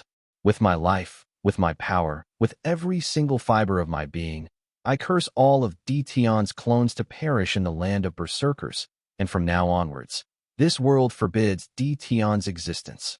Blood poured out from Su Ming's eyes, ears, nose, and mouth. His right hand was no longer black. All the black smoke from it had already surged into the grass-knot doll, and with his right hand, Su Ming ripped off the doll's head. The sky roared. The earth trembled. And those rumbles did not just come from eastern wastelands, but also South Morning, the alliance of the western region, and from northern province as well. The entire sky in the land of Berserkers was roaring. Blood-red vortexes appeared in large quantities throughout the whole world. The trembling of the land was not limited to just eastern wastelands, either. Those tremors shook through all the continents in the land of Berserkers, all the islands, and all the living beings. It was as if Su Ming represented the entire world of Berserkers at that moment. He lifted his right hand at that moment and pointed towards Tian. Chapter 659, The Curse Fulfilled. Su Ming's long hair danced in the wind as he stood in midair. His face was pale, but the brilliant shine in his eyes made him into the most eye-catching existence in the world. At that moment, it was as if Su Ming had turned into the beloved child of the entire world of Berserkers. All the land was trembling because of his will, was hateful because of his dislike, and was roaring because of his intent to kill. This was a divine ability that stirred up the entire world of Berserkers, and it was the first time any of the tens of thousands of people in the land saw something like this in their lives. A cold chill rose in all of their hearts, and they suddenly had a feeling that they did not fit into this world. The sand on the ground tumbled about above the ground, as if the tens of thousands of Immortals' existence there obstructed its path. Wind would occasionally blow past them from all directions, and while it seemed gentle, it would suddenly become strong when it fell on their bodies. The clouds in the sky far ahead sank a lot further down, and at the same time a shadow loomed over everyone. The numerous blood-red vortexes in the sky let out loud rumbling sounds as they spun in a terrifying manner, as if all the lives within the world of Berserkers were roaring. These roars came from the vortexes in the sky, the wind, the clouds, the sand on the ground, all the mountains, the rivers, the deserts, the plains, as well as the endless amount of lives in the world, be they dead or alive. Everything within the world of Berserkers had fused into those roars.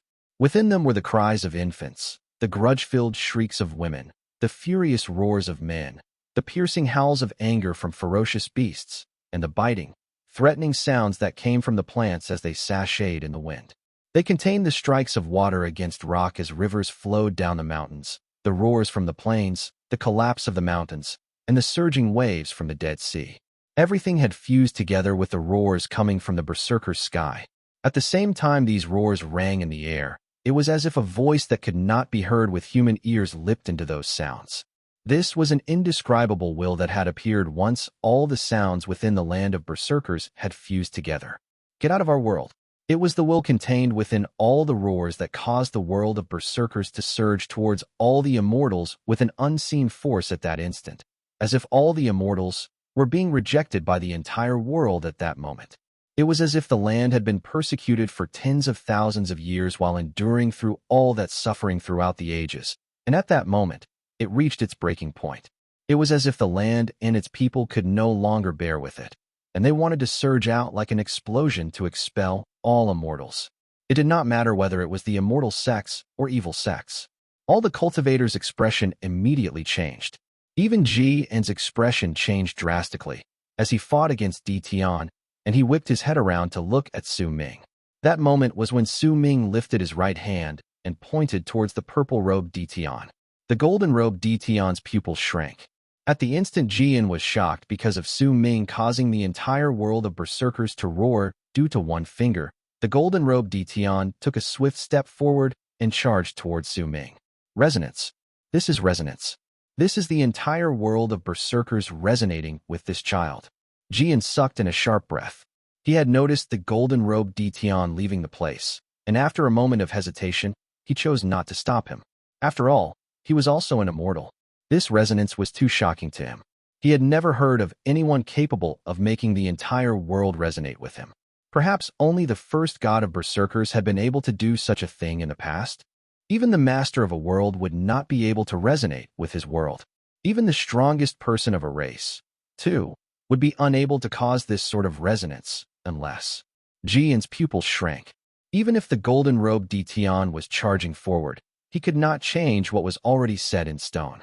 At the instant Su Ming's finger swung down, he pointed towards the purple-robed Tian. When he completed the motion of bringing his finger downwards, a thick wave of fatigue appeared in Su Ming's eyes.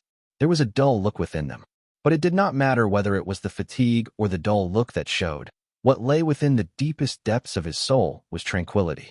The purple-robed Tian shuddered, and disbelief appeared in his eyes. For the first time, he was shocked, and it was to such a degree that even Su Ming's calm heart was pleased when he saw it. Tian was afraid. This was the first time Tian clearly showed his fear before Su Ming, and that fear caused his haughty image to crack. So, you know fear as well. Su Ming's finger swiping downwards instantly caused the purple-robed Tian's face to turn pale. Blood trickled out of the corners of his mouth, and a large amount of black patches appeared on his body. As they started rotting away, it made Tian suffer an indescribable pain while he remained frozen in place. He could also feel his body being strongly rejected by the world at that moment. It was as if there was no possible way that he could coexist with this place.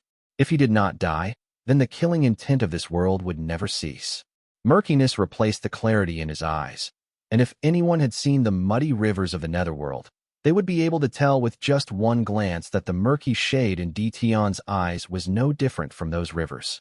It was as if the purple-robed Tian's eyes had turned into the rivers in the netherworld.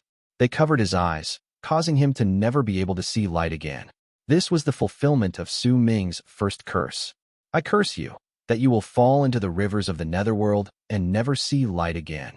The purple-robed Tian could not open his mouth. His throat churned rapidly, as if a shrill scream of pain was raging in his body, but could not find release. His right arm looked as if it had been grabbed by a huge, invisible hand at that moment, and it was yanking it outwards. Then, right before tens of thousands of shocked gazes, the purple-robed Tian's right hand was torn off his body, just like how Su Ming had ripped off the grass knot doll's arm previously. It was as if the purple-robed Tian had turned into the doll in Su Ming's hands just moments ago. At the same time, the golden-robed Tian, who was closing in from the distance, stopped as a loud bang rang in the air. His face turned pale, and blood trickled out of the corners of his mouth. When he looked towards his right arm, he saw the signs that it was about to be ripped off. A murky shade had also appeared in his eyes, and it was fighting against the golden light within them. He had to stop, because during the previous instant, the wind before him had instantly grown stronger and had come charging towards him in an unseen manner. Even with the golden-robed Tian's powerful strength, he still had to stop moving before the wind. This was not any ordinary wind. This was the will that came from the entire world of berserkers, from the incredible force rejecting his existence.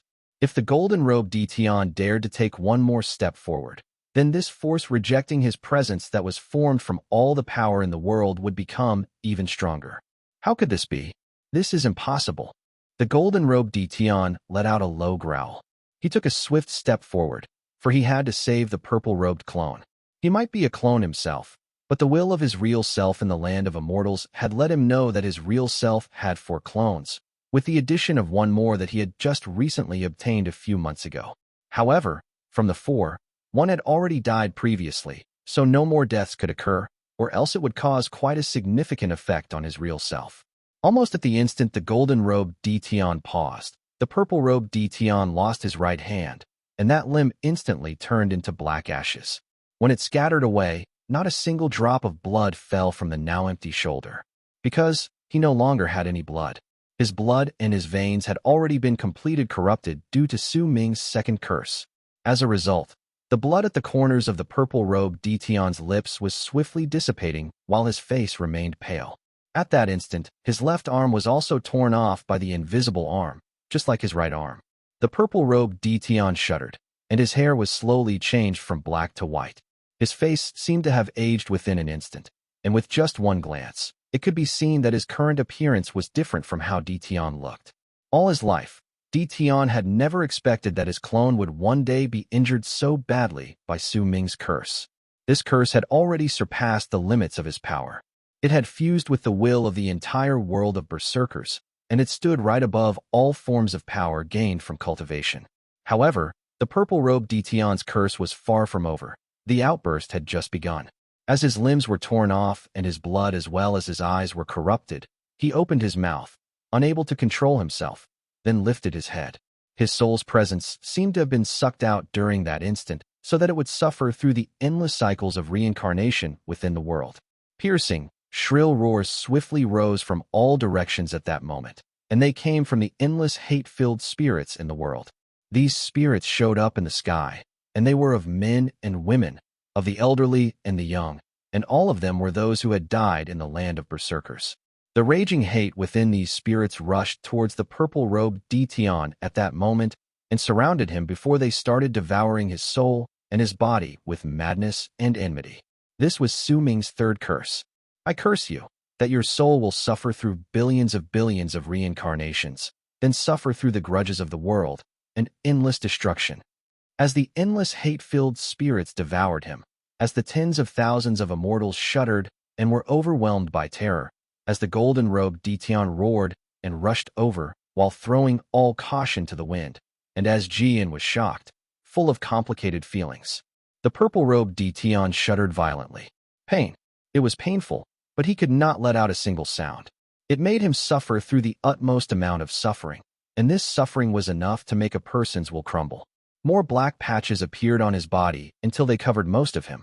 The disintegration of his skin, the decay of his bones as well as his blood, and the extreme situation of being unable to scream even though he was in pain was as if the greatest amount of pain in the world had landed on him, and it would never end. This was Su Ming's fourth curse.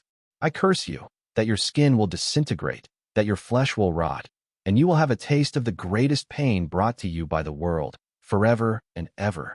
The purple-robed Tian, who had lost his arms and whose flesh was rotting away, was beginning to twist in a bizarre fashion. This was because all his bones were shattering inch by inch under the curse. As they did that, they turned into bone spikes that reversed their positions and stabbed the purple-robed Tian's body from the inside. This sort of pain was enough to make anyone's skin crawl once they thought about it. Chapter 660, The Berserkers' Kismet. What sort of enmity could possibly make a person curse another like this? What raging hate could make a whole world resonate with a person's curse?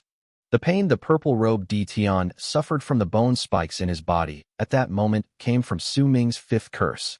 Moreover, at the instant the curse was activated so explosively, thunder rumbled in the sky, and a large amount of lightning appeared out of nowhere, once again blocking off the golden-robed Tian's path, who had once again intended to move forward. This was no ordinary lightning, either, or else it would not have been able to stop the golden-robed Tian's path. It was formed by the whole world rejecting his existence. It had the strength equivalent to the lightning strikes from heavenly tribulation, and it had the same strength as the Berserkers' sacred vessels. Under the loud thunder, the purple-robed Tian's legs were torn off by the invisible hand, just like how Su Ming had ripped off the doll's legs previously, causing the purple-robed Tian to no longer have any legs. Su Ming's sixth curse was fulfilled then. I curse you, that your bloodline will end, that your soul will scatter, that your body will rot, that your bones and flesh will be destroyed, and that you will suffer an eternity of being devoured by wandering souls. Once the purple-robed Tian's body collapsed, Su Ming's seventh curse was fulfilled. A large amount of black smoke surrounded Tian's body, causing the majority of it to shatter, and his expression twisted. By then, his hair had already turned white. As his appearance changed, what appeared was no longer Tian, but a stranger. Tian's presence on this stranger was rapidly disappearing at that moment. It was also at this moment that Su Ming's 8th curse arrived. Lightning crackled. All the blood-red vortexes in the sky started shattering. The rivers boiled, the mountains roared, the plains collapsed, and all manner of lives fell into a daze, and the ground still trembled and the sky roared. The final curse made the resonance Su Ming had with the entire world of Berserkers reach a state that it had never achieved before. With it, the force of rejection formed by the entire world swiftly gathered in 3 directions. One of them went toward the purple-robed Tian right before Su Ming. The other was aimed at the golden-robed Tian, located 1,000 feet away from this place, who was walking closer slowly as lightning and an endless amount of dimensional cracks appeared around him. The final one landed in the direction where Sky Mist Dao was located, among the tens of thousands of Immortals on the ground. That place was originally empty, but right at that instant, as the air in that space distorted, a black coffin appeared. That coffin was placed vertically on the ground, having been hidden previously. Not even Su Ming had been able to detect it. But right then, when the world of Berserkers rejected Tian's presence, it appeared. There were numerous complicated runic symbols on the coffin. They were glowing, and all of them looked incredibly strange. A shocking boom rang in the air. The purple-robed Tian's body crumbled before Su Ming, for the invisible hand had grabbed the man's head, and just like it had ripped off all his limbs previously, it now tore off his head. Once the purple-robed Tian's head was ripped off, Su Ming's 8th curse was fulfilled. With my life, with my power, with every single fiber of my being, I curse all of Tian's clones to perish in the land of Berserkers, and from now onwards, this world forbids Tian's existence. The purple-robed Tian's body turned into dust. His head turned black while in midair, rapidly decaying. As it rotted away, Tian's presence within it was destroyed with a loud bang by the repelling force from the world. Once Tian's presence dissipated, for the first time, clarity appeared within the rotting head's eyes. His face was no longer that of Tian's, as if he had never been Tian to begin with. Clones were people who had their minds and intelligence wiped off to be turned into puppets once Tian obtained control over them. He would forcefully take over their bodies and refine them, turning them into his clones to descend in the land of Berserkers. At that moment, as Tian's will was forcefully wiped off and the clone was going to die, that person remembered his identity, remembered who he was, remembered his memories. A large part of his head had decayed, and it looked incredibly hideous and terrifying. Yet there was calmness in his eyes and a momentary astonishment when he lowered his head to look at Su Ming. It then turned into a dazed look that was soon followed by a smile that shook Su Ming's heart. You grew up. These were the only words spoken by the stranger through his unfamiliar lips. They were clearly not uttered by Tian, but by the real owner of the body. They were the words that belonged to this stranger Su Ming had never seen before, and they were the last things he said before he died. There was an air of age contained within those words, along with a sense of relief. Once the head completely disappeared, the words gradually faded away. Tian's 2nd clone died. At the instant he died, a purplish-black stone flew out from the recently disappeared head. An incredibly thick in-death aura spread out from it, and there was a ripple spreading out from that aura that caused Su Ming's heart to tremble. It was this ripple that made Su Ming open his tired and dull eyes. In truth, once he pointed forward, he had already started slowly. Closing his eyes, he had offered his life, his power, and everything within him to bring forth a curse that resonated with the entire world of Berserkers, allowing him to finally kill Tian's purple-robed clone. However, just killing this clone alone had made Su Ming pay too great of a price. At that moment, there was no longer a shred of strength left in his entire body. At the instant he opened his eyes and saw the purplish-black stone, blood flowed out of the corners of his mouth, and his body plunged to the ground. As he fell, the world before his eyes gradually turned indistinct, until he eventually saw nothing. However, he could sense that the ripples spreading out from that purplish-black stone were so incredibly familiar. They had his presence. When he fell, the tens of thousands of Immortals' gazes were trained on him. There were complicated feelings in their eyes, and a variety of emotions, such as fear and relief. Up till now, they still did not know Su Ming's identity or his name. They only knew that he was a berserker, and that he had used a strange art that could not be described with words. Then, right before the eyes of all those from Evil Sect and the Immortal sects, he killed Tian's clone. Everyone only knew that this person with a boy's appearance, whose name they did not know, had used all sorts of sinister methods, did everything he could at all costs, like causing tens of thousands of deaths, just to kill Tian. He did it. Even if he had killed just one of Tian's clones, he still did it. They watched Su Ming struggling to lift his right hand as he plunged to the ground, as if he wanted to seize something from the sky. Su Ming was indeed trying to grab something.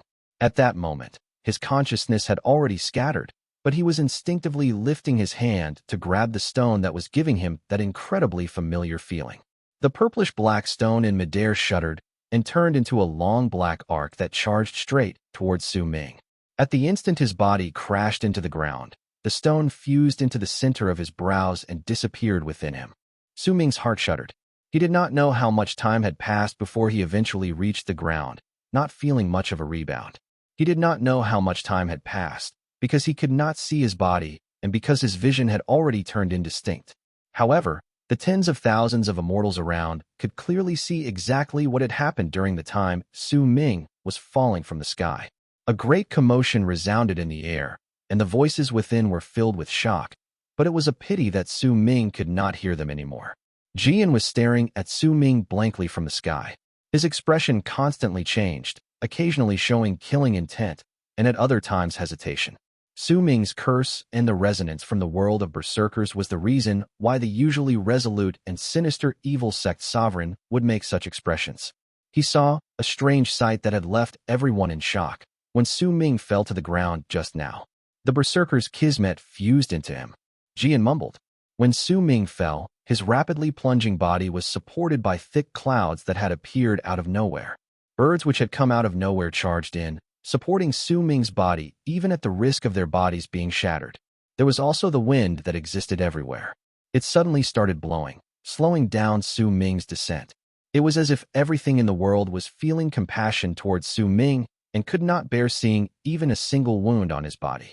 The dimensional cracks that had appeared as he fell were also swiftly disappearing.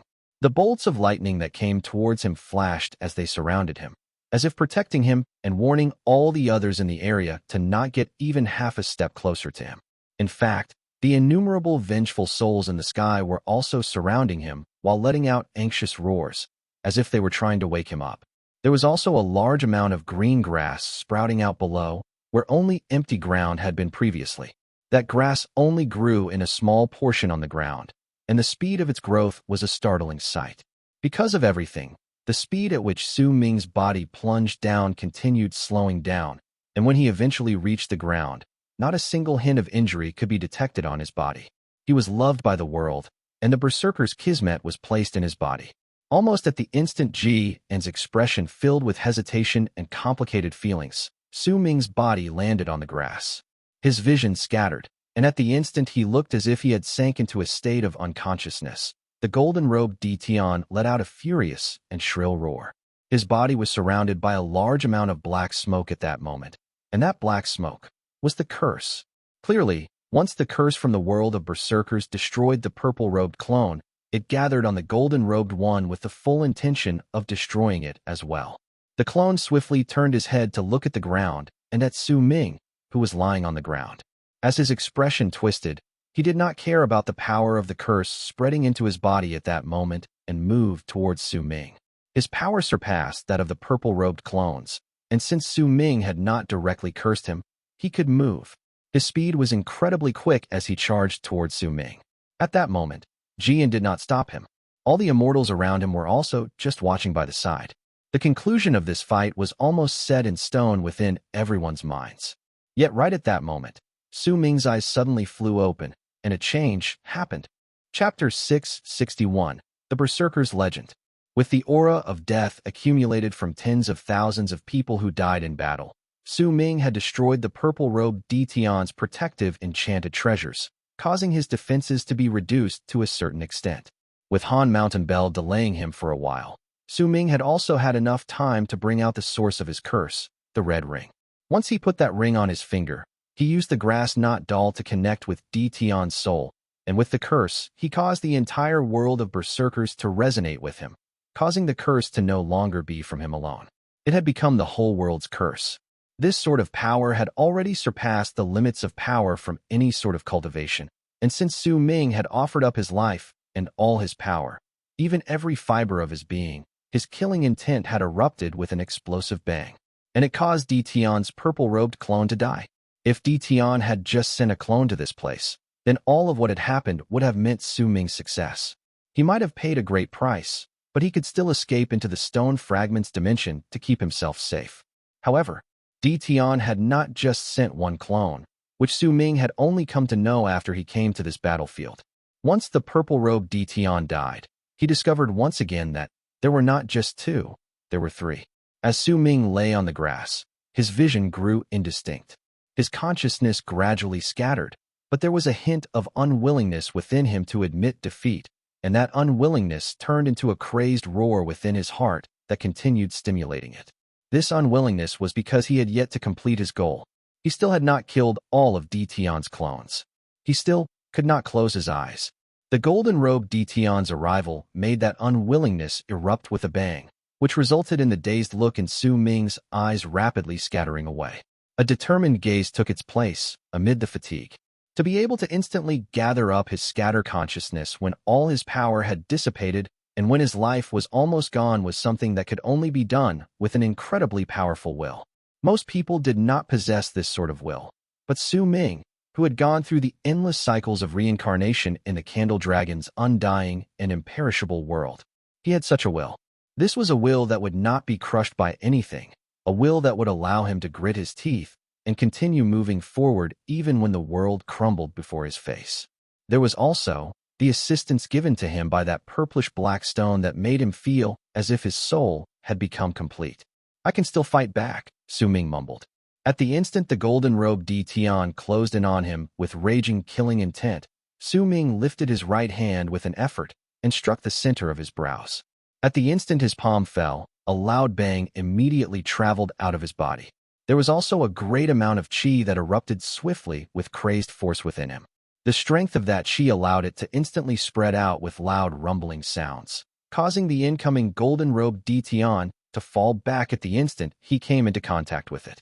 What caused him to fall back was not Su Ming's own power, but a force that had been stirred up in the world at that moment, the spiritual energy of the world. An anomaly appeared once again in the sky right at that instant. Rainbows swiftly manifested up ahead, and they looked like bridges in the air, but there was no end to them. As the air beneath the rainbows distorted, a mountain appeared. This mountain had 5 peaks, which made it look like a person's hand. It stood erect in the world, causing some of the tens of thousands of immortals who saw it to immediately spot drastic changes in their expressions. Disbelief and dazed looks appeared on their faces, and they looked swiftly towards Su Ming. Because this mountain was Dark Mountain. This is the manifestation of a Berserker mark.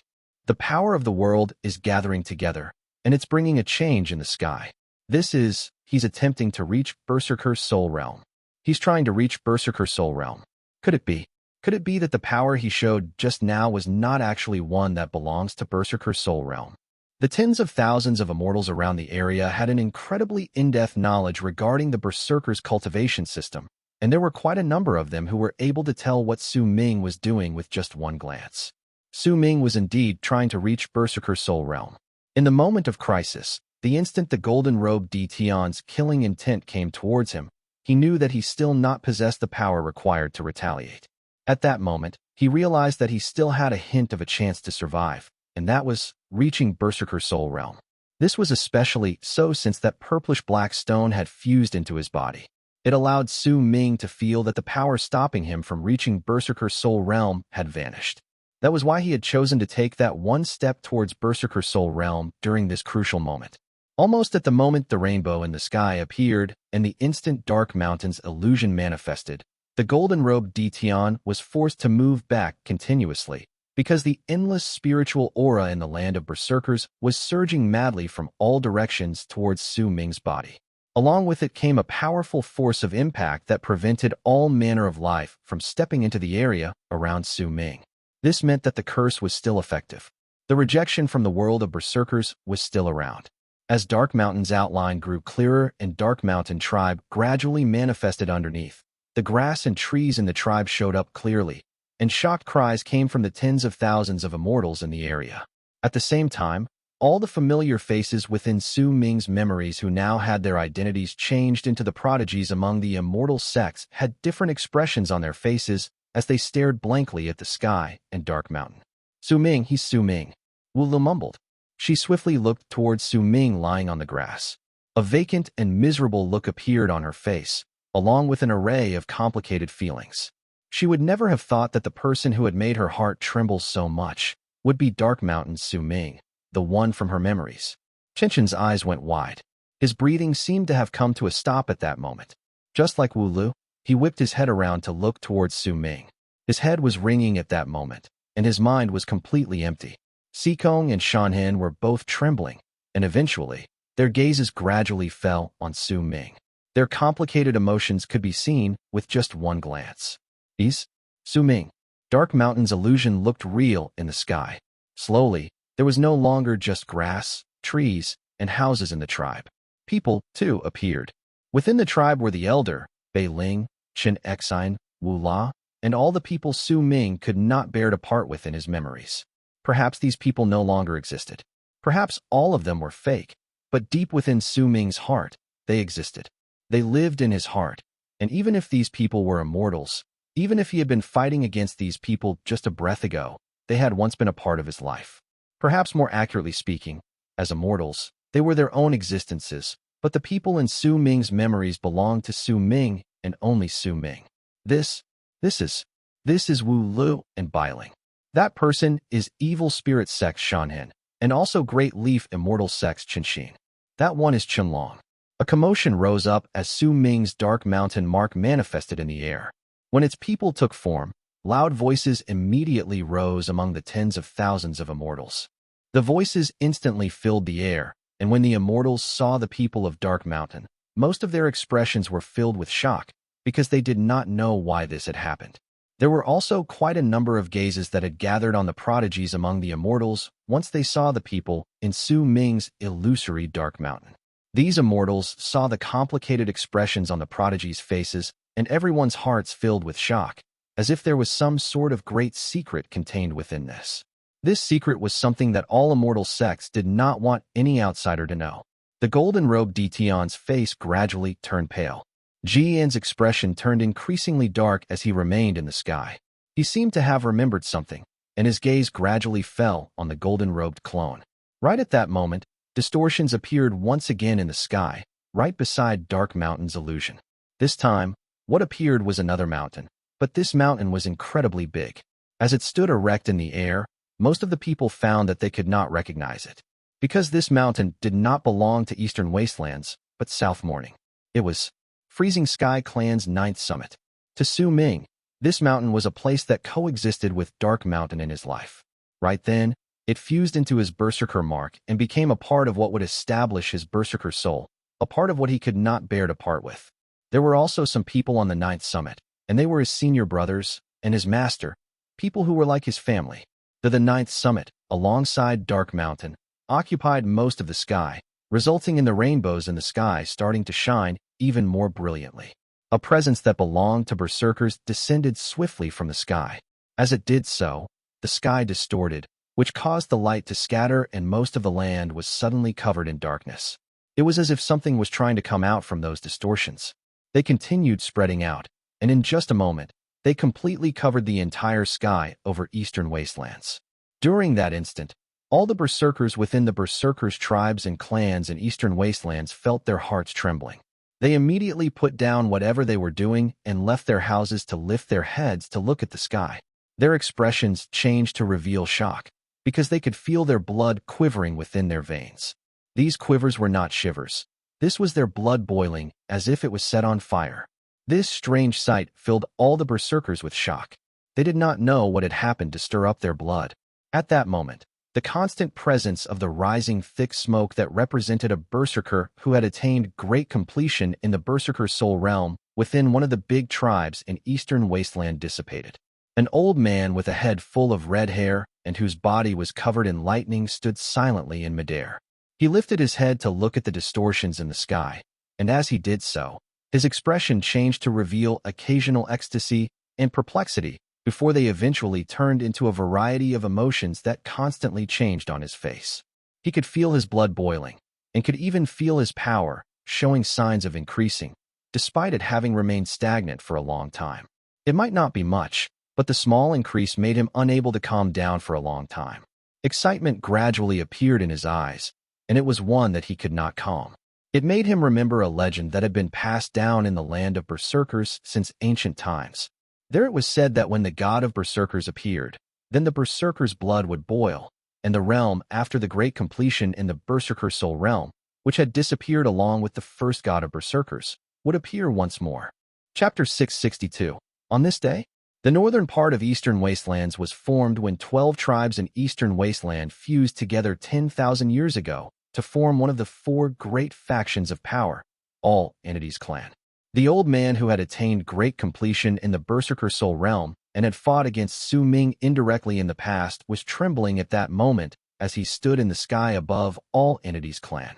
Right below him were tens of thousands of Berserkers prostrating themselves on the ground, and excitement that had never been seen before appeared on their faces. The old man looked at the distorting sky in midair and started laughing maniacally with his head thrown back. As he cried, tears of excitement fell down from his eyes. Our blood has been set on fire, and the god of Berserkers has been born. The Berserkers are saved. All tribe leaders in All Entities Clan, come with me to pay our respects to the Berserkers' 4th god of Berserkers. The time has come for us Berserkers to retaliate. The old man's laughter made it seem as if he had gone mad, but it was only that he had waited for this day for far too long. At this moment then, the day he had been waiting for so long, the day spoken of in the legends, had arrived. The people from the 12 tribes in All Entities Clan let out roars that shook the sky and earth. Those roars were cries of excitement, shouts of madness. The resonance formed as the Berserkers' blood burned. Long arcs swiftly flew up, and under the lead of the old man from All Entities Clan, a large half of the sky was replaced by an endless amount of long arcs. Whistling sounds rose and fell, and nearly 10,000 people charged through the sky. They were moving in the direction their blood led them. It was the spot they could sense vaguely in their souls, the spot that was an unknown amount of distance away from this place, the spot where Su Ming was. None of the Berserkers needed a precise direction. They only needed to go the way their blood boiled. The closer they were to him, the stronger their blood would boil, and that was the best guide they could have. In another direction in Eastern Wastelands was a place filled with trees that stretched endlessly. Poisonous fog surrounded the area, causing this place to look as if it had become a forbidden ground for all manner of life. Even if the Immortals knew that there was a Berserkers tribe in this place, most of them would have been unwilling to come here.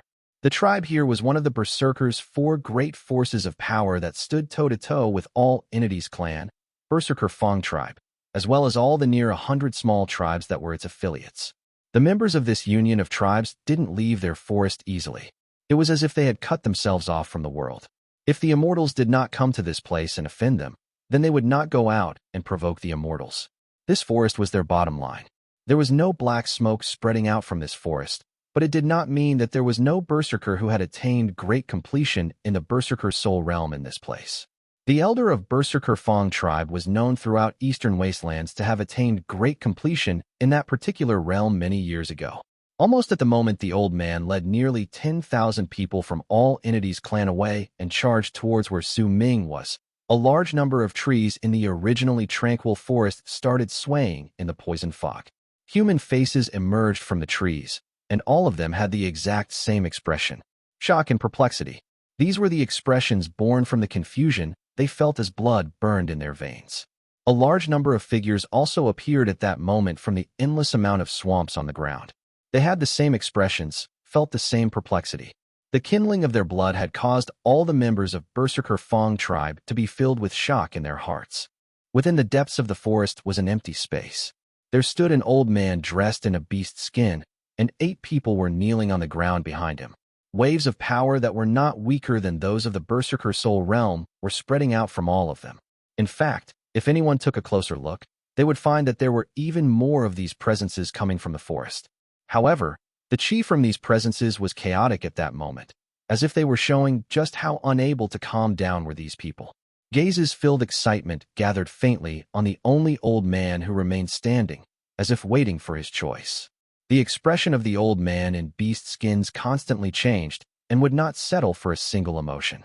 He lifted his head and looked at the sky. His eyes would occasionally show excitement, and at other times, hesitation. He could feel his blood being set on fire in his veins, and could even feel a faint call coming from the distance. "I know that all of you want to go." After a long while, the old man slowly spoke up. No one around him spoke, but their desire could be felt from their harsh breathing. "I, too, can feel my blood kindling. This is the sign of the god of Berserkers appearing, but this burn is still too weak." The old man in beast skin sighed lightly and shook his head. He did not dare take the risk. On the west and south of Eastern Wastelands were two big tribes in Eastern Wasteland that had been forced into hiding when the Immortals invaded the continent. Even though both tribes had occupied an incredibly large area, one of them was hidden in the depths of the ground and lived in karst caves. They spent their days nursing their grievances and anger, but they did not dare appear on the ground, because once they appeared, they would come face to face with the Immortals' siege. The other tribe hid itself among an endless mountain range. It no longer possessed its past glory and only had a future filled with no hope. At the same time the old man in the forest made his decision, roars filled with excitement reverberated and spread out in the depths to the south of Eastern Wastelands. As they rang beneath the ground, cracks that ran deep appeared in that region. Lights containing a multitude of colors shone from within, and those were from all sorts of statues of the god of Berserkers. A thin old man swiftly shot out from behind those statues and stood in midair. He lifted his head and laughed at the sky, in a manner as if the grudge he and his tribe had harbored over the years had completely erupted from his body. "The great tribe of surging clouds' hope has arrived. Our blood has been set on fire, and the god of Berserkers has been born. My fellow tribe members of surging clouds, how long are we going to hide?" The thin old man roared at the ground, as if he had descended into madness. I, Shuesha, one, elder of Surging Cloud's tribe, had originally given in to despair, but now, the light showing that we Berserkers will rise has appeared. Even if the entire tribe will be destroyed because of this, it will be still a fate better than what we suffer now. My fellow tribe members, come with me to pay respect to our fourth god of Berserkers. The thin old man moved his body, and an endless amount of roars instantly left the cracks on the ground. Long arcs swiftly flew out, with thin, emaciated people who looked like skeletons within them. Clearly, ever since they went into hiding in the depths of the ground, their lives had been incredibly bleak and miserable. They already had nothing else to lose. If that was the case, then they would go and fight for their dignity. However, perhaps it was because the living conditions of hiding in the mountains were slightly better than hiding underground. The big tribe to the west of Eastern Wastelands silently forced down their urge to go. Perhaps it was not because they were unwilling to leave and pay their respects to the legendary fourth god of Berserkers who had made their blood boil, but had more to do with the fact that they did not dare to give up everything for a legend. Besides Eastern Wastelands, there were also those who found their blood boiling in South Morning. Long arcs flew into the air, either in crowds or by themselves. All of these people then charged towards Eastern Wastelands in the direction where their blood boiled. This boiling of their blood was like a calling. This was the sign of the Berserkers' rise. Among the numerous islands in South Morning were a group of people who lifted their heads at the same time at that moment. These were the people who identified themselves as fated kin. They existed on many islands at the edges of South Morning. Some of them were scattered, and some of them were gathered together. They were all trying to search for each other, but due to South Morning's collapse and subsequent change, it was difficult for them to look for one another. The people on the Fated Kin's Islands were all worshipping the statue of their god at that moment, and during that instant, they started trembling. They could feel their blood being set on fire, but this burn was different from that of the Berserkers. It was direct, and their blood was boiling in a manner they could not describe. At the instant Su Ming had turned into the Fated Kin's god, it was as if there was already a connection that could never be weakened or broken between Su Ming and this race. It was also this connection that existed between them that made the fated kin feel their hearts quivering at that moment. Their blood being set on fire had caused their power to increase by a large margin during that instant. It was as if a river had been split into hundreds and thousands of small streams as it flowed downwards. A large amount of those split streams swiftly dried up, but there were also some that still had water running. But if one day an endless amount of water suddenly appeared at the start of this river, then the endless branched-out streams would also change because of it. It was how the density of a big tree's branches and leaves was determined by sunlight, but also by the water at the roots of the tree. This was the power of the source. Respected Senior Mo is calling us. The fated kin on the small islands that belonged to their race lifted their heads slowly. Excitement and desire appeared on their faces, and without a single bit of hesitation, they flew up together and left the island, charging towards eastern wastelands with all the members of their tribes. At the same time, there were also numerous long arcs flying out from a large amount of places among the islands around South Morning. All of these long arcs were the fated kin that had been separated from their people. Among them were those who had remained silent for many years, those who were somber and stayed unnoticeable to others, and there were also those who had become outstanding people who stood above all others among their factions of power. However, all of them gave up everything without any hesitation and charged towards eastern wastelands to follow the direction where their burning blood and that faint connection existing within them was leading to, also that they could search for their respected Senior Mo. I can no longer serve you. Please excuse me. On a small island, a strong and able-bodied man wrapped his fist in his palm and bowed towards the middle-aged man before him. There was resolve on his face, and without any attachment within him towards the place, he turned around and rushed towards the sky. He even tore off the silver armor he wore on his body, and he left the people behind him, along with their silent gazes. Booming sounds were continuously echoing from a small island, along with low growls. Nan Gonghan too. Our master has treated you well over the years. You know that. Why are you betraying him? Our master has been kind to me, and I have been serving him with my life over the years, but respected Senior Mo is calling me. I have to leave. As those booming sounds roared in the air, a middle-aged man turned into a long arc and charged into the sky. There was another small island where a young man stood silently at the top of the mountain. Right behind him was a woman, and she was biting the bottom of her lips as she stared at the young man blankly. Must you go? She asked softly after a long while. When I was young, he was the one who brought me and my entire race out of that place. At that time, I looked at his back and swore that I will be as strong as he was in my life. Now, I've grown up and have my own family, my own life, but I am a fated kin. The young man closed his eyes, then opened them swiftly after a moment and took a step into the air. He left the woman behind him, who looked as if she had lost all her strength as she watched him silently. Wait for me. I will return eventually. A similar scene appeared on a large number of islands, among the vast amount of scattered forces of power around South Morning. No matter what forms of power or what people, they were unable to stop the fated kin from responding to their respected Senior Mo's call and leaving in search of him. ****. Translator's notes. 1. Shueisha, mentioned previously as one of the 5 Berserkers in Eastern Wastelands who have obtained great completion in the Berserker Soul Realm. 2.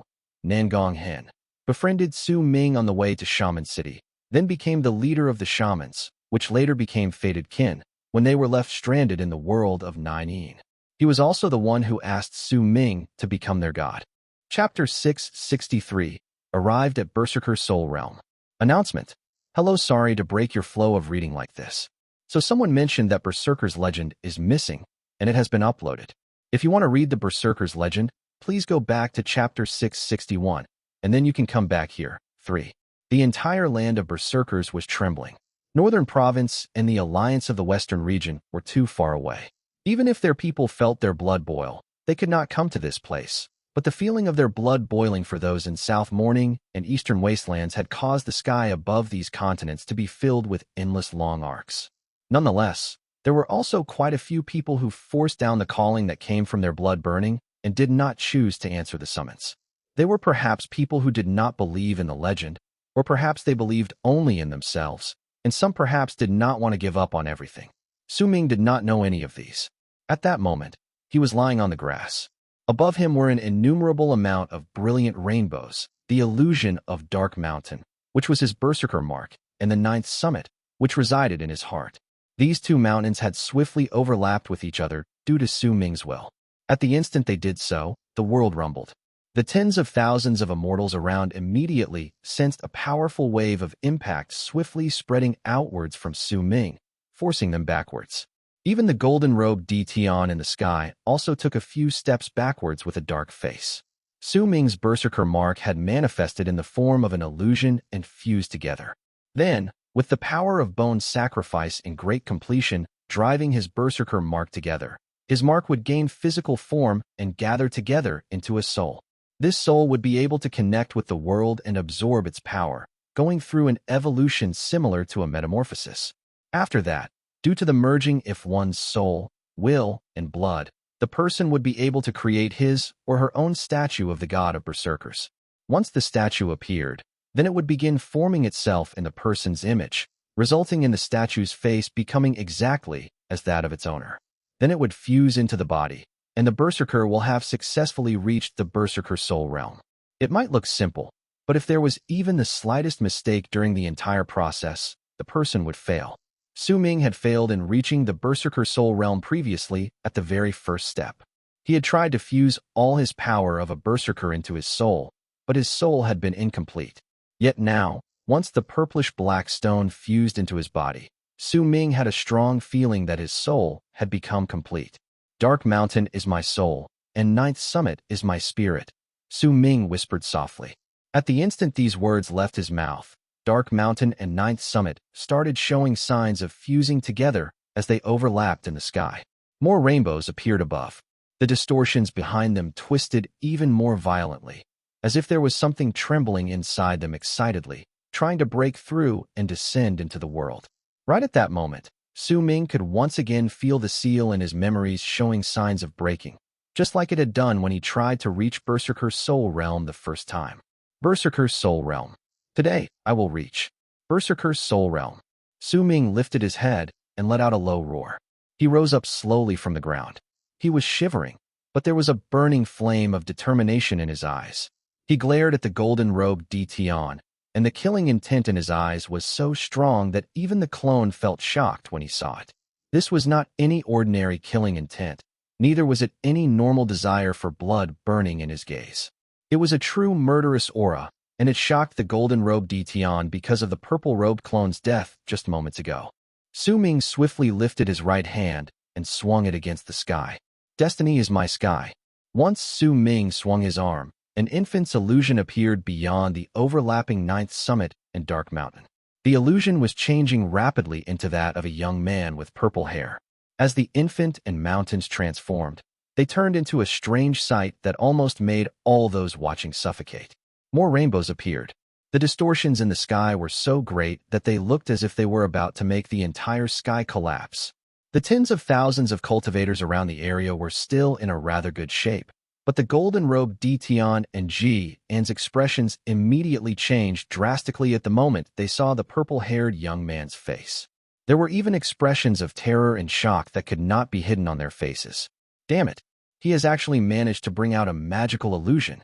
As Jian's expression changed, he moved swiftly backwards, as if the illusion of the purple-haired young man was an undefinable terror to him.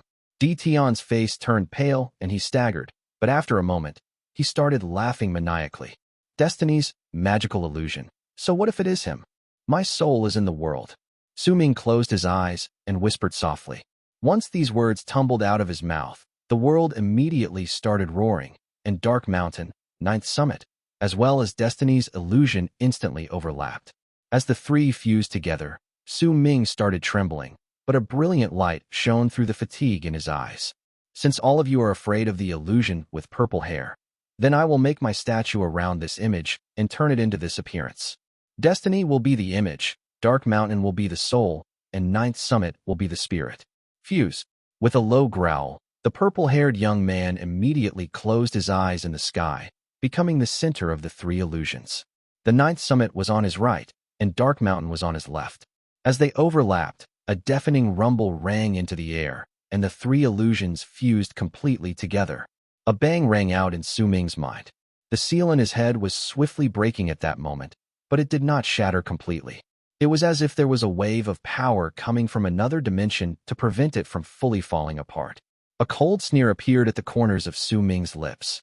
At the instant his soul became perfect and the three fused together, an illusion of a purple-haired young man appeared before the crowd's eyes. This young man had his eyes closed. His long hair danced in the air as he stayed still, but there was an endless amount of power from the world rushing madly from all directions toward him. Due to it, this soul swiftly transformed and rapidly went through the process of gaining physical form. As the soul absorbed the power of the world as if it was devouring it, a great amount of pressure swiftly descended on the place as the sky behind the endless amount of rainbows distorted. Once it came down, the tens of thousands of immortals immediately started shivering. Some of the ones who had injuries on their bodies coughed up blood and were forced to kneel down as they shivered. They felt as if they did not kneel, then their bodies would crumble. Once the first immortal knelt down, the others immediately followed suit, and a large number of them knelt down. Even the golden-robed Tian and Chen in the sky could feel that wave of pressure, and their expressions changed. He's just trying to reach Berserker soul realm. How could such pressure and such a shocking change in the world appear? Even if he gathered the Berserker's Kismet on himself, such pressure wouldn't appear when he's just trying to reach the Berserker soul realm. Only if he was trying to reach the next realm after the Berserker soul realm would it be possible. The golden-robed Tian's heart trembled. He whipped his head to look at Sowing, and as he stared at him, his pupils suddenly shrank. Chen, who had moved back a little and also had his gaze gathered on Sowing, found his breathing gradually quickening. He instinctively tightened his grip around the fan. He, too, had discovered some clues. Solidify, statue of the god of Berserkers. At that moment, Sowing lifted his head swiftly and let out a roar towards his soul in the sky. As he roared, the soul's eyes flew open. At the instant it did so, the purple-haired figure turned his head around and looked towards the golden-robed Tian. Tian's pupils shrank, and he instinctively took a few steps backwards. He might have hidden away his inner thoughts, but his retreat exposed his terror to the world. Half of the rainbows in the sky collapsed when Sowing roared, turning into spots of crystalline light that charged towards his soul. In the span of a breath, they fused into the purple-haired soul, and at that instant, Sowing's soul shattered with a bang. This collapse was not failure, but a sign that he had solidified his statue of the god of Berserkers. As the purple-haired soul crumbled, the glistening crystalline light came towards it and fused together with it to form a statue in midair. This was Sowing's statue of the god of Berserkers. However, right at the instant the crowd in the area saw the statue appear, an uproar rose up that could not be suppressed and reverberated in the air. That noise came from the tens of thousands of people on the ground. Even the golden-robed Tian and Chen were stunned when they saw it. But right after that brief moment of surprise, their expressions changed once again, and this time, shock was the dominant expression on their faces. Because Sowing's statue of the god of Berserkers was incomplete. It only had one hand. It was a right hand. The whole limb was shining with crystalline light, just like a piece of jade. Those brilliant rays of light surrounded it, making it seem as if it had gathered the magnificent colors of the world. That right hand was floating in midair at that moment, and it was exuding a powerful presence that belonged to those in the Berserker soul realm. As for Sowing, the power he had lost appeared with a bang right at that moment, and as it rushed madly into his body, banging sounds rang out within him. He floated up, and his hair began moving without any wind. The arm that belonged to his statue of the god of Berserkers charged towards his right hand at that moment and fused into him in the span of a breath. Right then, the true presence of those in the Berserker soul realm erupted from Sowing's body with a bang. At that moment, he had finally broken through the bone sacrifice realm and stepped into the Berserker soul realm. He might only in its initial stage, but the difference between Berserker soul realm and bone sacrifice realm was like heaven and earth. They were completely different. The power of the world fused into Sowing's body in a mad rush, causing the fatigue in Sowing's eyes to disappear, and it was replaced by an endless amount of brilliant light. Due to that light, it seemed as if there were stars in his eyes, and no one could look straight into them for a time. The rainbows shone, and the distortions in the sky spread out once again. This time, they did not just cover eastern wastelands alone, but most of the land of Berserkers. Loud booming sounds came from above those distortions, and the pressure descending from there became even stronger. His statue only has one arm. Does this mean that this person still hasn't completed his path to reach Berserker soul realm? The anomaly in the sky is still around, and not only has it not disappeared, it's growing stronger. Just what is going on? In the midst of those uproars, suddenly, A loud bang that signaled the sky shattering came from the distortions in the sky. It was so loud that everyone's hearts started roaring. The thing that descended was an incomparably huge right hand, and the sound came from the shock it had created as it stretched down from the shattered sky. Sowing moved and came to stand on the gigantic palm that had stretched down from the sky. As he stood up above, he lowered his head and looked down towards Tian. Tian, we can continue fighting now. Once Sowing said that, the pressure that prevented Tian from getting closer instantly vanished. Chapter 664, The Power of Berserker Soul Realm. Sowing could be said to be the center of all attention at that moment. The arm that had stretched out from the distortions in the sky was thousands of feet long. The great presence it exuded created an oppressive feeling in everyone's hearts while at the same time bringing shock. Sowing stood on the palm of that arm. His long hair floated with the wind, and his eyes were like stars. Rainbows filled the area behind him, and the pure presence of the Berserker Soul Realm was spreading out from his body. At that moment, he had a strangely enchanting air about him, one that was dazzling to the eyes. His aloofness fused with the strange, enchanting presence around him, as if it was trying to draw a picture scroll that was to be handed down the ages. If any artist could draw this scene, then it would surely be a picture that would shock the entire world. However, there were no palm lines on the hand. The tens of thousands of immortals were staring at Sowing with complicated feelings as well as shock on their faces. They could not hide it. Sowing's existence, his identity as a berserker, the powerful ripples of power, and the anomaly in the world had all formed a picture of a berserker who was rising to the top. Sowing. The golden-robed Tian stared at Sowing before he slowly spoke. This was the first time he said Sowing's name right before the crowd in the battlefield. At the instant the golden-robed Tian said that name, it was bound to be spread through the land of Immortals and Eastern Wastelands no matter the outcome of the battle. This name would end up being remembered by all, and it would never be wiped away from their memories. It was especially so since there was an air of mystery to Sowing's statue of the god of Berserkers. It was enough for everyone's hearts to start shaking endlessly while they filled with shock, because even though he had brought up such a great and vast presence, he had only managed to form an arm. If the anomaly in the sky had disappeared, it could have been explained that Sowing's statue of the god of Berserkers only had a right arm, but the anomaly was still around. The rainbows had not disappeared, but had instead increased. This could only mean one thing. Sowing's path to enter Berserker Soul Realm still had yet to end. His path to reach Berserker Soul Realm had just begun.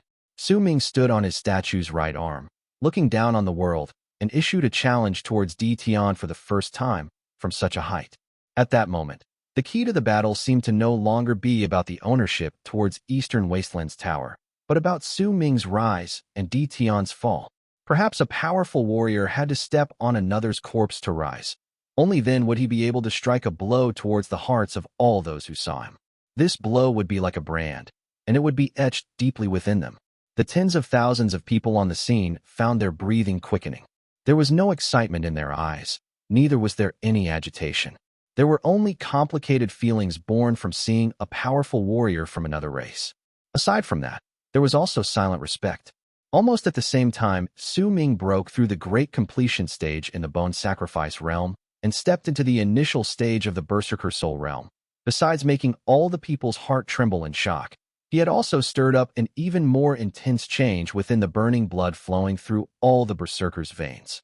If the kindling of the Berserkers' blood just moments ago was to be compared to boiling, then as Sowing's power reached Berserker Soul Realm, then the term boiling could no longer be used to describe the current state the Berserkers' blood was in. This was an eruption, and it made them feel as if all the blood in their bodies was no longer in their control. It was as if it wanted to leave their bodies and roar, for it was set on fire. In a spot in the sky far away from where Sowing was, near 10,000 people with the old man in the lead from all entities clan could not help but let out shocking roars.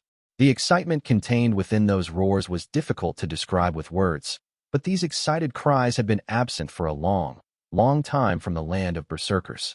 The old man who had attained great completion in the Berserker Soul Realm from all entities clan was trembling at that moment. As he moved forward, he suddenly started laughing loudly. There was an ancient quality to his laughter, along with excitement that came straight from the depths of his soul. Those peals of laughter were accompanied by tears and elation. He knew that he had not chosen wrong.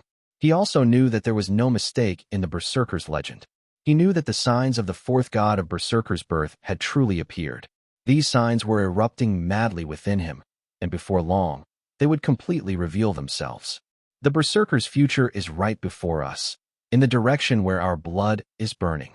All Berserkers will remember this day. This will be the day one when we Berserkers reached our most glorious moment in all of history. The time for the Immortals to be completely chased out of our land is not far away now. My fellow tribe members, bring out your fastest speed, reveal your brightest presences. We will slice through the sky and pay our respects to the god of Berserkers. As the old man spoke, all the disciples from all entities clan behind him let out similar roars in their excitement. We will slice through the sky and pay our respects to the god of Berserkers. These roars shook the sky and earth, causing the sky to look as if it was swaying. The originally desolate ground also started showing signs of green, as if grass had grown on the land just to sway its body and show its excitement. There were also 10,000 long arcs charging through the sky from another direction in eastern wastelands. These people might also be Berserkers, but most of them were thin, almost to the point of being emaciated. However, the fire burning in their eyes was not a single bit weaker than in those from all entities clan. They did not say a single word, but the excitement and the eruption within their blood was enough to make all those on the ground who saw them in the sky to feel their hearts trembling. This group of people were like a pack of crazed wolves, but they were not out to hunt for prey. They were instead going to pay respects to their king. The person in the lead was a thin old man whose eyes were bloodshot. The fire and eruptions in his blood had stimulated his cultivation base so much that it had grown once again, and it made him feel that he had absolutely not made the wrong choice. Hurry up. Surging Cloud's tribe will be the first to appear before the fourth god of Berserkers. We will make the first Berserkers the fourth god of Berserkers cease to be the children of Surging Cloud's tribe. The 10,000 people let out low roars at the same time, and their voices were enough to shake even the galaxy, causing the ground to tremble, and their speed to be even faster. Besides them, there were also an endless amount of scattered groups of figures charging through the sky above eastern wastelands. These people were all charging towards the distance based on the direction their burning blood led them. They could clearly feel the burst in their blood just now. That eruption that occurred as their blood was on fire not only made their power increase slightly, but also made the call within their hearts grow stronger, up to a point where it was enough to make them go insane. The question of the Berserkers' hope, future, and whether their world still belonged to them was answered right at that moment. The fated kin had also found an endless amount of potential erupting within them, causing them to charge forward without care for anything towards their respected senior MO. The entire eastern wastelands were shaking because of them. The members from an endless amount of small tribes had also risen into the air to fly madly towards the place where they were summoned by their blood in the midst of their confusion as their blood was set on fire. The urge the Berserkers hidden within the mountain range had managed to suppress after much difficulty stirred up once again, and this time, it was much more intense than before, but after some time, they managed to calm it down once again.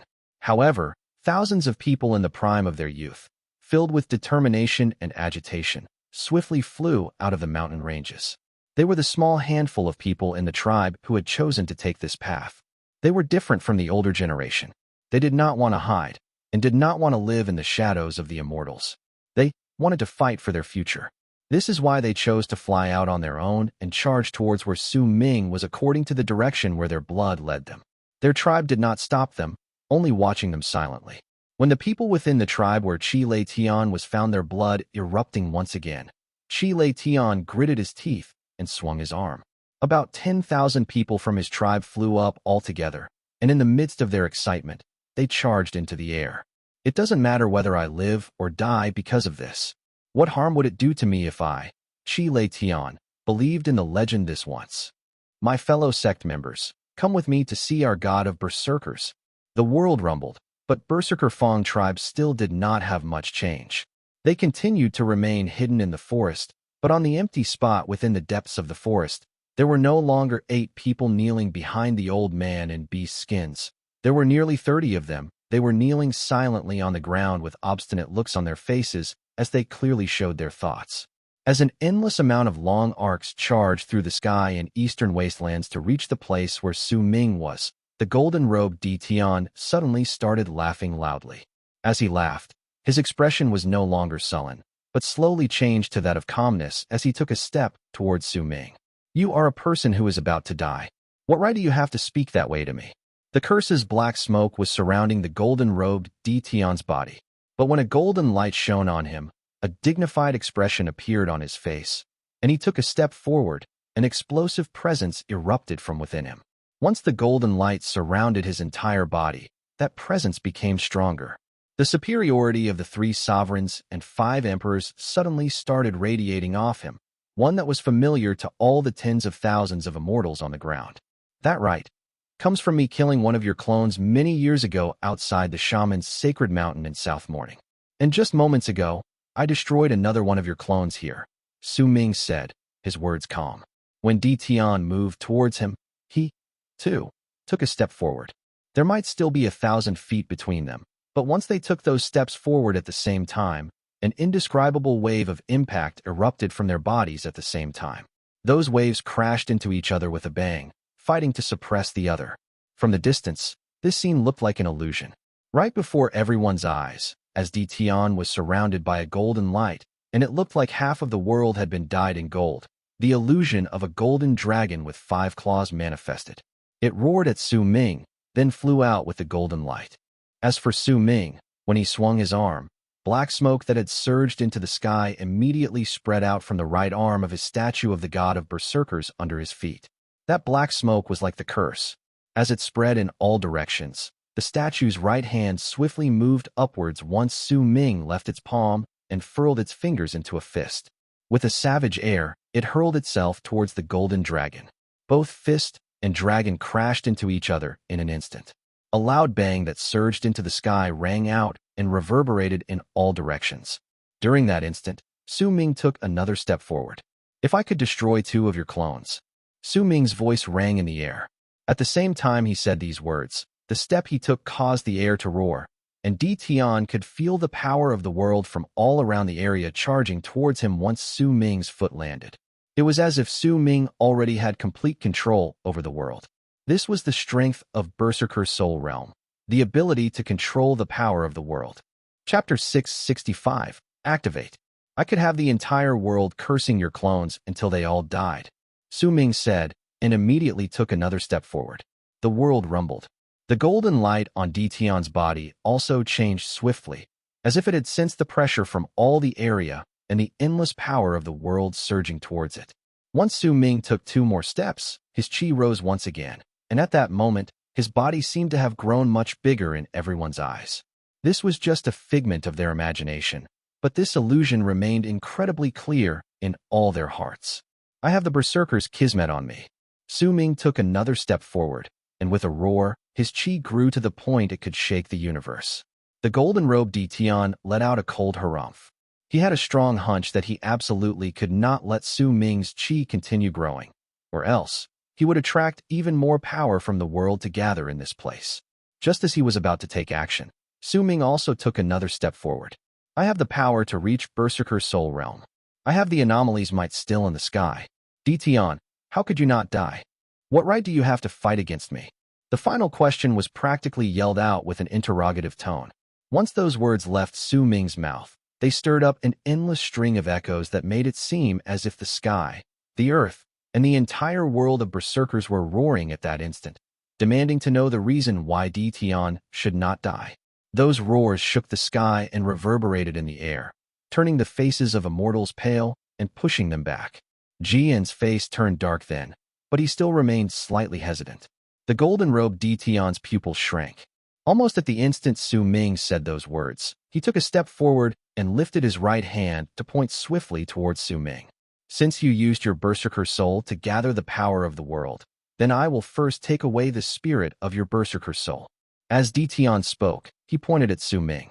At that instant, booming sounds immediately rang out from the air before him. An illusion wearing a crown manifested at that spot, and as golden light shone on him, he charged towards Sowing. There was a destructive power that could rip apart the world contained within that golden light, and as it shone, the entire world looked as if it had lost all other colors except gold. There was once only black and white in my existing eyes. Black was your soul, and white was your spirit. As Tian spoke, black and white immediately colored Su Ming's body as he was enveloped by the golden light. Just like what Tian had said, black was his soul, and white was his spirit. Gold is the light which I use to purify the world. With this light, I will purify your black soul and wipe away your white spirit. I will take away both your soul and spirit from your body. Tian's left hand instantly formed 99 seals, and once he was done, he pushed his left hand on his right. At that moment, the black and white shades on Su Ming's body began distorting, showing faint signs of turning into gold, or perhaps more accurately, they were showing signs of being replaced by gold.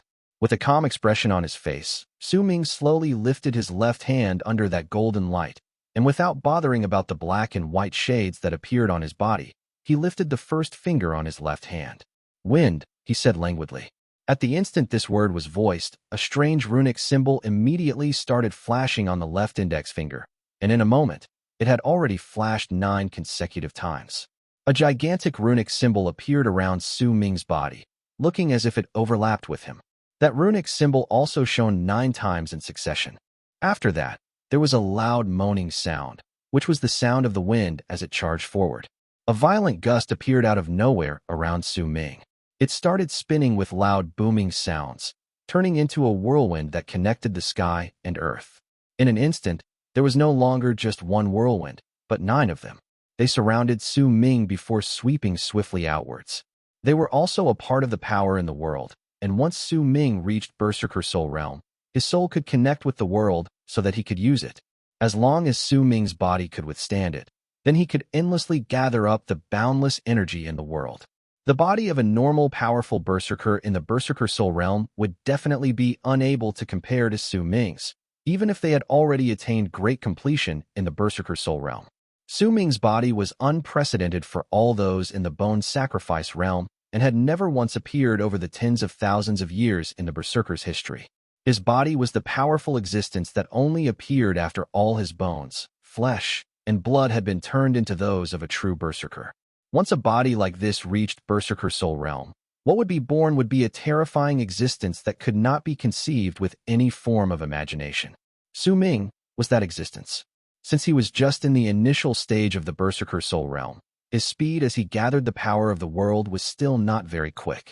However, it still managed to make the wind runic symbol he had come to understand from Hidden Dragon Sect to erupt forth with incredible power. Almost at the instant it appeared, the eyes of those from Hidden Dragon Sect went wide open as they stood on the ground with the other Immortals. They stared above in disbelief, because they had just seen the wind runic symbol that belonged to their sect. Yet before they could register its appearance in this place, Su Ming's aloof voice once again caused all the Immortals in Hidden Dragon Sect to tremble. "Rain," he said flatly. At the instant he said this word, Hidden Dragon Sect's rain runic symbol shone on his left middle finger. This symbol swiftly grew in size and overlapped with the wind runic symbol before they fused together in front of Su Ming. All of this caused the sky to roar. A violent storm swiftly formed and descended on the land.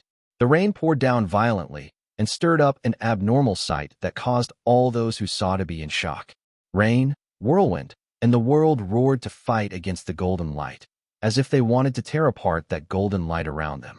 Hidden Dragon Sect's Jingnan started breathing rapidly. No matter how powerful Su Ming had been, once he recognized his identity, he had not been too surprised.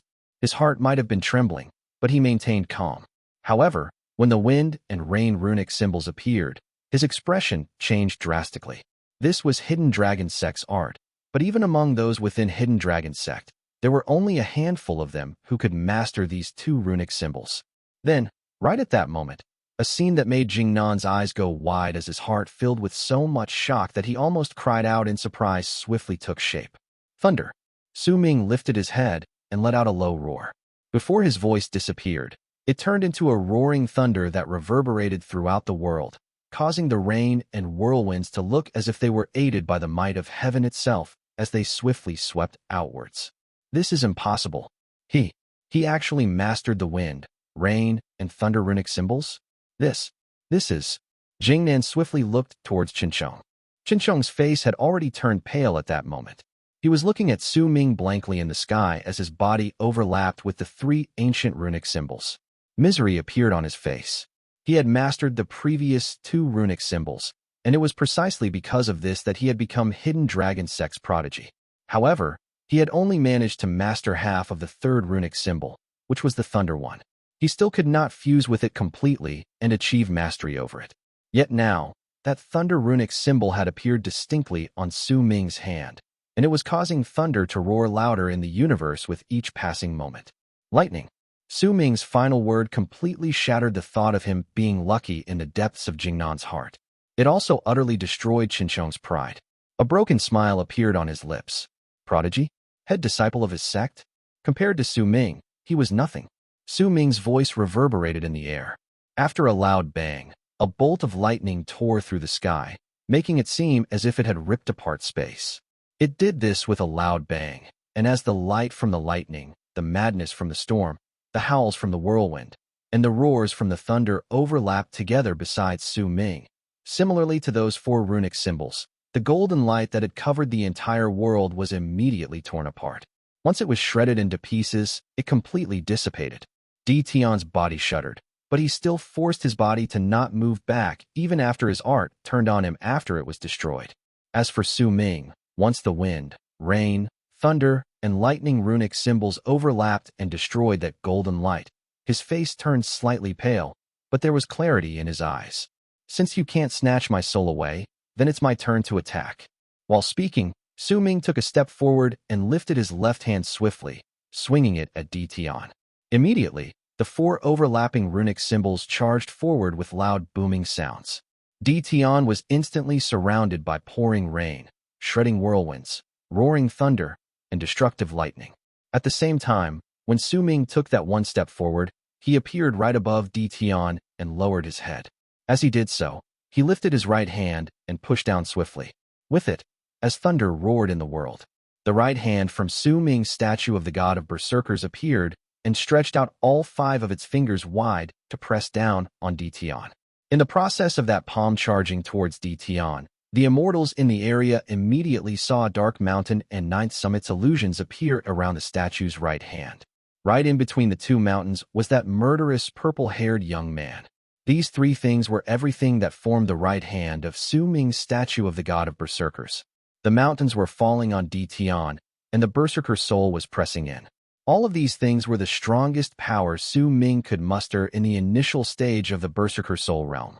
The power of the world, which he had gathered from the area, caused the world to lose its color and the universe to change. It made Tian's face turn incredibly solemn during that instant, and his pupils also shrank once more. Soar to the white sky.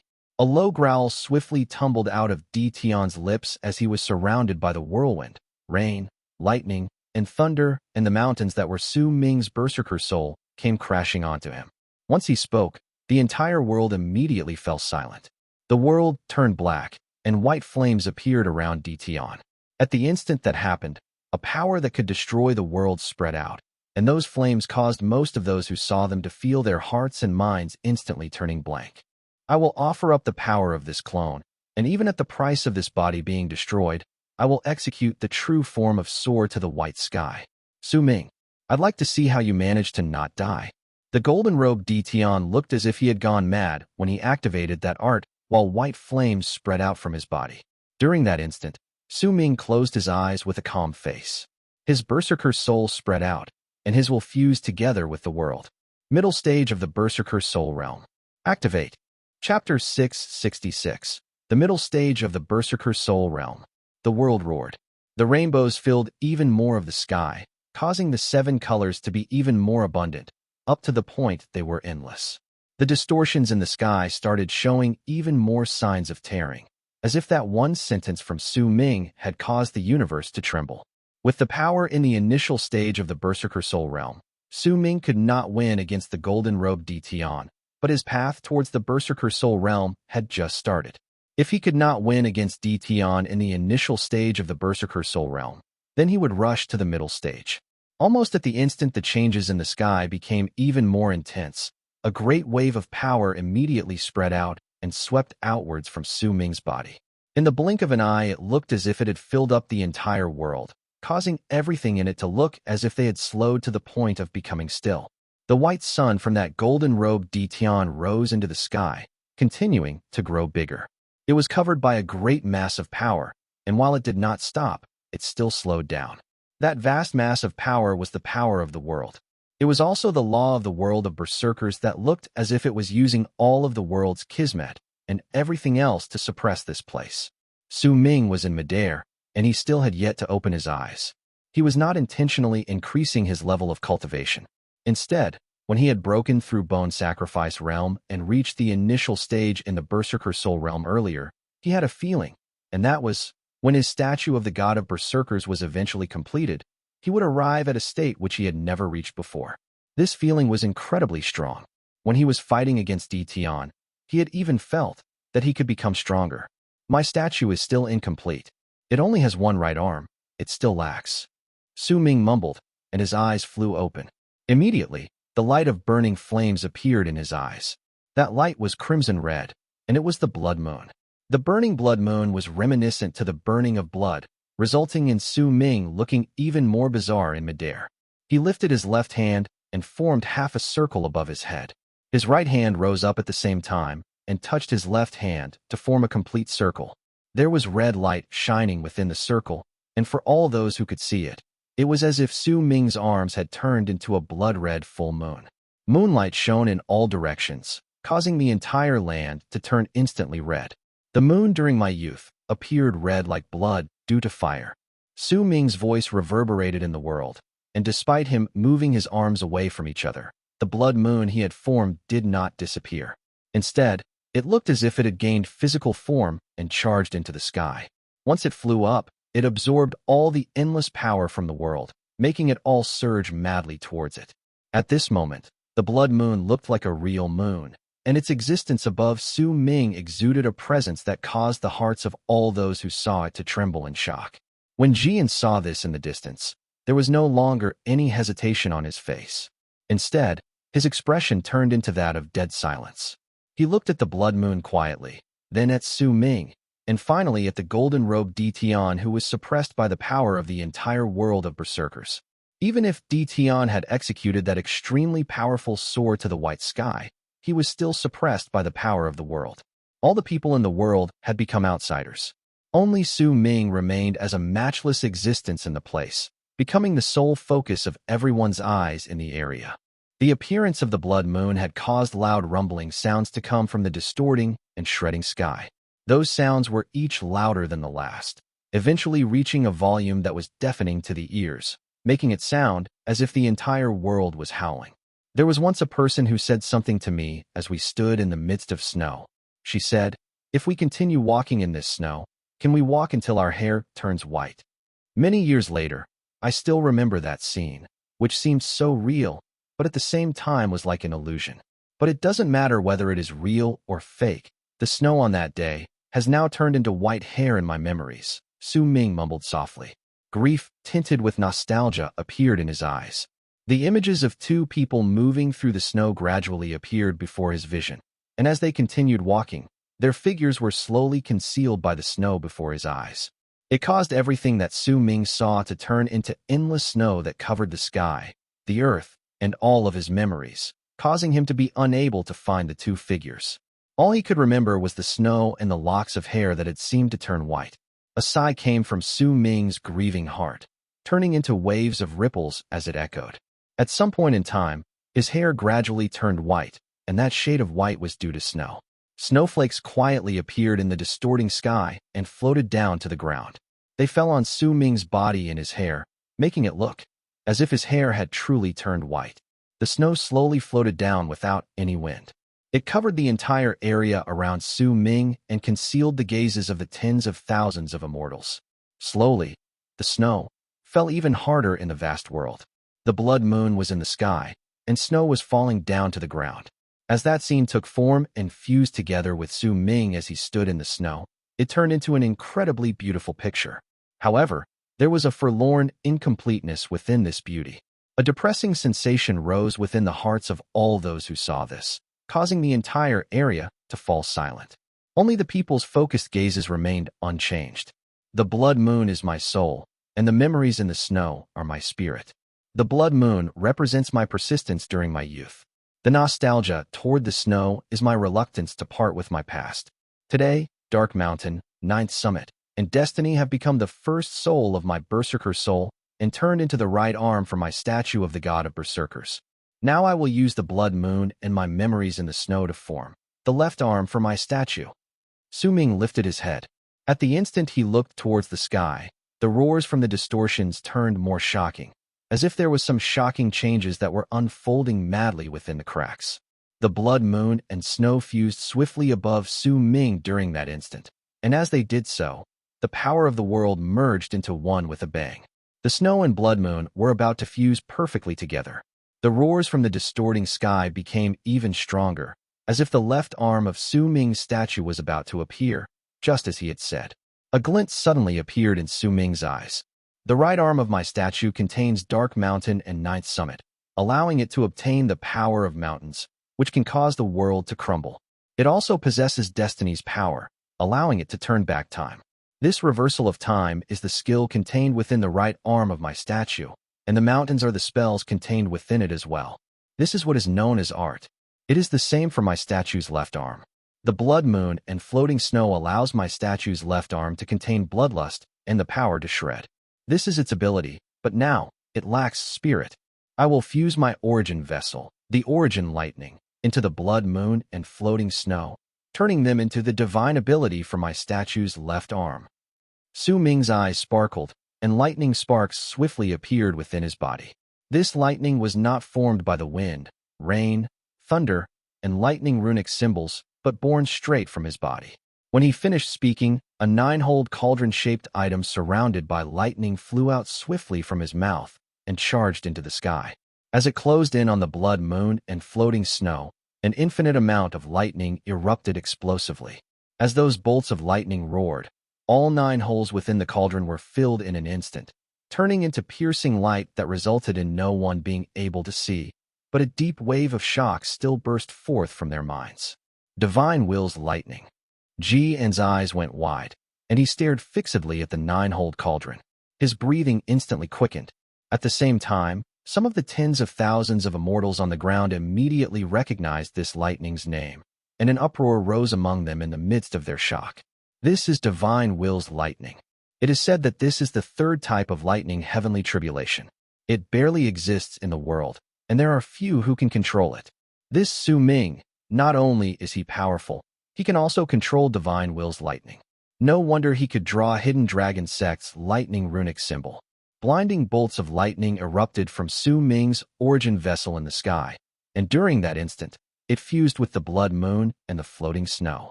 Once that happened, an arm that was surrounded by an endless amount of lightning sparks and filled with a bloodthirsty, destructive air swiftly appeared before everyone's eyes. At the instant it came to be, it was as if some established law had been changed within the world of Berserkers. An endless amount of lightning bolts gathered toward this place from all directions, the whole eastern wastelands, all the other continents, and the entire world of Berserkers. Those bolts of lightning replaced the entire sky, causing it to turn into a gigantic pool of lightning, and right in the center of it was the statue's left arm, which had been formed once all the elements fused together. The left arm controlled the lightning in the world, and an illusory blood moon also appeared among them. That moon was the real moon in the world of Berserkers, but during that instant it shattered. It was as if the moon did not dare show its face before the left arm of Sowing's statue. When it shattered and gradually dissipated, above the eastern wastelands, South Morning, Alliance of the Western Region, Northern Province, and the endless Dead Sea, it started snowing. Snow floated down in the wind and covered the entire sky and earth in the world of Berserkers, causing it to instantly turn into a world of snow. What other anomaly in the world could be more shocking than the sight of the entire world of Berserkers snowing because of Sowing? What other anomaly in the world could be more unbelievable than the sight of the Berserker's sky being covered by lightning? The world roared. At the instant the left arm of Sowing's statue of the god of Berserkers appeared and charged towards him to fuse with his left arm. The Immortals saw the distorting sky among the snow and lightning collapsing with a bang. A gigantic statue's left arm stretched out from the sky with a presence that could make all the people's hearts crumble, bringing with it lightning, bloodlust, and a chill that could tear apart everything. Su Ming's divine ability was contained in this left arm, and his art was in the right arm. These two gigantic statues' arms came into contact with each other in the sky, and each formed a seal. Su Ming stood on the two fingers that were lifted up on the statue's left hand once it finished forming the seal. His long hair floated in the air, and his face alternated between being brilliantly illuminated and sinking into darkness as the bolts of lightning flashed around him. By that time, the brilliant light and calmness within his eyes had turned into a picture of eternal peerlessness. Chapter 667. The God of Berserkers' Oath in his song. When the statue's left arm appeared, all of Su Ming's power burst out from his body with a bang. This explosion was out of his control, and it continued like water gushing out of a well, causing loud booming sounds to travel out of his body, while also making his cultivation base instantly reach the peak of the initial stage of the Berserker soul realm. At that moment, the explosions within his cultivation base paused for a moment. However, even if it did stop, it only stopped for an instant before a loud bang rang into the air, and the explosions broke through the initial stage of the Berserker soul realm, causing Su Ming to lift his head and let out a long roar. As he cried out, he became a powerful Berserker in the middle stage of the Berserker soul realm. Those who had reached this stage could gather even more power from the world at a faster rate. In fact, they could also touch upon the laws of the world slightly, allowing them to use the laws within the world of Berserkers. If it had been any other Berserker in the middle stage of the Berserker soul realm, then perhaps they would not be unmatched, but it was completely different for Su Ming. To him, being in the middle stage of the Berserker soul realm was already enough to bring out the full potential of his powerful physical body and the different powers contained within the left and right arms of his statue of the God of Berserkers. As Su Ming's cultivation base erupted, the seal placed within his mind broke down even more. By the looks of it, it was about to crumble at any moment. However, there was still a hint of power whose origins were unknown coming forth to increase the strength of that seal, trying to prevent Su Ming from breaking the seal on his memories fully. When Su Ming was still in the initial stage of the Berserker soul realm, he had already sensed this, but he could see only brief signs of this external force within him. However, when he reached the middle stage of the Berserker soul realm and the seal broke even more, he swiftly engaged this external force in an invisible fight. Su Ming could also vaguely feel that this external force did not come from the land of Berserkers, but from somewhere above, beyond the sky, from the galaxy that belonged to the Immortals. In fact, Su Ming had a strong feeling that if his power could increase a little further, then he could find the source of this external force using it as his lead, and he would see just who was sealing his memories. Even if Su Ming already had an answer, he still wanted to see Tian's real self, who would surely be residing within the world of Immortals, since he could only send his clones to the land of Berserkers. It was also during that instant that Tian finally made his decision. He temporarily gave up on the fight over the ownership for Eastern Wasteland's tower, because he had to stop Su Ming. Even if this meant that he was helping Tian, Tian would still do it, because he was, in the end, also an immortal. It was impossible for him to just watch Su Ming continue becoming stronger. This sort of result was something he could not accept. All of this is Tian's doing. I might not know his plans, but clearly, they failed. Instead, he made destiny become this way. Jian's expression turned dark. He did not immediately attack, but instead chose to keep his gaze on Su Ming and wait for his chance. And this statue. This isn't a statue of the God of Berserkers anymore. I've been researching the Berserkers for many years, and I've never heard of any Berserker having this sort of statue appear when they reach Berserker Soul Realm. Usually, once they reach Berserker Soul Realm, the complete form of their statues would manifest in one go. But this Su Ming still didn't manifest his full statue of the God of Berserkers despite merging his soul twice. He could only manage to make two arms appear.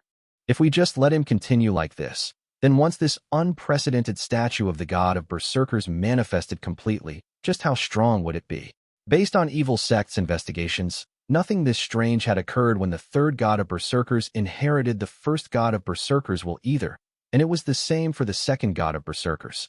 We don't know whether this happened for the first God of Berserkers, but Jian's pupils suddenly shrank, and his heart instantly started racing in his chest. He lifted his head swiftly and stared fixedly at the arms that belonged to Su Ming's statue. His face instantly turned pale. Sovereign Qi made a prediction in the past. The first god of Berserker's inheritance would end once he passed it to the third, and there would no longer be a fourth god of Berserkers who would inherit the first god of Berserker's will. There is no possibility of error for this. Yet if there's someone who won't inherit the first god of Berserker's will, but manages to craft a path that is similar to the first with his own strength and becomes a new god of Berserkers, then this will not be within Sovereign Chi's predictions. He gathered the world of Berserkers Kismet on himself, and his Berserker soul brought out an anomaly in the world. Snow started falling on the entire land of Berserkers, and lightning replaced the sky. All of these things are telling openly that this Sowing is about to become the fourth god of Berserkers. Jian's pupils shrank even more, and his expression also started changing rapidly. In the end, the killing intent within his heart increased several thousand times. The Immortals could absolutely not allow any god of Berserkers to appear among the Berserkers once again. It was especially so when it was one who would not inherit the first will, but would be like the first and become the god of Berserkers on his own, and who had even obtained the entire world of Berserkers Kismet on himself while bringing forth such a change in the world. However, at the instant Jian made this decision in his heart, Sowing, as he stood on his statue of the god of Berserker's left hand, while his chi continued rising to reach the middle stage of the Berserker soul realm, lowered his head and looked towards Tian. He then lifted his right hand and swung it outwards, and, immediately, the world roared. All appearances of things having slowed down vanished at that instant, and the pressure in the world also dissipated. Everything returned to normal, and Sowing took a step forward. It was also at that moment that the golden-robed Tian let out a roar that reverberated in the air. The true sword to the white sky that he had activated by offering up his body had turned into a white sun, and with a loud bang, it charged towards Sowing. The white sun contained an indescribably vast power and a presence that could wipe away everything within the world. Hong Luo had been unable to match up to this art in the past, and Sowing had also been injured gravely because of this art several years ago. In the end, he was brought away by someone while he was at death's door. However, it did not mean that there was no way to break this art.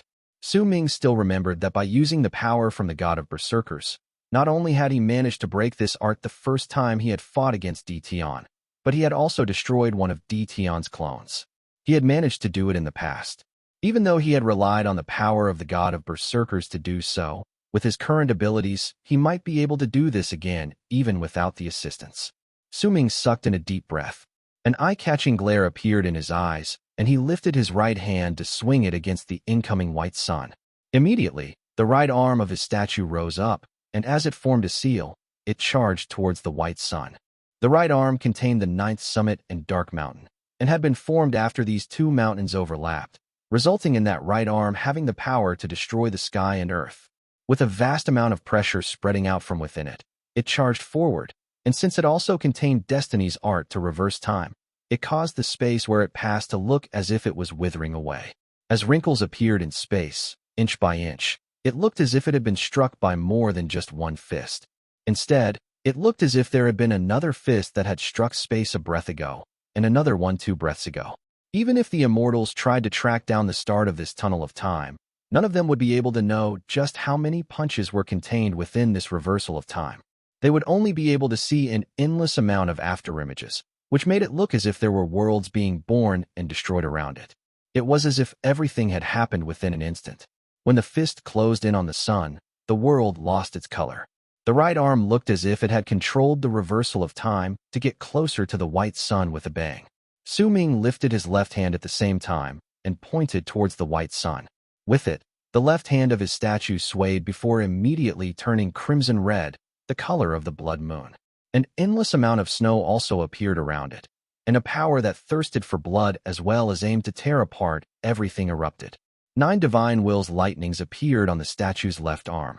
With a roar, they surrounded the entire area, as if having spread out through space and shattered the universe.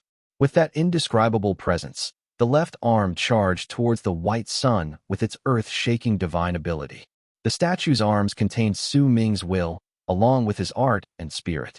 As these two gathered together, they turned into a realm that even Sowing did not know about.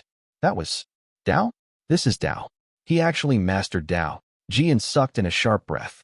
He should not be doing this with his status. But at that moment, he could not help but let out a cry of surprise. Once he voiced those words, the tens of thousands of immortals in the area found their jaws falling slack out of shock as their minds filled with absent-mindedness and confusion. The powerful warriors who were in ascendance, like Shindong, had even widened their eyes as they looked at Su Ming.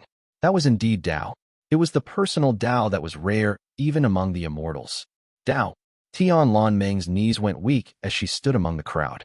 She bit her bottom lip as she stared silently at Su Ming in the sky. Her heart was empty, and her face was rife with anguish. She could still remember vaguely that there had been a faint possibility of a future between her and Su Ming in the past, but as time passed by, and she took that particular action in the world of Nine, that possibility had been cut off. Over the years, she had originally thought that she would forget about the past, but at the moment she saw Su Ming on the battlefield, tears still flowed down her eyes. He doesn't suit you. These words were spoken with a sigh from beside Tian Lanming. They belonged to her older sister, Tian Lanyu. A shocking roar covered the sister's words. The two arms from Su Ming's statue of the god of Berserkers crashed into the white sun at that moment, causing a loud bang to erupt into the air, one that made most of the tens of thousands of immortals cough up blood. Numerous immortals endured the intense pain in their bodies with gritted teeth and looked towards Su Ming so that they could see his Dao, as well as the end of the battle. They saw Su Ming closing his eyes in midair in the midst of that loud sound, and with his lifted right hand, he looked like an artist sinking into a trance before he drew the first stroke of his painting. That one stroke was for Berserker obliteration. Su Ming had executed this art many times in his life, but he had never used it under such circumstances, when he had been acknowledged by the land of Berserkers, had the world's Kismet on his body, and with the status of the fourth god of Berserkers. This was the first time he executed the god of Berserkers' song with Berserker obliteration like this. The place where I was born still did things according to the laws of the universe.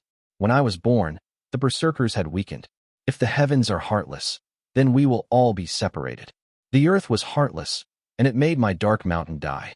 If the heavens don't have eyes, then I will step on it and watch myself seal the heavens.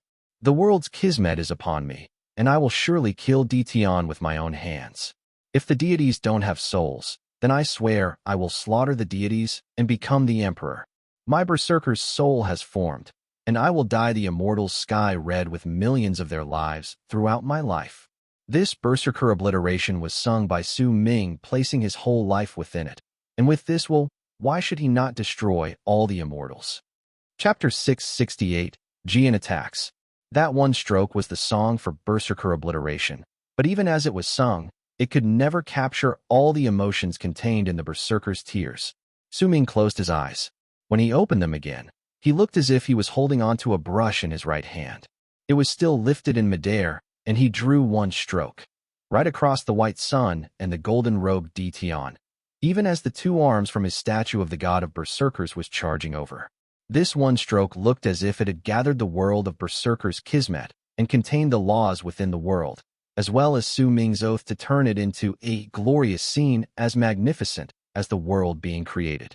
It was like someone had lifted an old dusk-colored curtain to reveal the prideful sun rising into the sky behind it. It represented the world being turned back in time, and also represented the possibility of the Berserkers rising in hope and glory once more. At the same time Su Ming drew this stroke, a loud, deafening bang rang into the air. This came from the arms of the statue, with the time contained in the right and lightning in the left. These two arms collided with the white sun with a bang, causing a shocking bang to erupt into the sky.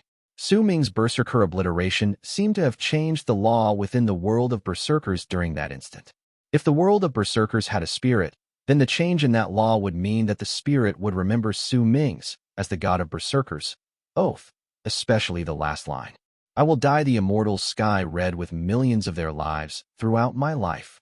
It was precisely this god of Berserkers' oath that caused the golden-robed Tian's white sun to start crumbling swiftly from the middle at the instant Su Ming drew that stroke across it. The sun eventually exploded completely, turning into a wave of impact that swept through the area in the sky. Wherever it went, the space would crack, and it would also cause the earth to collapse. The Immortals on the ground looked at this scene in the sky in shock, and a chill slowly crept up their spines. If this destruction had started on the ground, then perhaps none of them would be standing anymore. As that white sun that contained the golden-robed Tian's life shattered, his body showed up. He staggered backwards and coughed up a mouthful of blood. The crown on his head crumbled into pieces and disappeared. His emperor's robe was also torn apart before it exploded. The golden-robed Tian fell back once again, looking incredibly pathetic with his pale face. His gaze was unfocused and had lost its previous brilliant shine, but the grudge in his eyes was now much stronger than before. At that moment, his grudge fused together with his broken smile. He looked at Su Ming, and he knew that from this moment onwards, perhaps Su Ming was truly completely out of his control. But it did not mean that he no longer had a chance. Compared to Tian's current pathetic state, Su Ming remained as calm as ever, even though his face was slightly pale. However, the 7 colors of the rainbow were shining on his body. That light seemed to be spreading out from his body and reflecting off the sky while fusing with the ground. At that instant, a feeling that they did not know whether what was happening was their figment of imagination filled up all the hearts of those who were watching Su Ming. And that was, Su Ming had fused together perfectly with the world due to an opportunity. He was the sky, the earth, and the whole world of berserkers. This perfect fusion caused all the people to feel as if they were facing the world when they looked at Su Ming. It was impossible to describe this feeling with words, but it was incredibly strong within each and every single person's hearts, yet none of them were able to give it words. Fusion with the world? Jian sucked in a breath and mumbled to himself. He could tell with just one glance that Su Ming's power had already surpassed the first step and was in the process of moving through the second step. He was going through the fusion with the world, and once he completed it, his power would increase by leaps and bounds. He might have gathered the world of Berserkers' Kismet on himself, but it was just that. He had only gathered it, but had not fused with it. What happened previously was that the Kismet used the child's body as a carrier to explode, and now he had fused with it. This fusion means that it is no longer something as simple as the Kismet gathering on him and using him as a carrier. He has taken control of it. If this person falls, the Berserkers will fall. If this person rises to glory, the Berserkers will also rise to glory. This is the sign of the god of Berserkers. As I expected, he's really the 4th god of Berserkers. The world of Berserkers Kismet only reacted this way because it has acknowledged his oath as the god of Berserkers. Jian stared at Su Ming, and a deep wave of killing intent rose in his heart. He was acknowledged by the world of Berserkers. Destiny, just as expected of destiny. At the instant killing intent ran rampant in Jian's heart, Su Ming sucked in a deep breath. He lowered his head and looked towards Tian, swiftly taking a step forward. The world's Kismet is upon me, and I will surely kill Tian with my own hands. This was his oath as the god of Berserkers, and it meant that he had to fulfill this oath. At that moment, the golden-robed Tian was in an incredibly weakened state. The burning of his life had dealt a heavy blow to him, and the shattering of his art had caused him to suffer a huge backlash. He was no longer Su Ming's opponent. Tian did not choose to dodge when Su Ming charged towards him. A strange light started shining in his eyes, and at the instant he looked as if he had made some sort of decision. Jian, who had been watching from afar and had not chosen to truly attack since the start, lifted his foot swiftly and stomped the air before him. With it, the world roared, and a powerful wave spread out swiftly, like the gusts of violent wind, from around Jian. That's enough. Jian let out a cold harumph. As he lifted his right hand, he opened the fan in his hand swiftly, and a layer of black fog moved with a bang from within it to turn into 9 black dragons, which then charged towards Su Ming. Su Ming had long since expected Jian's attack. He might be from evil Sect, but he was, in the end, an immortal. Due to his position, there was no way he would just stand by and watch Tian's clones die one after another. Almost at the instant Jian activated his divine ability, ripples showed up around Su Ming. As they shone, they turned black, surrounding him layer by layer and preventing him from moving forward. Soon after, Jian took a step forward and appeared right before Su Ming. With a wave of his arm, a force that surpassed the golden-robed Tian's power charged towards Su Ming with a bang. From several directions behind him, the 9 black dragons roared and closed in on him as well. Su Ming remained as calm as ever. Right from the moment he stepped out and fought against Tian, he had already known that this battle would be exceedingly difficult. Not only would he have to fight against Tian's clones, if he caused too much commotion, this G and would also attack. In fact, even though the sky was distorting and crumbling, the two gigantic vortexes were still there, not having dissipated.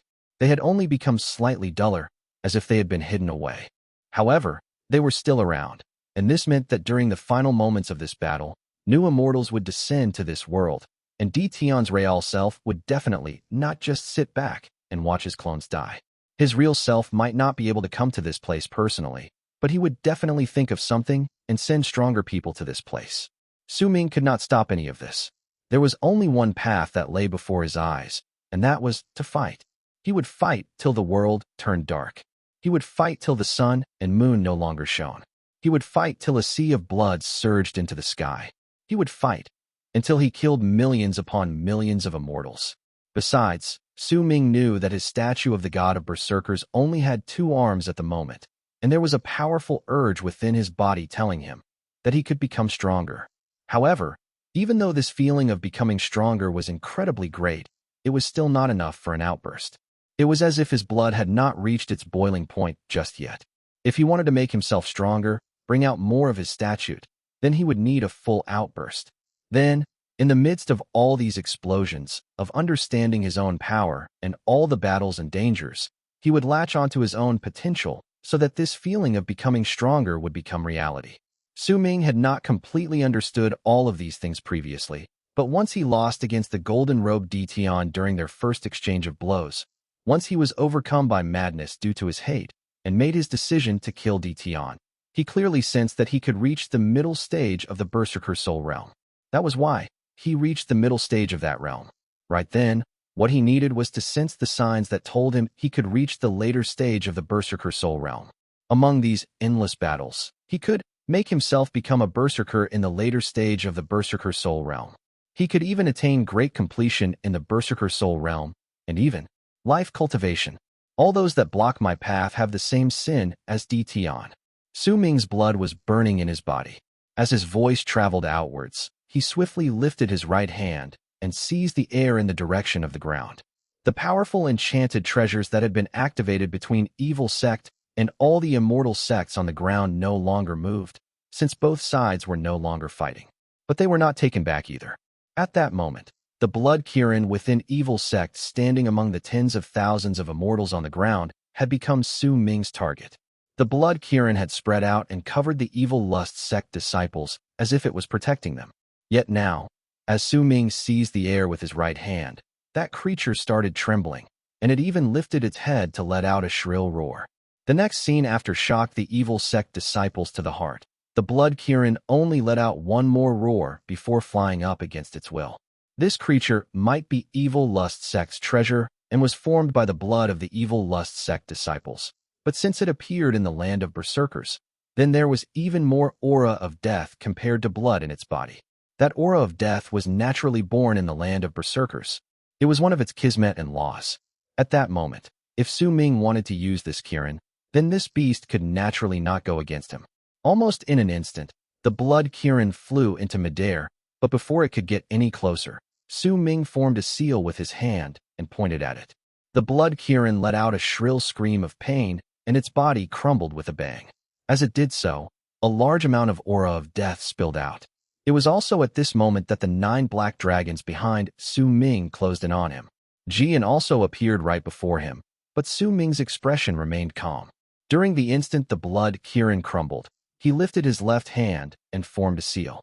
The blood Kirin's collapse caused a large amount of aura of death to spread out, and during that instant, that aura of death formed a gigantic seal in midair. It was the Verdant Abyssal seal. Shatter, Sowing said softly. The Verdant Abyssal seal swiftly exploded, causing the sky to tremble. In the midst of the distortions, an endless amount of aura of death spilled out and descended from the sky above Sowing to charge towards him. Then, with Sowing acting as its center, it swept outwards. Sowing stood in the middle of it all with his hair flying and his robes dancing. His eyes were turning red with killing intent. Whoever blocked his path, he would kill.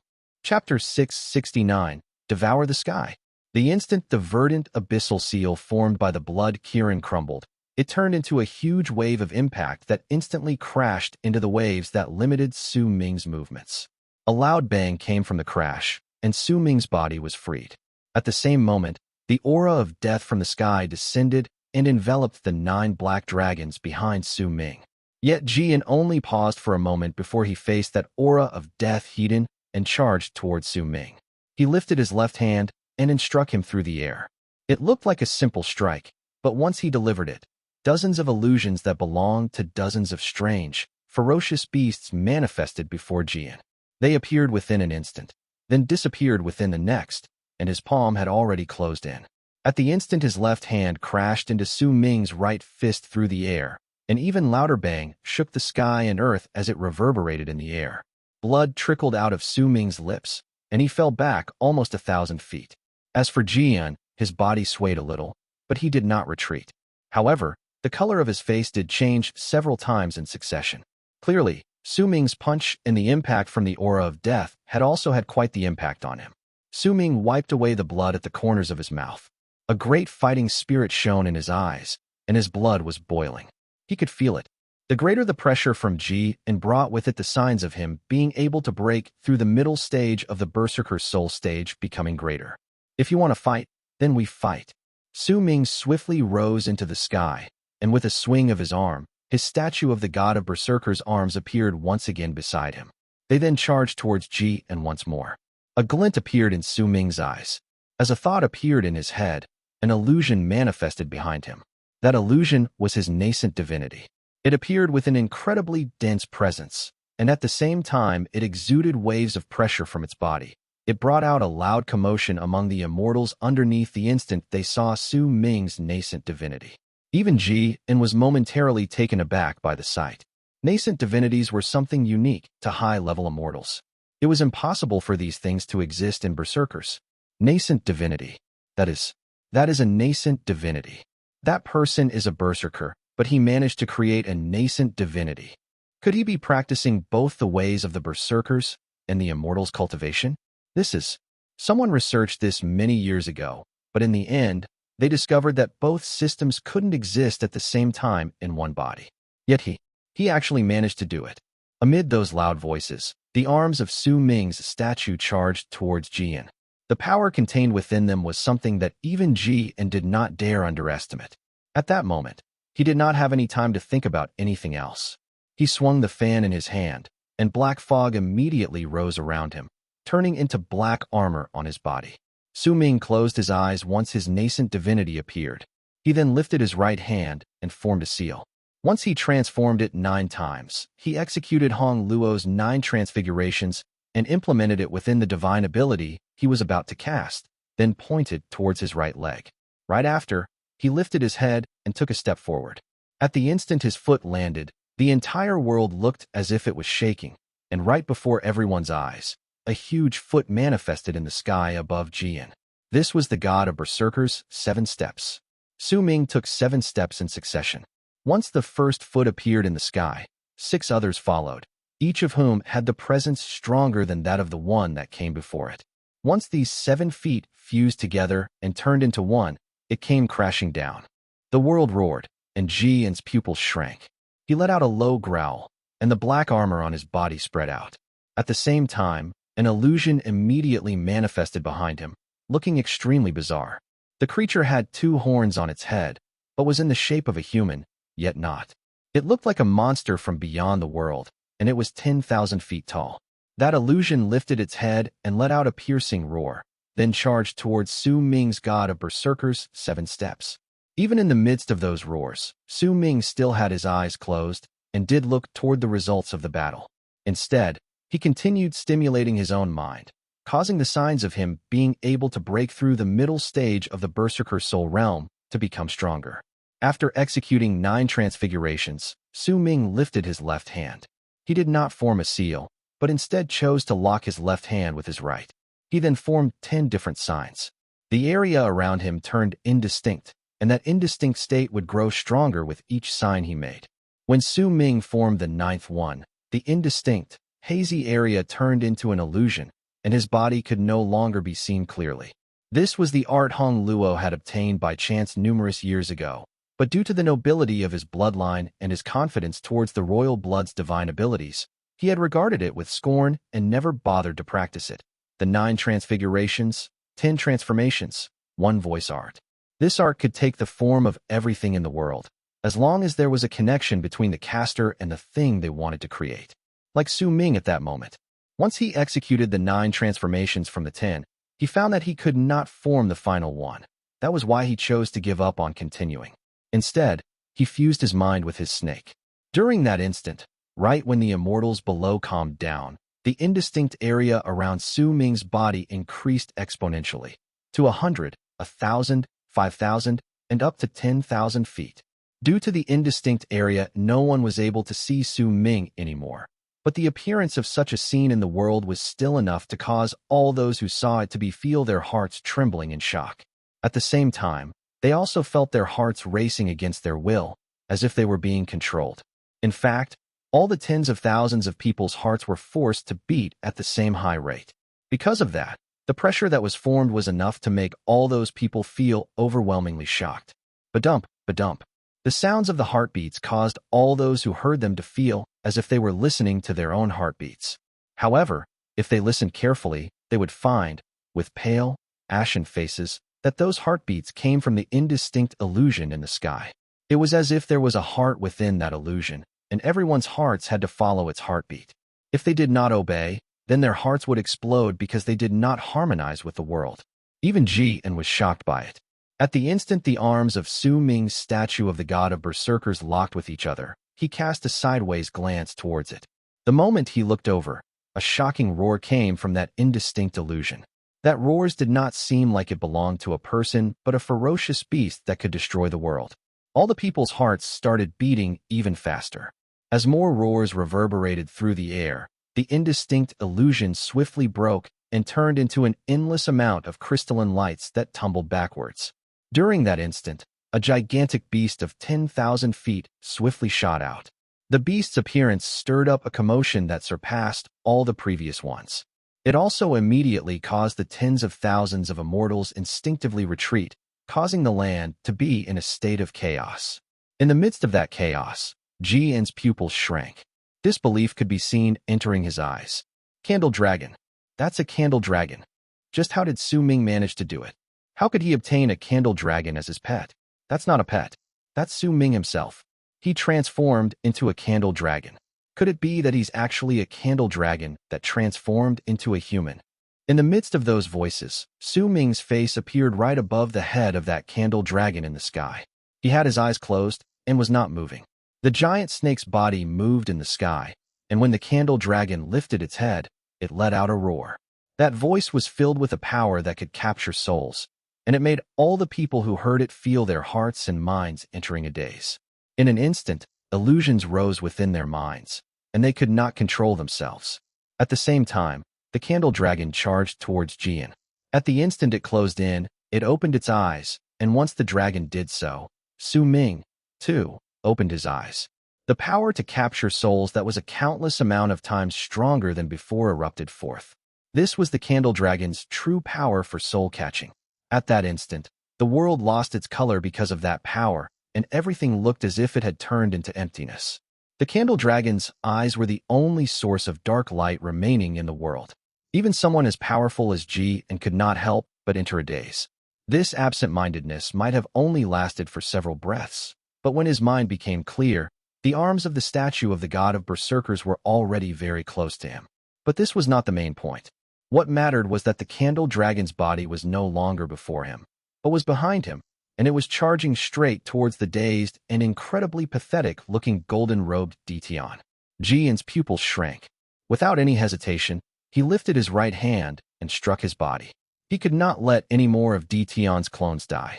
At the very least, they could not die in Su Ming's hands.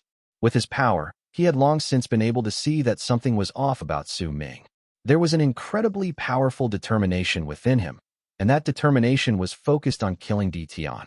With each clone he killed, that determination would be stimulated, allowing Su Ming to absorb more power from the world and causing his cultivation base to increase explosively because of it.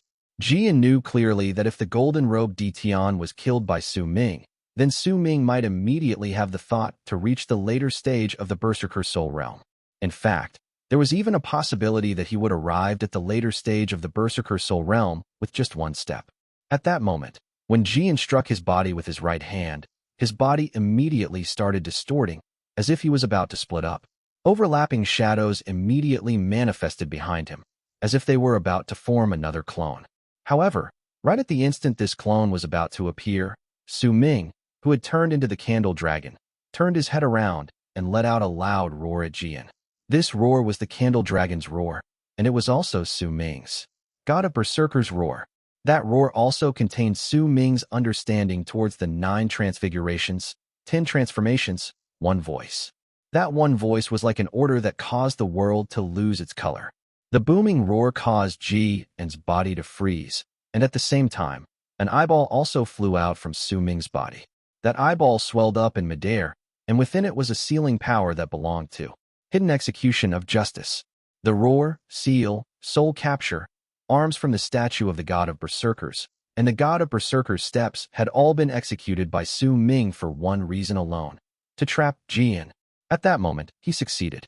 At the instant Jian was trapped, the Candle Dragon that was Su Ming brought with him madness, killing intent, and hatred when it opened its mouth wide in the direction of the dazed Tian. Then, he sucked in a deep breath. The world became dark, and Tian died. Chapter 670. The Person in the Coffin. At that instant, the world lost all light, and darkness replaced everything. When light reappeared and darkness gradually disappeared, the tens of thousands of cultivators who had retreated far away saw that there was no longer any Candle Dragon in the world, and neither was the golden-robed Tian anywhere to be found. The only thing remaining in midair was Su Ming, who looked exhausted, but whose eyes were shining with a brilliant light. The 10 transformations art might be powerful, and Su Ming might be able to last in that form even longer, but the small snake could not withstand the chance after it had fused with Su Ming's will. That was why once he devoured Tian, Su Ming gave up on remaining in the form he had gained after casting the 10 transformations art. He stood in midair, and at the instant the area around him sank into dead silence. He lifted his head and let out a roar that had been suppressed for a countless amount of years. All those years ago, Tian's first clone, whose existence had been like the might of heaven itself, had died. The powerful purple-robed clone who had pushed Su Ming to death's door on the Dead Sea had been destroyed. The strongest among the 3 clones, the golden-robed Tian, had burned his own life to bring forth the sword to the white sky that was greater than that of the previous 2 clones, and he was still devoured. The mountains that had pressed down on Su Ming's body over the years crumbled at that moment, and a feeling of freedom instantly rose within his heart. But he knew that the ordeal had yet to end. Tian had 4 clones. There was one more remaining. His roars sounded like he was venting. All his depression and hate towards Tian erupted forth. At that moment, his roars reverberated in all directions, and when they fell into the Immortals' ears in the area, their hearts trembled. Jian's expression was incredibly dark. He had watched Su Ming devour the golden-robed Tian right in front of his face, but he had been unable to do anything to stop him. Right then, Su Ming's chi was also rising endlessly right before his eyes, and as it did, even more powerful waves of power erupted from his body. Su Ming could sense it. The signs telling him that he could break through the middle stage of the Berserker soul realm had become incredibly strong. He could clearly feel the existence of the cracks in his power signaling his breakthrough, and he could sense the later stage of the Berserker soul realm lying right behind a single thought.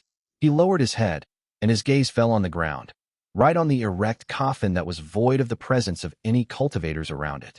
Almost at the moment Su Ming looked towards the coffin, a muffled boom immediately traveled out from within it, as if there was a fist striking the lid from inside, causing some cracks to appear on it. Bang! Bang! Bang! This sound continued ringing, and the cracks on the lid increased with each passing moment. At the same time, a wave of power that surpassed the golden-robed Tian's and could even compare with Jian's magical body gradually spread out from that coffin. Judging by Tian's expression and his words previously, he originally only had 3 clones, and the 4th one was created in the land of Berserkers. A complicated look appeared in Su Ming's eyes. He remembered the location where the coffin was, and recalled the near 100 shaman warrior souls that belonged to his eldest senior brother appearing from Sky Mist Dao. He could also sense a hint of familiarity from the presence spreading out from the person in the coffin. That hint of familiarity caused Su Ming's heart to tremble, and it made the excitement he felt when he had killed Tian's clones instantly vanish. Is it you? Su Ming closed his eyes. The shivers in his heart turned into sadness and the most extreme form of pain. There was no way he could forget this familiar feeling. This familiarity came from the ninth summit. As if he had noticed the fluctuations in Su Ming's emotions, Jian no longer fought against the hidden execution of justice.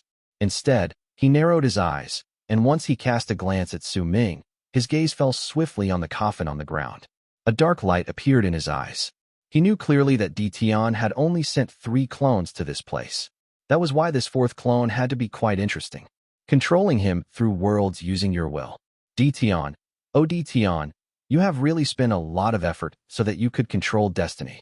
If this clone dies as well, then even you might have to suffer a grievous injury. By destiny's expression, he might know this clone personally. Interesting. Very interesting. A faint smile appeared at the corners of Jian's lips, and it grew wider with each passing moment. An increasing amount of cultivators in the area saw Su Ming's abnormal expression at that moment. The silence and grief about him could not be hidden away. There was also an increasing amount of people who saw the complicated look in Su Ming's eyes as he looked at the coffin. The person in the coffin is. It belongs to Great Leaf Immortal Sect. Could it be related to Lord Tian? Low-voiced discussions slowly spread out in the silent world. Su Ming's abnormal behavior had caused most of the people to gather their gazes on the coffin. Bang, bang, bang. The muffled thuds from the coffin continued without stop. The cracks on its lid spread out even more. With each bang, a large amount of shards would spill everywhere. The cracks spread out, and as they intersected with each other, a fist shot through the coffin's lid with a bang and appeared right before everyone's eyes. They could tell that this was a man's fist. Once it shot through the coffin, it slowly retreated back. When the banging sounds appeared once again, the coffin started shaking viciously. This time, a fist and a hook attached to a hand shot through the lid. The sorrow on Su Ming's face grew even stronger. He stared at the 2 appendages in the coffin with a blank expression, and the sense of familiarity grew even stronger within him, so much so that it made his heart hurt even more. A muffled bang instantly shot out at that moment. With it, the coffin's lid shattered, and a large amount of fog spilled out from inside. A powerful wave of power swiftly spread out into all directions. As it did so, a murderous aura shot up into the sky and surged through the universe. With the coffin as its center, a gigantic vortex swept through the area. A tall person gradually walked out from within the vortex. His body was hidden within the fog, and his face could not be seen clearly. But the instant Su Ming saw his silhouette, even though he had already formed a guess in his heart, he still felt as if a mountain had crashed on his body. He staggered a few steps back, and his eyes turned bloodshot. His face filled with grief, and he looked as if he was about to descend into madness. At that moment, his hatred towards Tian became even stronger than before, so much so that it already surpassed the level where he could not bear to be under the same sky as Tian. He stared at the person gradually walking out of the fog, his figure slowly becoming clearer, and he cried. Su Ming rarely cried. In fact, it could even be said that besides weeping silently in the unfamiliar south morning after he left Dark Mountain, he had never cried. Because his elder had once told him that boys could bleed, but could not cry. These were words his elder had told him kindly when he was still very young, and he always remembered them. Yet on this day, when he saw this person, Su Ming cried. However, those tears were only in his heart. They did not fall on his face, so no one could see him crying. Eldest senior brother. Su Ming stared at the clear figure, and everything in his world disappeared. The only thing that remained was the tall, big figure standing on the ground and lifting his head to look at him. He was half naked, revealing his powerful torso to the world. There was an incredibly complicated runic symbol on his body, covering most of his exposed skin. The color of his skin was purple. There were a large amount of scars on his body. They might have already closed up, but there were many of those that ran through his entire body, and Su Ming could tell that even if they had closed up, they had just been inflicted on him recently. They did not seem to have been left on him a long time ago. At the instant Su Ming saw the scars, he seemed to have seen his eldest senior brother searching for his master and his junior brothers, again and again, in eastern wastelands.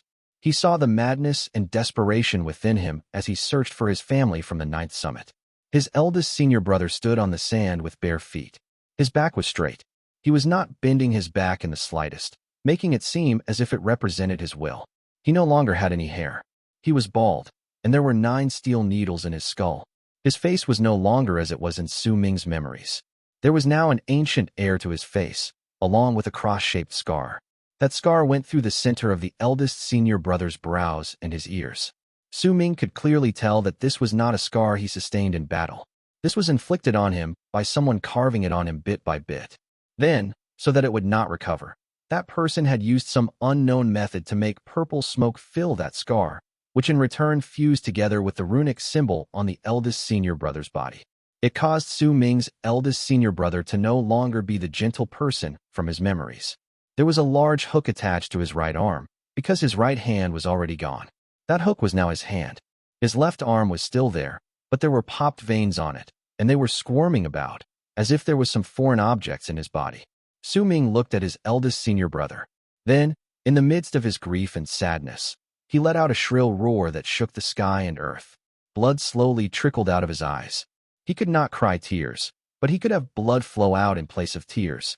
Su Ming knew that his eldest senior brother was not a very expressive and eloquent person. He was even a little slow. He always showed his concern in an unseen manner and did not ask for anything in return. That was why, even though others might not be able to detect it or feel it deeply within them, his concern was always around. When Su Ming had just arrived to the 9th summit and had cleared his mind for the first time, Ziche had arrived at that moment. Even though his second senior brother had been the one who attacked, his eldest senior brother's gaze had gathered on Ziche. He would not allow any outsider to hurt his junior brother. Only when second senior brother attacked did he avert his gaze. During the battle against Phantom Deus tribe, the entire 9th summit had traveled out together. Eldest senior brother had been worried and sent one of his shaman souls to go with them. He had even given that person the order to protect his junior brothers, even if he had to die in the process. The 9th summit was Su Ming's home, and his eldest senior brother was his older brother. Eldest senior brother. Su Ming shuddered, and a crazed wave of emotions erupted from his body. Fourth, you just came to the mountain. It's a pity that I can't come out of isolation just yet. I can only do so after a few years. How about this? I'll give this to you. Use it to protect yourself. That was the first time Su Ming had seen his eldest senior brother with his own eyes. His gentle gaze and kindly words were things that he would never forget. Youngest junior brother, your journey to the land of the shamans will be perilous. I'll give you a slave of mine. Her name is Fa Zong. These were his eldest senior brother's words before Su Ming left the 9th summit to the battlefield between the Berserkers and shamans, and there was no way Su Ming could ever forget the concern in his voice.